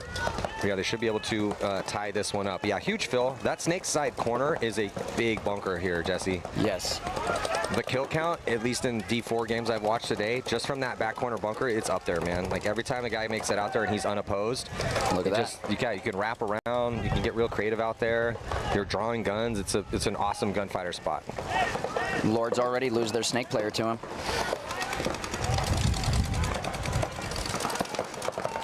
This guy wraps around, he'll probably catch the starfish moving. So he does wrap around and might have caught him on the overslide, or no, looks like he got in there clean. Referee's on him. As also Lords Black, as that move happens, launching up into the brick in the middle. He's looking D-side. Yeah, he's gonna shut that down. Yeah, they might be a little off on the comms though, because this, okay, good. He gets a good read, because if you're just gonna go to the brick and look in D-side, there's the closest body is at the can. So I like that he launched here. Yeah, they're a little bottled up right there, so that move was perfect. Now he can start working on these two back guys. That's going to allow his D side a little bit more freedom. They're still in D1. Yeah, look, there's a lot of time. I don't really want the Lords to be forcing any sorts of moves right now. They're chasing a point, but they have 9 minutes and 27 seconds to work with and are up a body. Yeah, just need to be controlled. However, that D side, the D1 player, it's on him to start getting in the mix. And same, I was going to say, same with the back center. So he gets out of there and gets into the clover. He's feeling zero pressure, so he's just going to pop the top. There's a lot of good shots over the top of that clover. But we've seen a ton of guys die trying to be Archie Montemayor over the top of that spot. It's a double-edged sword, but you can definitely sneak some really good shots in. Spot was huge all weekend. Yeah, it really was. It's one of the key components of this layout, but just kind of word of the wise, man, like not everyone's Justin Rabikoff or Archie Montemayor, so you should probably be a little careful popping the top a ton out of there when there's still a lot of bodies. In this situation, though, there's only 3 bodies that the Lord's looking at, so he can just spend a decent amount of time over there, because especially with this outside body out wide and snake one, that's going to draw the gun. So just going to get some eyes downfield, try to figure out where he wants to put his body. D1 is still stuck, though. That back center player must be putting, in the corner must be putting some real accurate shots on him, because he's just, minor penalty here for the Lords of Black. It's going to throw away the high body situation. Now it's going to be a 3-on-2, but Collision locked into these zones. Jesse, I don't know if they even saw that happen, because they have not altered their body language at all. Yeah, the Dorito side Can's the only one looking this way, and I don't know if he missed that call or not. Well, they're about to walk right past him, so I think the Collision player's putting it together. Yeah, he figured it out. So he's going to move up, going to be able to shoot that brick. Free kill. And then going to get another free kill here cross field. Yep. 2-pack to close for Collision, courtesy of the penalty on the Lords Black, and that's one they're going to want back. They had a high body situation. They're down 1. Instead, they throw it away here, and Collision's going to stack up a 2-0 lead. Man. Yeah, those hurt.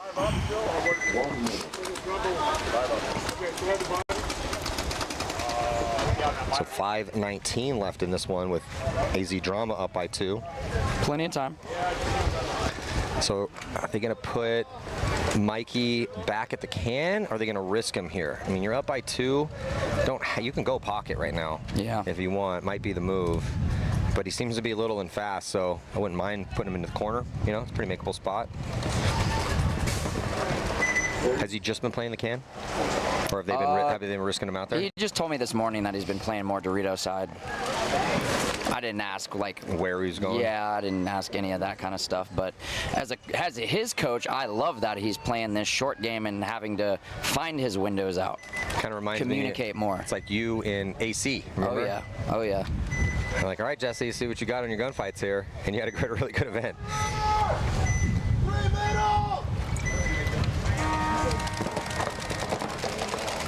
Well, the risk is going to be incurred by the Villains, and they're going to shoot 2 bodies on the break here. They lose 1, but it's a 4-on-3. Mikey does go short, and then on the secondary gets out to the corner, so that's going to help things out. Still down a body, though. They filter another one out for Drama to get into the wedge. And then here comes the movement for the Villains. Stops at the Aztec here, Snake side. They're already in Snake 2. They also launch from D1 to get into D2. 4-on-3. Yeah, 4-on-3 in favor of the Villains.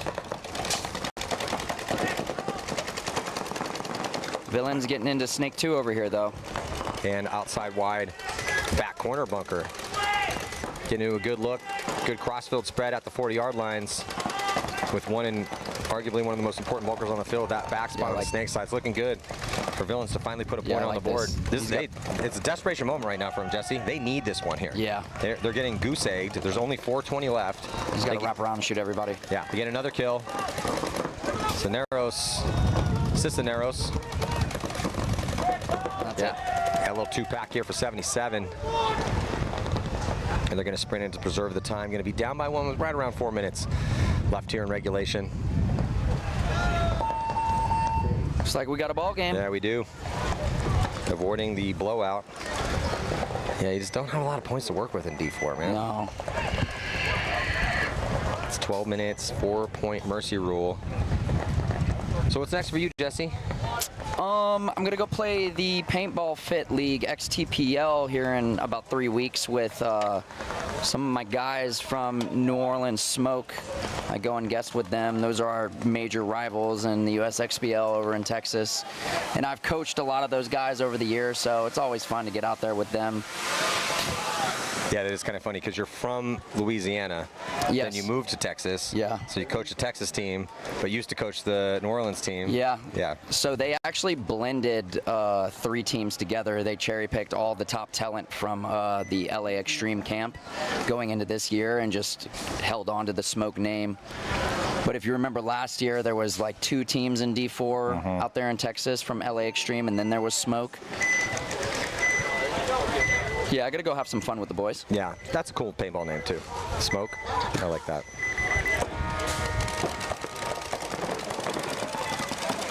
Coming off here, trying to collision, trying to get to the can. And he goes running and gunning into that and costs him his life. 5 on 4, favor Lords Black, and they're in such a similar situation we just saw in that last game here in this set. Lords Black, they need one right now here against Collision. Collision did make the corner though on the D side and still have doubled up, both teams doubling up that center. Yeah, that back center gets small real quick. You gotta work your way out. Yeah, or you're gonna feel the pinch. Yeah, your opponents make it out wide, you do not want to be there. And they're gonna drop that body though on the D side. Yeah, it's a huge kill. You make it out there, you gotta be alive in that corner. Especially when you're sitting on a 2-point lead, so. Here comes the 5 bodies for Lords Black, pushing the issue against 3 for Collision. Oh, they chop him up too. So now down to just 2, Clover and Aztec. No one on the D side at all. Should be an easy close for Lords Black. The Clover can really hold it down though. He's got a real good gap between, I believe, the D2 and the D3. I mean, he can just run right at him. Yeah. There it is. He just took one. Yeah, trying to pop the top, ends up getting taken out. That's gonna be it.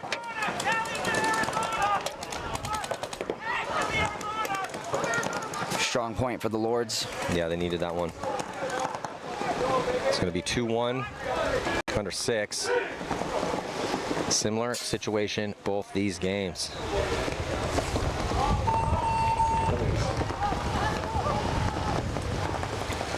Doing the spin for the ref. Thumbs up. Point is good.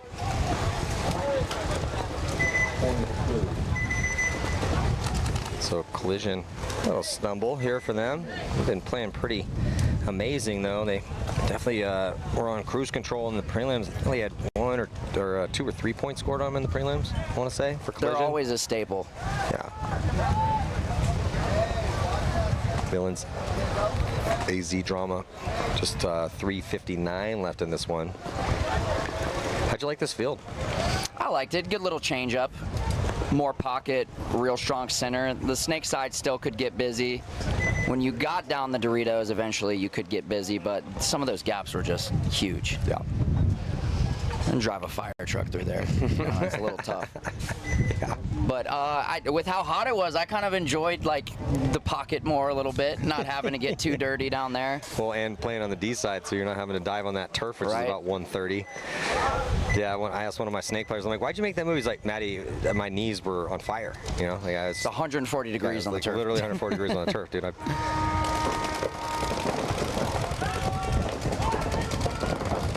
So down to under 4 here. 5-on-5 breakout. Yeah, see if Villains can answer. Oh no. Yeah, Drama dropping that body, trying to get around from the Clover. That's a tough death as they made it out to the corner. Sit on this 1-point lead. Is that Mikey again at the, is that Mikey? He's in the Baby Dorito. Baby Dorito, yeah. Teal goggles, right? Yes. Okay. Did you play the Baby Dorito much? No, we had Angel playing that, and he's like our specialist for floating. Kyle really likes to utilize him in those positions. He's a good center player. Well, they just walk right into D1 after that. A kill outside wide here for AC Drama. Mikey with a little retreat to get back to the center. Not opposed to it. Yeah, I'm not opposed to that too. You're sitting on a lead. There's only 3 minutes left. I mean, I wouldn't mind having him in the wedge though. Now he can get out. Yeah. Now just keeping this interior channel kind of on the hold. Well, but now that his players made it into D2 and he's got to go. The guns are going to shift, he's got to release from there. He knows that too, so he's going to dip back out into the D side can. He's thinking about going right to that wedge, which is kind of where I want him right now. Because we're down to 240. We're think he heard you. up a body. Yeah. So, and he can either help his guy get to D3, or he can just shut the snake side down.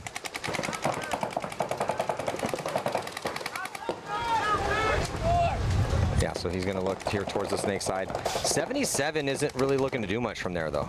I think they're just being a little patient right now. They have a little time to feel this one out. Here comes a Mikey up through the middle. Oh, wow. So he's going to take out the brick, but the brick did shoot the D side. Oh, so no. now there's no one on the D side. And that, I mean, I like that move from Mikey if his boy's alive over there. But now with the death of both of them, there's no one on the D side. But I don't think that necessarily is the biggest issue because it's 2-on-2, and there's no one on the D side to take advantage of that for the Villains. Villains have 1 minute and 50 seconds to figure this out. Yeah, they still think there's somebody over there. Clover's still looking around, putting it together. I mean, the guy walked right past him. Both of them, Mikey and the other guy, walked right past him. Yeah, he's focusing his gun inside, playing as if there's that third body out here for AZ Drama.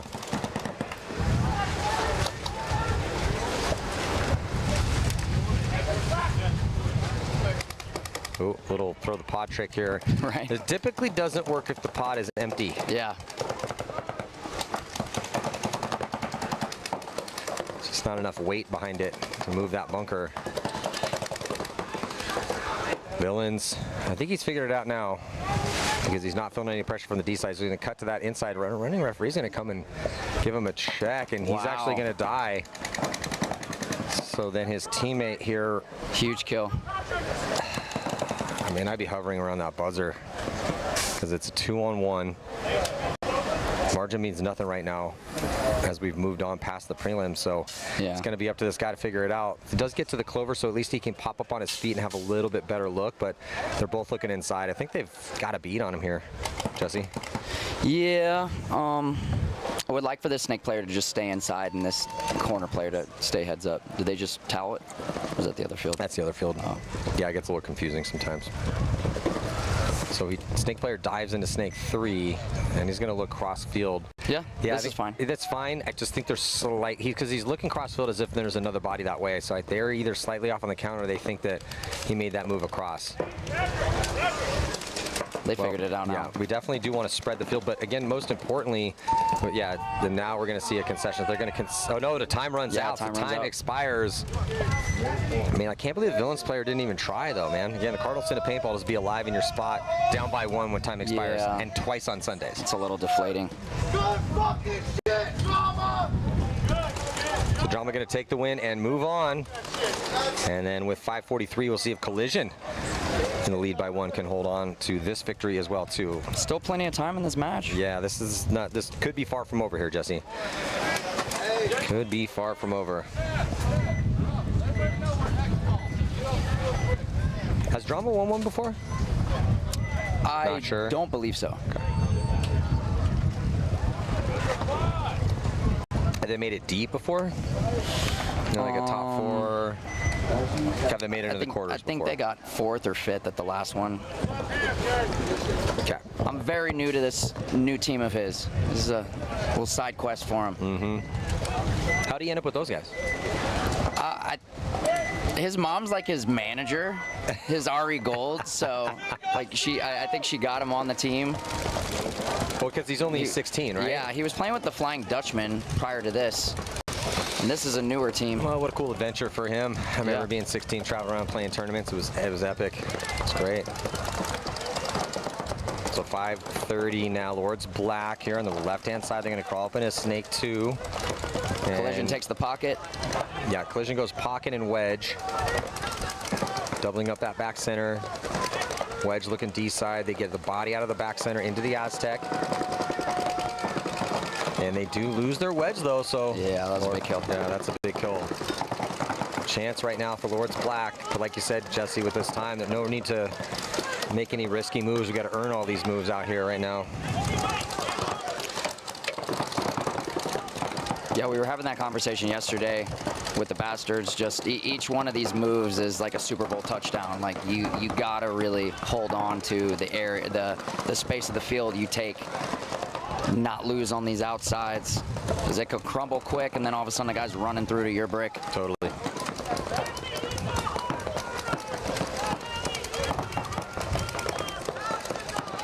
Lord's back and Lord's black D. Oh, they lose the.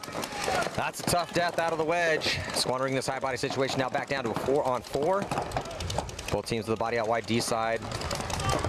Both teams, no one really out wide in the snake, but with bodies over there. Clover for collision, not feeling any pressure, so he's up and over the top and thinking about any move he wants to make.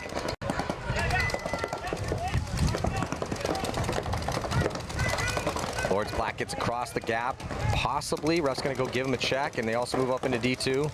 I didn't see anything hit him. Yeah, I didn't see anything spray, but that doesn't mean he's not shot. Yeah, he's good.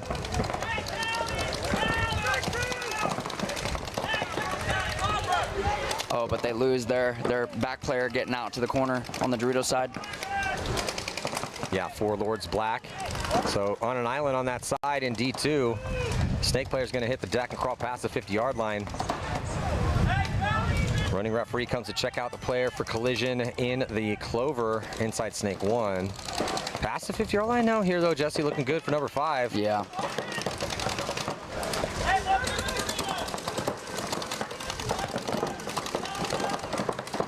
Ooh, he loses one of his pods on a transition. Down to 3 minutes. Oh, if he had stayed that way, he's got to be careful. He's going to feel the pinch over here. Oh, that player missed his shot, man. He had an opportunity to kill this player here for Lord's black, but now he's going to move up, try to put himself in a better position, get into D3. He's got blocked out from that angle from the brick inside. And here comes the matching move from the Lord's black right in front of him, about 10 feet away. Oh, there it is. They're going to they trade bodies. Transition to the back center here for collision. And a 3-on-2 it looks like here in favor of collision. Yeah, they're in all the spots to lock it up though. The Clover's watching over the collision, Dorito 3 player, and the back center's watching the snake side. Yeah, great move by the collision player to close it out. Yeah, so Lord's black have to concede. There we go. They're going to concede 2-12, 2-point spread, and they are now in X ball. So quick turnaround here. A lot nicer today than it was yesterday, though. Oh my God, yeah. This breeze is doing wonders. Yeah, it's not as hot. It was less of a breeze this morning, even though it wasn't as hot, but now in the afternoon the breeze has been kicking up. Yeah. And most importantly, unlike it was in San Antonio last weekend, it's not humid here. Right?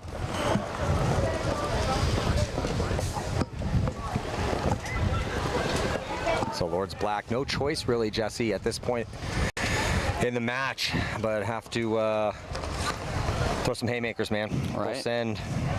What's your full send play here on this layout? Since you have nothing to do with anything right now, and you can give me some secrets. I think you have to utilize this middle more and send it to their end and you shoot up the pipe. Maybe have a little bit of a risk over here on the snake side. I don't know about the risk on the Dorito side. It's kind of tough, but picking on these pocket guys, especially the small Dorito, and then the Clover runner, I think that's the key. And then a little bit of a staggered attack, maybe a flying V. Kind of have to. Well, a minute-ish, minute and 6 seconds for both these points. It's not quite staggered attack moment, but you don't really have too much. Can't really get established in your bunker and feel it out. No. I mean, just feel this gunfight. No, you can't really. The Russian mentality: shoot, go. Yep. Yeah, you got to take a page out of Red Legion's book right now. I mean, you can run on the Dorito side. It's tough making it out there. Like the snake side's a little easier. You think the snake side's easier to make than the D side? I completely disagree. I think this Clover's makeable. The Clover's, well, Clover. And like maybe this God bunker over here. The Clover is definitely makeable. I just think it's an easier. We've seen more people go to the D side off the rip than like the underneath side. Rather than the corner. But the thing is, but right now the meta, because more people have been going to the corners and going to the 100, yeah, or the D1. So now people have been making that snake side corner a little bit more. But man, that snake side corner is. I mean, if you have somebody decent shooting that lane, I mean, it's tough. It's a huge gap because he has a gap here to shoot you, and then you can shoot that first gap and then whip your gun to the next gap. You basically have 2 opportunities to shoot the guy. Yeah. The Dorito corner is very shootable, but I think the underneath, like into the Dorito 2, Dorito 3 is definitely there. Yeah. So I'd have that in my arsenal. 20 seconds. Stop the clock, Alicia. Alicia, stop the clock. 10 seconds. Okay, 10 seconds to go.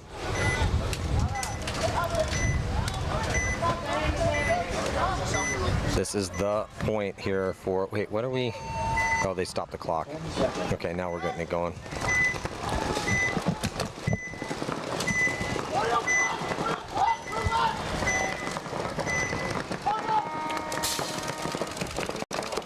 Pocket play for Collision.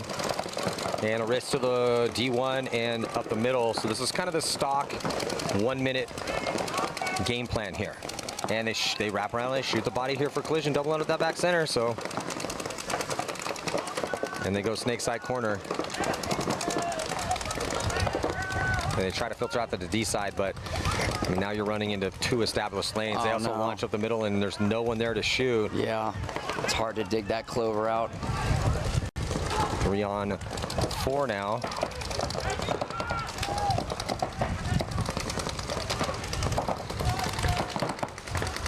Lords do shoot 1, and they're in Dorito 2. Yeah, that's They did kind of what I said. They ran out here to the snake corner. They did a delay over to the Dorito corner, but ran the Dorito 1, and now he's going to work. He's, oh no, I commentator cursed him.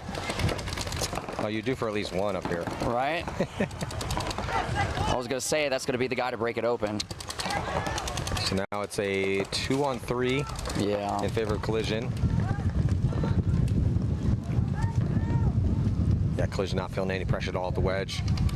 It's popping the top over there, and they're just gunning up on the snake side. Yeah, and they have a 2-point lead with less than a minute to go.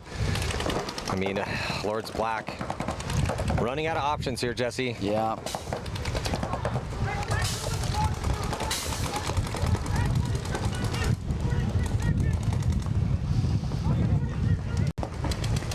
Yeah, and they're off the pace too. They didn't want to concede that third. Yeah, this game's over. This game is over. Just a matter of time. Now the Lord's back player also, I mean, he's just unsure where he's checking off on there. There's no one even in the snake right now. Sure. It's tough to keep eyes. I mean, there's no one to help you out right now. He's just waiting for time to expire. Good job by Collision keeping this cross, and the Dorito can player had eyes on the clock, so they know the situation. Got it all locked up, and that's the match. Yeah, that is going to do it. Collision moves on as the favorite. They were the #1 seed coming out of the prelims and continuing to look really good because Lords Black is a tough squad. So that's going to do it here for this set. You going to stick around for another one? You got to bounce. No, I'll stick around. All right, we got Jesse Stevens up here from the LA Ironman and TJ Bastards. We'll be right back here. HK Army Backyard Brawl here at SC Village. I'm Matty Marshall. Stick with us.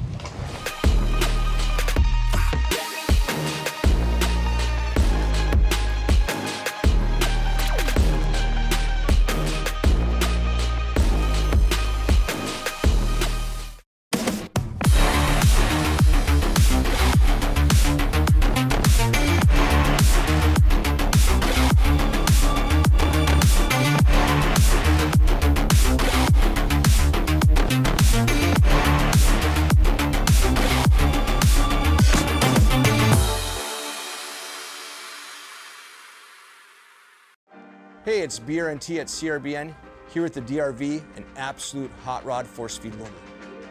What separates the DRV from the competition is our LCD display on the back. This has a built-in timer, ideal for classic paintball, but if you're playing anytime paintball at all, the ability to know what's going on without a scoreboard is an advantage.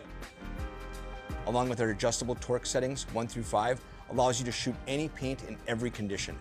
If you're shooting super brittle paint, turn it down. If you trust the paint, it's a little bit harder, you can turn it all the way up, shoot 25 balls a second, no problem.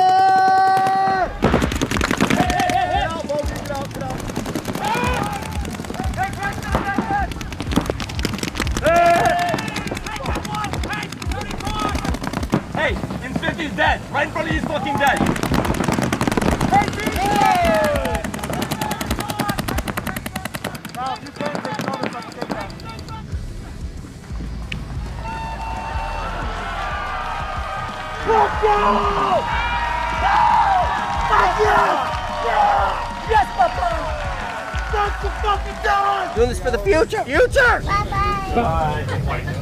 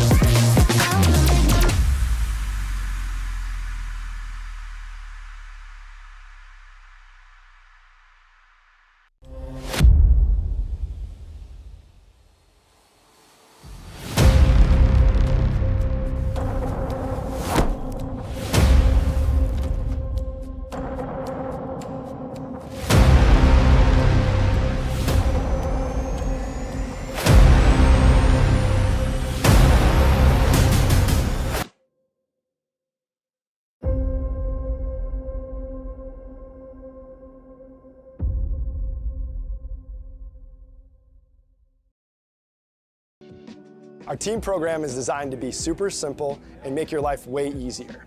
There's no minimums, there's no required packages, and you'll get season-long access to our catalog at a discount team price. Plus, you can design more custom products. The first step of the process is to design your custom jersey. Now, that might sound weird if you already have jerseys or you're going through a different provider. However, this is a crucial step in building out your whole team catalog.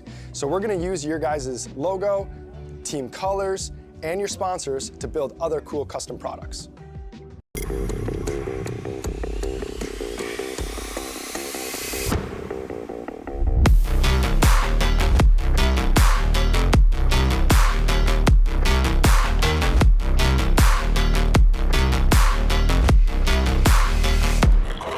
Mike Hinman, he's cool. Paintball, that's cool. Making money, That's cool. Kirgo. That's cool. Kirgo is the only sports book in the world that offers paintball. So if you want to get down on some paintball action, make sure you visit Kirgo. It also has every table game from blackjack to baccarat to slots and more. It also has a full sports book with every sport you can ever think of and probably some that you never heard of. The only sports book in the world that has paintball.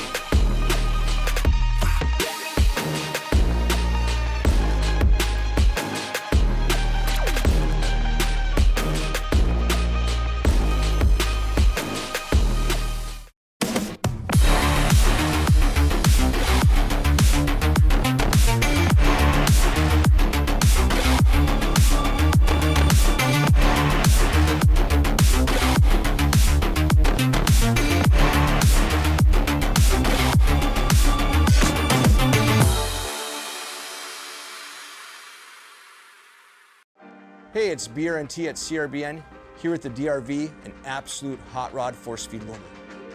What separates the DRV from the competition is our LCD display on the back. This has a built-in timer, ideal for classic paintball, but if you're playing anytime paintball at all, the ability to know what's going on without a scoreboard is an advantage. Along with our adjustable torque settings, 1 through 5, allows you to shoot any paint in every condition. If you're shooting super brittle paint, turn it down. If you trust the paint, it's a little bit harder, you can turn it all the way up, shoot 25 balls a second, no problem.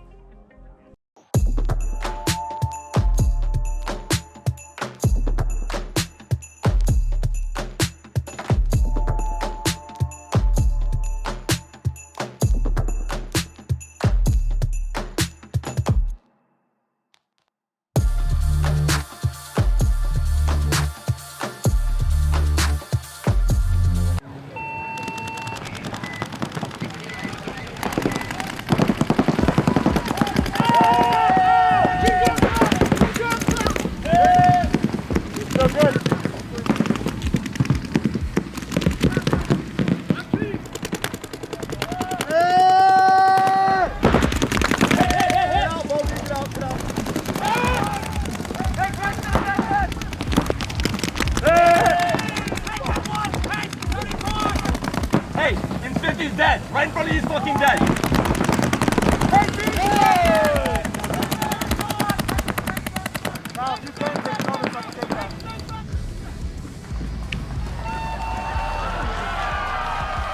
Let's go! Yes, Papa!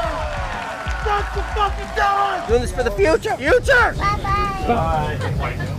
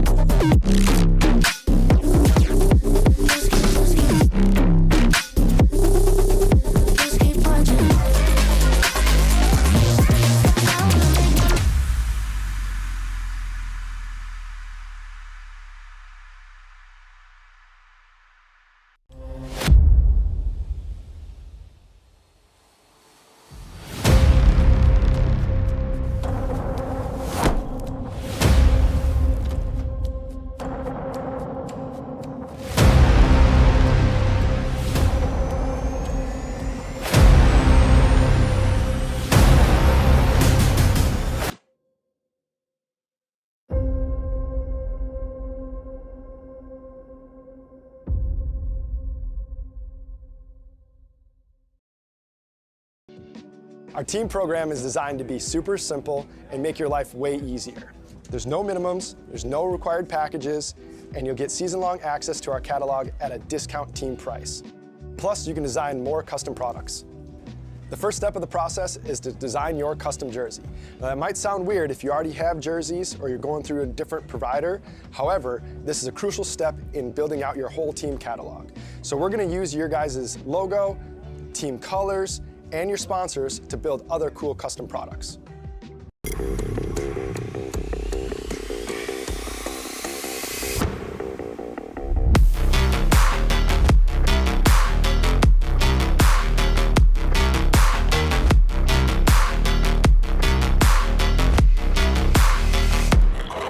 Mike Hinman, he's cool. Paintball, that's cool. Making money, that's cool. Kirgo, that's cool. Kirgo is the only sports book in the world that offers paintball. So if you want to get down on some paintball action, make sure you visit Kirgo. It also has every table game from blackjack to baccarat to slots and more. It also has a full sports book with every sport you can ever think of and probably some that you never heard of. The only sports book in the world that has paintball.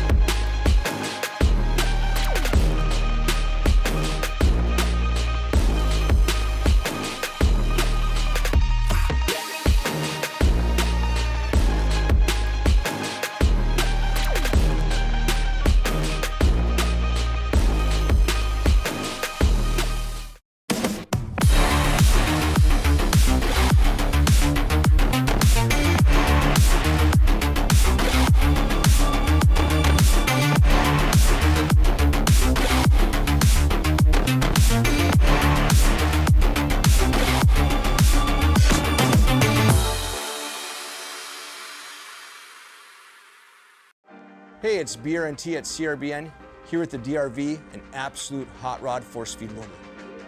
What separates the DRV from the competition is our LCD display on the back. This has a built-in timer, ideal for classic paintball, but if you're playing anytime paintball at all, the ability to know what's going on without a scoreboard is an advantage. Along with our adjustable torque settings, 1 through 5, allows you to shoot any paint in every condition. If you're shooting super brittle paint, turn it down. If you trust the paint, it's a little bit harder, you can turn it all the way up, shoot 25 balls a second, no problem.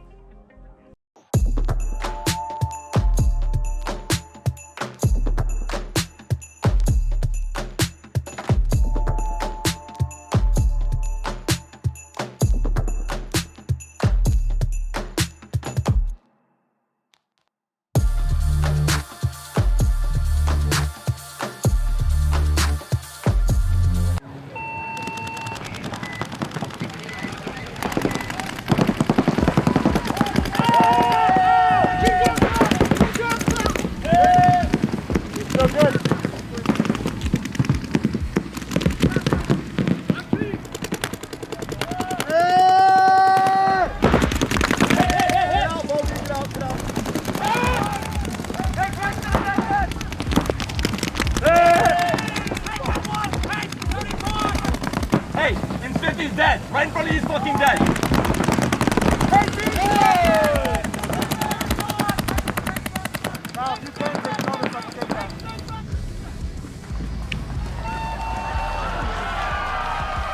Let's go! Yes, Papa! That's the fucking done! Doing this for the future. Future! Bye-bye! Bye.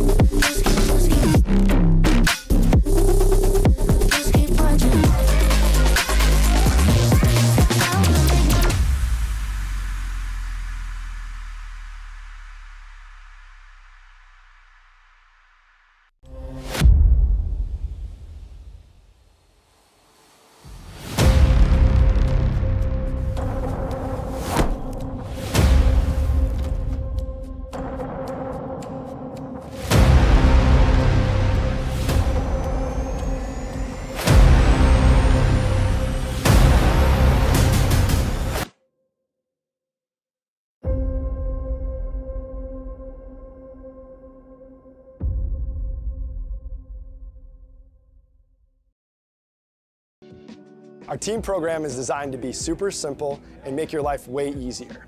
There's no minimums, there's no required packages, and you'll get season-long access to our catalog at a discount team price. Plus, you can design more custom products. The first step of the process is to design your custom jersey.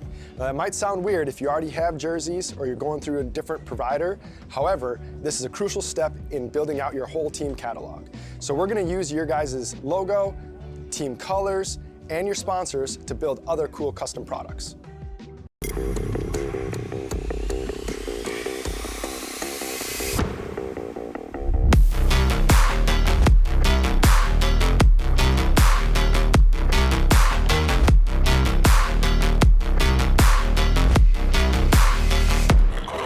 Mike Hinman, he's cool.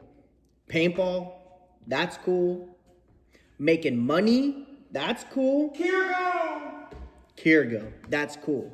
Kirgo is the only sports book in the world that offers paintball. So if you want to get down on some paintball action, make sure you visit Kirgo. It also has every table game from blackjack to baccarat to slots and more. It also has a full sports book with every sport you can ever think of and probably some that you never heard of. The only sports book in the world that has paintball.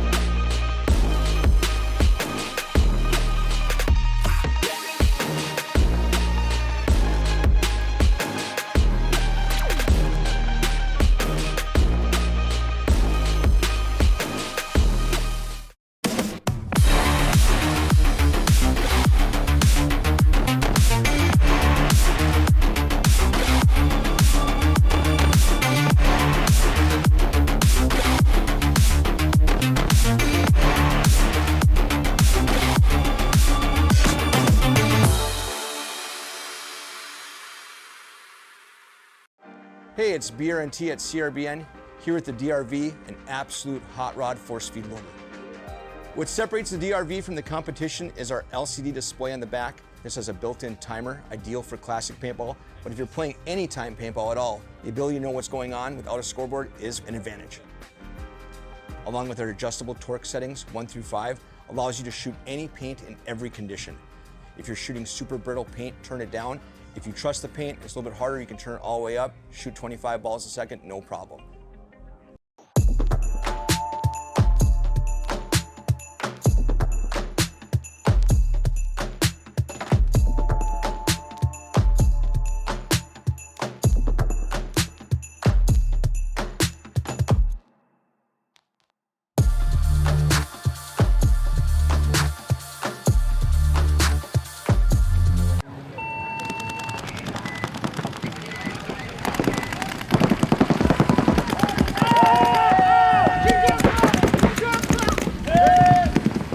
Good, good.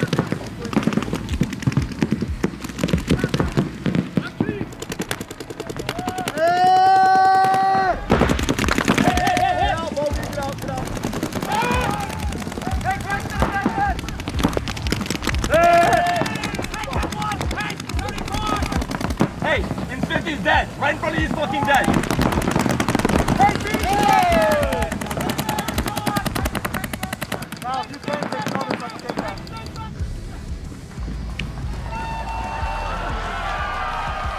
Let's go! Yes, Papa! That's the fucking done! Doing this for the future. Future! Bye-bye. Bye.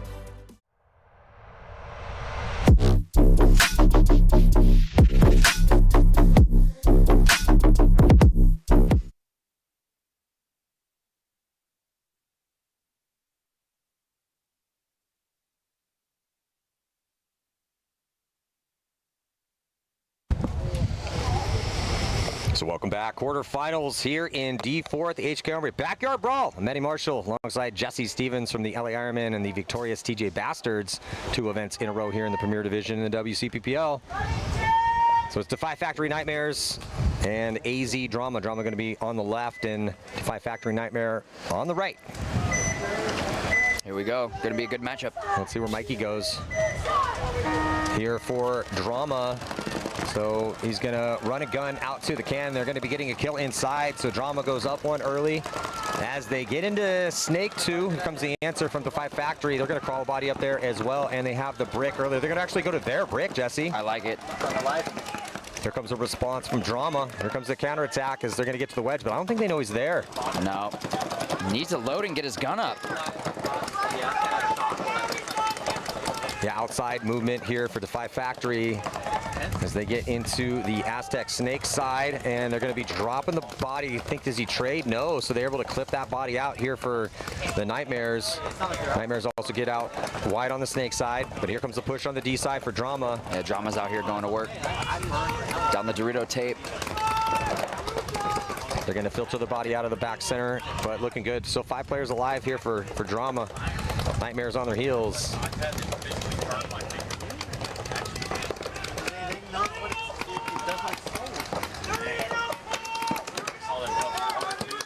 Gunfight here in the Snake. Defy Factor can get this kill, might help him out a little bit. Also, Snake back bunker for Defy. If you can wrap around, maybe get a shot on the Clover, because the Clover is playing out wide. And Defy Factor going to drop another one from the D side. So that D side's completely blown open now. For Drama. Yeah, he's going to work over there.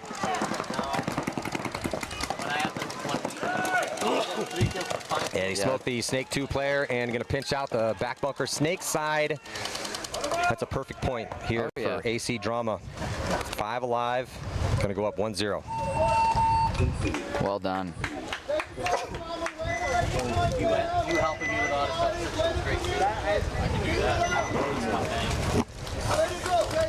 So now Collision and Tension here, quarterfinals. That's just for you. Well, we already talked about that. That was already that's happening. We're gonna have. Yeah, so 12 minutes on the clock here. Quarterfinals, Tension. This is a good one here, Jesse, because I really liked how Tension was playing the field.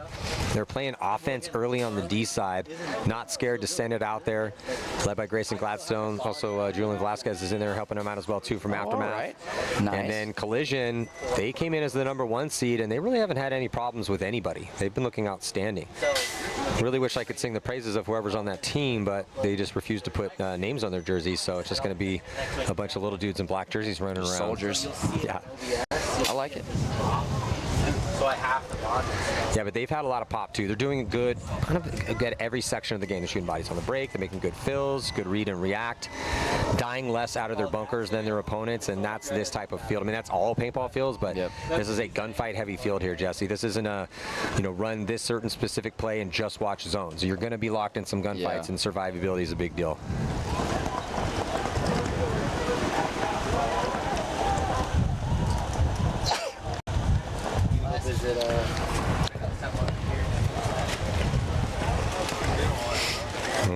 Okay, so they're messing with the break time here. Looks like we're getting things going. 10 seconds to go. Here we go. But based on what we've seen here, if Tension could take down Collision, they become the favorite in this tournament. Oh, looks like we're still getting a stop. We're gonna blow up a couple bunkers here. Much better date today on the heat index than it was the first 2 days. Loving this breeze. Yeah, I haven't been able to get any eyes on Tension. I got a good friend in Grayson Gladstone. Glad to see him giving back, helping out the new wave of up-and-coming paintball players. Yeah, so Tension, Jesse, really been pushing the issue early D side. So let's see if they go back. They were taking the D1 off the break quite a bit. Let's see if they continue to push the issue over there, and then pretty quick on the secondaries.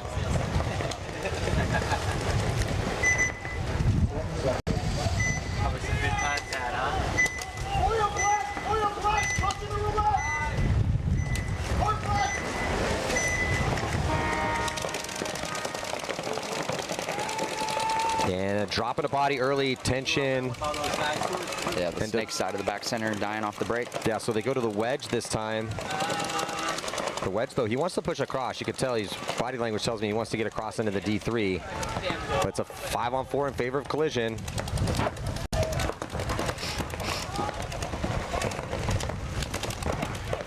Collision with a nice spread here now, getting out on the Snake side.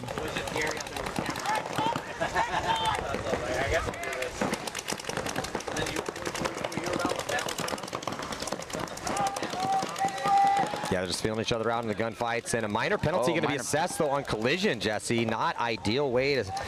That's just how you throw high body situations out the door, so it's a 4-on-3 in favor of Tension now. Still relatively in the pocket, and I think he sees those deaths, and he's going to move up, but a couple repositions here for Collision. Back corner bunker on the D side, and then getting into Snake 3. Yeah, that was a great fill by the Collision player on the Dorito side to get out there to the corner and try and stop the bleeding.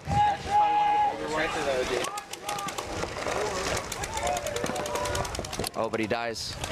And then they're going to fill the corner, Snake corner, but there's just no one on the D side here. Oh, and he does get the crossfield kill. Sloppy death there for Tension. Ruining the 4-on-2. Now it's a 3-on-2. They do put 2 more bodies out towards the D side, but just one here on an island in the snake, and he's at the clover. This collision player has the whole snake to work with, though. Yeah, if he can win this gunfight here, he's going to have this whole snake, like you said, Jesse, and that could be the difference. And you can flip the field and... Yeah, especially, well, Jesse, especially because tensions, they're on the D side, and that D side's completely blown open, but they're basically kind of trapped in those back spots right now. Clover's playing back and forth, trying to figure out what he wants to do. Yeah, I don't think that tension has the count because their D1 player keeps playing down the sideline on the D side like there's somebody in front of him over there. I think he figured it out now. Little stumble trying to get into D2. Running referee's going to go over there and get another angle at it. Collision player crawling up to their snake. Yeah, he's got an angle on D2 from there.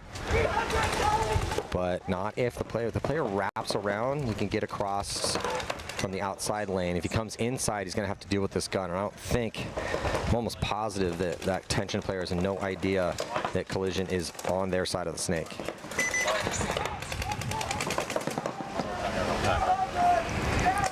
Looks like this tension player wants to get out to the corner. He can do that and lock it up. It'll put them in a good spot. Yeah, he's thinking about it now. And with the corner for collision, focusing on keeping that D side honest, he can make it out there in this 3-on-2.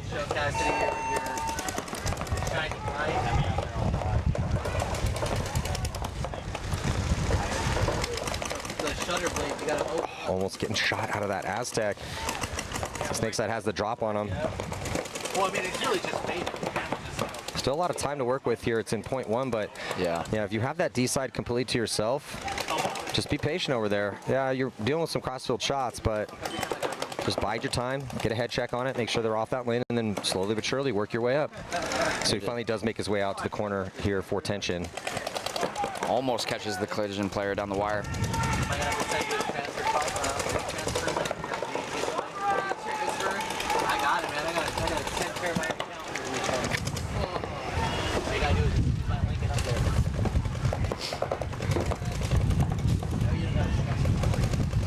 I like this move by Collision to make his way, the back corner player making his way over to the clover to try and slow down this Dorito side.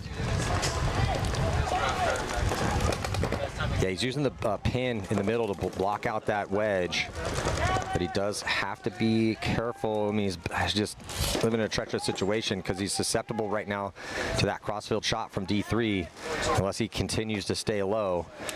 Yeah, he's blocked out from the pin from the wedge, but that D3 has a shot him from there. He could come back a little bit more off of that, but then he's going to be exposed from the wedge. So it's kind of stuck between a rock and a hard place here in the snake. Tough little situation. You're like, I'm not on enough time. Like scared.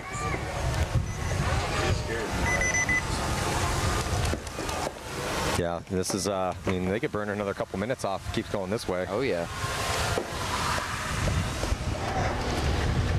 Wouldn't be surprised if this tension player in the snake corner just finds the timing to go run both of these collision players down. They're both looking D-way. Yeah. That's definitely an option. But if the clover keeps his head on his swivel, which he's been going back and forth a little bit. Back and forth. Yeah, he has to. He knows. Yeah, they can't, because the snake player is going to stay focused on the D side and really has no choice. So he's going to be up to the clover to keep that back corner bunker from launching an attack. 20 seconds.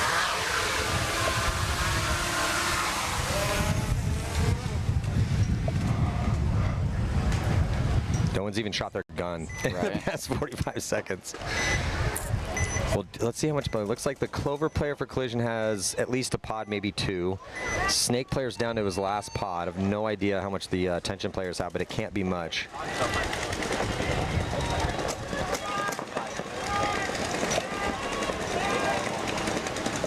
And we're coming up on, this might possibly the longest point I've seen out here this weekend. We're heading to do a 6-minute point so far. Yeah, the players for tension, Jesse, just can't have that much paint.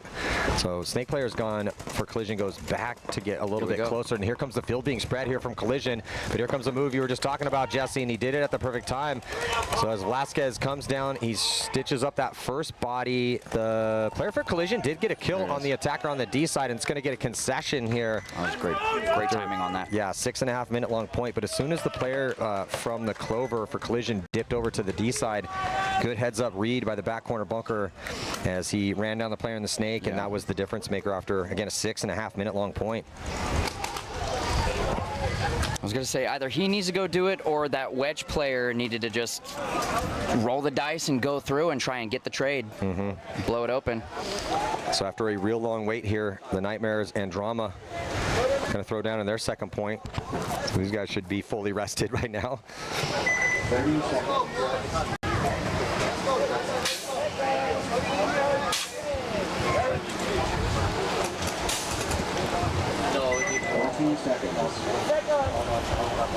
No Mikey? No, he's out there. Oh, teal goggles. Number 8? Wearing my black bandana. Oh, okay. A little gift to him? Yeah. Is it like on loan or is it a gift? It's on loan. Okay, all right. I was going to say, that's very nice of you.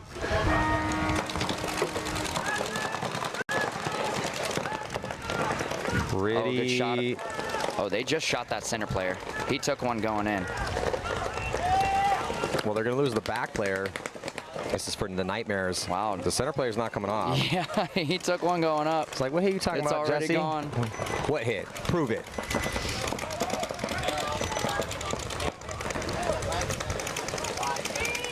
Referee checks out the snake for Drama and pulls him out. That's going to be and a minor. Yeah, minor penalty assessed. That pulls out the inside snake 1.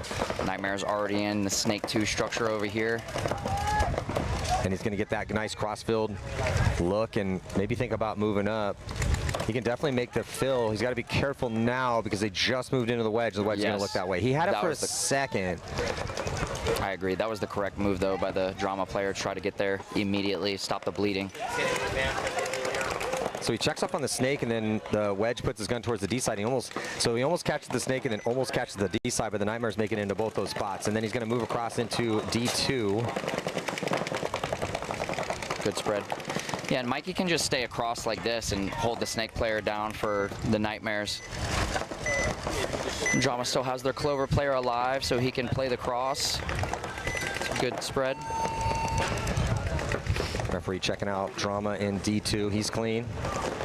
It's a little bit better field position here for the Nightmares as they have snake 2 and the corner bunker on the D side. But Drama up into D2.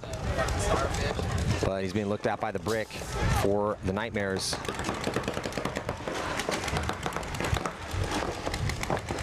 Retreat for the Nightmares to the back center. So he doesn't want a snake player to be on an island. He's going to push his body that way. And he makes it to the back, snake back. Yeah, it was a very good reposition. Yeah, because now he's going to be able to wrap around and help joystick this player up the field. Yeah, he's just got to create some leverage. Kill cross field. Big kill. Yeah, that's a huge kill. So Drama getting down to it on the numbers, trying to protect this 1-point lead. Mikey dips out to the back corner D side. Trying to stop the bleeding.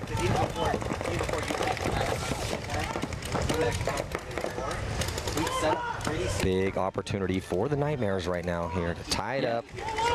And the snake player has the ball right here. He definitely does. He can just get it work. And just get the clover off the field. The game's over. Point's over, I should say. Oh, he's going to check off inside. They definitely know where he is because the referee is trailing him in there. No, he's asking. Is he asking for another check? No, he just needs to wrap around, like you said, just try to get this clover off the field. Ooh, almost gets caught though. Almost. He's got him on his heels now, though. I wouldn't even look away, bro. Well, and also, now the play needs to develop in the middle and on the D side, because everyone's looking at him. Yeah, Mikey and his teammate are looking at him. And so then the march down the Dorito side. Yeah, I like this move, though.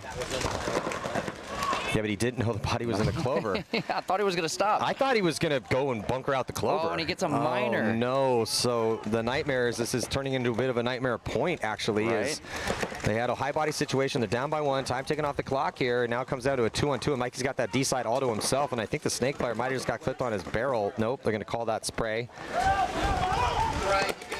Snake corner might need to reposition for the Nightmares. Yeah, Nightmare Snake player's taking all the heat right now. The focus is on him. This back corner bunker guy for the Nightmares can get into the game, maybe spread the field.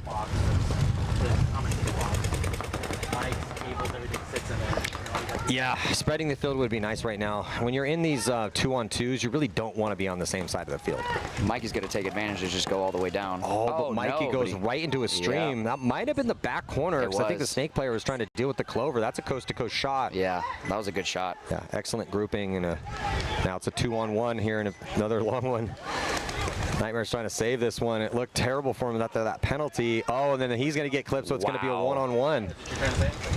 What a turn of events. Yeah, this field we've seen a lot of this. Or it looks like one team should easily just be able to overwhelm the other squad, but then all of a sudden somebody steps up and gets a gunfight win or two.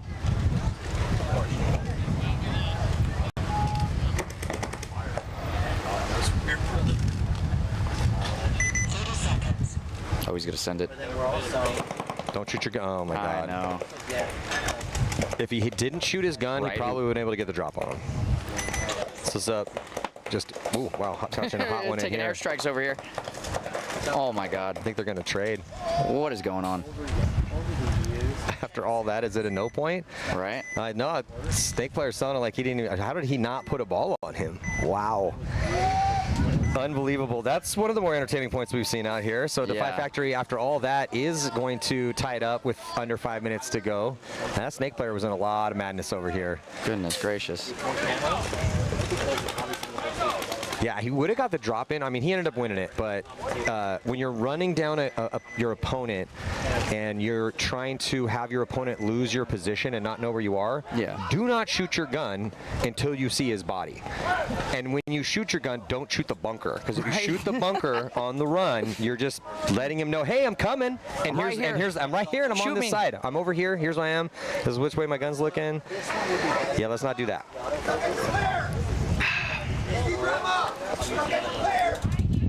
Very entertaining point, though, nonetheless.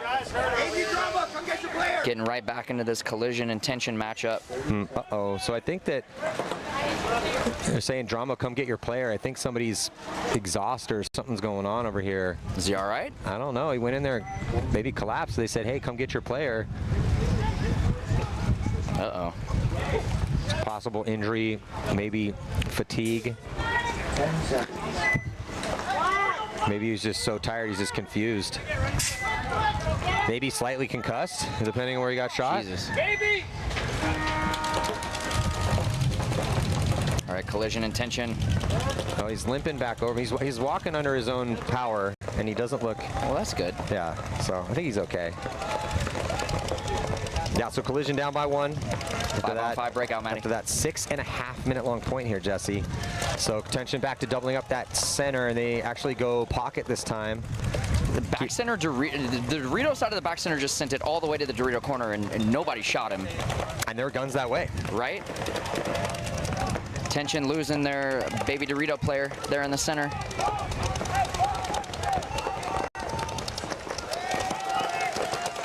Yeah, another body coming off here for tension.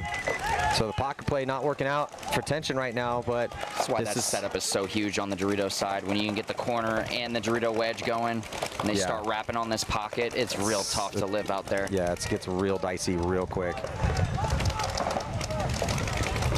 Those guys can just bomb all these back spots.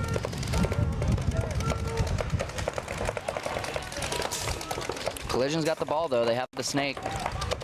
Yeah, they have the snake. They also just went from the wedge out into D2. I like it. And they have 5 bodies alive, and they get another kill. So on the Dorito can. Yeah, they definitely should put this tying point on the board. Just a question of how much time. 4-on-2. 4 minutes. Has the whole snake. Shouldn't even stop. Should just go all the way. Yeah. Well, the moves also open up the middle because the guns are outside wide. Oh, yeah. Up the middle, Dorito side. So they're going to get that kill on the D side. Leaves just the back center, and that's going to be the last kill. So tied up 1-1 here with right around 3:50 to go. Yeah, clockwork for Collision. Well done.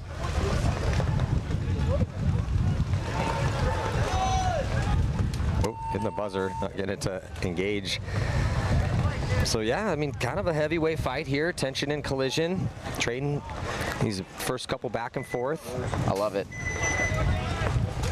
You're in the quarterfinals in D4 at the HK Army Backyard Brawl. So I'm wondering if they're going to be able to send that, if Drama can send that one of their starters back out here. Yeah, I hope he's all right. Maybe call a timeout. That point didn't go that long. I mean, with 5, I mean, yeah, I don't know. I really still wouldn't want to burn the timeout right now, but if you need it, you need it. Okay, Drama is starting to send their bodies out.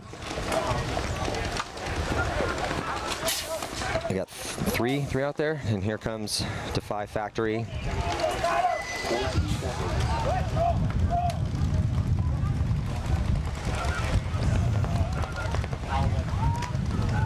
Yeah, I don't see, I mean, I don't know the Drama players well, but I don't think I see the guy that was somehow over in the Nightmares pit. Yeah, I'd give him one down anyway, just regardless. Yeah, for sure.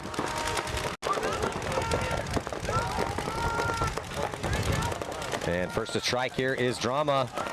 So they go up to the brick and they're up a body. They might be losing Mikey though, and they might be getting a penalty. Yeah, a penalty going to be assessed on Mikey. It's going to pull out the inside Dorito. And it gives Nightmares a body advantage. I was just going to say, Drama still has them trapped in the pocket, but now they're letting them fill out. Oh, Drama player in the center takes one in the face.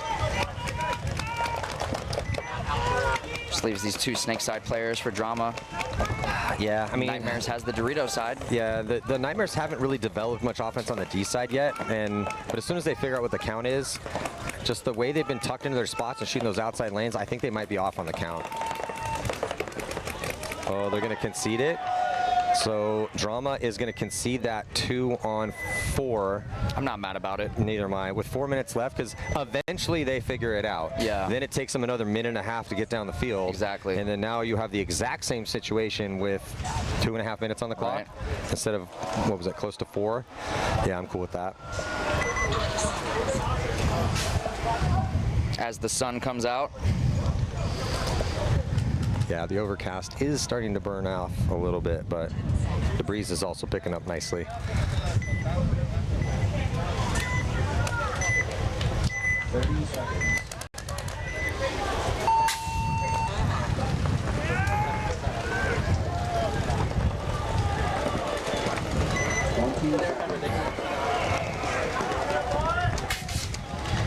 Well, with how long these points are going here, Jesse, this could be the point. Right. 3:44, tied 1-1.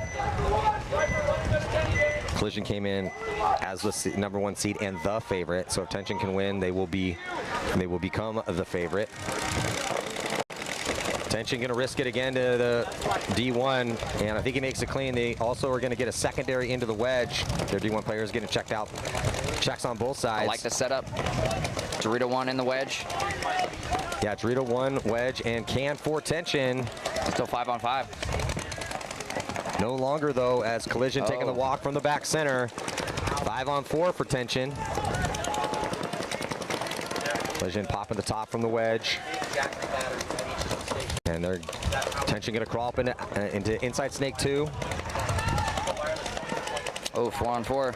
Tension losing their wedge player. Oh, that's a tough death, but... Oh, they're just trading bodies. Yeah, this is, man, this layout, dude. This is just how we keep seeing this. Yeah, just trading bodies back and forth. So 4-on-3 back to in favor of Tension.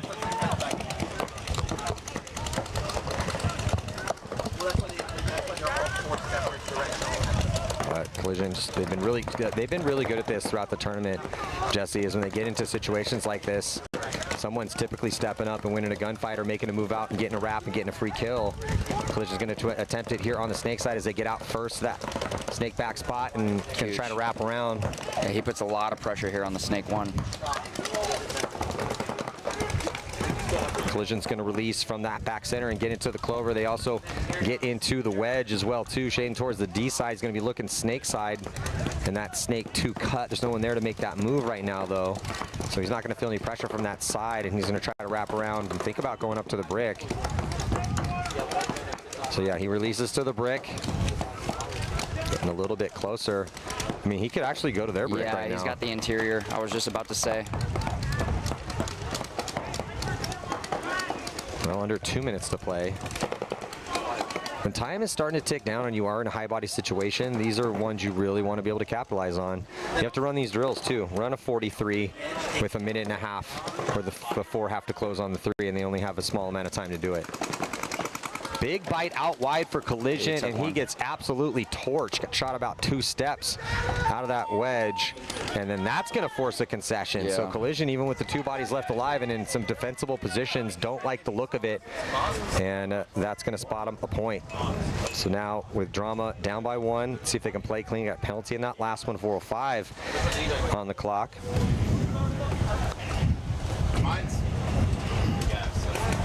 But it's full tag. What's yours? Mine's a guess. What's the way to ask that guy? Oh, yeah, because he works. He's the Sony guy.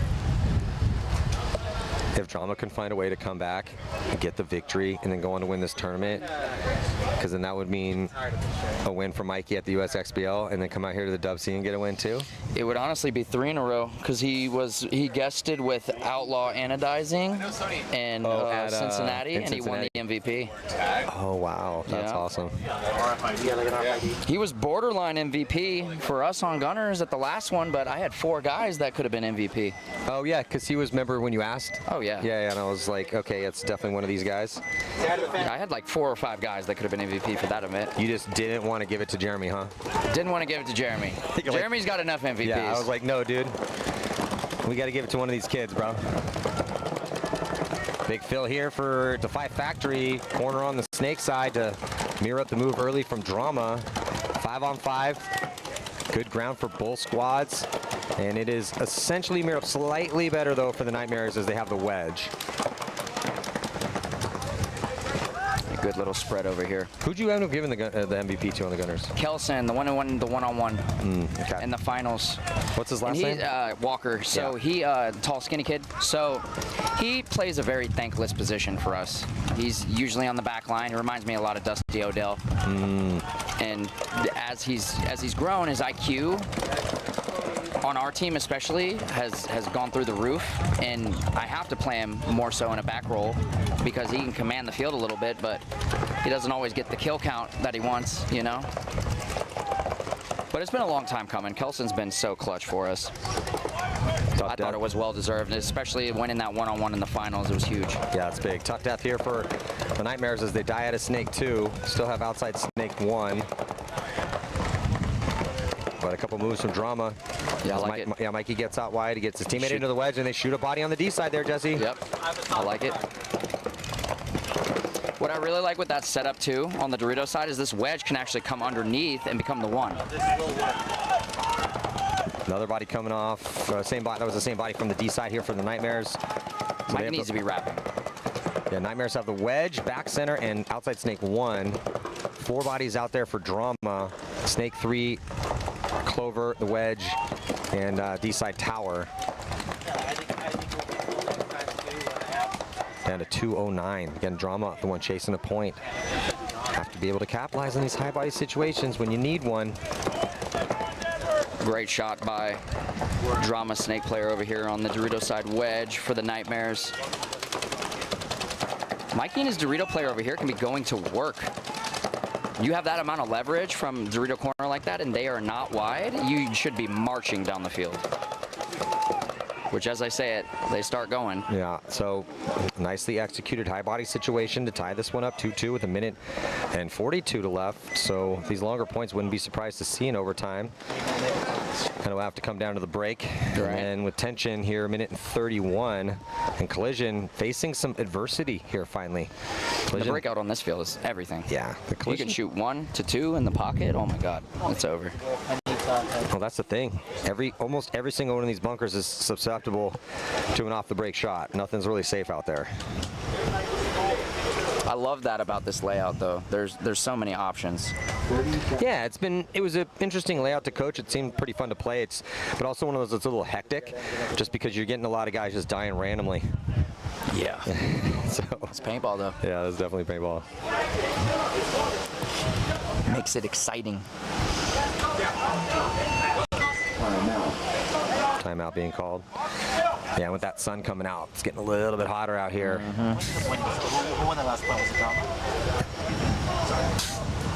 Drama? Drama.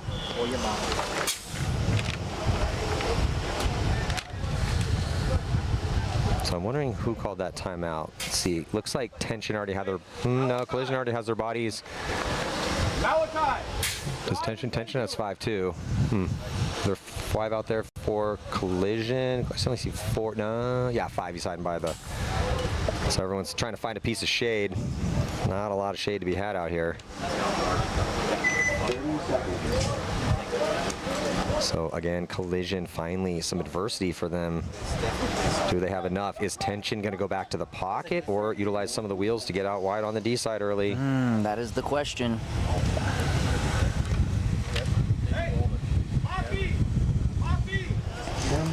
Hoppy, you play inside. Gio plays heads up. Hoppy inside. Gio heads up. Just me. Coach Gladstone with a couple last bit of instruction here on the box. Wanted a switch of guns. Someone play inside, someone play outside.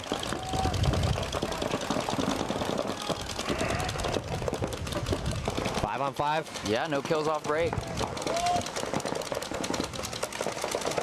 Collision a little more pocketed up. Yeah, slightly. But then Collision out to the corner on the D side. Collision also going to the wedge.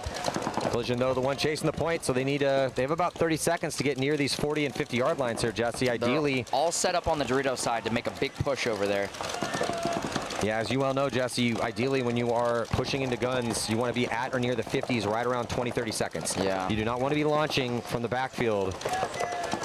You want to be launching. You want to do the work. You need in Snake 2, get up into the brick, and there goes a pretty big bite all the way up into D3. Love that. Yeah, that needed to happen. That's going to draw the guns out wide.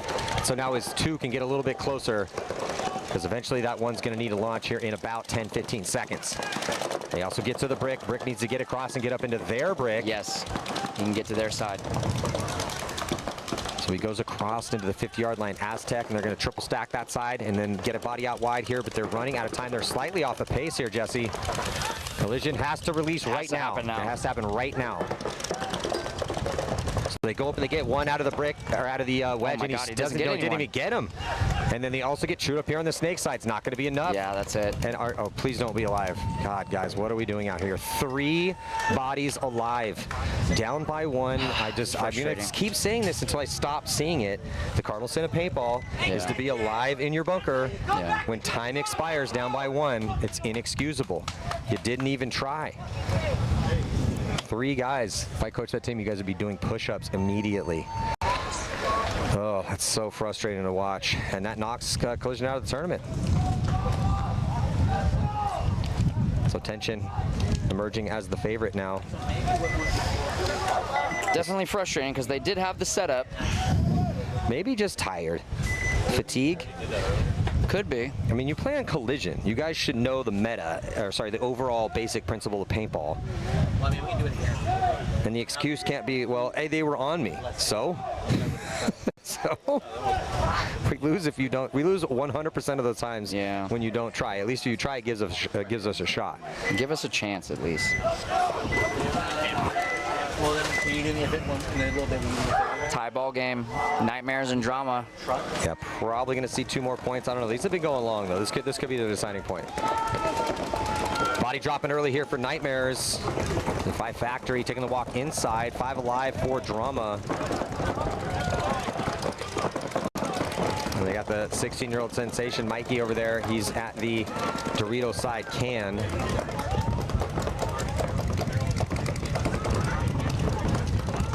Well, Drama produced a kill early, so the game plan worked and the execution worked. But now what are you going to do with this high body situation with a minute and 10 They need seconds? to get busy in the middle. No one's even looking up the pipe. Might as well send it a little bit. Yeah, that looks, I mean, they must know they got that kill. Well, Mikey needs to play heads up and get out. Well, Drama's kind of crossing it up like they have a lead to protect. And now they're going to launch. Yeah, he's got to go now, though. To get the kill off the Dorito side can, but he throws his body away for Drama, getting across. Yeah, so it's now a 4-on-3, but we're down to 38 seconds left, and I think we're going to see an overtime point. Yeah, just Drama does not seem to have an understanding of the time left here. You don't have 2.5, you have a half here to work with.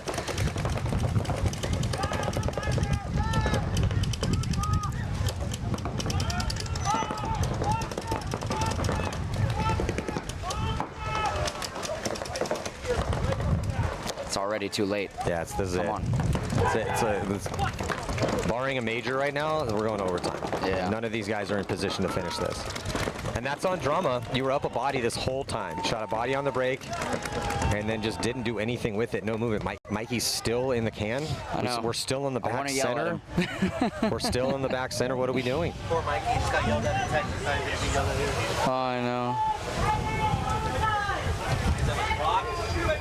Yeah, I mean, Well, when your guy goes to the Dorito 3, you should be following up immediately. You should be right behind him. Yeah. Especially when there's 45 seconds left in the game. Yeah. Or maybe it was like a minute left at that point in time, even more so then. On the 4?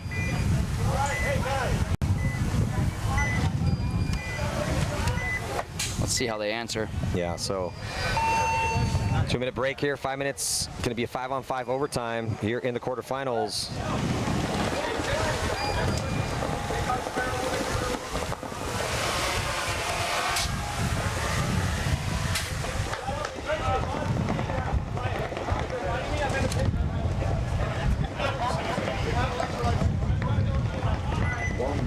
Yeah, for game plan wise,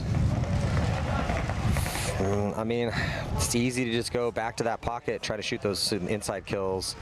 Might be pocket. It's the counter punch off the first kill. Yeah. Where do we get the kill from? Where is the 2-on-1? Microphones that I have. Yeah, I always, how I describe it to the guys I coach is, because you want things to be easy to remember when it's in a pressure situation. Because you know when you coach, or people are like, well, what do I do in this situation? And like, if it's in the middle of a game, I don't have 5 minutes to break this entire thing down for you. Yeah. You know, so I've just, over time, I was like, oh, here's an easy way for you guys to remember. We work towards weakness. Right? So if we kill a body off a side and we can go 2-on-1 that side, like, yeah, we got to worry about the crossfield shots, but they're weak there, we attack their weakness. Exactly. And then we also work towards weakness as in we fill our weaknesses. So if we lose a body that way and you're asking me what you should do, you should probably work Switch your way. your gun. Yeah, you should need to either switch your gun to protect that side and then eventually work out towards where we're weak. Right. So we're either attacking weaknesses or we're filling our weaknesses. Absolutely. We work towards weakness. And it alliterates, so it's easy to remember. I'm gonna write that down. I'm gonna use that. Go for it. But yeah, so in this situation here, Drama squandering slightly an opportunity to finish this one off and knock the Nightmares out of this tournament. But now we're going to reset 5-on-5 from the start gate. 5 minutes on the clock, and if we can't get a winner here, it will go to 1-on-1s.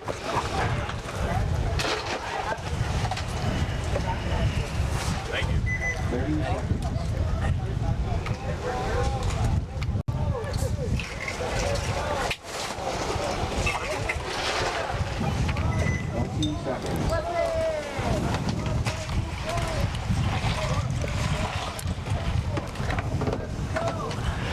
All right, about to rip into this overtime point here. D5 Factory, AZ Drama, both on the same sides because it was a no point. And as you said, Jesse, and as everyone knows that's played or seen this layout, this is what happens on the break. Has bidding implications, so slightly more aggressive for the Nightmares. Getting up into that center structure early, try and shut down that Dorito side. Yeah, he also went in there pretty high with eyes downfield, and no one was putting any pressure back up the middle, and they also very quickly fought their way in and were quicker to get into Snake 2. Now, Drama has matched them into Snake 2, but a little bit more here on a defensive posture, at least to start out for Drama, as everyone's crossed up and their body language tells me that no one really wants to make a move right now. They're just kind of sitting and waiting for Defy to make moves through these gaps, hoping for a free kill.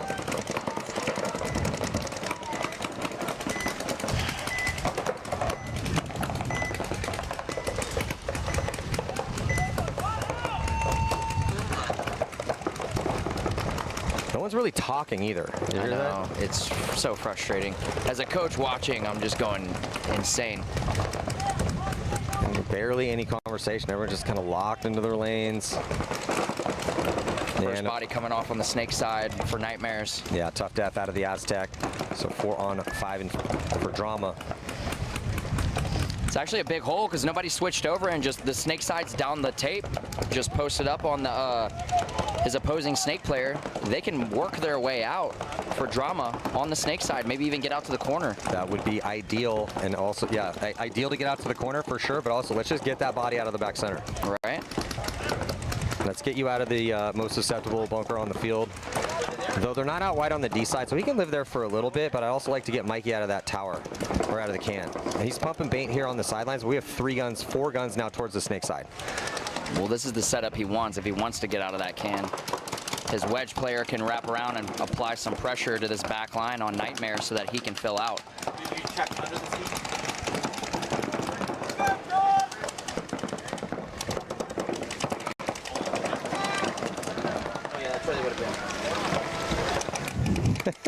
Mikey's trying to get eyes and jump over the top of that can. How tall is he? 5'4" on a good day. Yeah, I don't know. He doesn't seem to quite have the hops to get eyes over the top of that can. He needs to hop over a lane and get into those Doritos. Hey, preach. Yeah, they're just content to sit on these lanes here. They're really expecting Defy to run another body through one of these gaps.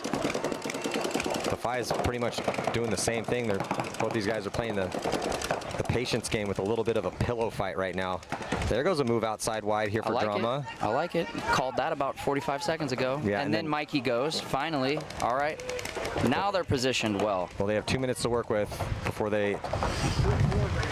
we head into some one-on-ones. Nightmare snake player making moves over here. Oh, man. Player for Drama wants to get across this gap. I thought he was going to get a little runner stance for a second. Center player just switched. Yeah, center player Brick. So Brick's going back to the D side. The Dorito can's going to stay on him. Yeah, I think can's he just going to got stay on shot. That would be a rough death. Yeah, he got shot. Yeah, that's tough. With that death, I don't know, we might see an overtime here, Jesse, because now it's 4 on 4. The Dorito side still has the ball. Absolutely. But with the Brick on the D side and back on the home for Defy Factory Nightmares, it's just... Oh, and he gets the shot. He pops the top a little bit too much, and unfortunately for Drama, that's going to put him down a body now. Do they have good positions if they want to hold and they want to try to get... Yeah, and take it to the one-on-one. Yeah, they want to try to take it to the one-on-ones, but I don't know if Defy even knows the count right now.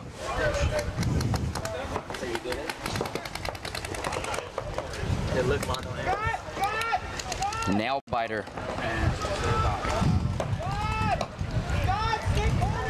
Yeah, absolutely, Jesse. I've seen a lot. This has been a good layout for some dramatic moments. Right. No pun intended, since we got AZ Drama out here, but I mean, other than your premier win, that was boring. The semifinal against Grind City. That was good. That was good. That was good.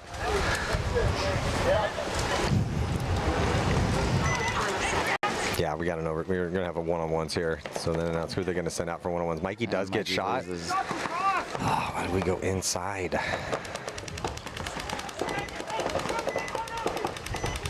I think they're no. They don't have time. Too late. Yeah. They don't have time. They needed another 5 seconds. Right. They're gonna be really frustrated with this one. Yeah.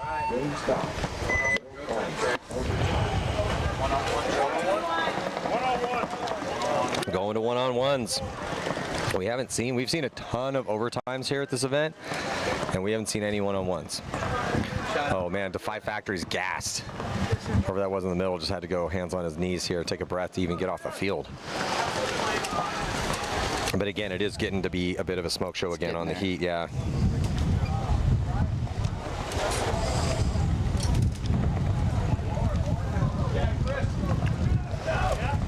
Who are they going to send out? We will see. Send Mikey out? Is he a one-on-one? Is he good at one-on-ones? We run a lot of one-on-ones. He's up there. On the gunners, he's probably in my top 3, honestly. Just kind of depends on the day. Yeah.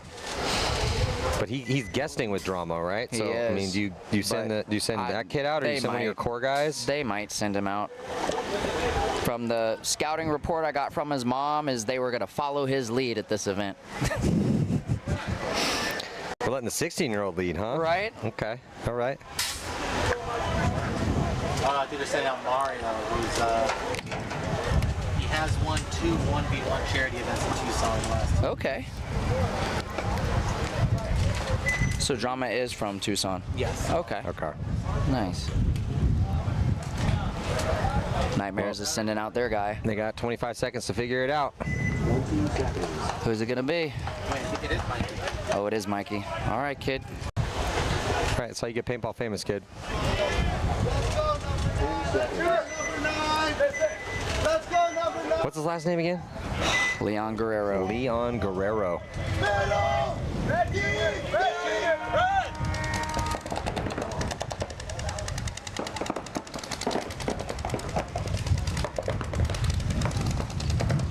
So Mikey's going to go into the Aztec here. Young rookie, highly touted coming up here out of San Antonio, Texas, playing for these AZ boys. And they're going to give him the nod to Five Factory. Moving up into the wedge here pretty quick. He's going to load a pod. See if Mikey can catch him. Mikey does pick up where he is. You lose sight, you lose the fight. Ooh, Mikey had to gunfight his way into that corner bunker. He did. And he's small enough that he can move into the snakes and play those decent for a one-on-one too. So I wouldn't recommend it. I wouldn't recommend it, but I think he's going to push into there. He does it anyway.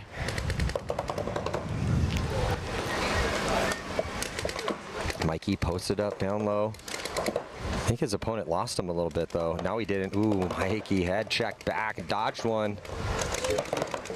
As we hit down to 60 seconds. If we can't get a winner here, they're going to keep sending bodies out. Mikey going right-handed here, posting up. Five Factory left-handed on the other side of that brick. Brick is kind of, unless you're 6'2", kind of tough to play effectively in a one-on-one. This player's pretty tall, though. Looks like he's tall enough to play over the spot. Yeah, the Five Factory player looks really calm, too. He looks like this is not his first rodeo. They're just snapshot battle festival right now, and it looks like Mikey's going to clip him here. So there we Mikey, go, Mike. Leon Guerrero, the victor here in the one-on-one, 16 years old, putting the team on his back. Drama is going to punch their tickets into the semifinals, and that is going to do it here for the set. Stick with us. We'll be right back here. HK Armory Backyard Brawl. See you in just a couple minutes.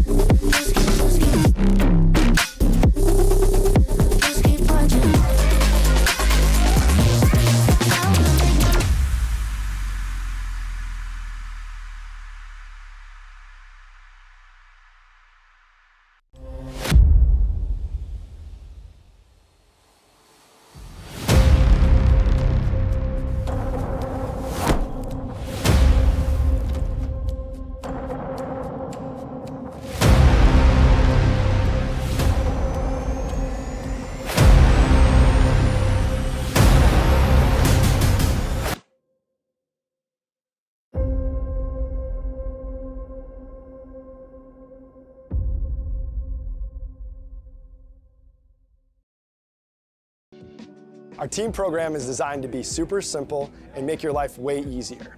There's no minimums, there's no required packages, and you'll get season-long access to our catalog at a discount team price. Plus, you can design more custom products. The first step of the process is to design your custom jersey. Now, that might sound weird if you already have jerseys or you're going through a different provider. However, this is a crucial step in building out your whole team catalog. So we're gonna use your guys' logo, team colors, and your sponsors to build other cool custom products.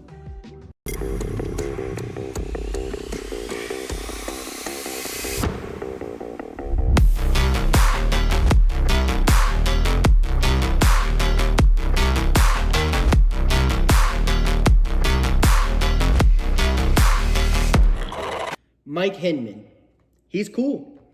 Paintball, that's cool. Making money, that's cool. Kirgo, that's cool. Kirgo is the only sports book in the world that offers paintball. So if you want to get down on some paintball action, make sure you visit Kirgo.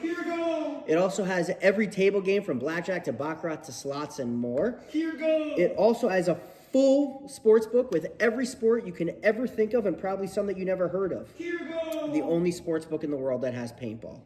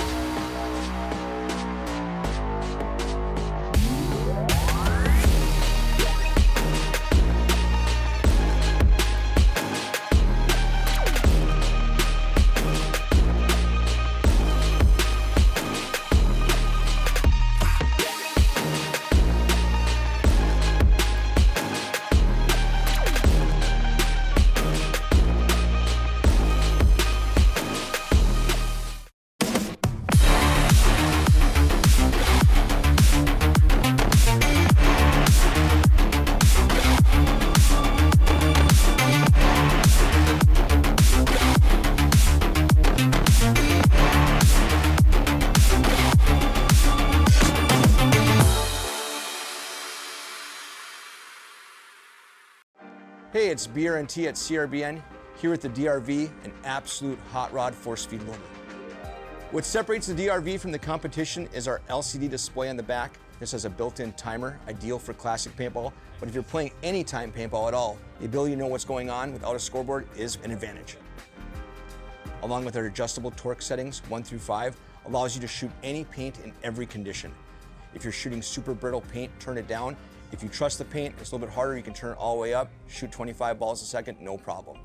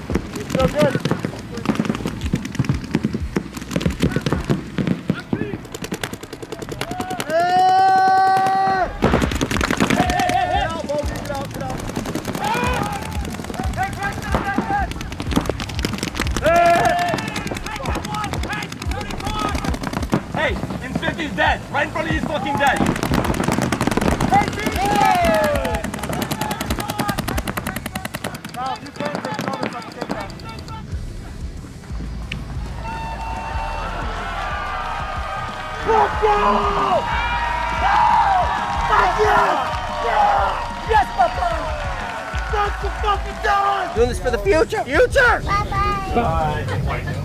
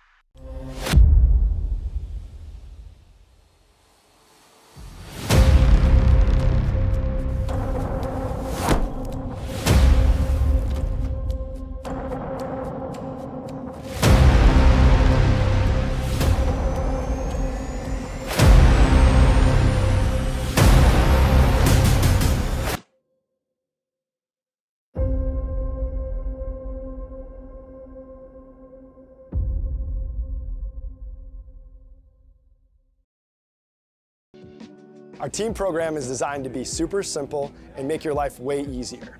There's no minimums, there's no required packages, and you'll get season-long access to our catalog at a discount team price. Plus, you can design more custom products. The first step of the process is to design your custom jersey. Now, that might sound weird if you already have jerseys or you're going through a different provider. However, this is a crucial step in building out your whole team catalog. So we're going to use your guys' logo, team colors, and your sponsors to build other cool custom products.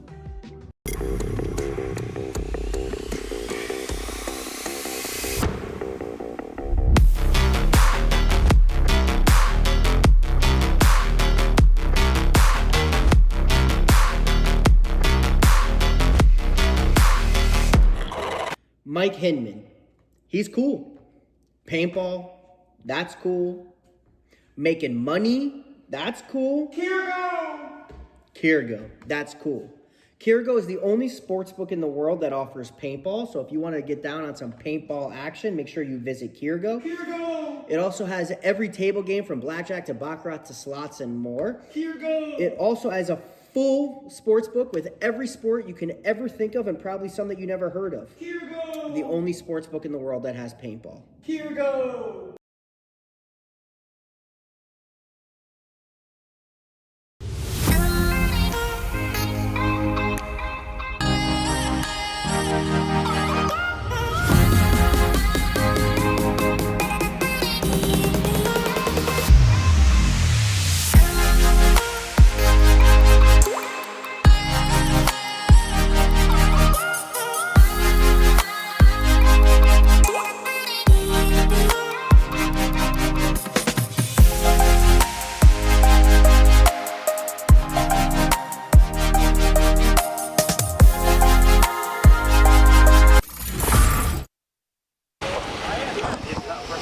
Welcome back. Semifinals here in Division 4 at the HK Army Backyard Brawl in SC Village. I'm Matty Marshall, and we're about to jump into it. We got AC Drama taking on the Lord semifinals. So getting down to it, who's going to win this tournament? Yeah, time is now, isn't it, Matty Marshall? Yeah, Trace Drama going to be on the left-hand side, Lord's on the right-hand side, and jumping into point number 1 as looks like Drama going to be getting into Snake one pretty quick. They're going to be losing Mikey, who was the hero just a few minutes ago. So it's a kind of a back-to-back battle. Not much of a break here for Drama. Again, if you want to win this tournament, you have to win 6 games, or play 6 games in one day and win 4 of them in a row. Yeah, talk about putting the pressure. Putting the pressure. Having to work extra hard towards the end.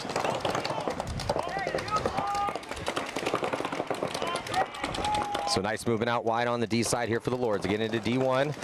And also the can, and they're past the 50-yard line in to Drama's brick. So it's looking excellent here, and a nice little kill on the inside there, Trace. Yeah, grab the shot on the Dorito player. Looks like he's even going to make a little bit more room. Did he make a clean move to that wedge over there? Seems as though he did. Now he's got them all kerfluffled over here on the AZ Drama side.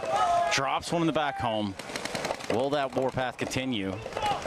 He's making them sit in real tight at this point because AZ Drama realize they do have quite the offensive push in their own zone.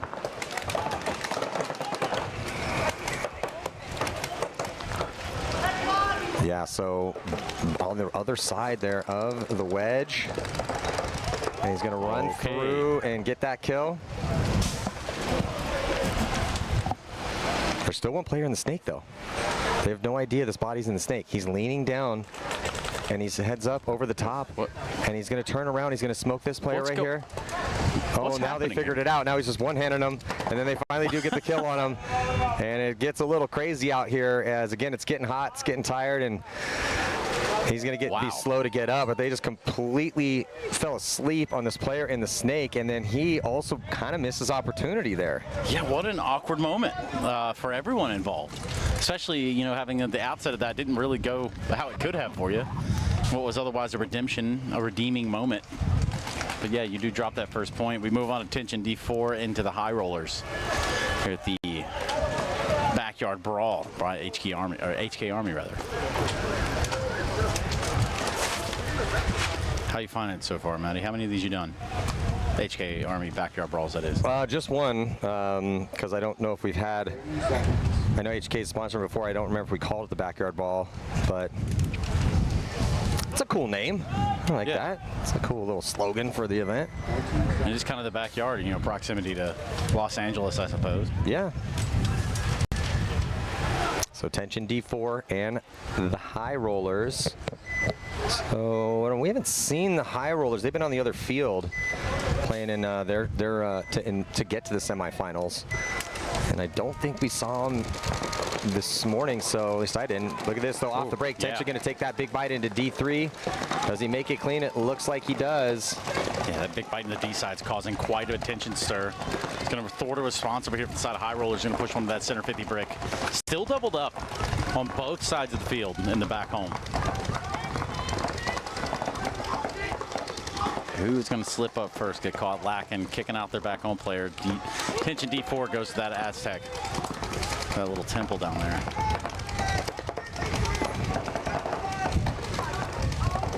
if they're going to try to make their move. It looks like they're going to have to. They might get pinched out if they don't, and they do exactly have that unfortunate fate for the side of the high rollers. Dropping that body in the middle. Big play up the middle as I say it.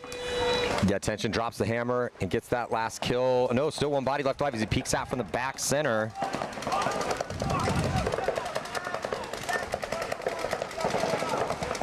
And now, yeah, but it's a lot to a little here on the body count as they're streaking up on the D side. Yeah, body singular left for high rollers, and he is going to be taking the walk. So that's it. Nice aggressive first point for Tension. Really like how they've been pushing the issue on that D side.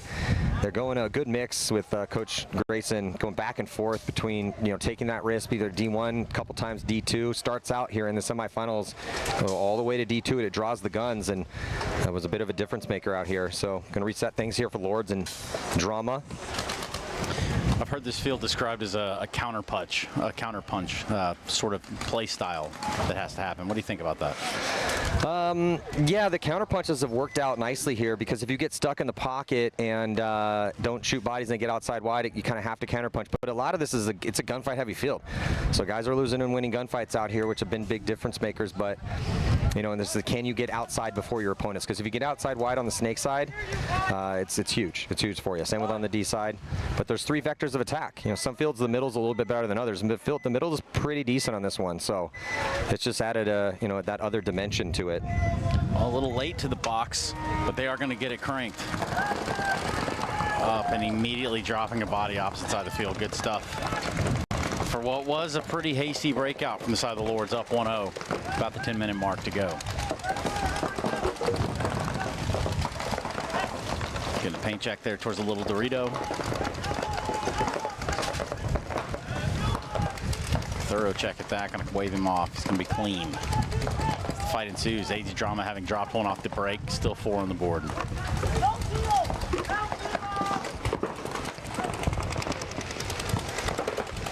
Movement up the middle here onto Drama's side of the field, gets to their brick and dropping a body from the D side. Lords now going to get into Snake 3. Player in the center really feeling the pinch. They might have clipped out that player from Snake 2 here for Drama, and it's going to be a minor penalty assessed on Drama. Pulls out their back center, and they're also going to pull out the body inside as well. So desperation move outside wide, able to make it clean. You be careful down in the Snake, though. Never mind. The big threat's gone. In fact, potentially the only threat is gone. Yeah, and they know it now. So waiting for that concession. It's going to be a 2-point lead here for the Lords.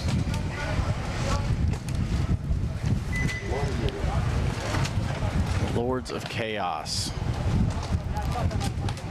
It's gotten a little windy out here. We've lost that slight overcast. The heat set in for a little while. We got the wind now. I'm sure everyone's a little thankful for the breeze. It's going to blister this weekend. Yeah, the breeze is definitely picking up. It's actually, I'd be describing that as a wind actually now here. Straight away, right? Yeah. It's going to Lords of Chaos.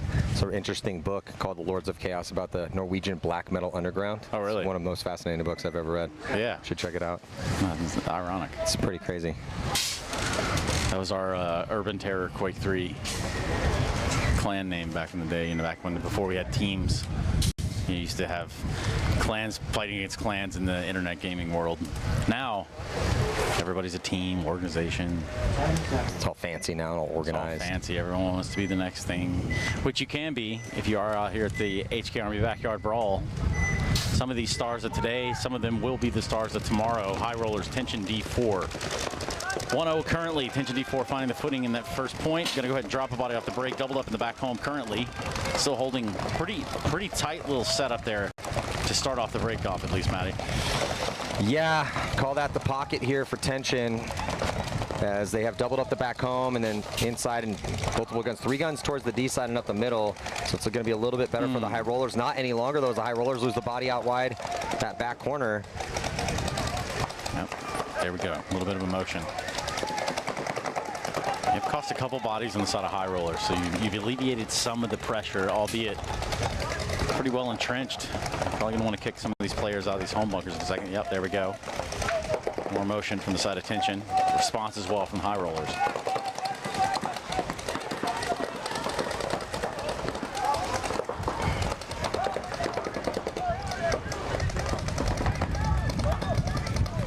the makings of a longer point. Yes, it certainly does. Just under the 10-minute mark. Little slip and fall here for the high rollers trying to get out of that back corner bunker. If he makes it to the D side, can clean. No, he does not though. So now it's 4-on-4. I don't think that's how they're trying to go out. And the player in the Clover's bunker gun might be down. It looks like he's got it up and rolling right now. Well, you better hope you're peeking like you are.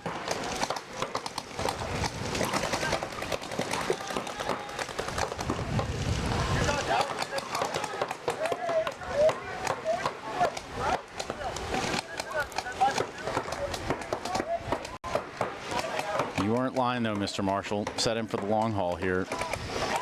Yeah, just playing a little patty cake here from the spots right now. Yes, they most certainly are. Because, again, we're deep in the tournament. Everyone's tired. Everything's on the line. Yeah. High rollers cannot lose another gunfight. It's going to give tension an advantage. And it's tension with the lead. So that's why you're seeing these really conservative gunfights right now. Which means we could burn off another 2-3 minutes with it looking exactly the same as it does now. Eventually, you're going to want to get more out of your paint. So they got a really good spread now in here, set of tension. Now it's about not throwing away a body, not paying the piper over there.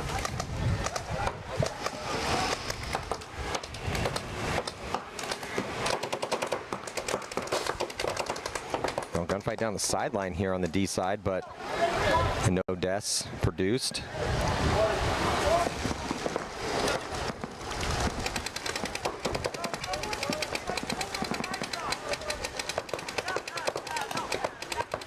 Yeah, and the Clover and the Brick really not shooting their guns much here for the high rollers.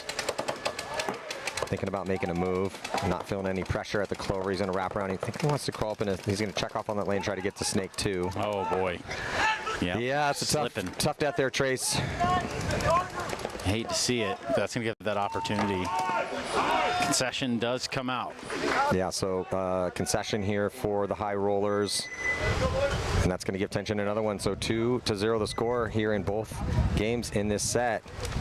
Yeah, tension really squeezing it out. Or squeezing that point out, rather. Well, tension knocked out Collision. So to me, that makes him the favorite. Because Collision was the #1 seed.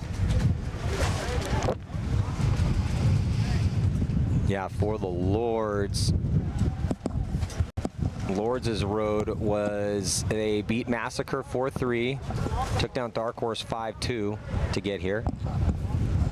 And then Drama beat the Villains in a low-scoring game. That 1 point was that overtime point. Yeah, 2-1, and then 3-2 against Defy Factory with a big heroic one-on-one victory for Mikey Guerrero.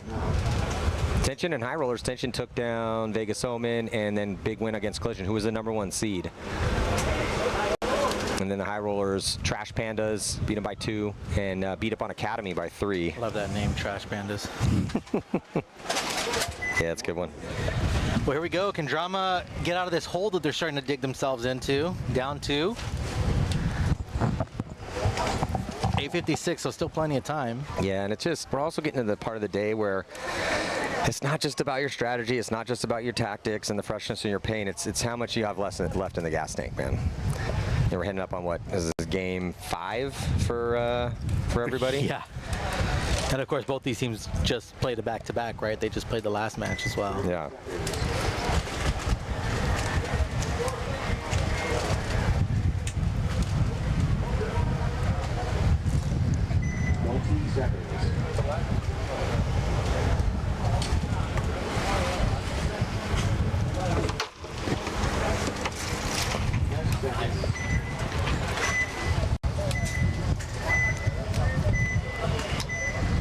All right, so here we go, AZ Drama. Let's see what they can do. Big bite into the Dorito 2, and he gets in clean. Body drops and a penalty here on Drama, so it's going to pull out the inside Snake 1. They still have 3 players left alive, though, for Drama. Well, they did shoot one of the Lords, so it's a 4-on-3. No, now 3-on-3. All right, so that minor penalty didn't hurt them that too much right now. 3-on-3. Drama into the snake, to the Dorito 2, and then that Dorito side reg, and here comes a fill out into that snake 1.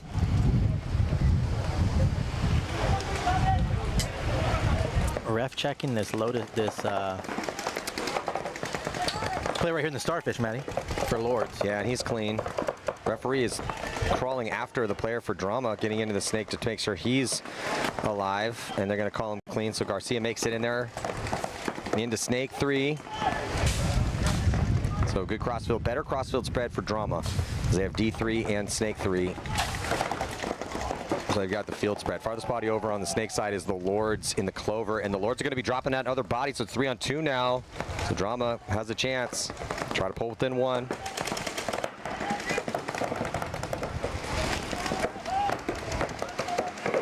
Garcia wrapping around, trying to put the pinch on the wedge. Oh, but he gets clipped though. Oh, I think the player in the snake just caught one. Either that bounce off of him. Referee saw what I saw. I think it did. I think that bunker legit, or that ball legit bounced off his loader. So an unfortunate bounce here for the Lords. And stop letting your paint warm up. But here comes the Dorito side push from Drama. So 2-1 will be the score. Still in favor of the Lords with 7 to go. Yeah, but good pace, Matty. 2 minutes to put a point up. Looking pretty good, you know, considering that they had that minor early on. Yeah. So able to bring that back. Because what you don't want is you don't want to go 3-0 against the Kyle Spica coach team. Be a cool weekend for Kyle, though. He could sweep it. Like I said, he's trying to collect the Infinity Stones. He's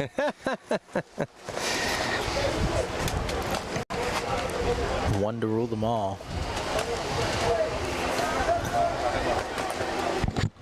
And then we got Tension and a high roller, so kind of in the same situation as Drama was. Let's see if the high rollers can answer.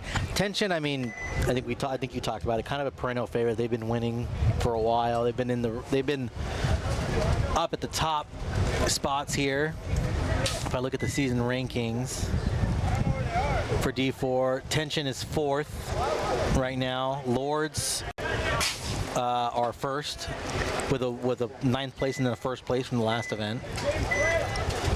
And then you got AZ Drama, though. AZ Drama coming all the way from 31st, Matty, in the season ranking. That's awesome. Well, Tension's going to be dropping a body here from the D side. High rollers risking it all the way to D3 quickly. They also lose a body on the D side, but filter out to the back bunker out there. So a little bit better here for high rollers on the real estate, even on the count.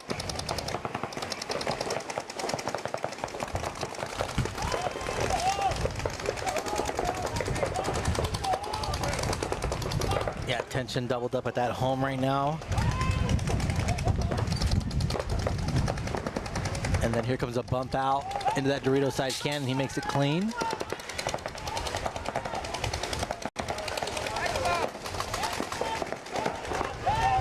Yeah, another bump out for Tension to get into the clover. He's fine, and they lose their can on the D side, though. So Tension gonna have to clock in with a gunfight here. Well, Tension getting to the snake 50 now.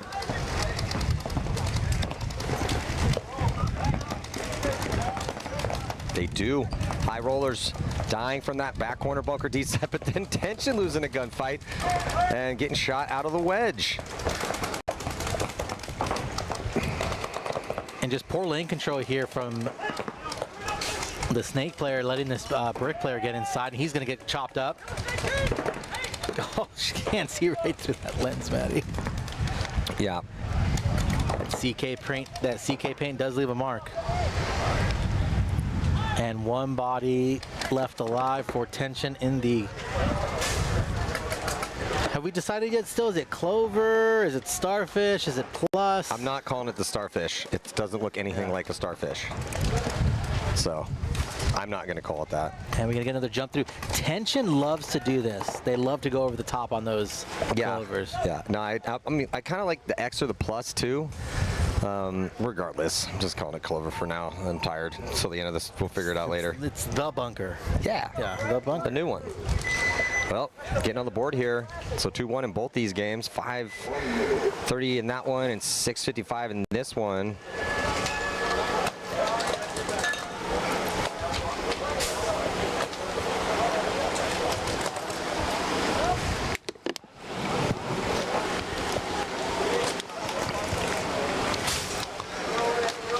Gonna look at the boys walking out here. Still a little pep in their step. Garcia limping a little bit though for Drama. Don't tell me that's the same Garcia that we were talking about who messed up his knee, because that's Henry. I just don't know if that's him or not.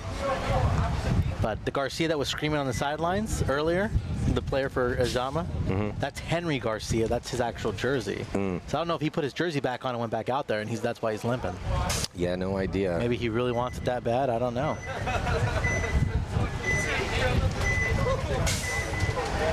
I don't think so, though.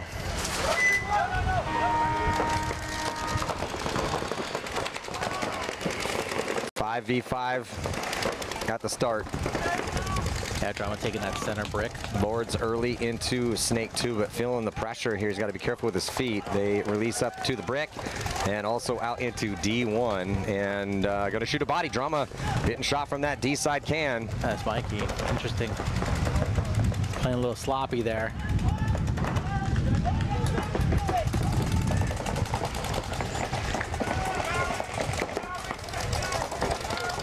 Lord's going to filter out behind their Snake 2 player to the Aztec. Here's Snake side as they get into D1.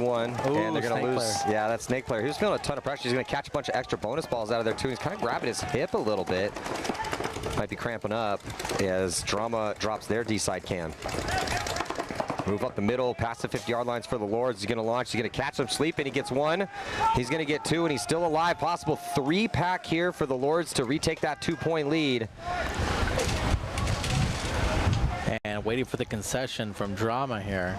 Yeah, he's a just post up and don't hit the buzzer, 21. Just wait for the concession. And make sure he doesn't walk out of bounds either, man. We saw a few of that. He might be tired. I think he wants to get back in the no. He's just going to lean down and rest on the start gate. Yeah, so they are finally going to concede.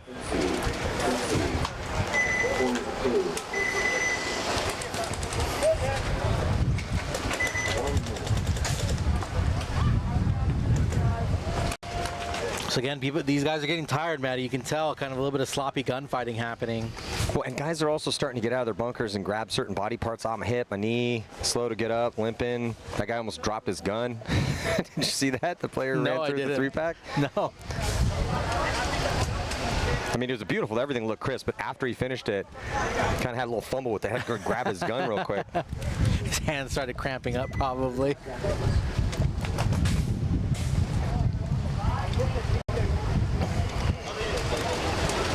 Yeah, these guys are really earning it today. Kind of just shows you, though, really who wants it more. This is where you figure it out. Yep. 10 seconds. All right, high rollers on your left, tension on your right. Let's see if high rollers can tie this up.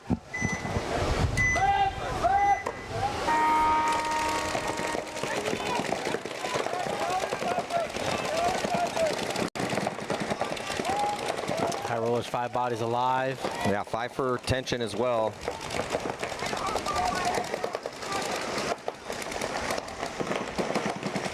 A little bit better field position for tension on the D side as they have the wedge. Here comes the high rollers on a secondary into the brick. And he doesn't get his gun up and establish his tension launches to get to the 40. Get to that door. Yeah, I think he's shooting that Dorito cut right there, but he can't see the wedge that's on the Dorito side. Yeah, it's blocked out by that Aztec, yeah. Running ref for high rollers on the can.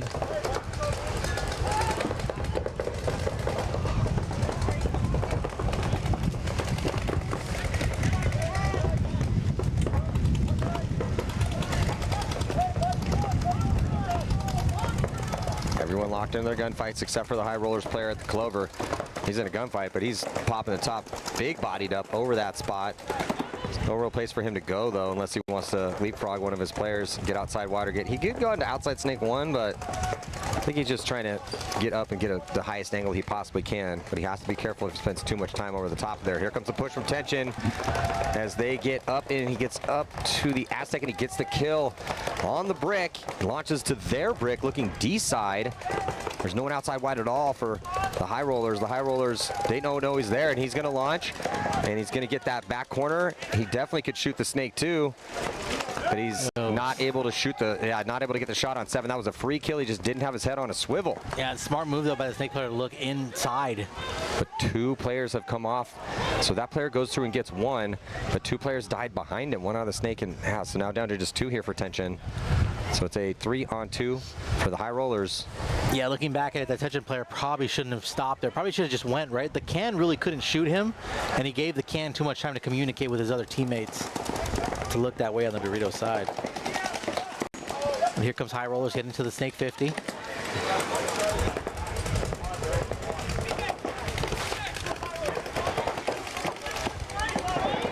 And Tension with another death. It's going to be a tie game here pretty quick, Ryan. 3 minutes and 7 seconds. Yeah, just 1 player.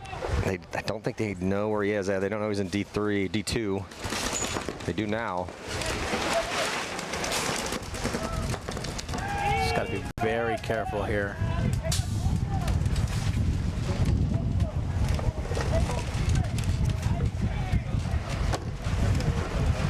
As these winds start to pick up, give us a little bit of breeze. High Rollers tied up with 240. Yeah. Ourselves a match here in the semifinals at the Backyard Brawl. 2 points though separates the teams right now here. The Lords with the lead.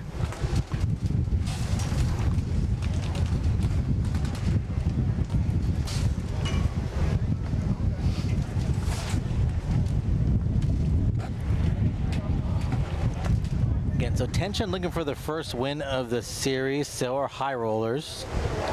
Lords are the only one with the top. Yeah, Lords are the only one with a win. We're the Lords #1 seed. Lords overall? are #1 seed overall. Yep.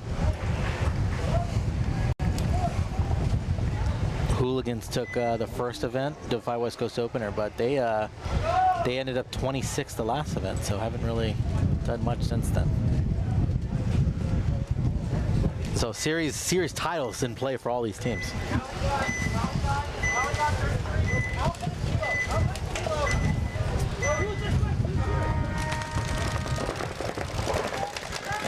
.533 and Drama's taking space up in the center here and gets into that Dorito side wedge.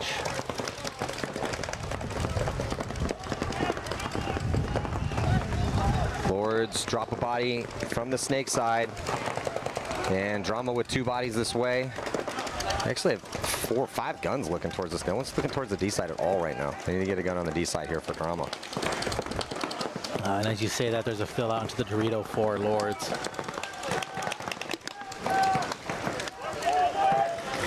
So, let's see, I like this move here by this Drama player, Maddie. Staying low, get into their 50. Should be able to pop up right now, look inside and get a shot on that Dorito player. He is wide open. Oh, he's going to get that first free kill on the brick, though. Oh, he doesn't look inside of the Dorito, though.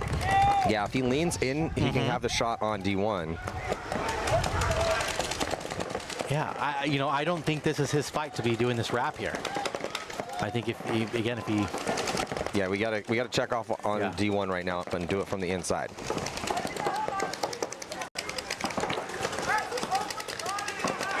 And as this yeah, I know we're both up here, but as this happens, Drama streaking down the Dorito side. Oh, there better not be a penalty. Well, oh wait, gross major. And and he one hands him there. So there was 1 player left alive as they were about to step on a landmine. He was in that clover.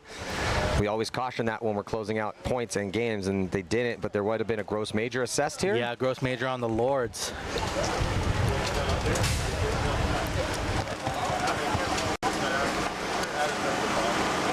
Yeah, I can't quite hear what the refs are talking about. Yeah, I'll get the assessment here right now from Bobby.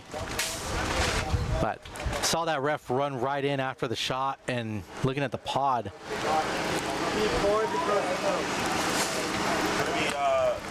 Penalty point goes to Drama. Lords down 3. Yeah, because the gross major is assessed after there are no bodies left alive. That is not what Kyle Spickle wanted to hear. Yeah. No. There's a gross, Kyle. Try to make sure. Hey, who's on the top? What's your player over here? Your Dorito 1.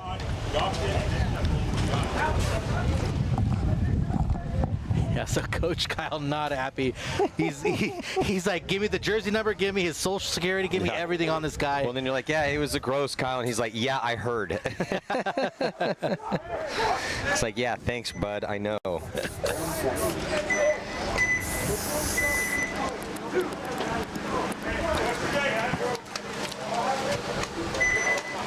Well, this is a game, 2-2. That other one's a game now too, because that's going to basically spot another point. That's going to be a 2-point shift as soon as they close out this power play. Right now, though, 2:40 left to go. Tied 2-2 here, semifinal battle. High Roller's going to drop a body trying to get to the Aztec on the Snake side.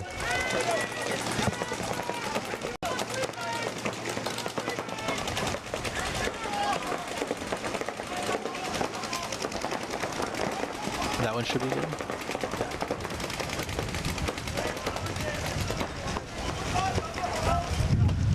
And where'd this breeze come from, Matty? From the west, my friend. It's blowing in from the west.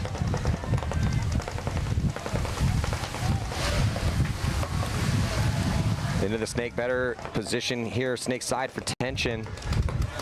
It's basically no one on. Well, they have the Clover for the High Rollers. Yeah, and they are watching that gap from the Dorito side wedge.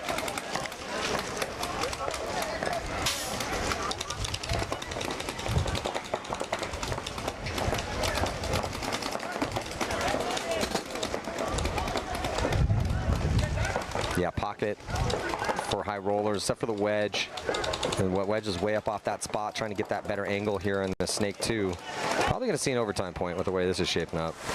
Extra body out there for tension, but if they don't put themselves in attacking positions in the next 30 seconds, they're just not going to have enough time to march down.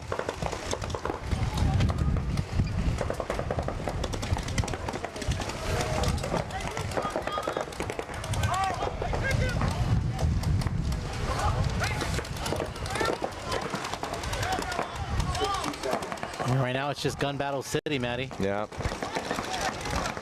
It's more like hold his own city. Yeah, yeah, this is going to go to overtime. I mean, maybe something crazy will happen, but half these guys are down on a knee. Some of them are down on 2 knees. Some of them are sitting on down. their butt.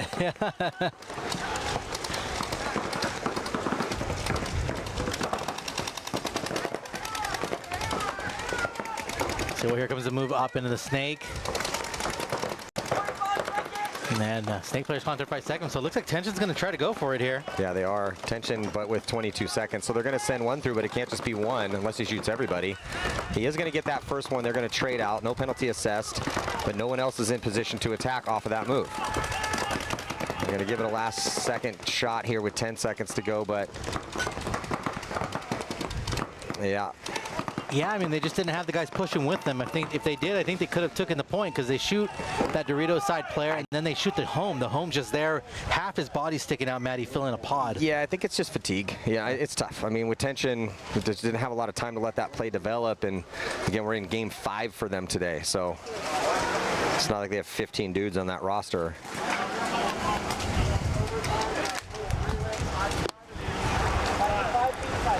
So 2-3 Lords, but Lords will only be playing with 2 bodies, which is basically a throwaway point. So we'll see how long it's going to take Drama to work them out, but we're going to have a tie game here. I'm guessing maybe 3:45, maybe 3:30. 30 seconds.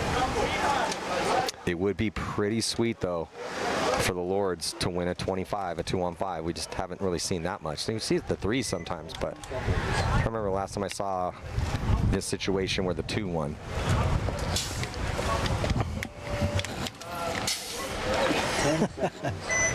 He's chilling in his little box. Showed Matty a picture of my son right now. He's in his little diaper box on top of a little soft cushion watching his iPad.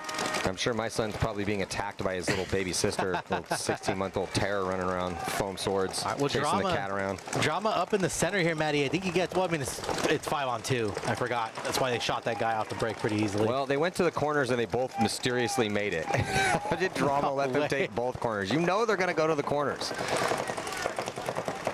God, Drama, what are you guys doing? Come on, put it together. 5-on-2. You know where both bodies are. The move is outside wide. The move's outside wide. Both these guys are looking up the field. They're not looking out wide.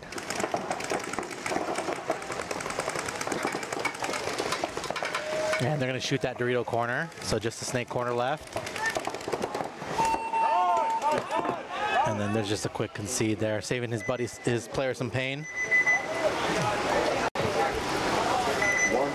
Well, frustrating for the Lords, but it will be tight setup in both these games. Heading into overtime, we're going to throw 5 minutes on the clock and be a 5-on-5 overtime point.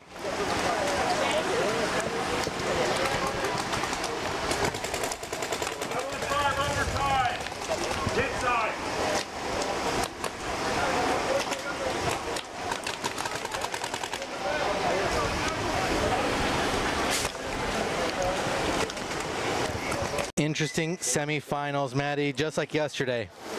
Coming down to the wire. We have been afforded some very dramatic games. Again, the only real hard yesterday, the premier finals with TJ Bastards is with Regime. That was a blowout. That was a blowout. Other than that, though. But before that, it was amazing. Oh, it was great. Yeah. To get there, it was awesome. Yeah, that one was like the McGregor fight. Did you see that? Blew his knee out in 10 seconds. No, it wasn't that bad. Tension was just gassed.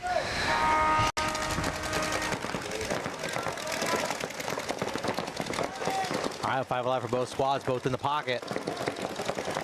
Yeah, both dumping up the back center. It's actually mirrored up. Yeah, it is. It's perfectly mirrored up. So who's going to be the first to get that kill, take the advantage? Now this is Lane City right here, Maddie. Yeah. Going to double up, Tension doubling up the Clover, which I like that. I like that play. Especially when no one's out wide.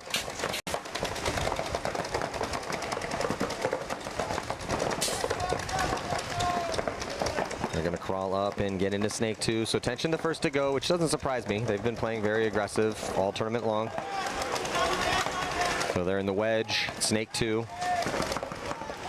So now High Rollers have to be careful because they are now going to need to get out of the pocket, and they need to be able to go through these zones, and that's going to cost them a body. So they do get to the snake back bunker. That's awesome, though. That's a nice fill. There was guns looking that way. Did anybody see him as well? I don't think anybody's shooting that way. I don't think anyone did see him. He's going to be able to wrap around and shoot this Clover. Oh, misses his shot. They still don't know where that shot's coming from yet. Oh, they should know. They definitely should know. D-side player dies for Tension, and now down to 4-on-4. This is where Tension's had some issues, Ryan. They'll take ground, they'll be in a high body situation, and they'll start losing bodies sometimes.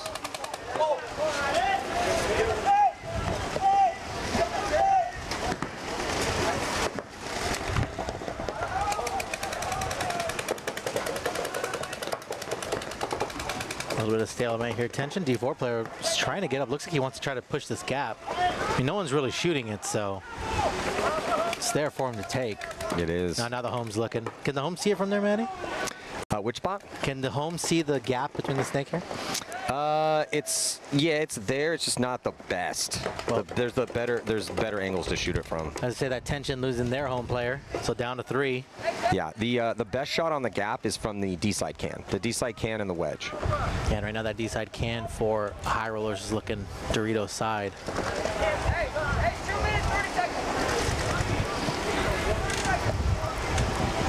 Yeah, they're talking time right now. 2:28 to go in overtime.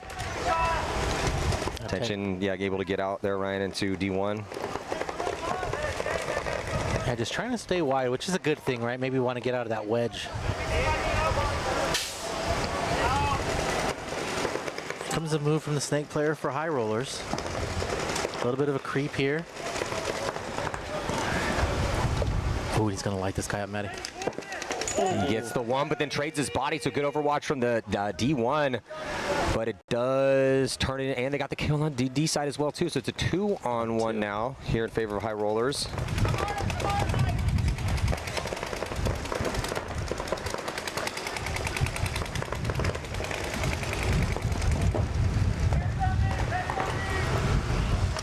High Rollers game to win right now. If they can close out this 2-on-1, got to be careful. Don't tack one at a time. There you go. Spread the field a little bit. Oh, right goggled. And High Rollers. So High Rollers are punching their ticket into the finals. He's actually going to pause for a second and wait to get a check from his teammate. He's looking at the clock. Yeah, man, you got a minute and 14 seconds left to spin around for your buddy. Do your little dance. And High Rollers punched their ticket in, Maddie, to the finals. Yeah, so it's going to be High Rollers versus who, though, now? That's the thing here. Let's go, Rollers! Oh, fucking go! I mean, AZ Drama are my boy. They're out of my hometown, but it's very hard to bet against that man over there with the tiger on his hat. How did the High Rollers do at the last? How have they done? They're ranked 6th. High Rollers went 14th the first event and 7th the second event. So they've been trending. They've been trending. Nice. Well, at least worst they could do is second. That's right. I mean, you go from, what did I say, 14th to 7th to second first. I mean, that's good. Absolutely. Great outlook for your camp there. 20 seconds. So let's see if Drama can do the same here. Like I said, they were 31st, I believe, in the season rankings. They took an 8th. They took an 8th place last event, but they've been kind of low before then. Didn't make playoffs the first event.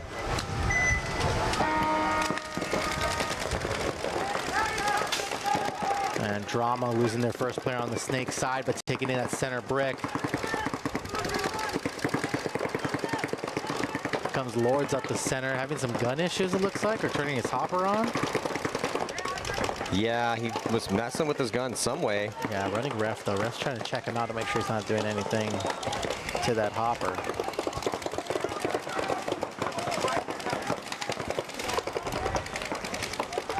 Under 3 minutes. Neither team with the advantage here. A little bit better outside wide. I think did Drama drop a body? They did. They dropped the body off the break. So it's a 4-on-5. Yeah, 4-on-5. So advantage to Lords. And they're outside wide on the D side. So it's looking good here for Lords. Trying to retake this lead. Yeah, he gets a little 2-pack. He gets all the way into the backfield. Oh, 3 bodies come off. Oh, loses his goggles. But that player's okay. Yeah, it looks like he's fine. But that was a huge run through. One of the best ones we've seen today here for the Lords. To break it open, there's just one player left alive. Look for a concession from Drama. Still letting it play out a little bit.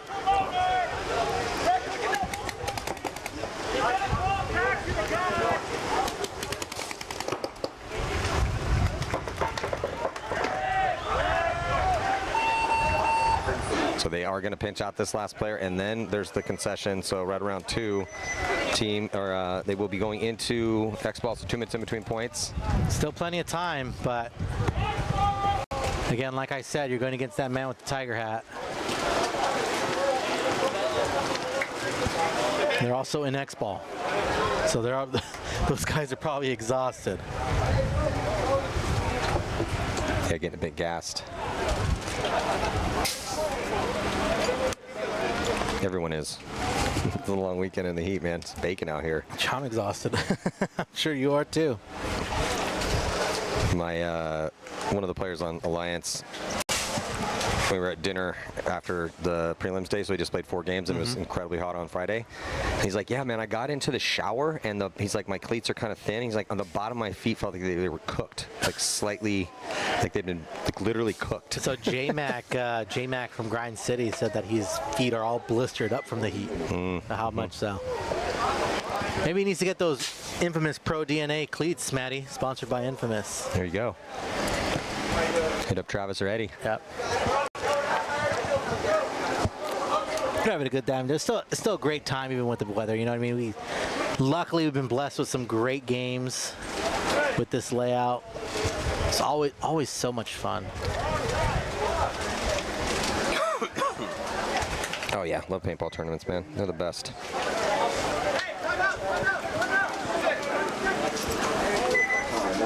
Timeout being called.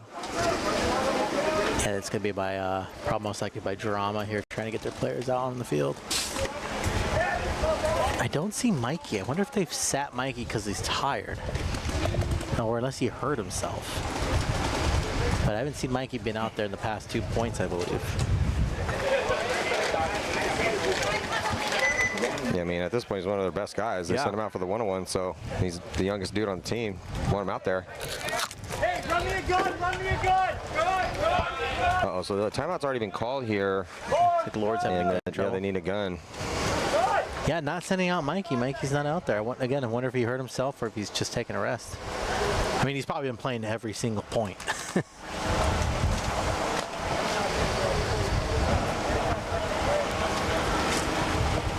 30 seconds. Should be good. Go like 50 on the drone.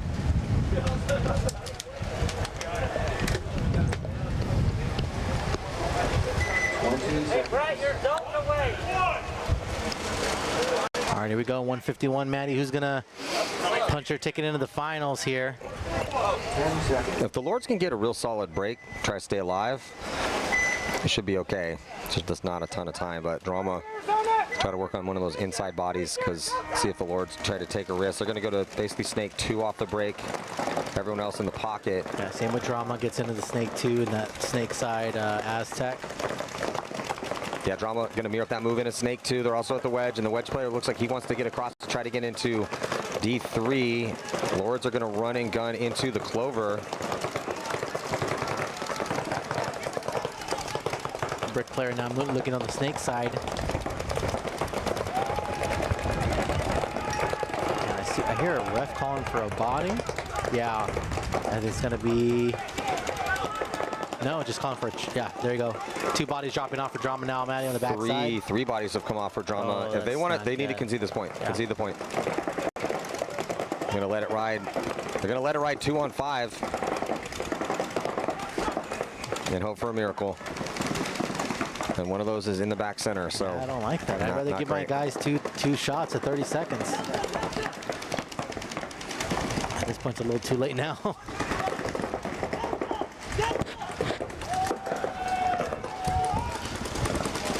Yeah, and they lose the guy we thought would die next, which was the home.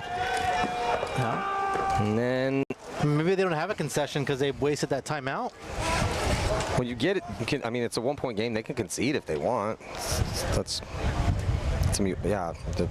Maybe that's just not enough. Yeah. Wasn't overtime, right? No, it wasn't overtime. Not overtime.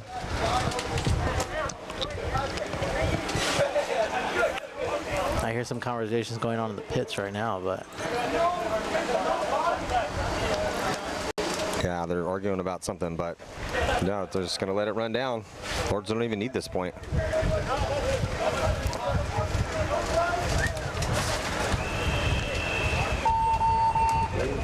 So Lords and High Rollers. Yeah, Lords are going to take it. High Rollers taking it as well too here in the semifinals. So the stage is set for the big game coming up here in just a couple minutes here at the HK Army Backyard Brawl here at SC Village.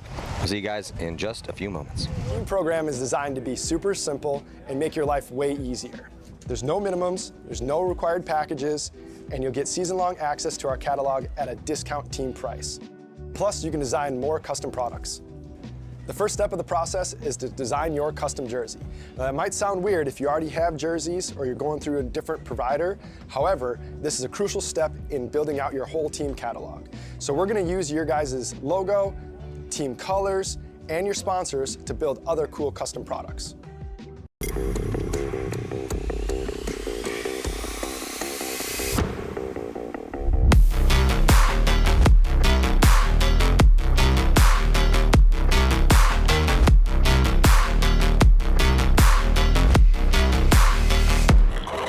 Mike Hinman, he's cool.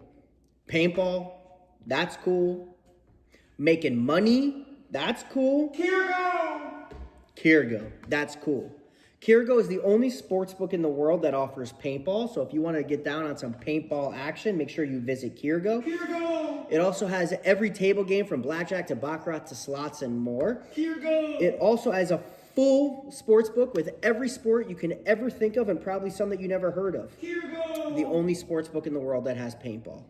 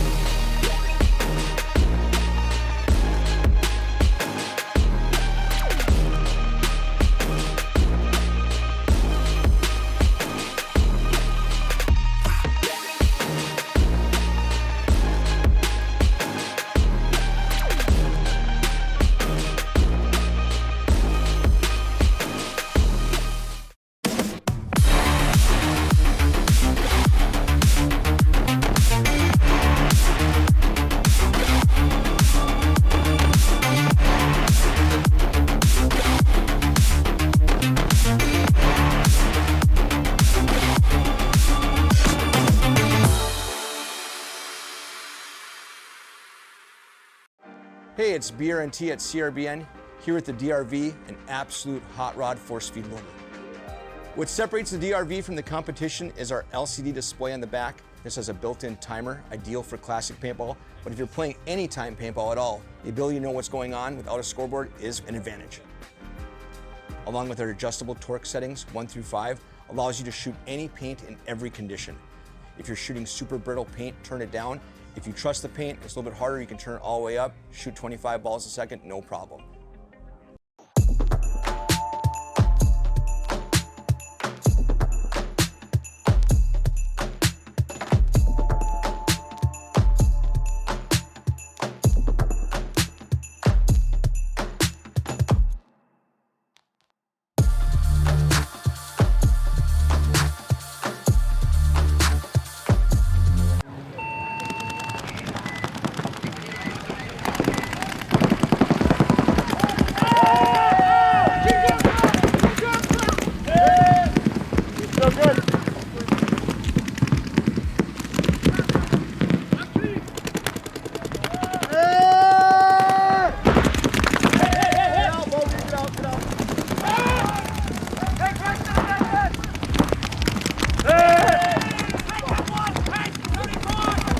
Hey, M50's dead. Right in front of you, he's fucking dead.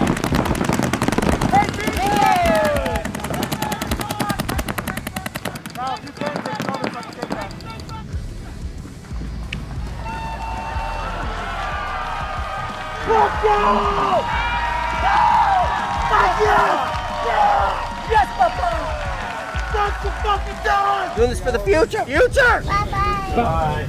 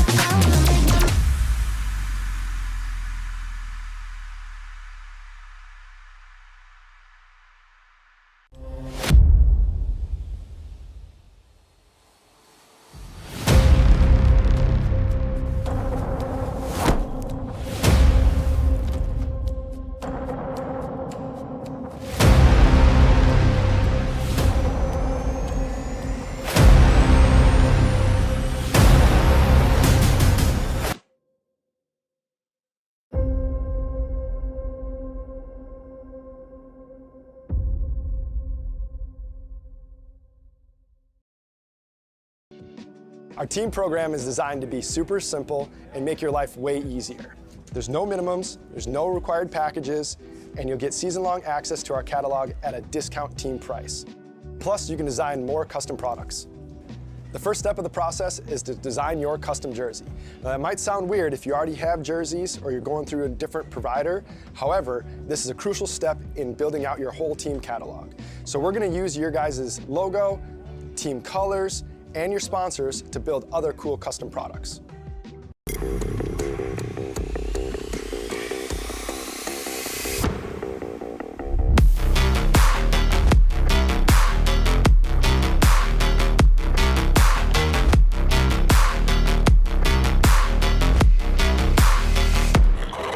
Mike Hinman, he's cool. Paintball, that's cool. Making money, that's cool. Kirgo, that's cool. Kirgo is the only sports book in the world that offers paintball. So if you want to get down on some paintball action, make sure you visit Kirgo. It also has every table game from blackjack to baccarat to slots and more. It also has a full sports book with every sport you can ever think of and probably some that you never heard of. The only sports book in the world that has paintball.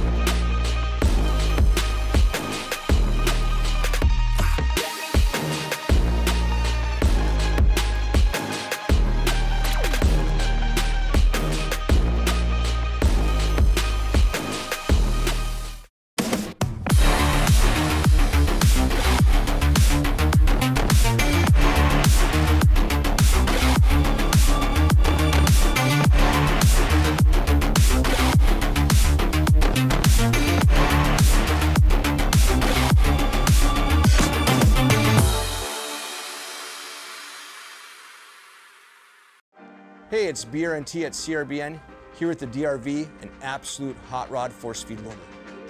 What separates the DRV from the competition is our LCD display on the back. This has a built-in timer, ideal for classic paintball, but if you're playing anytime paintball at all, the ability to know what's going on without a scoreboard is an advantage. Along with our adjustable torque settings, 1 through 5, allows you to shoot any paint in every condition. If you're shooting super brittle paint, turn it down. If you trust the paint, it's a little bit harder, you can turn it all the way up, shoot 25 balls a second, no problem.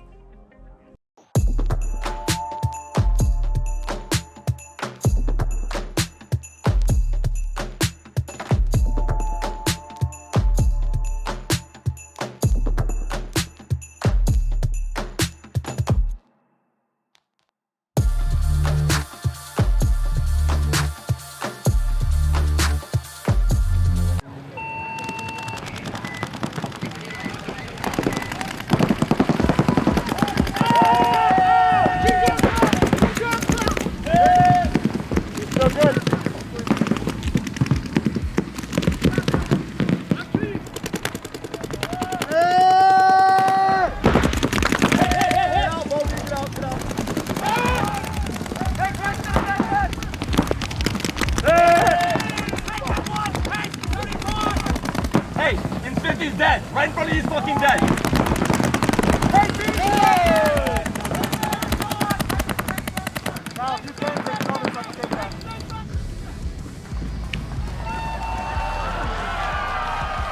Let's go! Yes, Papa! That's the fucking done! Doing this for the future! Future! Bye-bye! Bye.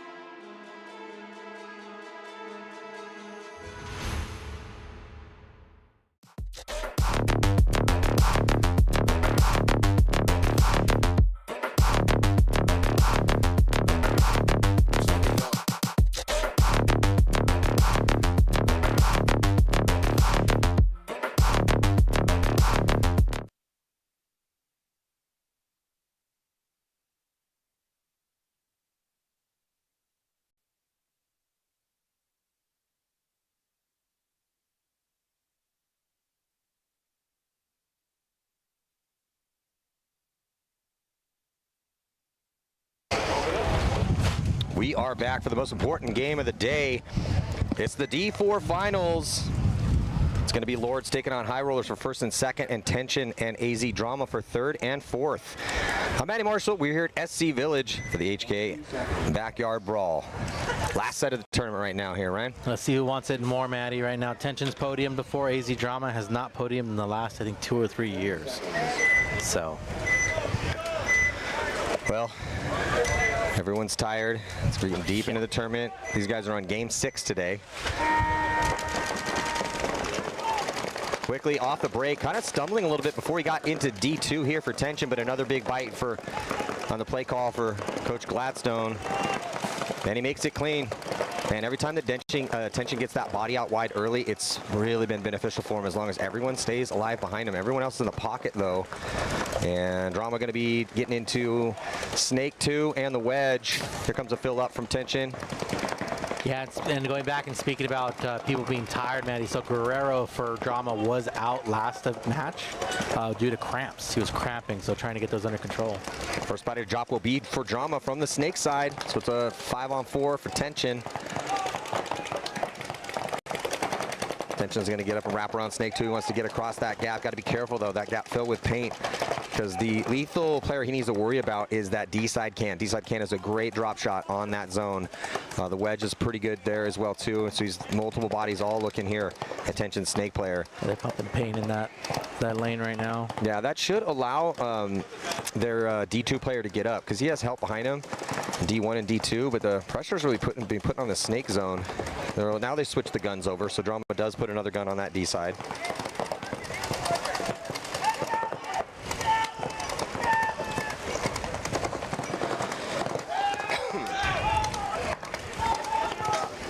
Another body comes off for Drama. Here comes Tension, punching up the middle. Just 2 players left alive here for AZ. Drama crawls up into Snake 2, but he's got his chest on the ground, not ideal. They are going to be grinding their gears on the attack a little bit, though, as the body comes off from the middle for Tension.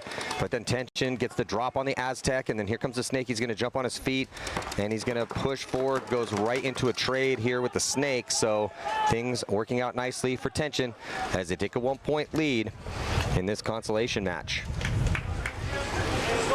Yeah, Tension just looking a little bit tighter out there, Maddie. Getting to those spots, winning those gunfights. Drama looking a little gassed here, but see if they can find an extra gear. So now High Rollers and the Lords, throwing 12 minutes on the clock. This D4 final battle. As the wind picking up here this afternoon, it's been a much nicer day than it was on Friday and Saturday. 5 degrees cooler, a little bit of overcast. But when you walked out in that sun came out like around 1 or 2 o'clock, and it let its presence be known very quickly. It's still gross down there, for sure. But 30 seconds. Still, it's not approaching 100 degrees, so that's nice. See, the Drama boys, I don't know why they're tired. They live in Arizona. It's 120. It's the surface of the sun out there in the summer. High Rollers are from Vegas. Yeah, they know. All right, so 12 minutes is going to decide who's going to take first place here, Maddie. Well, interesting, so Kospica just coached the TJ Bastards to a win. Let's see if he comes out.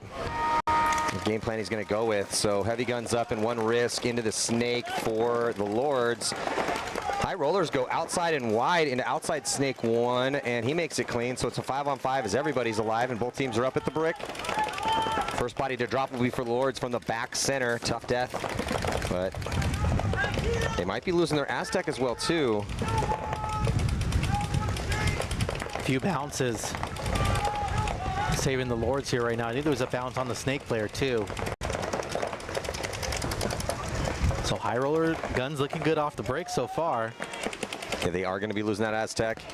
So Lord's getting down bodies, but they're running through the middle. He shoots the first one, but that's a trade in a low body situation. It's not going to help him out as they lose their Snake at the same time. Just the wedge left for the Lords. See if the High Rollers know the count. Wedge makes it out into D3 or D2.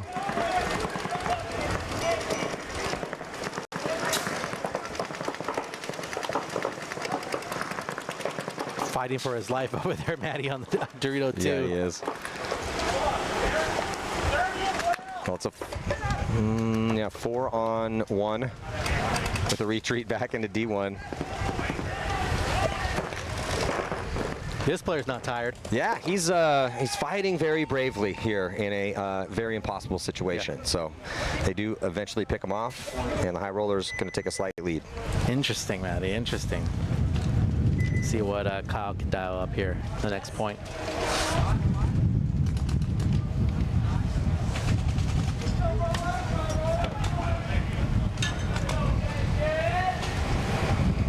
Trauma. So is Mikey gonna play this one? Mikey is playing this one, and you can see right now, I'm in the drone, you might not be able to see it as good, but Henry, so he said he dislocated his knee, probably just hyperextended it, but you can see him limping onto the field there. He wants to play. So you got Mikey out there. I think we got Mario Garcia. His limp has gotten a lot more pronounced. Yeah. Because he was limping before, but he's almost dragging that right leg. I mean, he went from the home and dove into the clover, so you can see him just looking up at the sky. But I mean, he wants it, man. He wants to go home with some hardware, so let's see if they can put it together. He's gritting through the pain. I mean, do they only have 5 guys? I mean, we don't have anyone to give this guy some help? They should have another guy, yeah.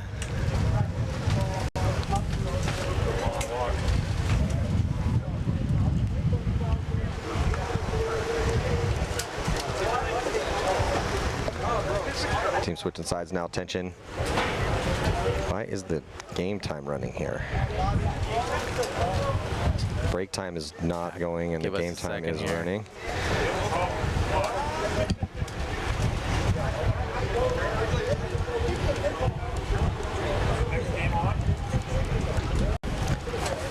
This is the correct game, Bobby, but the time was running.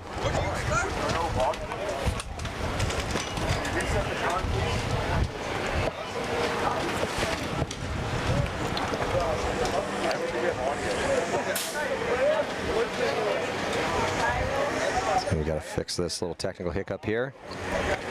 These guys are just out there getting roasted by the sun.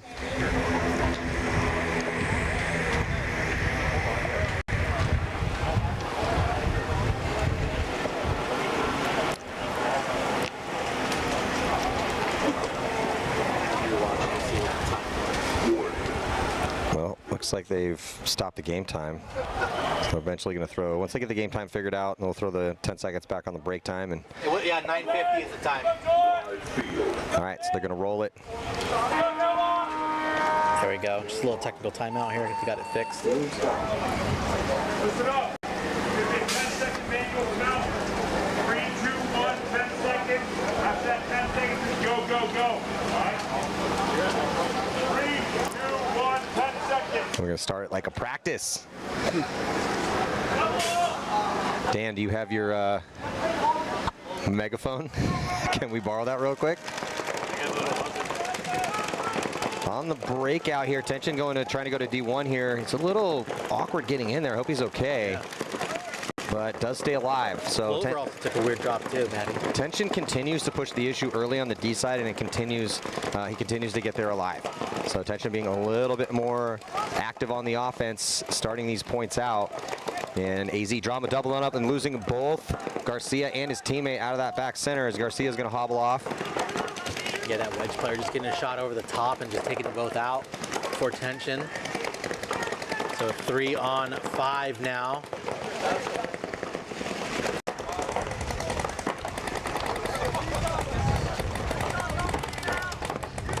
Ooh, body dropping though for Tension on the D side.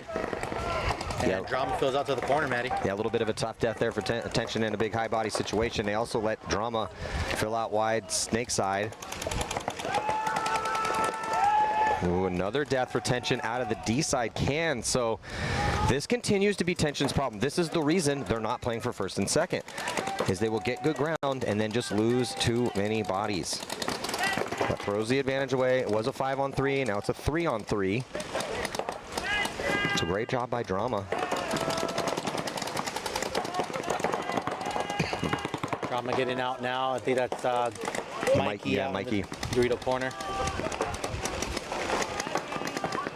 Man, he can be a problem over there on the Dorito side. Yeah, he does have an opponent to deal with who's in D1. D1 is slightly inset. You can see there, so ideally you want to be out in D2. That back bunker's nice though. This Clover player for Drama looks like he wants to crawl up in the snake too. I kind of just like him being at that Clover right now.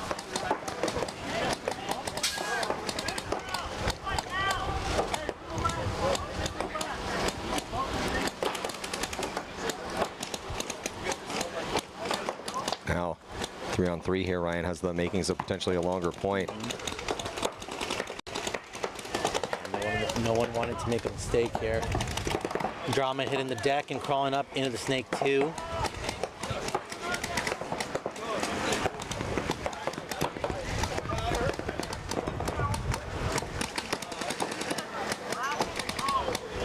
And they're going to get across for Tension. Ooh, maybe. Just misses the shot on him.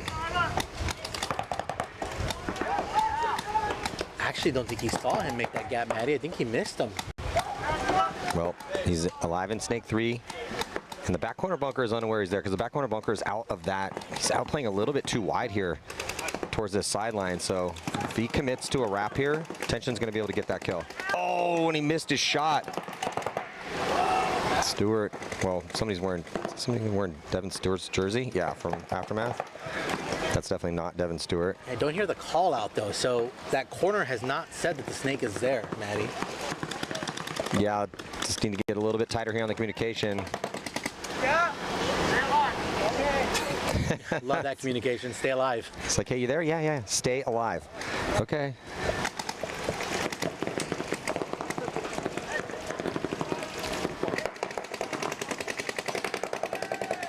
Ooh, and Guerrero gets a shot on the Dorito 1 player. Huge kill for Mikey Guerrero. Guerrero now by himself on the D side, so that's going to shift one of the guns over. Whoever's wearing Devin Stewart's jersey has to look that way. Ooh, got to be careful not to get a penalty there. And he missed the snake player? Yeah, I think he switched his gun off to shoot that player. And Mikey gets the cross shot. So got a little bit chaotic here on the snake side, but Mikey Guerrero going to win the point from the D side, and that's going to tie things up here with about 5:35 to go. Mikey's probably going to want to check, though. Yeah, he got checked by refs a few times, so. He's actually just going to let his teammate. Yeah. Like, hey, man, I was getting shot at a lot over here, so just in case, let's just be safe. And again, though, going back to it, right? Tension kind of threw away that point. It was 5-on-3, and they threw those bodies away. Let them get back into it. Yeah. And then missing the shot on the corner, right? Snake player pops out, just misses a shot. Yeah, if he gets that shot on the corner, that might have changed the story in that one. It's not going to keep his teammate alive on the D side necessarily because Mikey getting that kill, but still. So now the Lords, how are they going to respond here? High Roll's going up by 1 on that first point.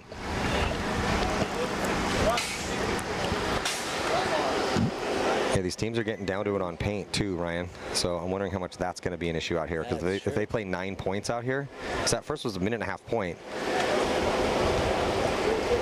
20 seconds. You guys will be rolling with 2 pods in the game.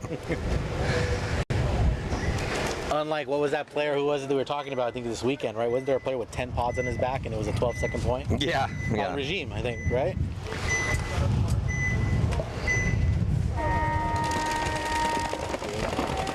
Huge break again for the High Rollers, but good containment from the Lords as they had a gun that way.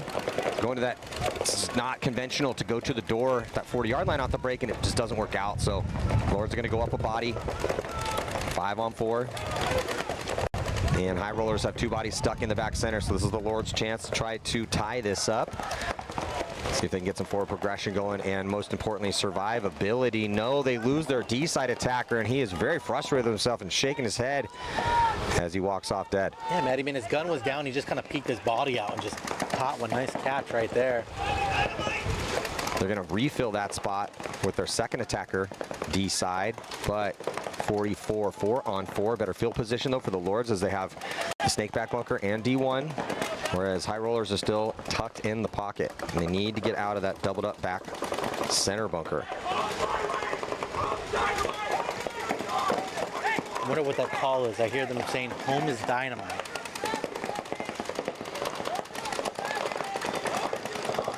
Here comes the snake player for the Lords, and he's about to eat them up. But I think that home player is going to make that move, Maddie, across. Catches one. Yeah, good zone control for the Lords. They take out a player trying to get to the Aztec from the back center, so they're down to 3. They did filter a body out wide D side, though, as the Lords go past the 50 up the middle. Someone in the pits doesn't know how to fill a gun because you can hear the air burst going off. Check the O-ring. Still have an O-ring on there. Chavez. This Dorito player is in danger right now, Maddie, from the snake player. Chavez has this crossfield shot.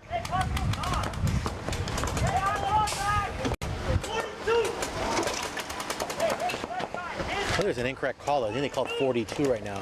Yeah. They don't have a full count. It's not 42, it's 43.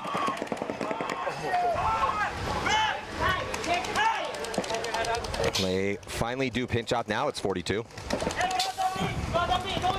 He's just manifesting it, Matty. Yeah, it's power of positive thinking. Oh, but then dies out of the clover, but it's not going to matter as his teammates are going to clean up the point, and we're going to have a tie game. I mean, that's kind of what you expect from the Lords right there. Kind of get that dominance early. A little sketchy in the beginning there, losing that Dorito player to a dumb little check, but that'll get fixed in the pits. We got a tie match here. Got 2 tight games in this set, but Lords and High Rollers are playing for first and second. The sun is burning my chest, Matty. But I also want a good view. So I have to pay for it. 1 minute.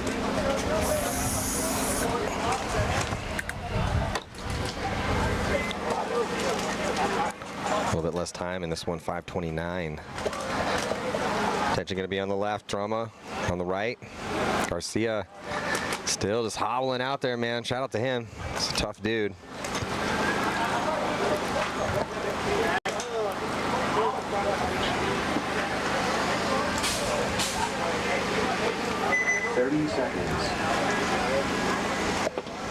See if Mikey can go off again on the D side, and if the back line can stay alive. Yeah, that's been one of their biggest things right now is just guys dying in the back line and kind of letting players do what they want on the opposite side of the team, opposite side of the field.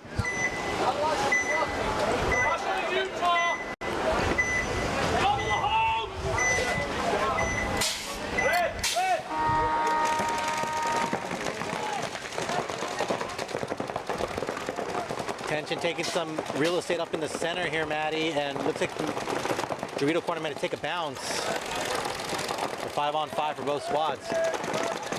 And very quickly, Tension here past the 50-yard line and into their brick, but he's going to get absolutely torched. No bodies have come off with him. They are going to secondary into D1. They're already out wide here for Tension, and the back corner bunker on the D side.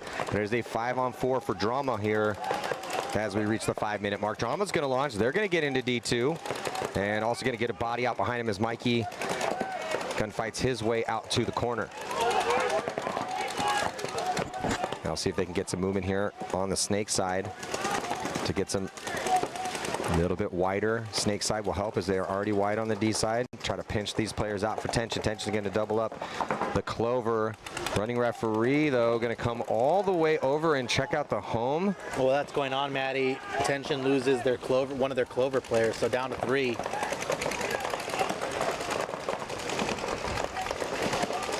This is Drama's point to win. They have the field spread, and they just need to get up here on the Snake side. Garcia is going to get up into the brick. He's going to look D side. There's 2 bodies over there.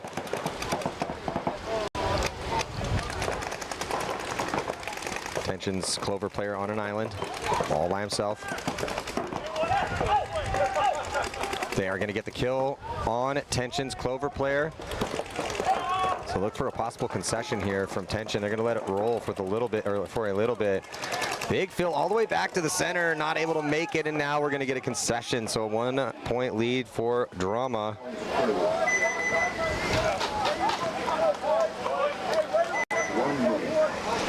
I know it's 3rd place. Oh, Garcia lost the pod. I know it's 3rd place, but I don't know what paint they shoot. But aren't there some deals where, like, if you podium, you get at least part of your paint tab paid for? Yeah, we got there's some paint contingencies for some of the sponsors here. I know Maxed out in Texas has some paint contingencies. I think maybe GI has a few. Carbon, I think, has a few. They've been working on it, and Defy. So a lot of these big companies now, you can dedicate your time to them and dedicate your name to them. You know, they'll help you out with some paint. Well, that's a big deal. You're obviously not getting that much money for a 3rd. That's money's all going to 1st. But if you're getting a bunch of paint, that's cut down on your paint tab. Maybe get some extra for practice. 20 seconds. I'll take it.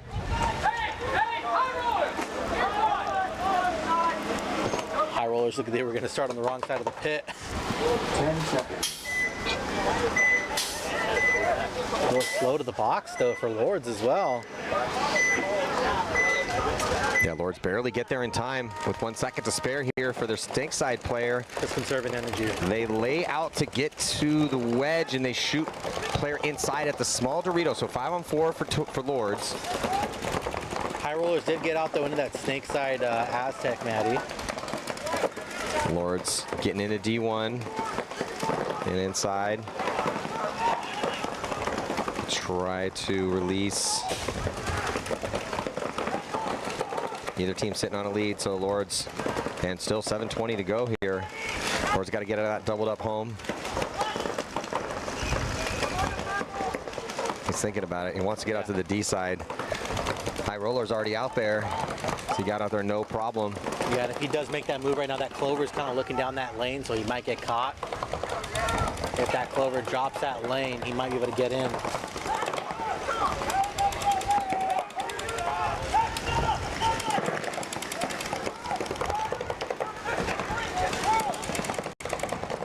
Lords bumping out into the Dorito 2, taking some real estate.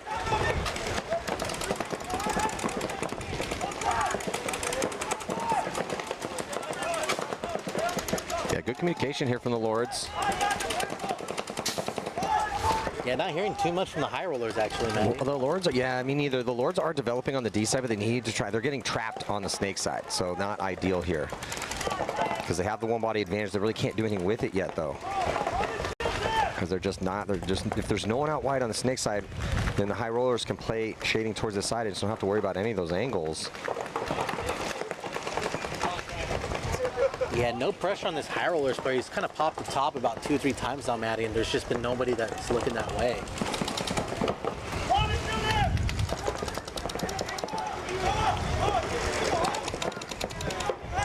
Both squads just being very careful here. That home player is still kind of tucked in there for the Lords. He really wants to get out. Might be his chance now. And he gets in to the Clover, and they double up the Clover.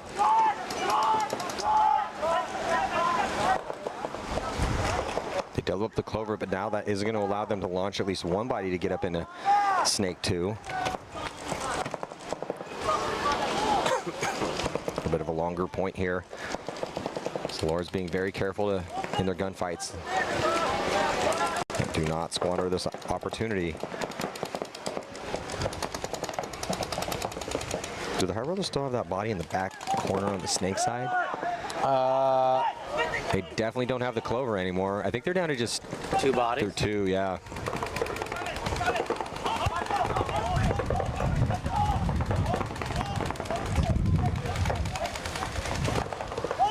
Past the 50-yard line here for the Lords. The Chavez is going to lean out, should be able to pinch out the D side can, and he gets that kill. And then there's the concession from the High Rollers. 438. So Lords coming back with number 19 gassed. Yeah, he's having a hard time even getting up. Ooh, it's kind of getting a little shaky here. Chavez might have to go down one. Yeah.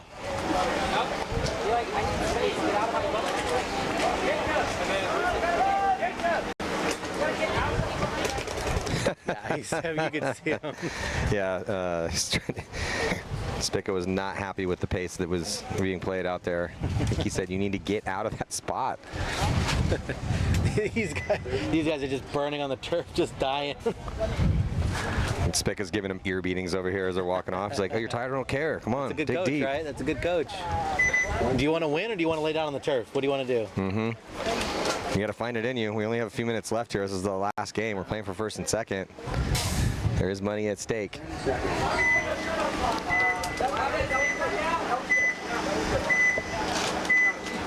All right, here we go, 342. Let's see if Tension tries to be a little aggressive here. Tension's going to send that player up the center. Yeah, Tension going up to the 50 brick, looking D side, very quickly into Snake 2. Running referee coming to check out the D side can. And they double up the back center. Release from Drama to go to the Aztec. Makes it 5-on-5 still, but not for long, as Tension is going to be dropping that home player. Drama sees the kill, calls it, so they have the count correct. They also shoot out Tension's D side, or Snake 2. There's no one on the Snake side at all here currently for Tension. It's a big opportunity for Drama to try to stack up this lead. Tension with 3 minutes left to go. They do shoot a body, and they shoot another one, so very quickly turns into a 3-on-3. So a couple tough deaths for Drama. Makes this one interesting. Drama doing their best Tension impression right now, Maddie. Yeah. Well, this is an opportunity for Tension if they can get the field spread here, because Drama's was out a little bit wider. They're going to double up the brick, which is, I mean, they're the one chasing points right now. So.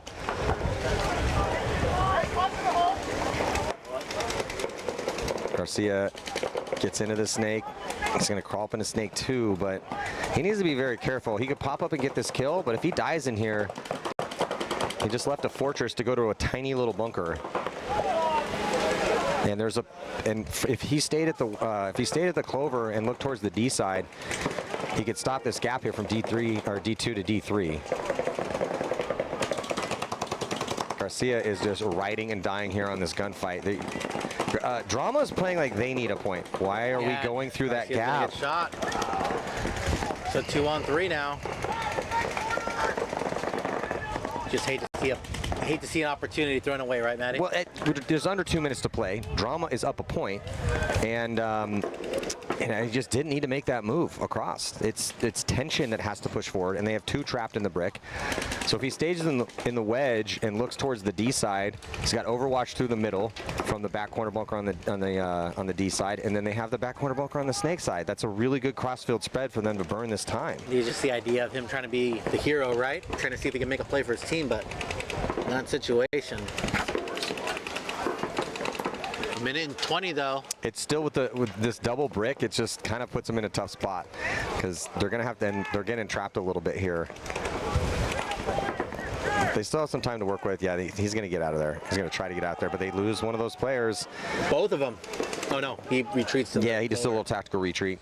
But we're at a minute. 2-on-2.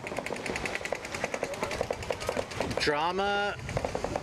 I mean, I think they're in great spots right now, Maddie, right? Is that what would be the better spots? No, I'm cool with this. That you're in 2 really big bunkers in the backfield, and you have got eyes in the middle.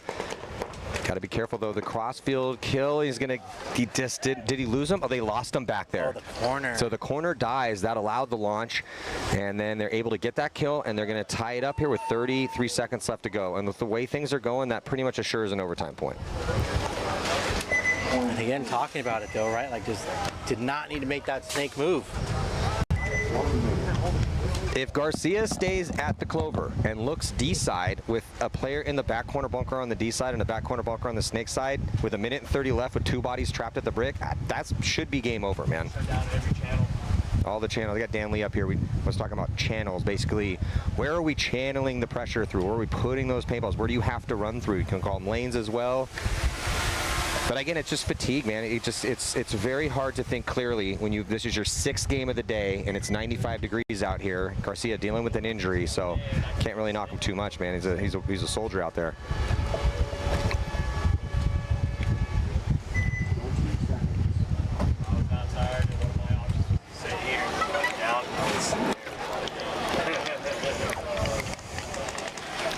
Seconds. 4:38 in this one. Hey, 2 out over here! 2 out! Arizona! Back corner bunker, Snake side is a risk here for the High Rollers, and I'm pretty sure he just got shot in his arm. They did, so that's a risk. Unfortunately for the High Rollers, good zone control for the Lords off the break, and they're now in a 5-on-3 as they shot another body, and then they're quickly going to shoot the body, trying to get into the wedge. So this one's going to go real fast here for the Lords. Yeah, High Roller's probably looking at a quick concession here, Maddie. Just keep some time on the clock for them.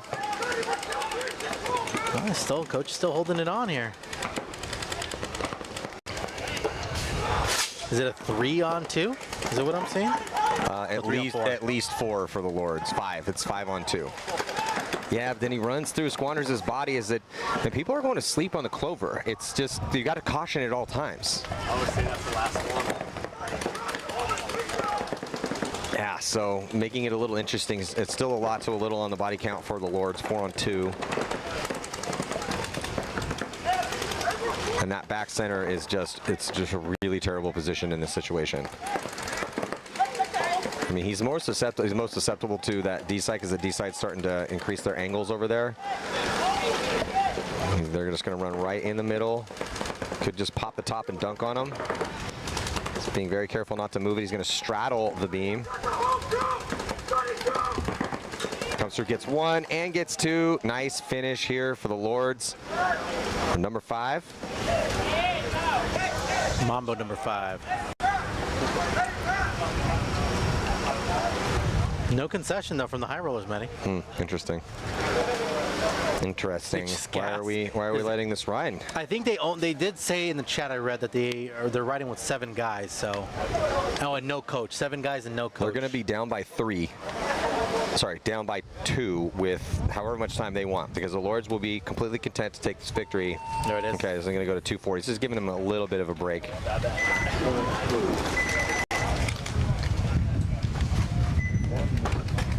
Seven guys. That's tough, man. 6 games today with 7 guys. Whew.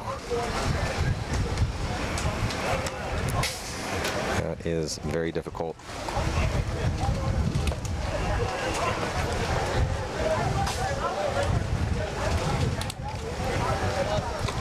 This one's a game, though. Again, most likely going to be seeing another overtime here. As 32 seconds left with the Heat, I just don't think that these teams are going to risk it. Maybe, it's possible, but... Tension might. Do you have the gas? They've been known to do it. Do you have enough in the gas tank?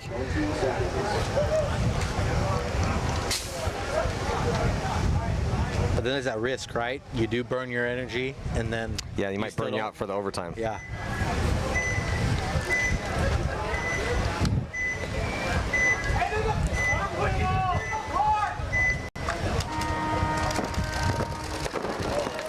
The break, AZ Drama going to be losing that player, diving into the snake, and both teams do send a body to the brick, and another body comes off for Drama from the D side, so just 3 players alive for AZ Drama. Make that 2, but with 20 seconds left, tension, no movement from them, so I don't think they're going to try to utilize this high body situation. They're going to go out wide. That's not, doesn't really matter here with 10 seconds left. He's going to go all the way, though. But he's just buying. It's just him. No one else is going to risk it. So going to see an overtime point. I mean, if they had another 30, 40 seconds, probably would have been enough. Or if they just would have had the backup for it, right? If they would have all launched. Yeah. You know, it would have been 3 guys in the back just kind of hanging out there while after those 2 kills. Well, that's the thing. You kind of it has to be a team effort here. Yeah. You got to look around to the 5 and be like, "Hey, we going for this or not?" Yeah. Because you don't want to be the only guy doing that, because you're going to get destroyed. Yep. So 2:40 on the clock here for high rollers and Lords. Well, and in those situations, a lot of times the coach or the leaders on the team would be like, hey, okay, we have 30 seconds. If we get 2 kills on the break and we shoot those outside wide bodies, then yeah, let's try to go win that point, which they did. That's exactly what they did. So, but I don't knock them for, just going to or just for going to overtime too. Again, got to preserve some energy here for this overtime point.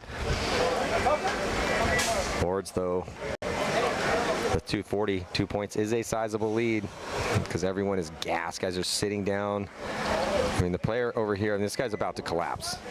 He was literally sitting down. Oh, man. In the shade. Yeah, they're still putting him out there, huh? Completely smoked. Kyle wants him to win it, Matty. All injuries, no injury, all exhaustion, guys don't know. Your guys? Yeah, we played semis and finals with 5. Oof. How many bodies did you have on your roster? I'm talking to Danley up here. 9. You had 9, you went down to 5? Oh my God. Started playing my bench in finals. Well, one of our guys wanted to go with 6, and I was like, he's in insane shape, I'm like, not everyone's you, bud. That's not a good idea. 3rd event, SC Village, late July. Nope. Can we get some? Does anyone? Let's make some phone calls, boys. Can we get a couple bodies out here? Let's go with 8. Because 8 sounds way better than 6.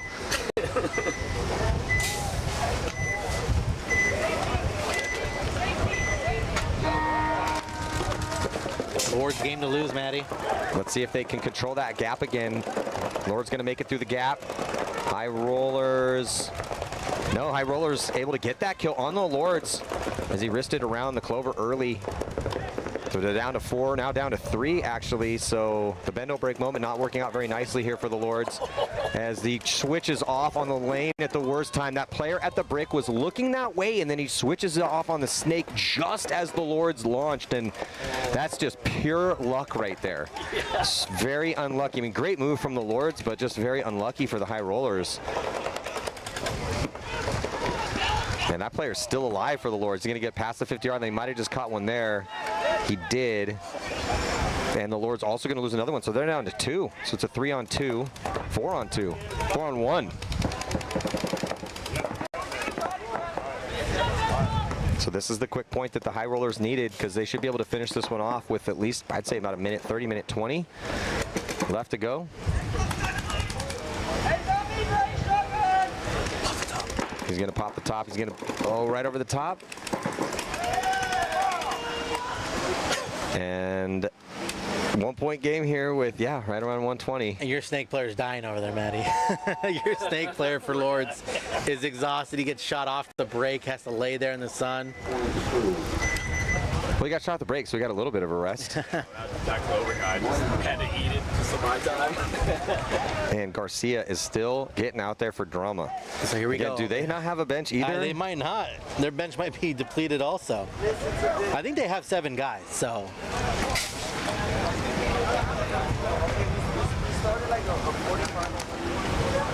Yeah, Mikey's not even out there.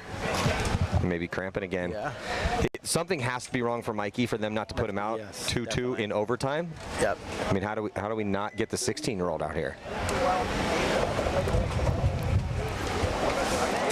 This man needs to be like on an IV drip with electrolytes. Like, just keep him going. So you need to get a pod runner, and then somebody get one of those nurses that comes to dial you in with a little hydration saline bag. The IV lady out in Texas. All right, here we go. Overtime point, Maddie, for 3rd place. Man, that kid on tension is a speed demon. All the way to D2 off the break, and I think he made it clean again here in overtime as Drama drops an early body, so 5-on-4. That's a gutsy play call in OT to send. I mean, as fast as that guy is, it's still, it takes a lot of guts to make that play call. Send him all the way to D2. So 5-on-4. Tension still doubling up that back center. Trying to get that 3rd place podium finish. Tension now moving up into the snake 2 and out in that Dorito side wedge now. Taking some real estate. Body dropping out of the Aztec for Drama. Not looking good for Drama here. Just 3 bodies left alive. Tension moving up on the Dorito side. Dorito 50. Blood in the water.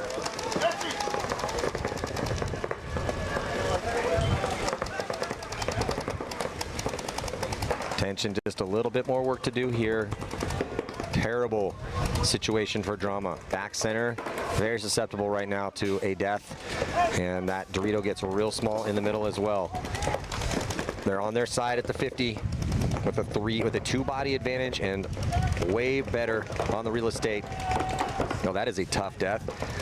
It just runs right into a zone. So signs of life a little bit here for Drama.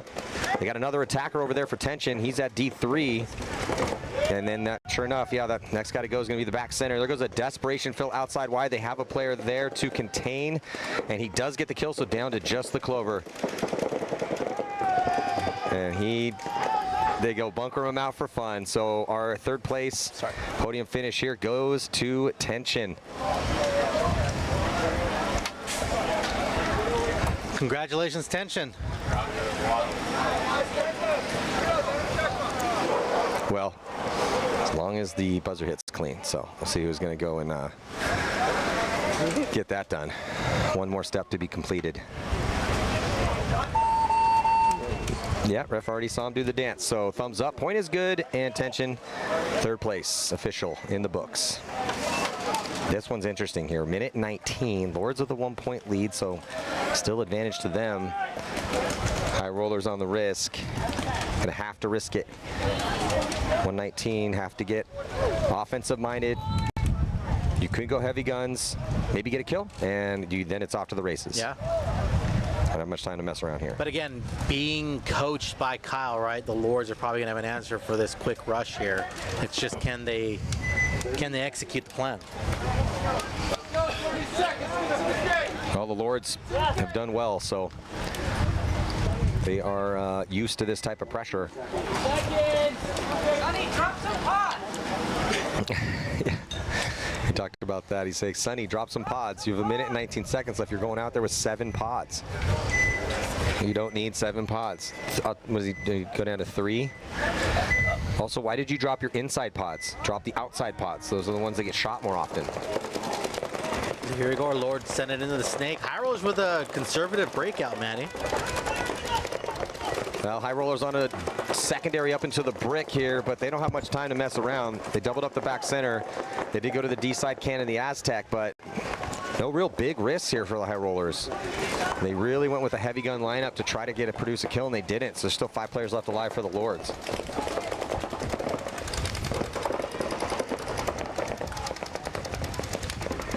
Lord's kind of slipping, sliding here into the center. Gets in clean, though.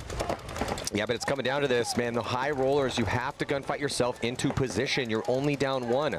This is for 1st and 2nd place. I think fatigue becoming an issue because they're out of position right now and they're off pace. Yeah, and Lord's now filling out into that snake corner, Maddie. So it's do or die time right now. 27 seconds. Are we really going to have 5 bodies alive in your bunkers down by 1 for playing for 1st and 2nd? There's no way, Maddie. Not gonna die in the court, huh? I can see Maddie's head exploding it right now. To get this far. 5 alive, man. I know you're tired, but you just have another 1 minute and 13 seconds left. Let's try to make something happen, man. No movement at all from the High Rollers. Unbelievable. All 5 players left alive in their bunkers, having completely misunderstanding the time. Whatever, it is what it is. Congratulations to the Lords, though, as they played that nicely. High Rollers did make it a little bit easy for them there towards the end, but shout out to the High Rollers taking 2nd place. I mean, what would you say they took it last time? So it was 22nd or something like that. Yeah, excellent job by the High Rollers. And they clean a few things up, and they're going to be a force out here in D4. So that's going to do it. Thank you guys so much for joining us here for the HK Army Backyard Brawl. Matty Marshall will see you at the 4th one.